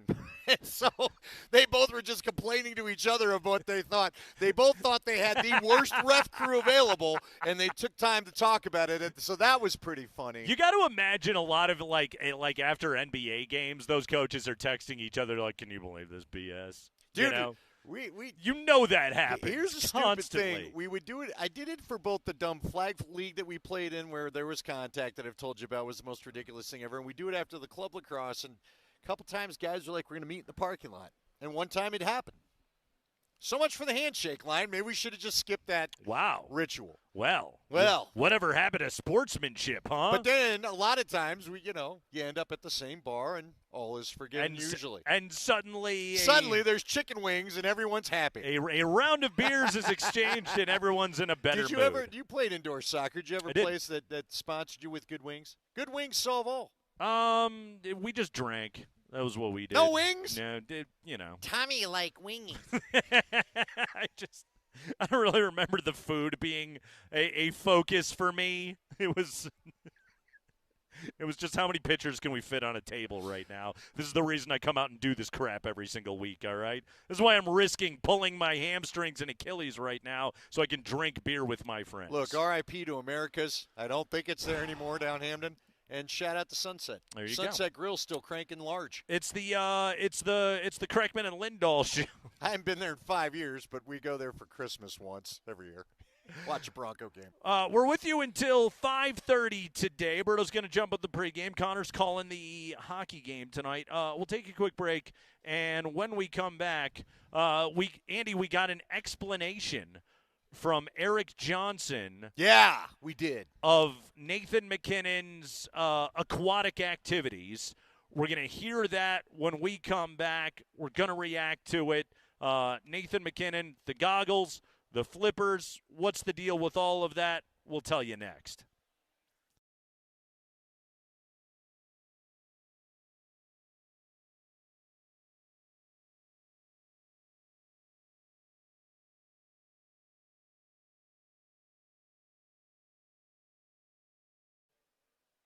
Guys, Andy Lindahl here for the Rocky Mountain Men's Clinic. Have you been dealing with the rather troublesome problem of erectile dysfunction? If this has been an issue for you in your life and you need to seek some treatment, go to a place where they can help you out and they've got options. That place is the Rocky Mountain Men's Clinic, and I recommend it because they've got a great staff. It's not just about getting the right medicine, which they will help you find, but it's also about a staff that's going to be there and be supportive and talk you through whatever you may need. I know they've helped me on my journey with the weight loss, and I just know they got a lot of good people over there to talk you through whatever you're dealing with. So don't wait. Don't delay. Schedule a consult today with the Rocky Mountain Men's Clinic. Your initial visit is $99. It includes a medical consult with a Colorado licensed medical provider. You'll get a T and a PSA test, and if medically advised, a test dose. And if the test dose doesn't work in the office, your visit is free.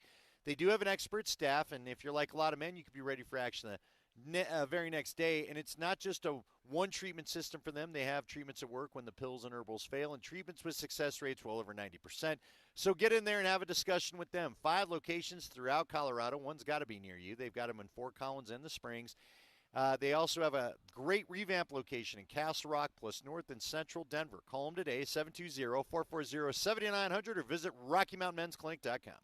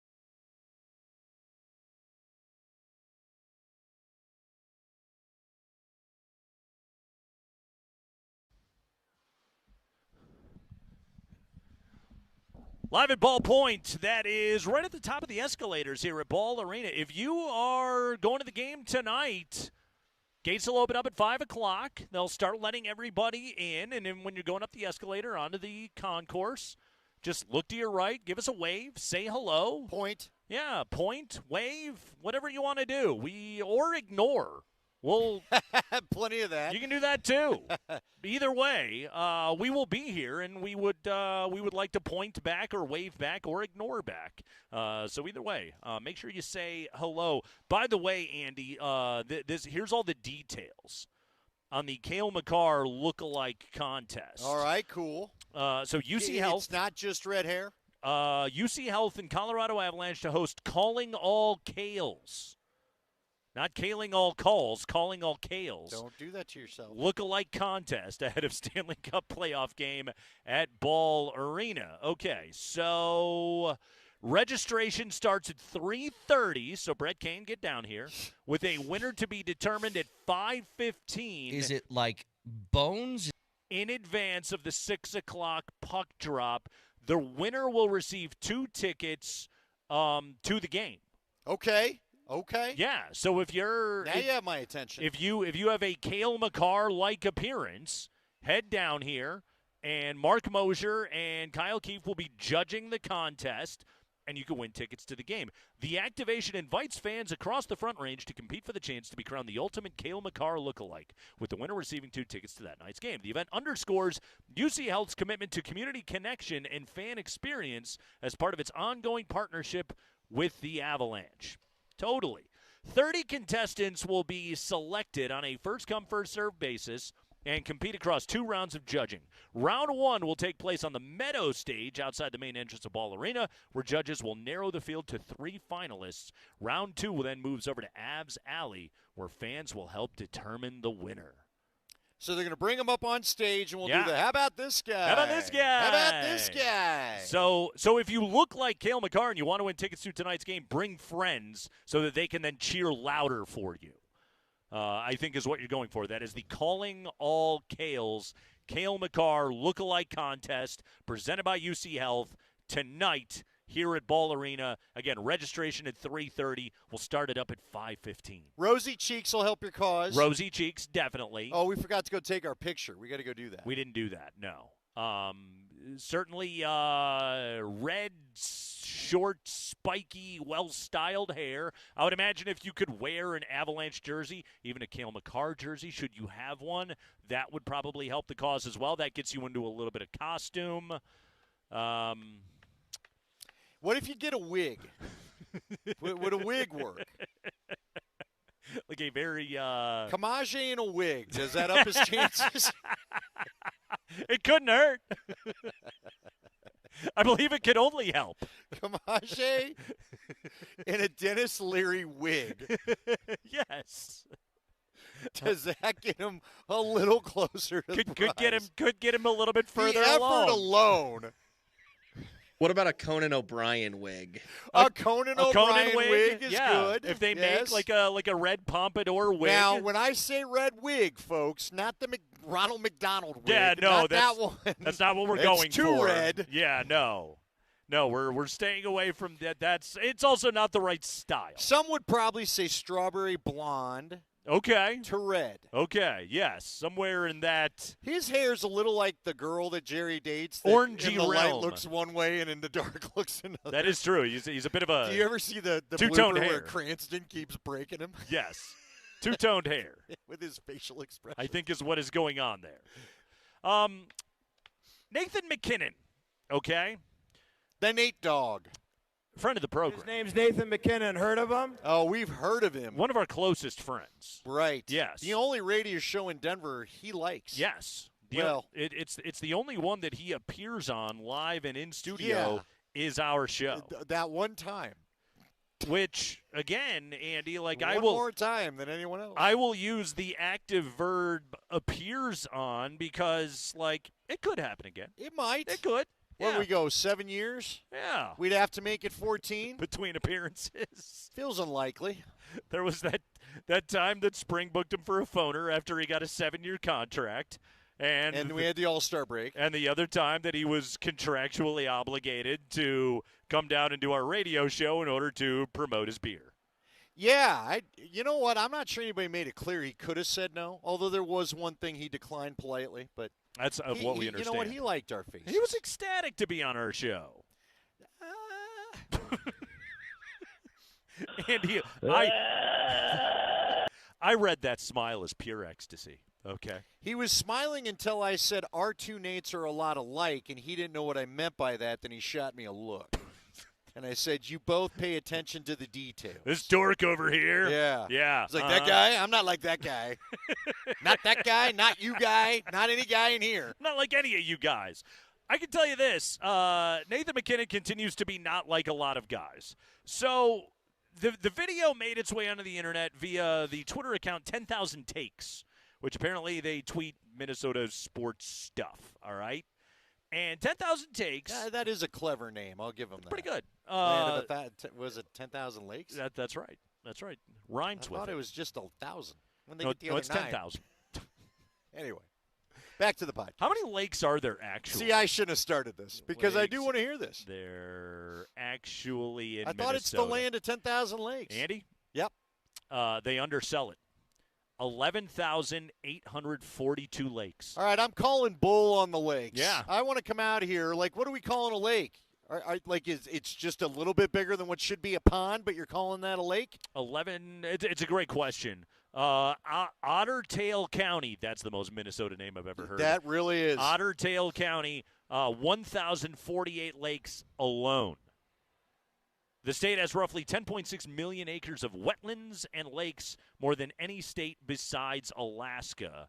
Only about 6,564 of the lakes have official names. I've heard Otter Tail High School is rivals with Beaver Villa, Canada. It could be. High school. Yeah, I could see that. Yeah, it's any number of marmots. Thank you. At least you got a head shake out of Cole. I'm like taking it seriously. I'm like, I wonder how many like beaver. Now you got to know how many otters are in the town. How many muskrat themed? The honey badger shows up, wipes them all out. Right, exactly. A lot. That's what we got into this with the wild yesterday. A lot of different marmots and vermin up there. Which one are you? We don't know. 10,000 Takes tweets out. The hashtag Minnesota Wild. Cannot lose this series to Nathan McKinnon. He swims in a hotel pool with flippers and goggles. And the video does show a shot from well above, obviously taken off a balcony in the hotel. Yeah, the Diana Rossini crew lost their money, so now he took his big super lens and found Nathan McKinnon. Like, let's go track these hockey players. Let's go try something else. So they caught Nathan McKinnon, and he's swimming in the pool, and he's got goggles on and flippers. Which, the moment I saw the video a couple of days ago, Andy, I was just like, oh, that must be really good for you, because that's the only reason Nathan McKinnon does anything. Yeah. Only if it's, like, super healthy I for promise him. you he's speed swimming. I thought he was just trying to do go swim as fast as he skates back and forth in the pool. But he's our guy, so I didn't think anything of it there. But 10,000 lakes. But he had the flippers. Yeah. On, which, again, like, you don't see that very often, down at the health club or anything else like that. But, again, clearly, like, Nathan McKinnon knows something that everybody else doesn't know. So we got a little bit more information on this today. Eric Johnson, another friend of the program, EJ, goes on the Pat McAfee show, and they bring up this very topic of McKinnon swimming in the pool with the goggles and the flippers. And here you go. This is Eric Johnson explaining what Nathan McKinnon, but not just McKinnon, what McKinnon and the rest of the Avalanche are up to here. See, I wore the full Speedo. He wore the shorts. So we would do that in the playoffs, but I had the nice Speedo on to get a little extra glow. But this is what these guys have been doing. They've been doing this for like 3 or 4 years. So apparently it's the pressure of the pool when you get low enough just to clear the acid out of your legs when you fly. So these guys have been doing, it's the whole team. It's not just Nate. They've been doing this on off days. Nate would miss some practices and he'd go with his physiotherapist there and they would just go swim. This guy's a complete lunatic in a good way about finding like an edge to stay on top of his game. It's really unreal. So it's to clear the lactic acid after a flight. Sure. Which you often hear that, like, that inflammation can be problematic for dudes with injuries. Right. And, yeah, I mean, DMac was going, I've never heard of this when I was driving in. And I was like, yeah, I haven't either. But guess what? There's a lot of things in modern sports science you and I never heard of. That was not a thing when a lot of guys played 10 years ago that I would totally buy right now. Nathan McKinnon, getting told by his physiotherapist, which, of course, Nate has his own, and is getting told, like, hey, the pressure from being, if you go deep enough in the pool, the pressure from the bottom, which I would imagine the flippers. Which that's why you need the flippers to probably get down there and stay down there, right? Swim down, and then you chill as long as you can until you get a headache or whatever, and then you swim back up and you feel better. Makes or he sense just to me. goes and he skims the bottom of the pool and comes back. I mean, whatever. Makes sense. Here's the thing. Honestly. If this was another athlete, I probably wouldn't buy it. You're just covering up. You said it right, and Eric said it there in the clip. Nate is a competitive psycho. Lunatic. Anything that he thinks he's got to do to be him, he's going to go do. Whatever edge he can find, he will do. He is it goes back to the critique of Zadorov's diet. And right, that Tyson Berry gave us. Chickpea pasta and what was it, like an unseasoned chicken breast and some sweet potato fries at the fantasy football draft. Like, the guy, he is so fully committed to maximizing whatever his human body is capable of being able to do, which honestly, like most pro athletes are these days, Andy. Like, these guys have very much recognized, like, the body is the temple, the body is the vessel by which they can maximize their earnings. The money is so ridiculous in sports today. Find whatever tiny edge you can to take advantage of the time in which your body is able to do these things. Listen, if Tom Brady were to tell you this is what he does, would anybody even question it? No. Would it shock you at all? No. Give me any athlete, Frankly, I know it's not everybody's beloved athlete anymore, but if LeBron James told you he was doing this to be able to play at 40 the way he does, 41, would you be shocked? No. So it's any last little thing Nate these is guys in can that find. class of psycho of wanting to stay at the top for as long as he can. Yeah. Matter of fact, now that I find out about this, maybe some of the Nuggets need to give this a go. If Nathan McKinnon, it's not going to stun me in the slightest bit if this guy plays into his 40s. Yeah. And a lot of hockey. At a high level. The elite hockey players are able to do that, and I'm not going to be stunned if it happens with this guy. Now, again, did it look weird? I think, look, the goggles were a little weird. That's but, funny. What are you going to do? It's a little funny, but again, they look like the kid goggles that my son wears, but he used to wear when he was a kid swimming. But if you're Nathan McKinnon and you win a Stanley Cup, what the hell do you care? Yeah, what you look really like? don't care. Yeah. Well, see, that's just it. Anybody taking a shot, this guy is one of the greatest athletes in the world. Right. So what? I can't say anything. Yeah. You know what? I sat funny for a long time the other night. I had to get out the Theragun just to get myself loose from that. You think I'm knocking Nathan McKinnon swimming with flippers in a pool? Right. It's like Nathan McKinnon's like, oh, you're too cool for all of this? Yeah. All right. Can I show you my paycheck? See how many zeros this thing has? Pretty cool, huh? Let me show you who's above me as well. Right, exactly. Not a thick list. Yeah, it's hey, I have multiple Hart trophies, or I'm about to. Like, look at this. Again, there's basically almost like no wrong answers in I will do whatever it takes to be able to win, which is the first thing that I thought when I saw this is, the flippers must make some sort of like isolated muscle workout for this guy. Knew that was, again, I got more of a chuckle at the goggles, like I said, than because they didn't look like they were $high goggles than I did the flippers. But yeah, man, I mean, look, dude, it's fine. Hey, keep laughing, keep talking about it. You'll have to break down what he's wearing next round, too, the way this one's going. So your guys will be home. I bet you those are $high dollar goggles. You're probably right. It wouldn't surprise me. You're probably Nathan McKinnon probably has like the top-of-the-line Speedo scuba goggles that he's rocking out there. I'm sure of it. Well, he doesn't have the little scuba, the little tube snorkel thing. He doesn't have the snorkel like he's Spalding in Caddyshack or anything like that. Andy doesn't get that reference. But other than that, he's got the rest of the outfit down pat. You know what I hope he does next round? Add a swim cap. Go full Michael Phelps swim cap. You know what I mean? Maybe even go with the full Michael Phelps, like that long suit they were all wearing his last Olympics in Greece that went to the top of the knee. That was, remember Ian Thorpe, a.k.a. the Torpedo. The Torpedo had that thing. That's such a good nickname, by the way. Yeah, the Torpedo used to rock that thing. Wouldn't surprise me in the slightest bit if McKinnon owns that. He's thing. got one of those. Yeah, exactly. And then he wants to race you. Let's go. Let's go. I wouldn't doubt it. Yeah. There were no, at least in this video, there were no teammates out there with him. But he looks to be having a good time. Dude, you're swimming in a pool. Exactly. Yeah. You got a Stanley Cup ring. Yeah, you're on pace for the Conn Smythe. Right. You're going to win the Hart. Life is good if you're Nathan Yeah, McKinnon. You get to hang out with me and Andy. It's awesome. It's a good life. And again, if you were to come back in the studio and we were to go, hey, did you hear about the big thing with your goggles and your flippers? You'd be like, what? Did the internet remember? He didn't even realize the stuffed animal was a big deal. Bednar was asked about it. And, of course he was. And Bedsy was just like, yeah, he'll do whatever it takes to win. That pretty much was his answer. Like, doesn't surprise me in the slightest bit. You know? Matter of fact, I might get everybody else out there, too. Right, exactly. Round of flippers for everybody. If this makes you anything more like Nathan McKinnon, you're all out there Seriously, doing laps. Would you maybe not like to see Peyton Watson and Aaron Gordon hop in the pool and give that a go? Hey, if that's what's going to work? It's going to make him not pull a calf and a hamstring, by all means. Well, how would we do this for Jokic? You'd have to get him a big pool, right? I mean, he can't be 2 strides and he's done. You know what I'm saying? The hotel pool ain't going to cut it. He'd like get 1 whoosh or 2 whooshes in and then he'd be done. Yeah, get that man an Olympic-sized pool somewhere.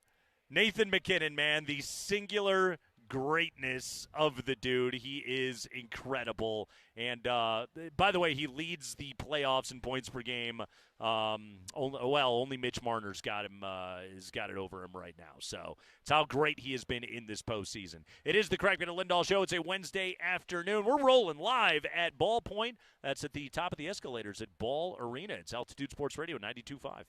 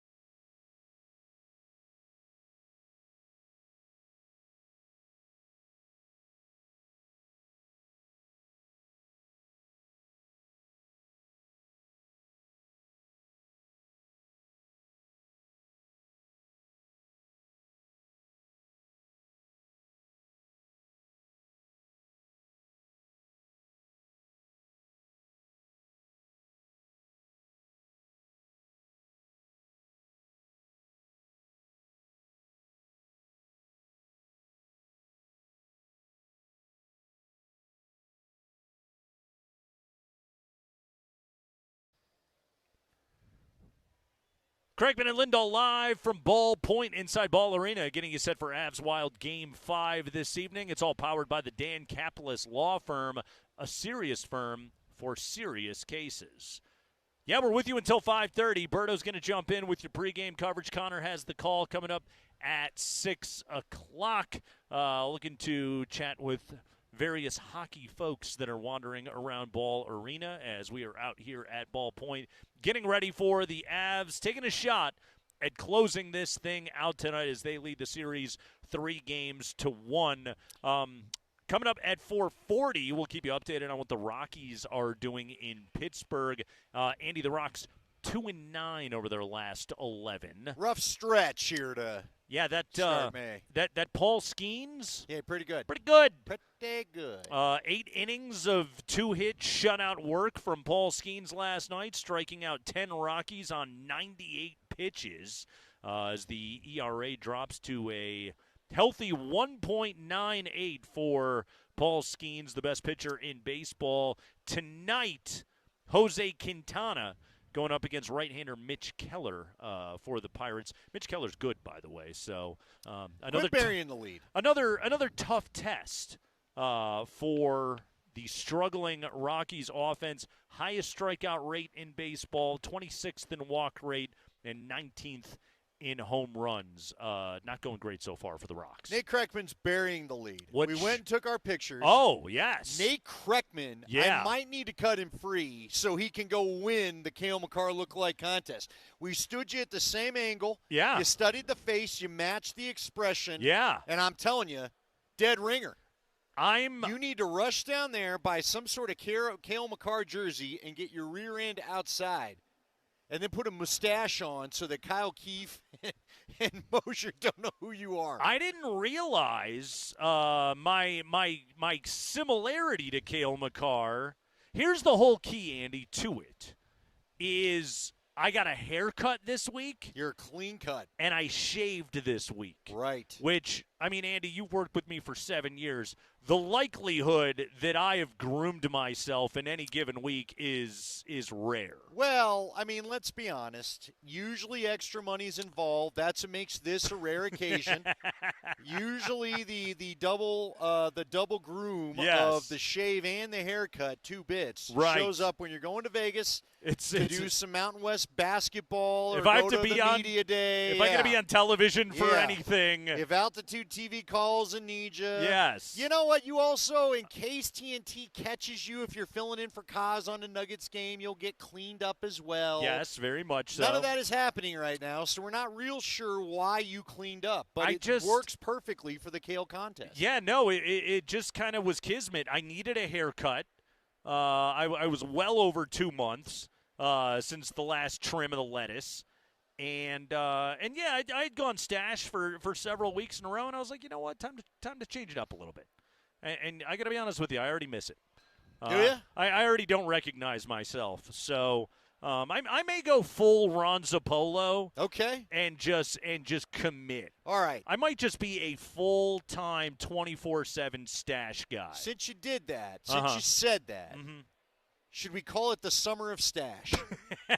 So I want the Zappolo grown by Memorial Day. Okay. And it can't leave till Labor Day. Okay. The unofficial markings of summer in this great country we live in. I can do that. Yeah. We'll go full summer of stash. You're allowed to groom. Okay. But you are not allowed to get rid of it full. I'll probably forget at some point because I do. But yeah, I'm not. But I'm not then opposed there's to a that. potential fine of some kind. Slap bet. Whatever it takes. I don't think I could slap you. Andy, do you know who would do it? You know who would do it? Cale Makar. No, Tyler. Tyler just walks around looking to have slap bets with people. He would he would happily smack me right across the kisser. All right. Andy, do you remember when the Broncos went to London in 2010? Distinctly. And cheated? Steve Well, they didn't really Scarnecchia cheat it, but was caught filming a San Francisco 49ers walkthrough. What good would you say that did you? Because if they you don't still remember, lost. you lost the game. They still You lost. really, nothing was vastly improved from No. the information you thought you gained. No, it didn't help, and if anything, it only hastened the firing of Josh McDaniels. By the way, I know the guy who turned him in. Do you really? The whistleblower? Okay. Guy told me in a bar one night on the road. The Woodward and Bernstein of the Broncos? That's awesome. Okay. Will you tell me who it is in the break? Yeah. All right. I don't know if you'll know him. Okay.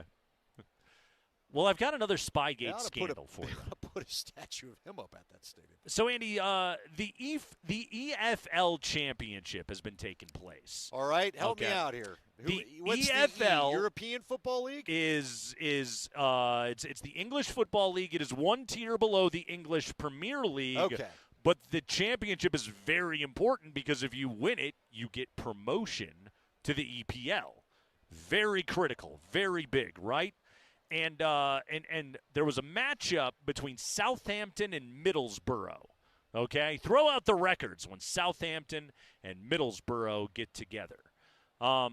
However, this one is now taken on controversy involving a Southampton analyst who was caught spying on Middlesbrough's practice session Thursday morning, 2 days before Saturday's first leg. Andy, this guy got caught. I got to show you the picture of the spying that was caught. I mean, come on. I'm taking a picture of that and tweeting that out now, too. It is not exactly James Bond-style espionage taking place here. It appears to be an intern not even standing behind a tree. He's kind of standing like, I don't know, near a tree. And you're not camouflaged. You got a black coat on. Yeah, it's a pair of jeans and what appears to be a black sweater or sweatshirt or coat of some sort, and an iPhone filming Middlesbrough's practice. Who did he not see the person taking a the picture of him filming the practice? Yeah. Now, here's the other part of this is like, I suppose you could like get like some lineup intel or, hey, this is what they're doing on a set piece. Right. It's not going to help you much in soccer. Right. There's very little mystery. Doesn't it kind of feel like I always want to know what the special teams coordinators do in the NFL? Right. Isn't it kind of the general idea is the same? Basically. Maybe you do a stunt here or there, but like honestly, Andy, like outside of like getting another football team's playbook, I don't really know how this is going to help you all that much, but yeah, these Southampton dudes have indeed been busted. The Middlesbrough people they're ticked, okay? The analyst was caught, but they are arguing for a sporting penalty rather than just a fine against Southampton. They want them disqualified from the playoff, etc. I don't know if they'll go that far, but indeed they have charged Southampton with a breach. But yeah, just a dude with an iPhone standing sort of diagonally behind it. Like, there's one angle by which you wouldn't be able to see him, but whoever took the picture of him easily cracked the case. It's not even like the guy's got like a selfie stick and he's like reaching around the tree or like from under a bush or anything else like that. No, it appears to be, I don't know, what would you say that guy is, Andy? Anywhere from 19 to 23 years of age. 21. Some intern. No, he's got to be under 21. Yeah. Not old enough to realize you were blatantly in the open, my guy. Let me just put it to you this way. If it was paintball, you're getting splattered. Yeah. You know what I mean? Like, you're first one out. Like, you're not even – again, I'm tweeting this picture out, dude. I guess give him credit that he's wearing black and not, like, the team's jersey. Well, now go zoom in a little bit because I zoomed in on his face. He's got a creepy look on his – like, dude, not only are you spying – yeah. But I'm kind of creeped out by who you're drawing attention to me. By looking weird? By looking like a dude. Yeah. You know what I mean? By trying to be incognito, you've made yourself look more suspicious. Yeah, maybe just try like a walk by with I just happen to tuck my phone into my armpit. Yeah. You've already in 2 minutes come up with better. Nobody can see what I'm doing. Rather than getting a perfect landscape style video of this team's soccer and practice. Leaning against the tree. Again, you could have at least tried some sort of camouflage coat. There's got to be a Cabela's in jolly old England. Yeah. Is there not? I'm positive or someone out there's duck hunting. Whatever the British version of it is. Did the British fox hunt? That's probably. I'm sure they've got a tree-colored coat for that. I'm sure they've shot a quail or two in their day. I'm sure there's some form of camouflage clothing in grand old Britain. We're 9 days away from the final, and we await to hear what the EFL will determine about the worst attempt at spying that we have ever seen. Why don't you just wear the orange hunting jacket next time, guy? How did you find me? Was he also too dumb to turn his ringer off? He's got the nuclear going off as he's trying to. Wasn't the worst part of the Broncos spying that they got their ass kicked in that game? We were like, so you cheated, huh? None of us bought the story because you lost the game and sucked. That's how bad of a coach Josh McDaniels was. You cheated and you still lost. With video. Didn't do him any good. There you go, everybody. Steve Scarnecchia. Remember that name forever. Was he the son or nephew of Dante Scarnecchia? Sure. He was some kind of relative of him. Shame to the entire family. Kreckman and Lindahl, live at Ballpoint, Altitude Sports Radio 92.5.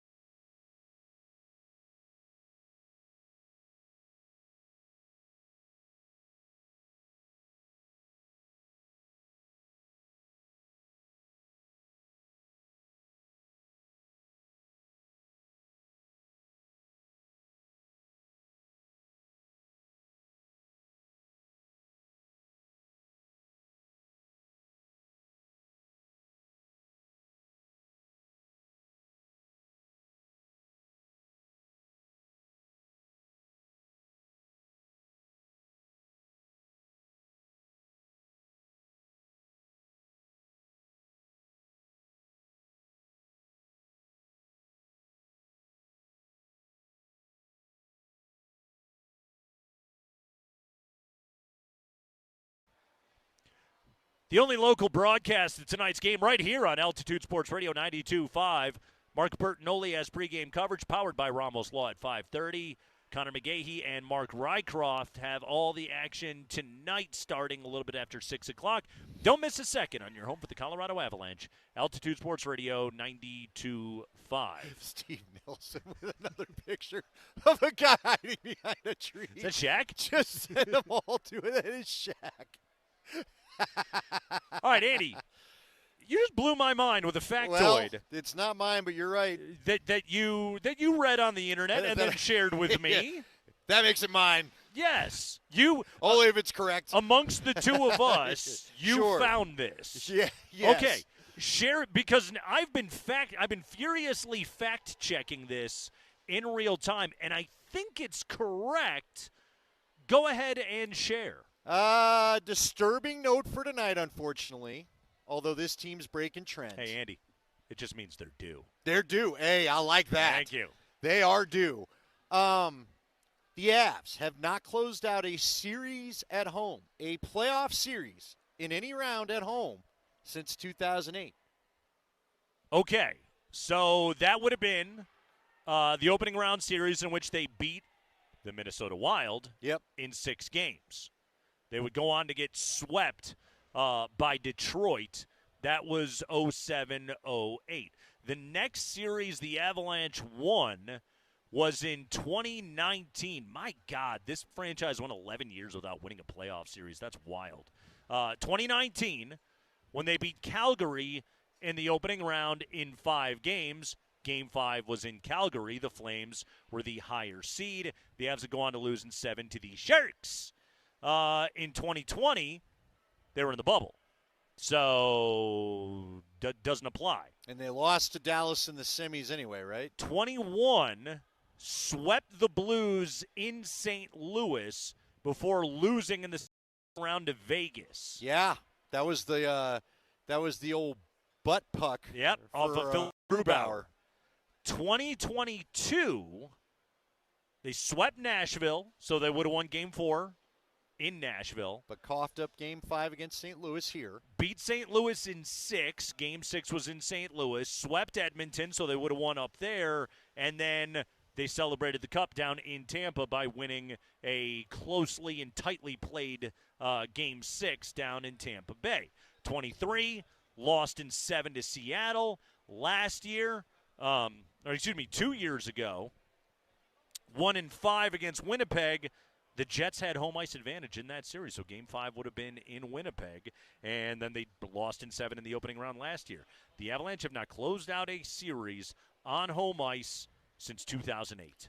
Yeah, so you know what? This is another chance for you to Make show some history. This team is different. Yeah. That you really are on the mission we've been talking about. Now, again, trend that's going in their favor the last time was Minnesota. It was. So get it done again tonight. If we're going to dig back into the history books, let's not forget this Minnesota franchise has come back against the Avalanche. I believe it was Nathan McKinnon's rookie year with Waugh's rookie year head coach with Varlamov and net, where they were down 3-1, and they came back and won the series. Yep, 13-14. That was the Matt Cook-Tyson Berry series. Yeah, yep. The one Tyson Berry told us about. Back in 2014. So the Avalanche, God, I did not realize that. Yeah, my mind is blown by that note. Good note, Andy. Well done. And shout out to our friends at DNVR for throwing that out there as well. Yeah, does anybody really want to claim that? Because that's not great news for tonight. Don't ruin the vibe. It's a vibe. It's 90 degrees. We got a vibe going. Facts are facts. A week ago, we were worried about snow. It was snowing at this point. Nobody could be in Avs Alley. Now it's 90, and everyone's in Avs Alley, including the Cale Makar lookalike contest. Yes, all the Cale Makar lookalikes are out there, and hopefully they're all wearing their SPF 50 or above. Andy, last night, I had a good time watching the Spurs kick the crap out of the Timberwolves. That was fun for me. I enjoyed that. So I realized something about Victor Wembanyama last night. You know how with Nikola Jokic, his entire career has been first since Wilt? Yes. Wemby's career is now first since Jokic. Well, there you go. Last night, Wemby went for 18 points and 6 rebounds in the first quarter. 18 and 6 in the first quarter. In the entire history of the NBA since the play-by-play era began in 96-97, only Nikola Jokic and LeBron James have achieved similar numbers in the first quarter of a playoff game. Wemby is now the first to do it since Jokic, and he's going to be that for the rest of his NBA career. That's what this guy is. He now gets to take the mantle, and it's, again, this – sorry, Avalanche fans, if you didn't realize this, like, Wemby is taking the mantle of best player in the world. It's now his. Sorry, Shea, you got the middle seat on the plane, so doesn't work out for you. But it now moves on to Wemby, and Wemby will do it all. Except Wemby will also block more shots than everybody else because he's the best defensive player on the planet. He was awesome last night, and Jaden McDaniels took a cheap shot at him. The Wolves are doing what they can. It's just they're banged up, and Wemby's too good. And those guards hit too many threes, and De'Aaron Fox is too fast, and the Spurs are on a collision course with the Thunder in what I hope is going to be an entertaining Western Conference Finals. Yeah. Again, so you're enjoying watching Minnesota get pummeled, but does it hurt you anymore to just – I can't help but watch that series in particular and just think, man, this is what the Nuggets don't have in too many areas. Yeah. Depth in particular. Size is another one. Health. Well, health, yeah, but kind of a big one. Listen, we're going to get them in the pool and get them swimming. Having their dudes available. Yeah, because for a full series. Yeah, the Spurs got a full complement of dudes out there to go and match up with these guys, and it's going quite well for them. They're really only using a 7-man rotation. I guess Carter Bryant got 12 minutes last night, but it's a 7-man rotation. It's just what the Spurs have right now. Is they got a full complement of dudes available, and they have the best rim protector on the planet, which the Nuggets distinctly don't have any rim protection. Not at all. Yeah. Matter of fact, they didn't have anything for the middle of the key period. Nope.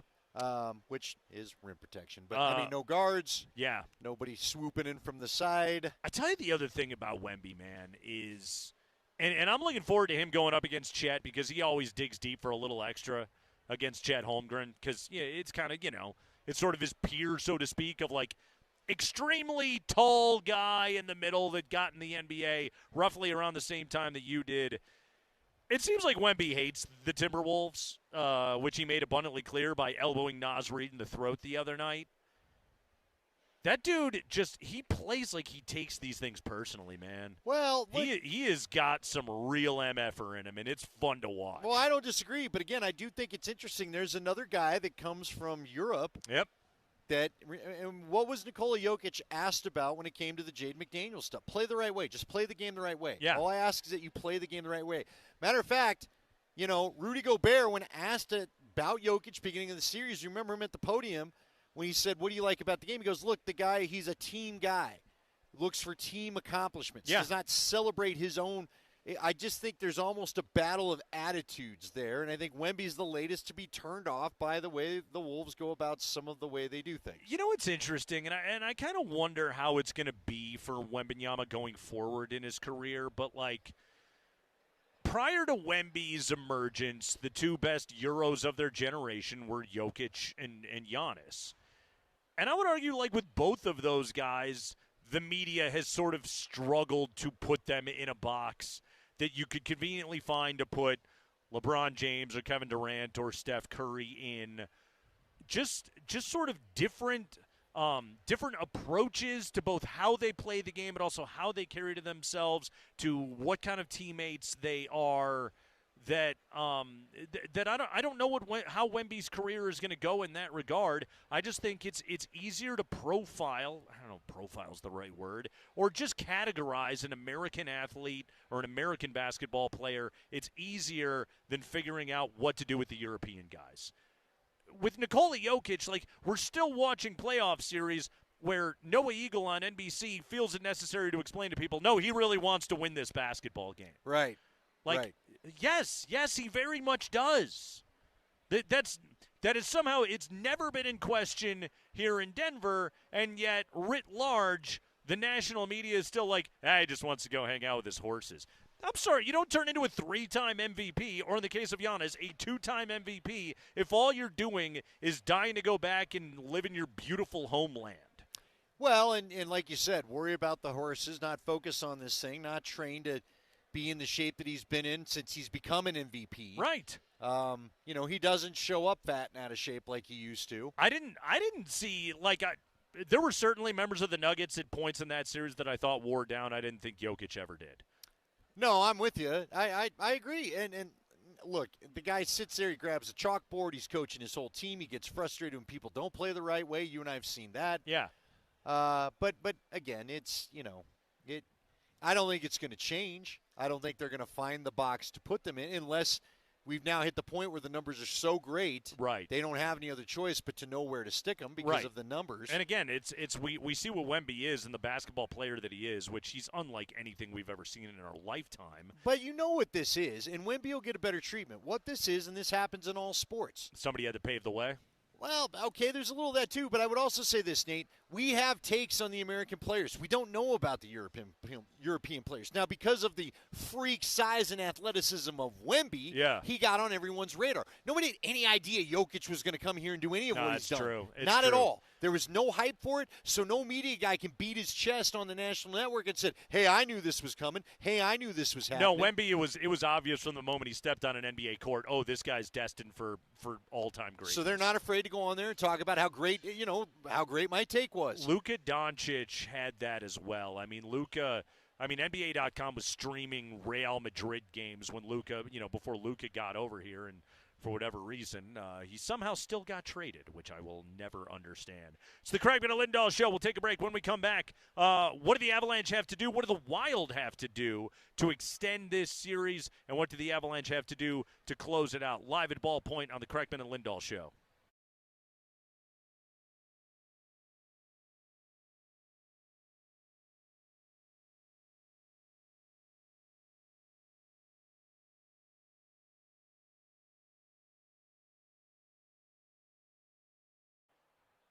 Hey guys, Nate Kreckman from my friends over at Roller Auction. The next government fleet vehicles and equipment auction opens up right at the end of the month, kind of end of May, beginning of June. We're calling it the June 2026 government fleet vehicles and equipment auction.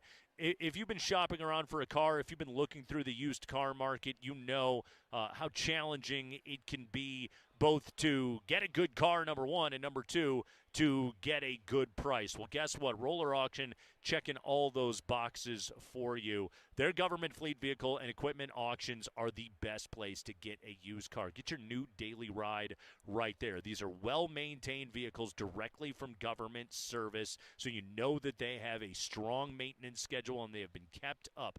That's number one. Number two, the buying process could not be simpler. It's all online auction. You don't have to go into a dealership. You're not getting upsold. You don't have to deal with a salesperson in any way. You're just going right to roller.bid. That's their website, roller.bid, and putting in bids on the car that you like. All the specs are right there. Get to roller.bid and check this out, and make sure you sign up to bid at roller.bid/altitude.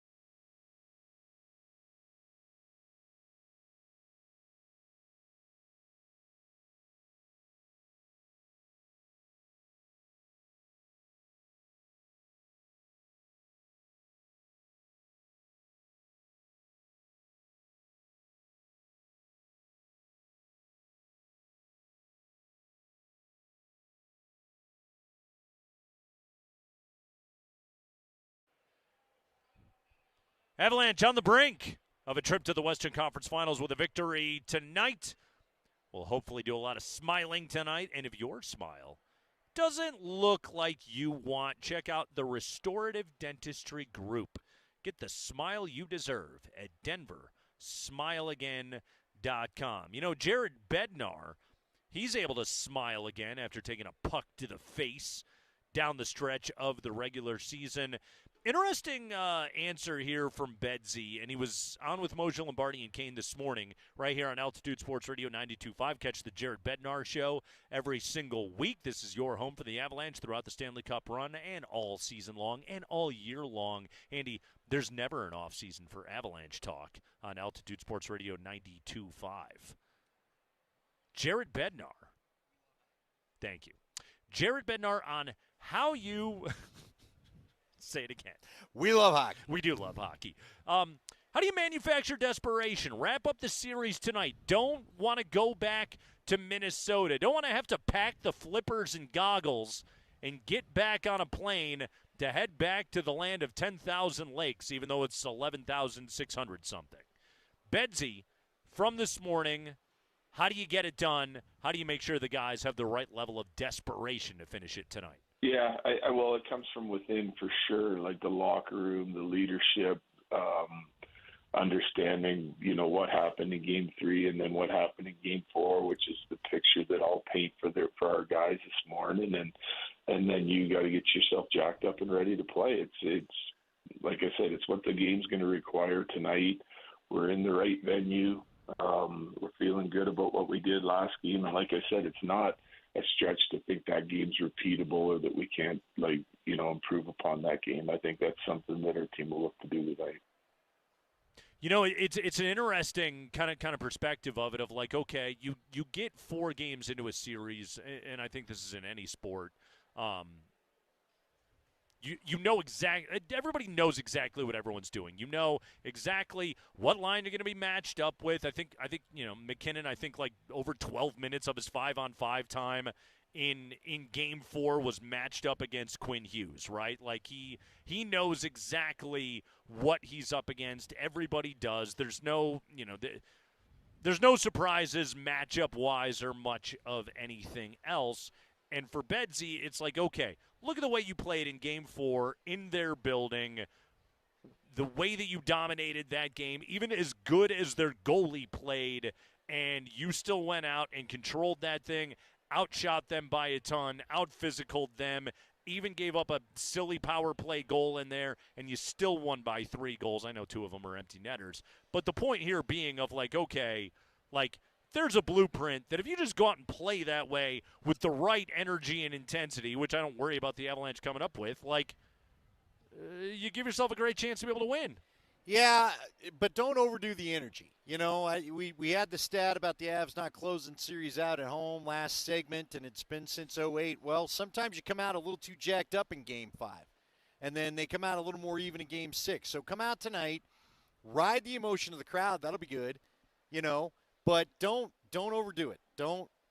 Whatever's gone wrong in these Game 5s, and I can't tell you I remember too much about the Game 5s from 2022 that they faced against St. Louis and Tampa Bay, but just have the right attitude in this building. Wasn't Game 5 that sick McKinnon goal and they lost anyway? Yeah, you're right. Yeah. It was. Yeah. Against St. Louis anyway. Uh-huh. I think that was his best one of the postseason. Look, just at the end of the day, keep being businesslike. That's what you need to do. You were businesslike. You were the better team. You smothered them the other night. Keep doing that. Just keep doing that. And maybe do it right from the jump. One more note on that, by the way. They've won 9 series since 2008. All of them closed out on the road. Yep. Yeah, 9 series victories, 9 times. And the other thing that's bothersome about that is you've blown some chances to win some Game 7s at home. Yeah. Quinn Hughes last year. Played over 34 minutes in Game 4. Brock Faber over 29 minutes on 32 shifts in Game 4. The next closest Minnesota defenseman in ice time, according to NHL.com, was Spurgeon at 16:37. Damon Hunt 13:17. Jake Middleton 12:43. Zach Bogosian at 9:26. I know there's an imbalance between McCarron, Taves, and the other guys. It doesn't look like that. No. Yeah. They are asking everything of Quinn Hughes. And, again, every time Quinn Hughes goes out on the ice, it's see that guy at number 29 over there? You stick with him. Yeah, go chase him. Yeah, these are not easy shifts that he has had to go out and skate. It is incredible. And honestly, like, I give Quinn Hughes a ton of credit. I've come away from this series, regardless of outcome, and the Avs are going to finish him off, obviously. But, man, Quinn Hughes and Brock Faber, those guys rule. Oh, yeah. They're fun hockey players, man. Minnesota, I hate to say it, but it's the truth. This would be a different series if Minnesota had their guys. So, injuries change things. If Brodin and Eriksson Ek were in here, this would probably be a little bit tougher matchup than what we're seeing so far. And now we'll see. We're not quite sure. There's another dinged-up Wild player that we're not sure is going to play. Hines, I don't think, has given any further update on that. I guess at the morning sprint they did learn that Eriksson Ek and Brodin did not travel here, so they're definitely not going tonight. You got to close them out tonight, man. Got to close them out and handle your business, get your rest, because ultimately I think we all are looking at Carolina in the Cup round. Yeah. You don't want to look past the Western Conference Finals. Anaheim's playing really well right now. Vegas has given you problems in the past. So whoever comes to you the next round, assuming you get there, and I'm assuming you're it's going to be tough. But I'm just telling you, Nate, you got to get this done. Do something you haven't done in 15 years. Get it done here, and don't get back on that plane. Jared Bednar was asked this morning by the guys about the Josh Manson-Michael McCarron scuffle, the outcome of all of it, the double minor, the fine for Manson at $5,000. What did Bedsy think of the way that all went down? Yeah, I think the league probably got it right. You know, like it deserves a penalty. He doesn't deserve to be ejected. So I think they made the right call there. And, you know, I think their options are limited at that point. The double minor seemed like it was fair, and Manson got to stay in the game, and I think he deserved the penalty. So that's the way it sorted out, and we were happy to play on from that. Yeah, attempted butt end. It wasn't clearly a butt end. Otherwise, it would have been a major penalty. It was an attempted butt end. Thus, a 4-minute double minor, Wild did what they had to do. They scored a goal. Good for them. And the Avalanche went on to win the hockey game, and the Wild got to be big mad about it. Tough luck, guys. You got a 4-minute power play. You scored. What else do you want? Well, you probably should have. If you really, what else you want is 2 off that. Because if you'd have scored the first 2 minutes, you'd have kept your other 2 minutes. You know, your power play's been pretty good. So Bedsy, why he chose to play Mackenzie Blackwood in Game 4. Let's hear a little bit about the goalie rotation. Blackwood went out, 19 saves on 21 shots in Game 4. Jared Bednar talking about the justification in his goalie rotation right now. We started Blackwood last game because, you know, Wedge has played a lot of hockey. He's done a great job. I think if you look at, say, Game 1 of the series and Game 3 of the series, we've seen him play better, right? So is fatigue a factor there? Because it's not just the fatigue of playing, it's the mental fatigue of, like, having to be ready and at your best and sharp every night. And, you know, Wedge is not necessarily used to playing every game over a 2-month stretch. It's partly why, you know, I said before the playoffs that we'd probably use both guys. It's what we've done all year. It's what we feel comfortable with. We have 2 capable guys in there that have given us a great chance to win on a nightly basis. And to move away from that, I know it goes against conventional thinking, but it's like it's kind of the way we've operated, you know. So we were going to play the hot goalie and play him until he stumbles a little bit, and then go to the other guy. And in Game 3, when we put Blackwood in, I thought he was sharp. He got the bad bounce where he makes a save and it goes off Faber's pants and in the net, and then he closed it down the rest of the night and looked great. And his practices have looked the same. So I felt good going to him, and he went in and did an excellent job and got us a big win. And now we'll make a decision for tonight. Yeah, 55, 16, and 11 this year. This is how I got here. I'll keep rolling with it. Like, Andy, my best guess of the way that Bedsy is going to handle all of this is it's going to be, did you play good last time? Now you're going to be back out there. Did you struggle? I'm going to make a change.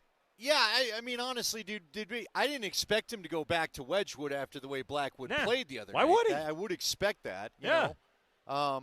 Again, I do think it's tough because both goalies have had their moments. Game one of this series aside, that was the wackiest hockey game in the playoffs I've ever seen. And they would be in line for the Conn Smythe, but as you and I talked about it, they keep splitting it like this. And Bedsy, in that answer, gave you no indication that he's going to change up what he's doing. I don't think they're going to get a chance to win that. The gates are open. The folks are heading up the escalators right now. We've seen 3. I counted now 3 total Parker Kelly, both home and away jerseys. Already the most. Well, Cale Makar just passed him. Yeah, so did McKinnon.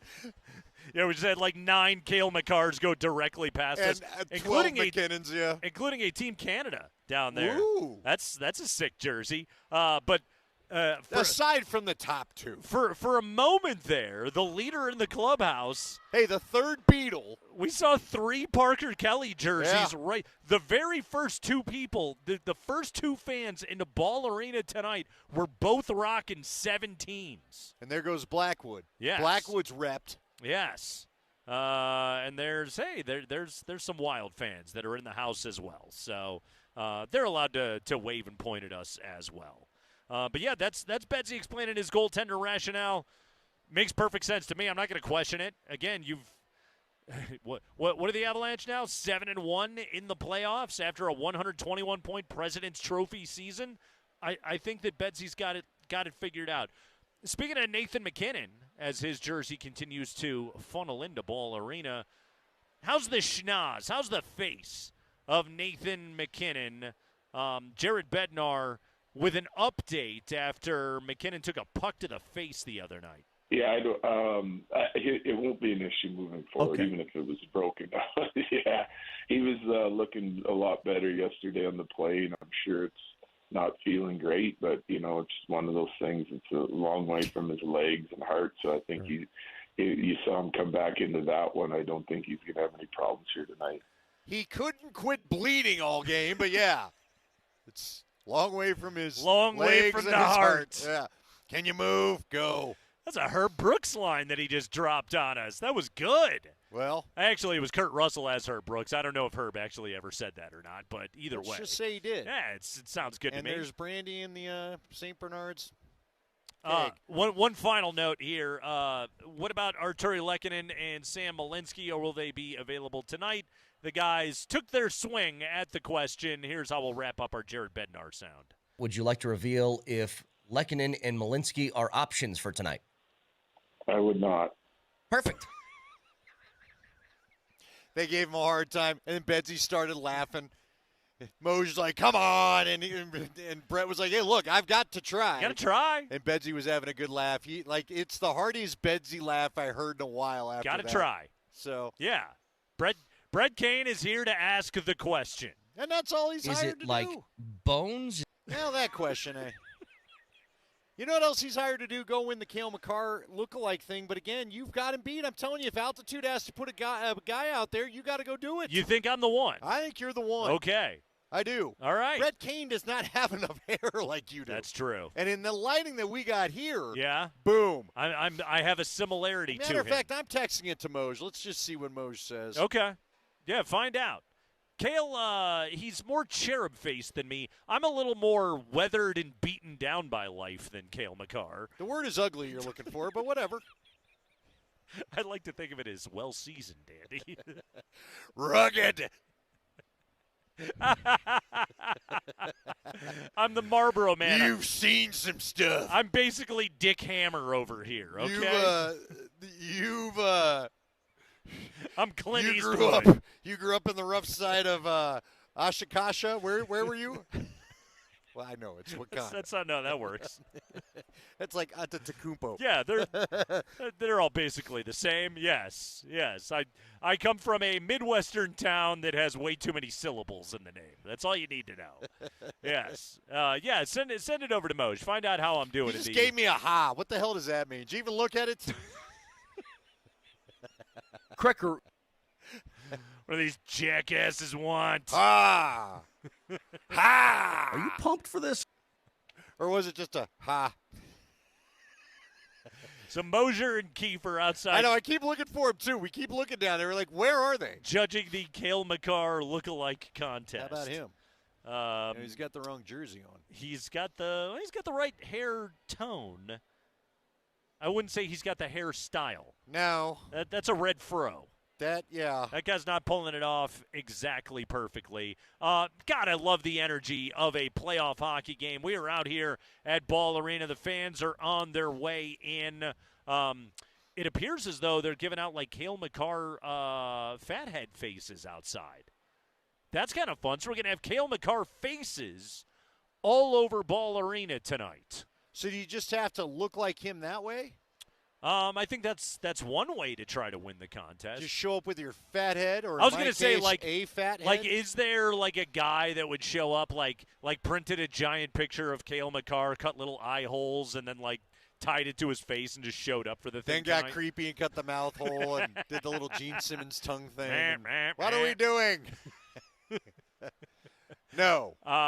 So yeah, the by the way, McKinnon and McCarr jerseys have long surpassed Parker. Oh Kelly's yeah, jerseys. it's not even. Yeah, Sakic I think overtook Kelly too. Now. Let's be honest with the three people with Parker Kelly jerseys were also the first three people in the Ball Arena tonight. Good for you guys showing up though. Well done. Sakic and Waugh are here. Yes. All right. Nice job by everybody to show up for tonight. The Avalanche take on the Minnesota Wild with a chance to close things out in Game 5. We'll keep you updated on everything heading into this one. High Five coming up at 5 o'clock. It is the Kreckman and Lindahl Show.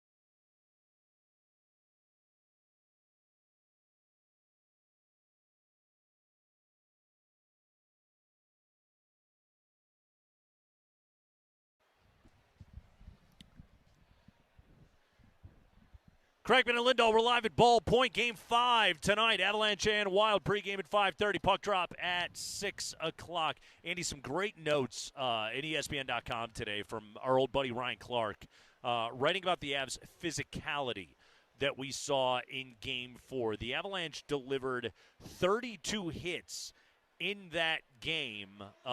It was their first game this postseason north of 30 hits.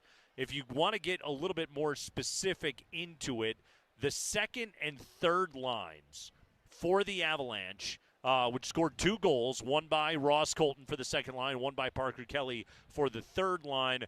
Those two lines combined to deliver 14 hits in that game the other night, and the fourth line added 8. So 22 hits delivered by forwards beyond the Avalanche's top line the other night. The forecheck was physical, and it gave Minnesota all kinds of problems. Like, the physicality it's always going to be stepped up in the postseason. We know that. But it's really evident with an Avalanche team that, let's be honest, for most of 82 games, they skate circles around everybody. They get to this time of the year, and it was one of the hallmarks of 2022. They just out-physicaled teams. You wondered if this team could do it. They're going up against a tough team in Minnesota, and they are out-physicaling those guys right now, and the numbers even show it. Well, I think the Avs, let's be honest about it, because the opponent that identified themselves, and they've identified themselves for a decade, was the Dallas Stars. Yeah. So the Avs built this team, and I think made the trade deadline moves that they made, thinking they were going to be battling the Dallas Stars in this round. And they would have had to have been physical. They would have needed it. Now it's paying off against a Minnesota team that's got some physicality to their game, but again, missing a couple of the guys that they're missing, and the way that they're put together. Minnesota, I think deep down, and Hines talked about it with his players. You played the cut yesterday as we wrapped up the proceedings from Sunday. But Hines talked about how they didn't play the way they needed to play to get the win in that game, in Game 4, and that's a physical game. That's a control-the-puck game. You cannot open it up against the Avs because they still have that element. They'll skate circles around you. But you're right. This is a different version of the Avs, and I think it's one of the reasons why Waugh and Colton got elevated to the second line. I think Bednar wanted some more physicality. Now, look, Nazem Kadri's never been afraid of physicality in his career. You and I know that, but he's older. And, Nick Waugh, that is his game. Ross Colton is a cannonball out there. He's just throwing himself into anything, always has since he got here. And it paid off for him, as you said. But, again, you got to bring it tonight. Got to do it again tonight. They dominated 5-on-5 the other night. According to Natural Stat Trick, 64% shot share, meaning 64% of the shots that were taken in 5-on-5, they were taken by the Avalanche. Another little good advanced nerd stat for you. Nathan McKinnon, when he was on the ice the other night, the Avalanche had a 69.5% share of the expected goal share. Nice. Which, again, you put McKinnon out on the ice, and it just automatically tilts things. He's going to continue to play huge minutes. We know that his line is going to be out there for huge minutes. But another one of the things that Bednar has talked about, and especially at the end of Game 4, it wasn't just McKinnon, Natchez, and Landeskog that were out there. He had his fourth line skate a shift in the last 4 minutes of a one-goal game the other night. He's trusting his depth. Obviously, he sees the physicality that he's getting from those guys. And, we went over some of the on-ice numbers for Quinn Hughes before and for Brock Faber. Every shift that you can save Nathan McKinnon and Marty Natchez right now, the Avs are just going to be better for it later in the postseason. Well, and tonight they get last change. Yep. Minnesota doesn't get to match that line the way they want to, and we'll see what kind of dividends that pays for Colorado, although they've been doing just fine whether it's home or away. What would you do? We've talked about it. You want to get this done. What do you think is the decision on Malinsky and Lehkonen? Did they end? I'll be honest with you. I felt like the Avs were holding Manson back until they felt like they had to have him. Right. And obviously they felt like they had to have him, not only because of the injury to Malinsky, but they didn't want to come back here tied 2-2. Do you think Malinsky and Lehkonen enter the – do we save him for Game 6? Do we give him a couple more nights rest? Because remember, it's an every other day series, folks. Right, so right. If there is a Game 6, it's going to be Friday. All right, let's talk specifically about Lehkonen first. All right, and again, like, we don't know what these guys' status is. Like, if they're good to go, they're going to play. Like that. That's just that's the way that the Avalanche are going to handle all of this. Like, do they need to push them out onto the ice? All right. Well, I don't got to worry about a McKinnon line. So I'm not worried too much about that. Yeah, you had to jumble things up with Lehkonen out and Landeskog moving up to the top line, but like you got a goal from the Brock Nelson, Ross Colton, Nick Watt line. You got a fourth line goal with Parker Kelly scoring the other night. You've gotten the depth scoring that you've needed in this series. Nazem Kadri, he's been effective offensively. So let me put it this way. Offensively, you don't desperately need Lehkonen, at least with Game 4 as the sample size. Every one of your lines contributed to that victory. Yeah. So you're good to go there.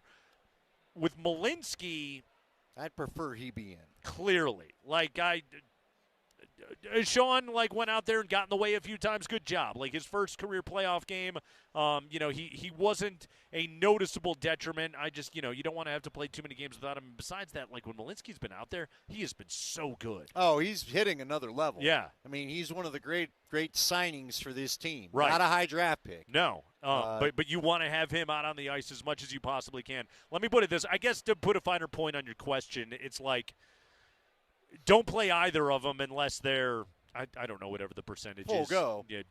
Yeah, full go, which at this time of year is what?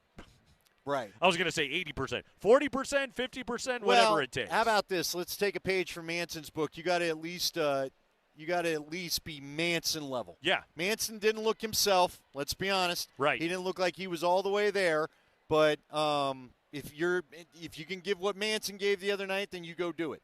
The Minnesota Wild, when they won Game 3, let's go back to Game 3 for a second, when the Wild actually won that series, or won a game in this series. They got a really good forecheck, especially out of the Flying Foligno brothers, right? They got Kaprizov entering the zone with the puck with some actual speed, which the Avalanche did a pretty good job of taking that away in Game 4. They got a good game from Wallstedt. Honestly, Games 3 and 4, here's the numbers on Jesper Wallstedt, by the way. .941 save percentage and 2 goals against in Games 3 and 4. So he has been much, much better these last couple of games. So you do have to worry about that a little bit. But the Avalanche took all of that away basically in Game 4. And Wallstedt was awesome, but it ultimately didn't matter. Because they couldn't score. Yeah, you know what's so tough? I mean, you talk about the forecheck, and yes, they got it going, and you know what? Look, they may come out tonight like they did, in Game 3, just with that desperate energy that they had.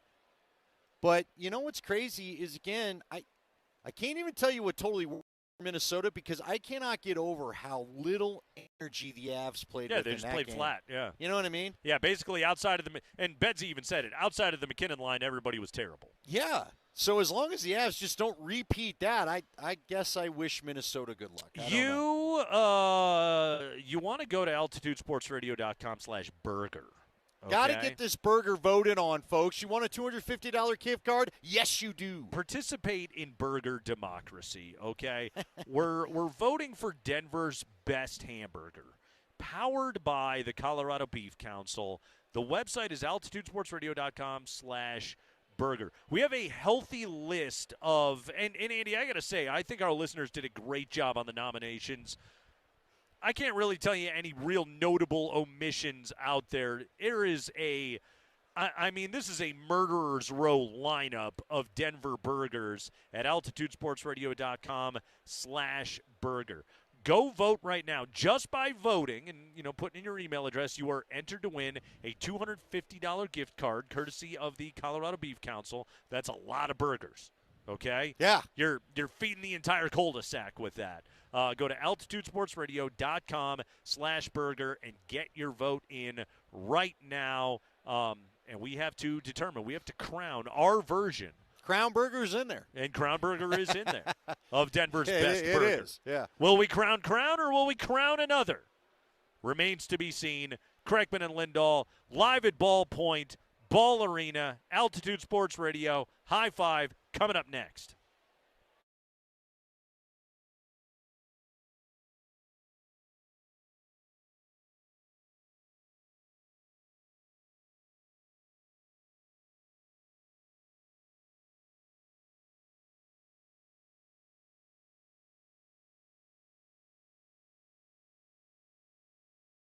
Guys, it's Andy Lindahl from my friends over at Southern Steer. Been telling you about Southern Steer Butcher. They're on the corner of Arapahoe and Dayton. That's just a couple streets east on Arapahoe of I-25. You get on over there. They're to the north side of the street, so if you're heading east on Arapahoe, it's to your left. Get on over there. Find them. They're in this little mini mall. Great place to go and get your meat. We've got the Memorial Day weekend coming up. We've got a lot of grills coming up. You've got graduations coming up. You want to do something, even maybe you're thinking ahead to Father's Day. You want to go there and you want to get something special to serve people. Meat you're going to be proud to serve people. It's over at Southern Steer Butcher. They've got phenomenal steak tips that are in flavor infused. It's just amazing how they do this. Everything tastes great. They do the same thing with their chicken breasts. I had some Italian chicken breasts a couple weeks ago. I had a friend actually ask me, could they take the leftovers home, of which I obliged. Made some chicken wings over the weekend. Those didn't last very long. Again, all these meats, whether you want them clean, whether you want a seasoning in them, they can do it for you. They have great seasonings, homemade salsas. They got all sorts of stuff, homemade sides.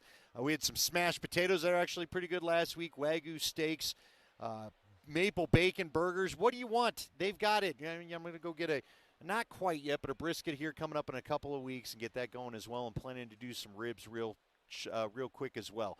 It's Southern Steer Butcher. Great quality meat. Get you ready for the weekend. They've got great butcher packs. You can get more meat for less money there as well. Find them at the corner of Arapahoe and Dayton and online at Southern Steer Greenwood Village. Southern Steer Butcher, greenwoodvillage.com.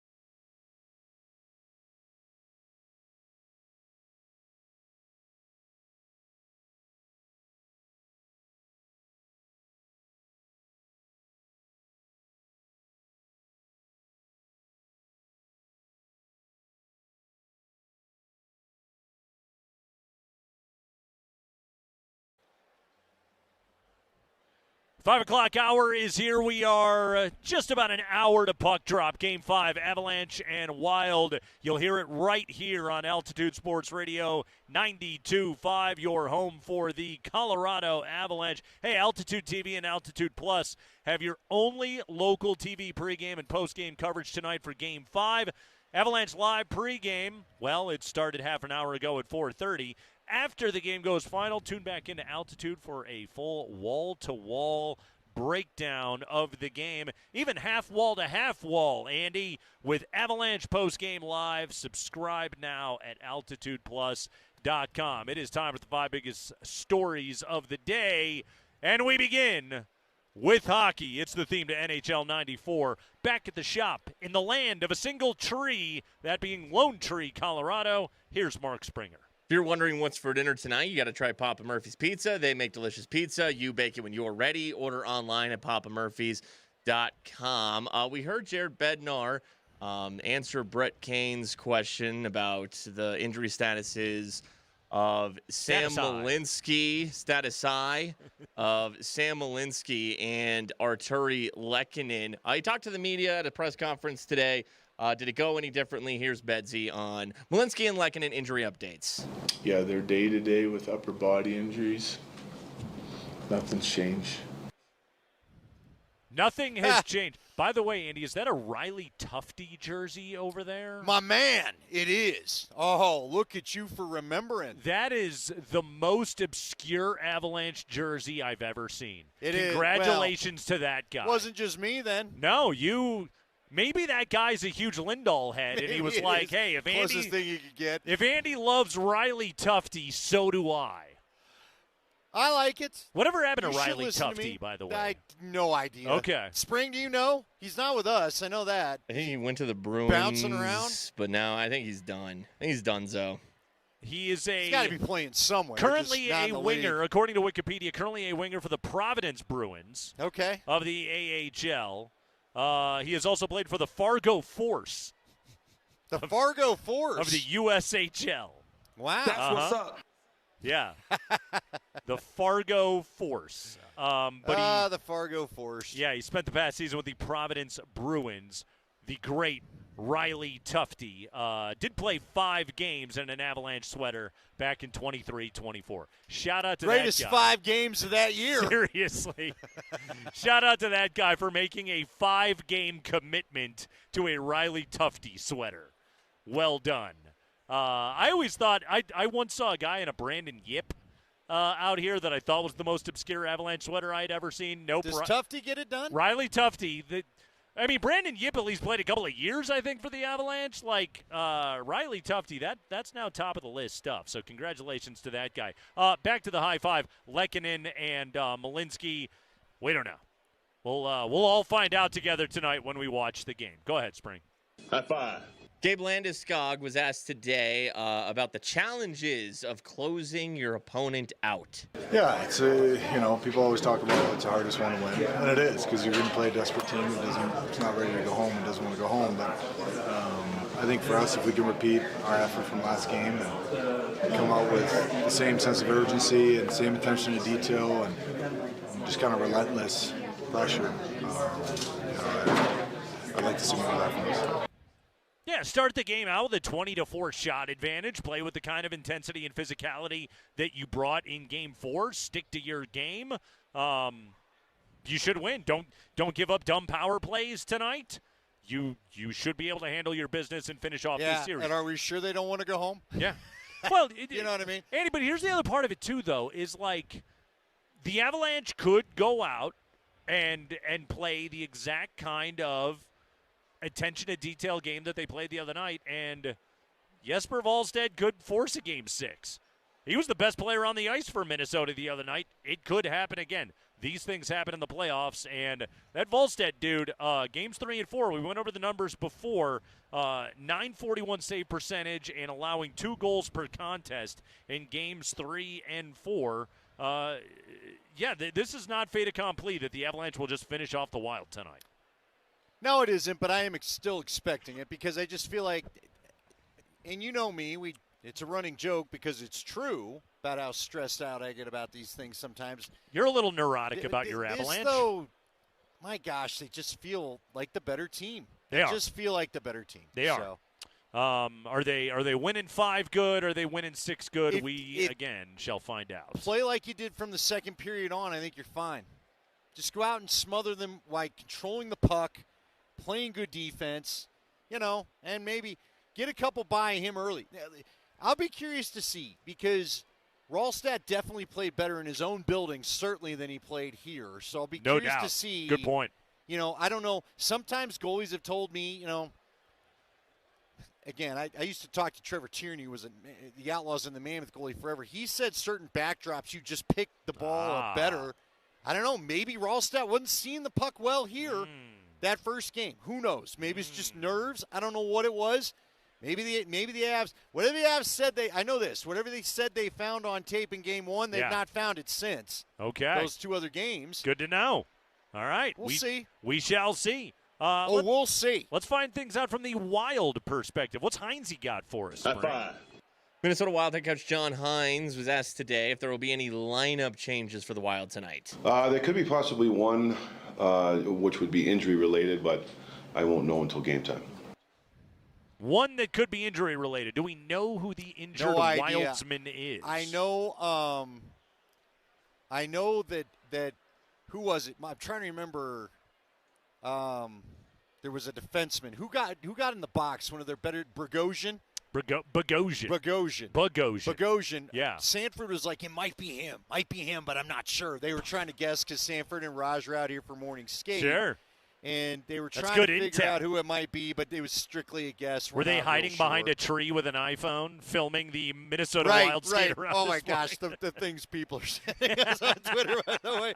Here, I got to show you one of the tweets. I'll pull it up, but yeah. The English Football League Spygate scandal has it's got us all on the edge of our seats. So hopefully Raj and Sandman were able to get some of that done today. There's an injury with the Wild. There could be a lineup change.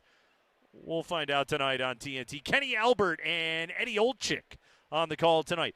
Eddie Olczyk didn't come and visit with us. Good friend of the program, and Eddie not good enough. Apparently doesn't remember what good buddies we are. We'll remind him in the Western Conference Finals. Spring. High five. Eric Johnson went on the Pat McAfee show today, and he explained why Nathan McKinnon was swimming in a hotel pool in Minnesota with flippers and goggles. Here's Eric Johnson. See, I wore the full Speedo. He wore the shorts. So we would do that in the playoffs, but I had the nice Speedo on to get a little extra glow. But this is what these guys have been doing. They've been doing this for like 3 or 4 years.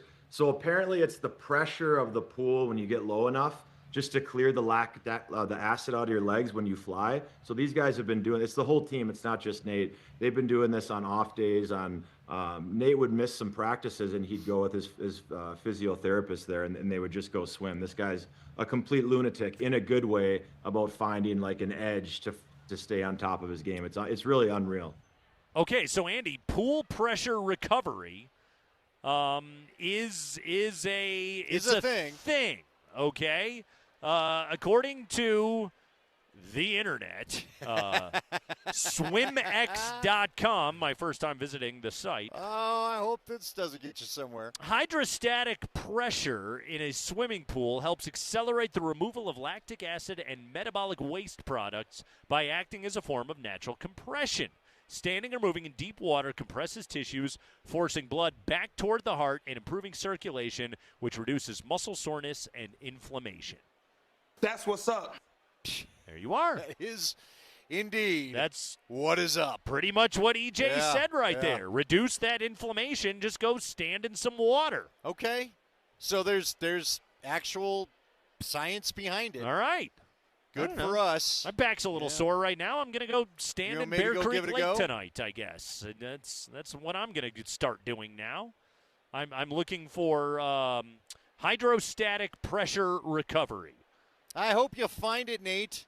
It doesn't surprise me the slightest bit, by the way, that Nathan McKinnon is into this. Is on the cutting edge of something. Exactly. I'm with you. Yes. Nathan McKinnon probably has such a keen eye for what his own inflammation is I'm sure he can tell you exactly, like, diet-wise, what can increase it and what doesn't. Wasn't that why Tom Brady didn't like the nightshade vegetables, because it gave him too much inflammation? Something about the inflammation. It's why he eats the guacamole ice cream, right, or the avocado ice cream. Yeah. I guess there's one or the other. Can't have both. And no nightshades. No nightshades, not at all. Yeah.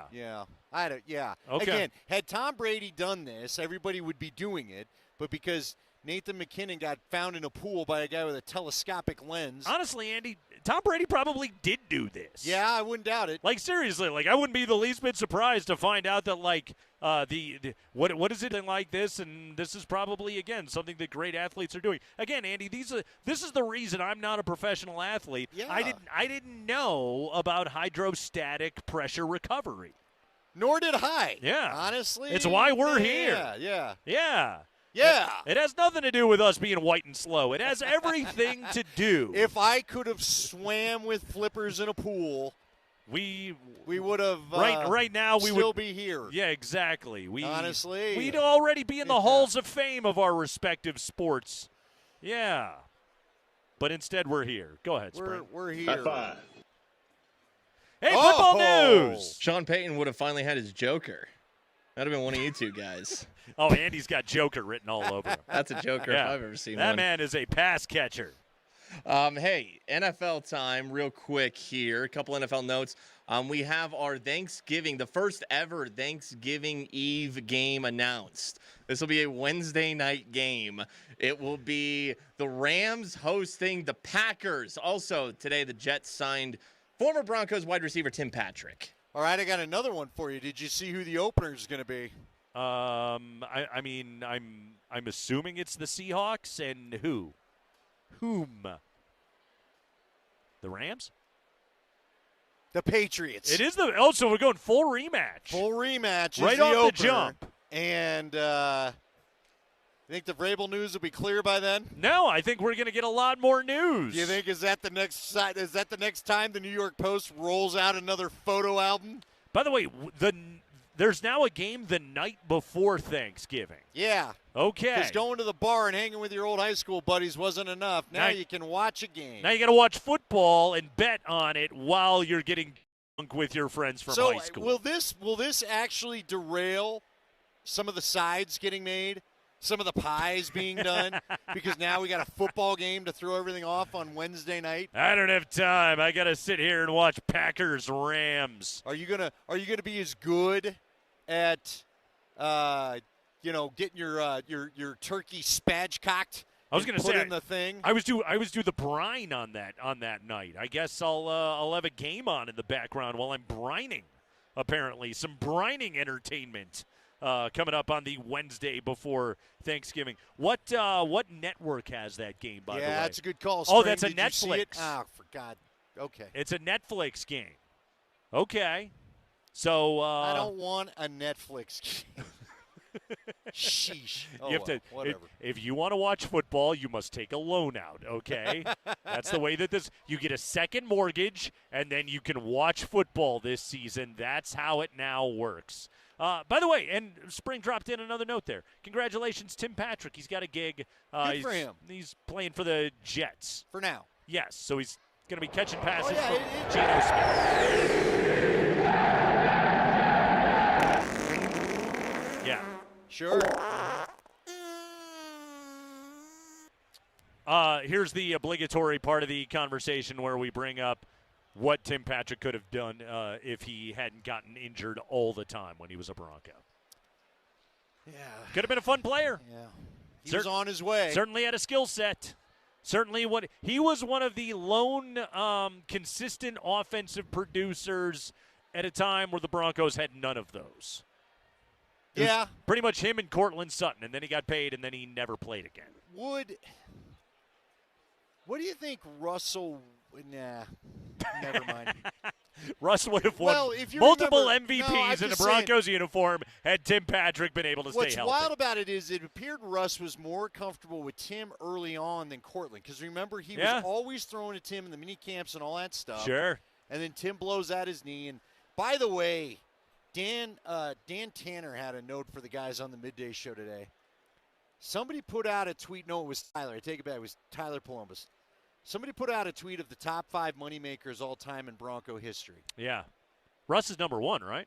Von Miller's number 1. Russ number 2? Russ is number 2. Yeah, that doesn't surprise me. So it led to the contract talk, worst contract. I'm telling you, the worst contract in Denver sports history. And I know Chris Bryant's trying real hard to take the crown, but it is the Russell Wilson contract. The contract he signed, I remind everybody, did not play a single snap for the team under that contract, and yet he's the second highest earning Bronco in history. He is the 5th highest earning player in the history of the NFL.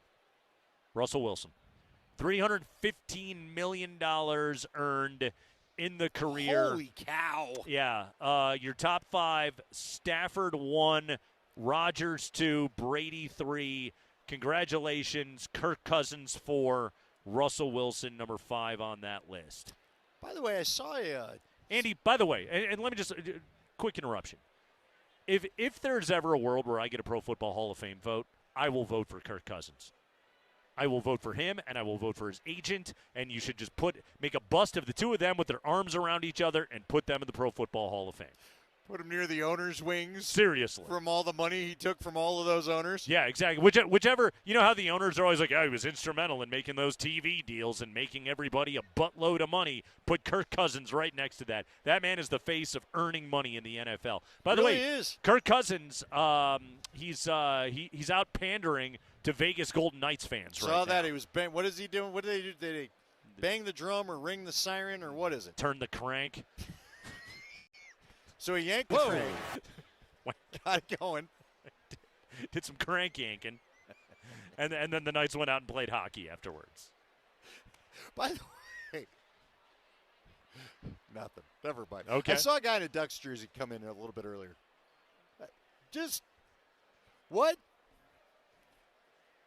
Are you just, I hope both teams have fun if you show up in the, now technically at least I give the guy credit, the Ducks are still alive. Ducks are his team. It wasn't like a Blackhawks jersey. They're down 3-2. Ducks are his team. Have you ever shown up to a sporting event just wearing the jersey that you wear just to be amongst the people? You couldn't. You didn't have the band. You didn't have a Radiohead shirt you could have pulled out of the closet and worn. You didn't have the Social Distortion just released a new album. They're proud Orange County guys. You couldn't have just thrown on the old Born to Kill shirt. I wanted to wear a hockey sweater to a hockey game, I guess. Well, it is chilly in here. Maybe he's got like a real specific. Like I told you my story of going to an Astros Rockies game to root for the Rockies, which I'm sure I would have been wearing Cubs gear that night. To root for the Rockies to beat the Astros late in the season in 2003 because I needed the Astros to lose for the Cubs to win the Central. So maybe this Ducks fan has like a real specific matchup. Like he thinks the Ducks match up really well with either the Avs or the Wild. So that's who his rooting interest is. Yeah, Cody said, was it a Manson's Duck jersey? It was not. No. I read the name. I didn't recognize the name, but it was not Manson. Okay. So was it Corey Perry? Remember some Anaheim Ducks, I suppose. Yeah, I don't know. Bogosian. There you go. But yeah, maybe he's got. Maybe he's here for a specific rooting interest. I don't know why I'm working so hard to justify this guy, but I am. So I just am saying, have you ever done it? I mean, I guess. You yeah, know. Andy, as you ask it and as we talk it out, I'm sure I have. Okay. No question. Just showing up and everybody. That's as punk rock as it gets. Hey, I don't care about either one of you. What do you think about that? Here's who I'm repping. I mean, I got to be honest with you, Andy. Most places I go, I don't care about anybody there. And I think people know that about me. By the way, several of the listeners have given us the point as they have gone by. Yes, we nice appreciate job, it. guys. You understood the assignment. Well done. We appreciate it. We got a couple of fist bumps here and there, but the points, you're my people. Yeah, maybe we do the hang loose next game. We'll throw that out there. Give us a Wu-Tang. Our little sign. All right, Andy. We got 3 minutes to go. It's time for picks to click. Who is scoring a goal tonight for the Colorado Avalanche as they look to close out the mighty Minnesota Wild? Not the mighty Ducks. The mighty Minnesota Wild here at Ball Arena tonight. You know what? He was close. I think he gets in Brock Nelson. Are you going the big Minnesotan himself? Well, he did score the other night. It was an empty netter. No, but I really don't count that, man. I just don't. Oh, I say take the points where you can get them. Okay, that's fine. All right, then you know what? The empty netter gets him on a heater. He's scoring an egg. Okay. Whatever you want the reasoning to be, I got him potting one this evening. Okay, potting it. Brock Nelson plus 260 to score tonight for the Avalanche. Nathan McKinnon gets minus odds, which just blows my mind. McKinnon's a minus 120. Marty Necas is a plus 140. Landeskog at 210. Kadri at 240. Nelson at plus 260. Andy at plus 340. I'm taking Valeri Nichushkin. Number 13 tonight. He had 3 shots on goal in Game 4. I think Val Nichushkin is going to get his big Russian frame in front of the goal tonight. He's going to tip one home. I got Val Nichushkin as my pick click. The mad tipper. He will be a mad tipper tonight. By the way, longest odds for tonight, Brett Kulak is a plus 1,500 for the Avalanche. Josh Manson is a plus 1,450 for the Wild. Your value bets, Jake Middleton and Damon Hunt, both at plus 2,000. All right. If we end up... By the way, Middleton is a minus 500 to fan on a clear and give up a goal tonight to the opposition. That'd be sweet. Yeah. If Manson were to get the puck and go score the empty netter, would that cause all hell to break That'd loose? be awesome. Just a fracas behind the goal.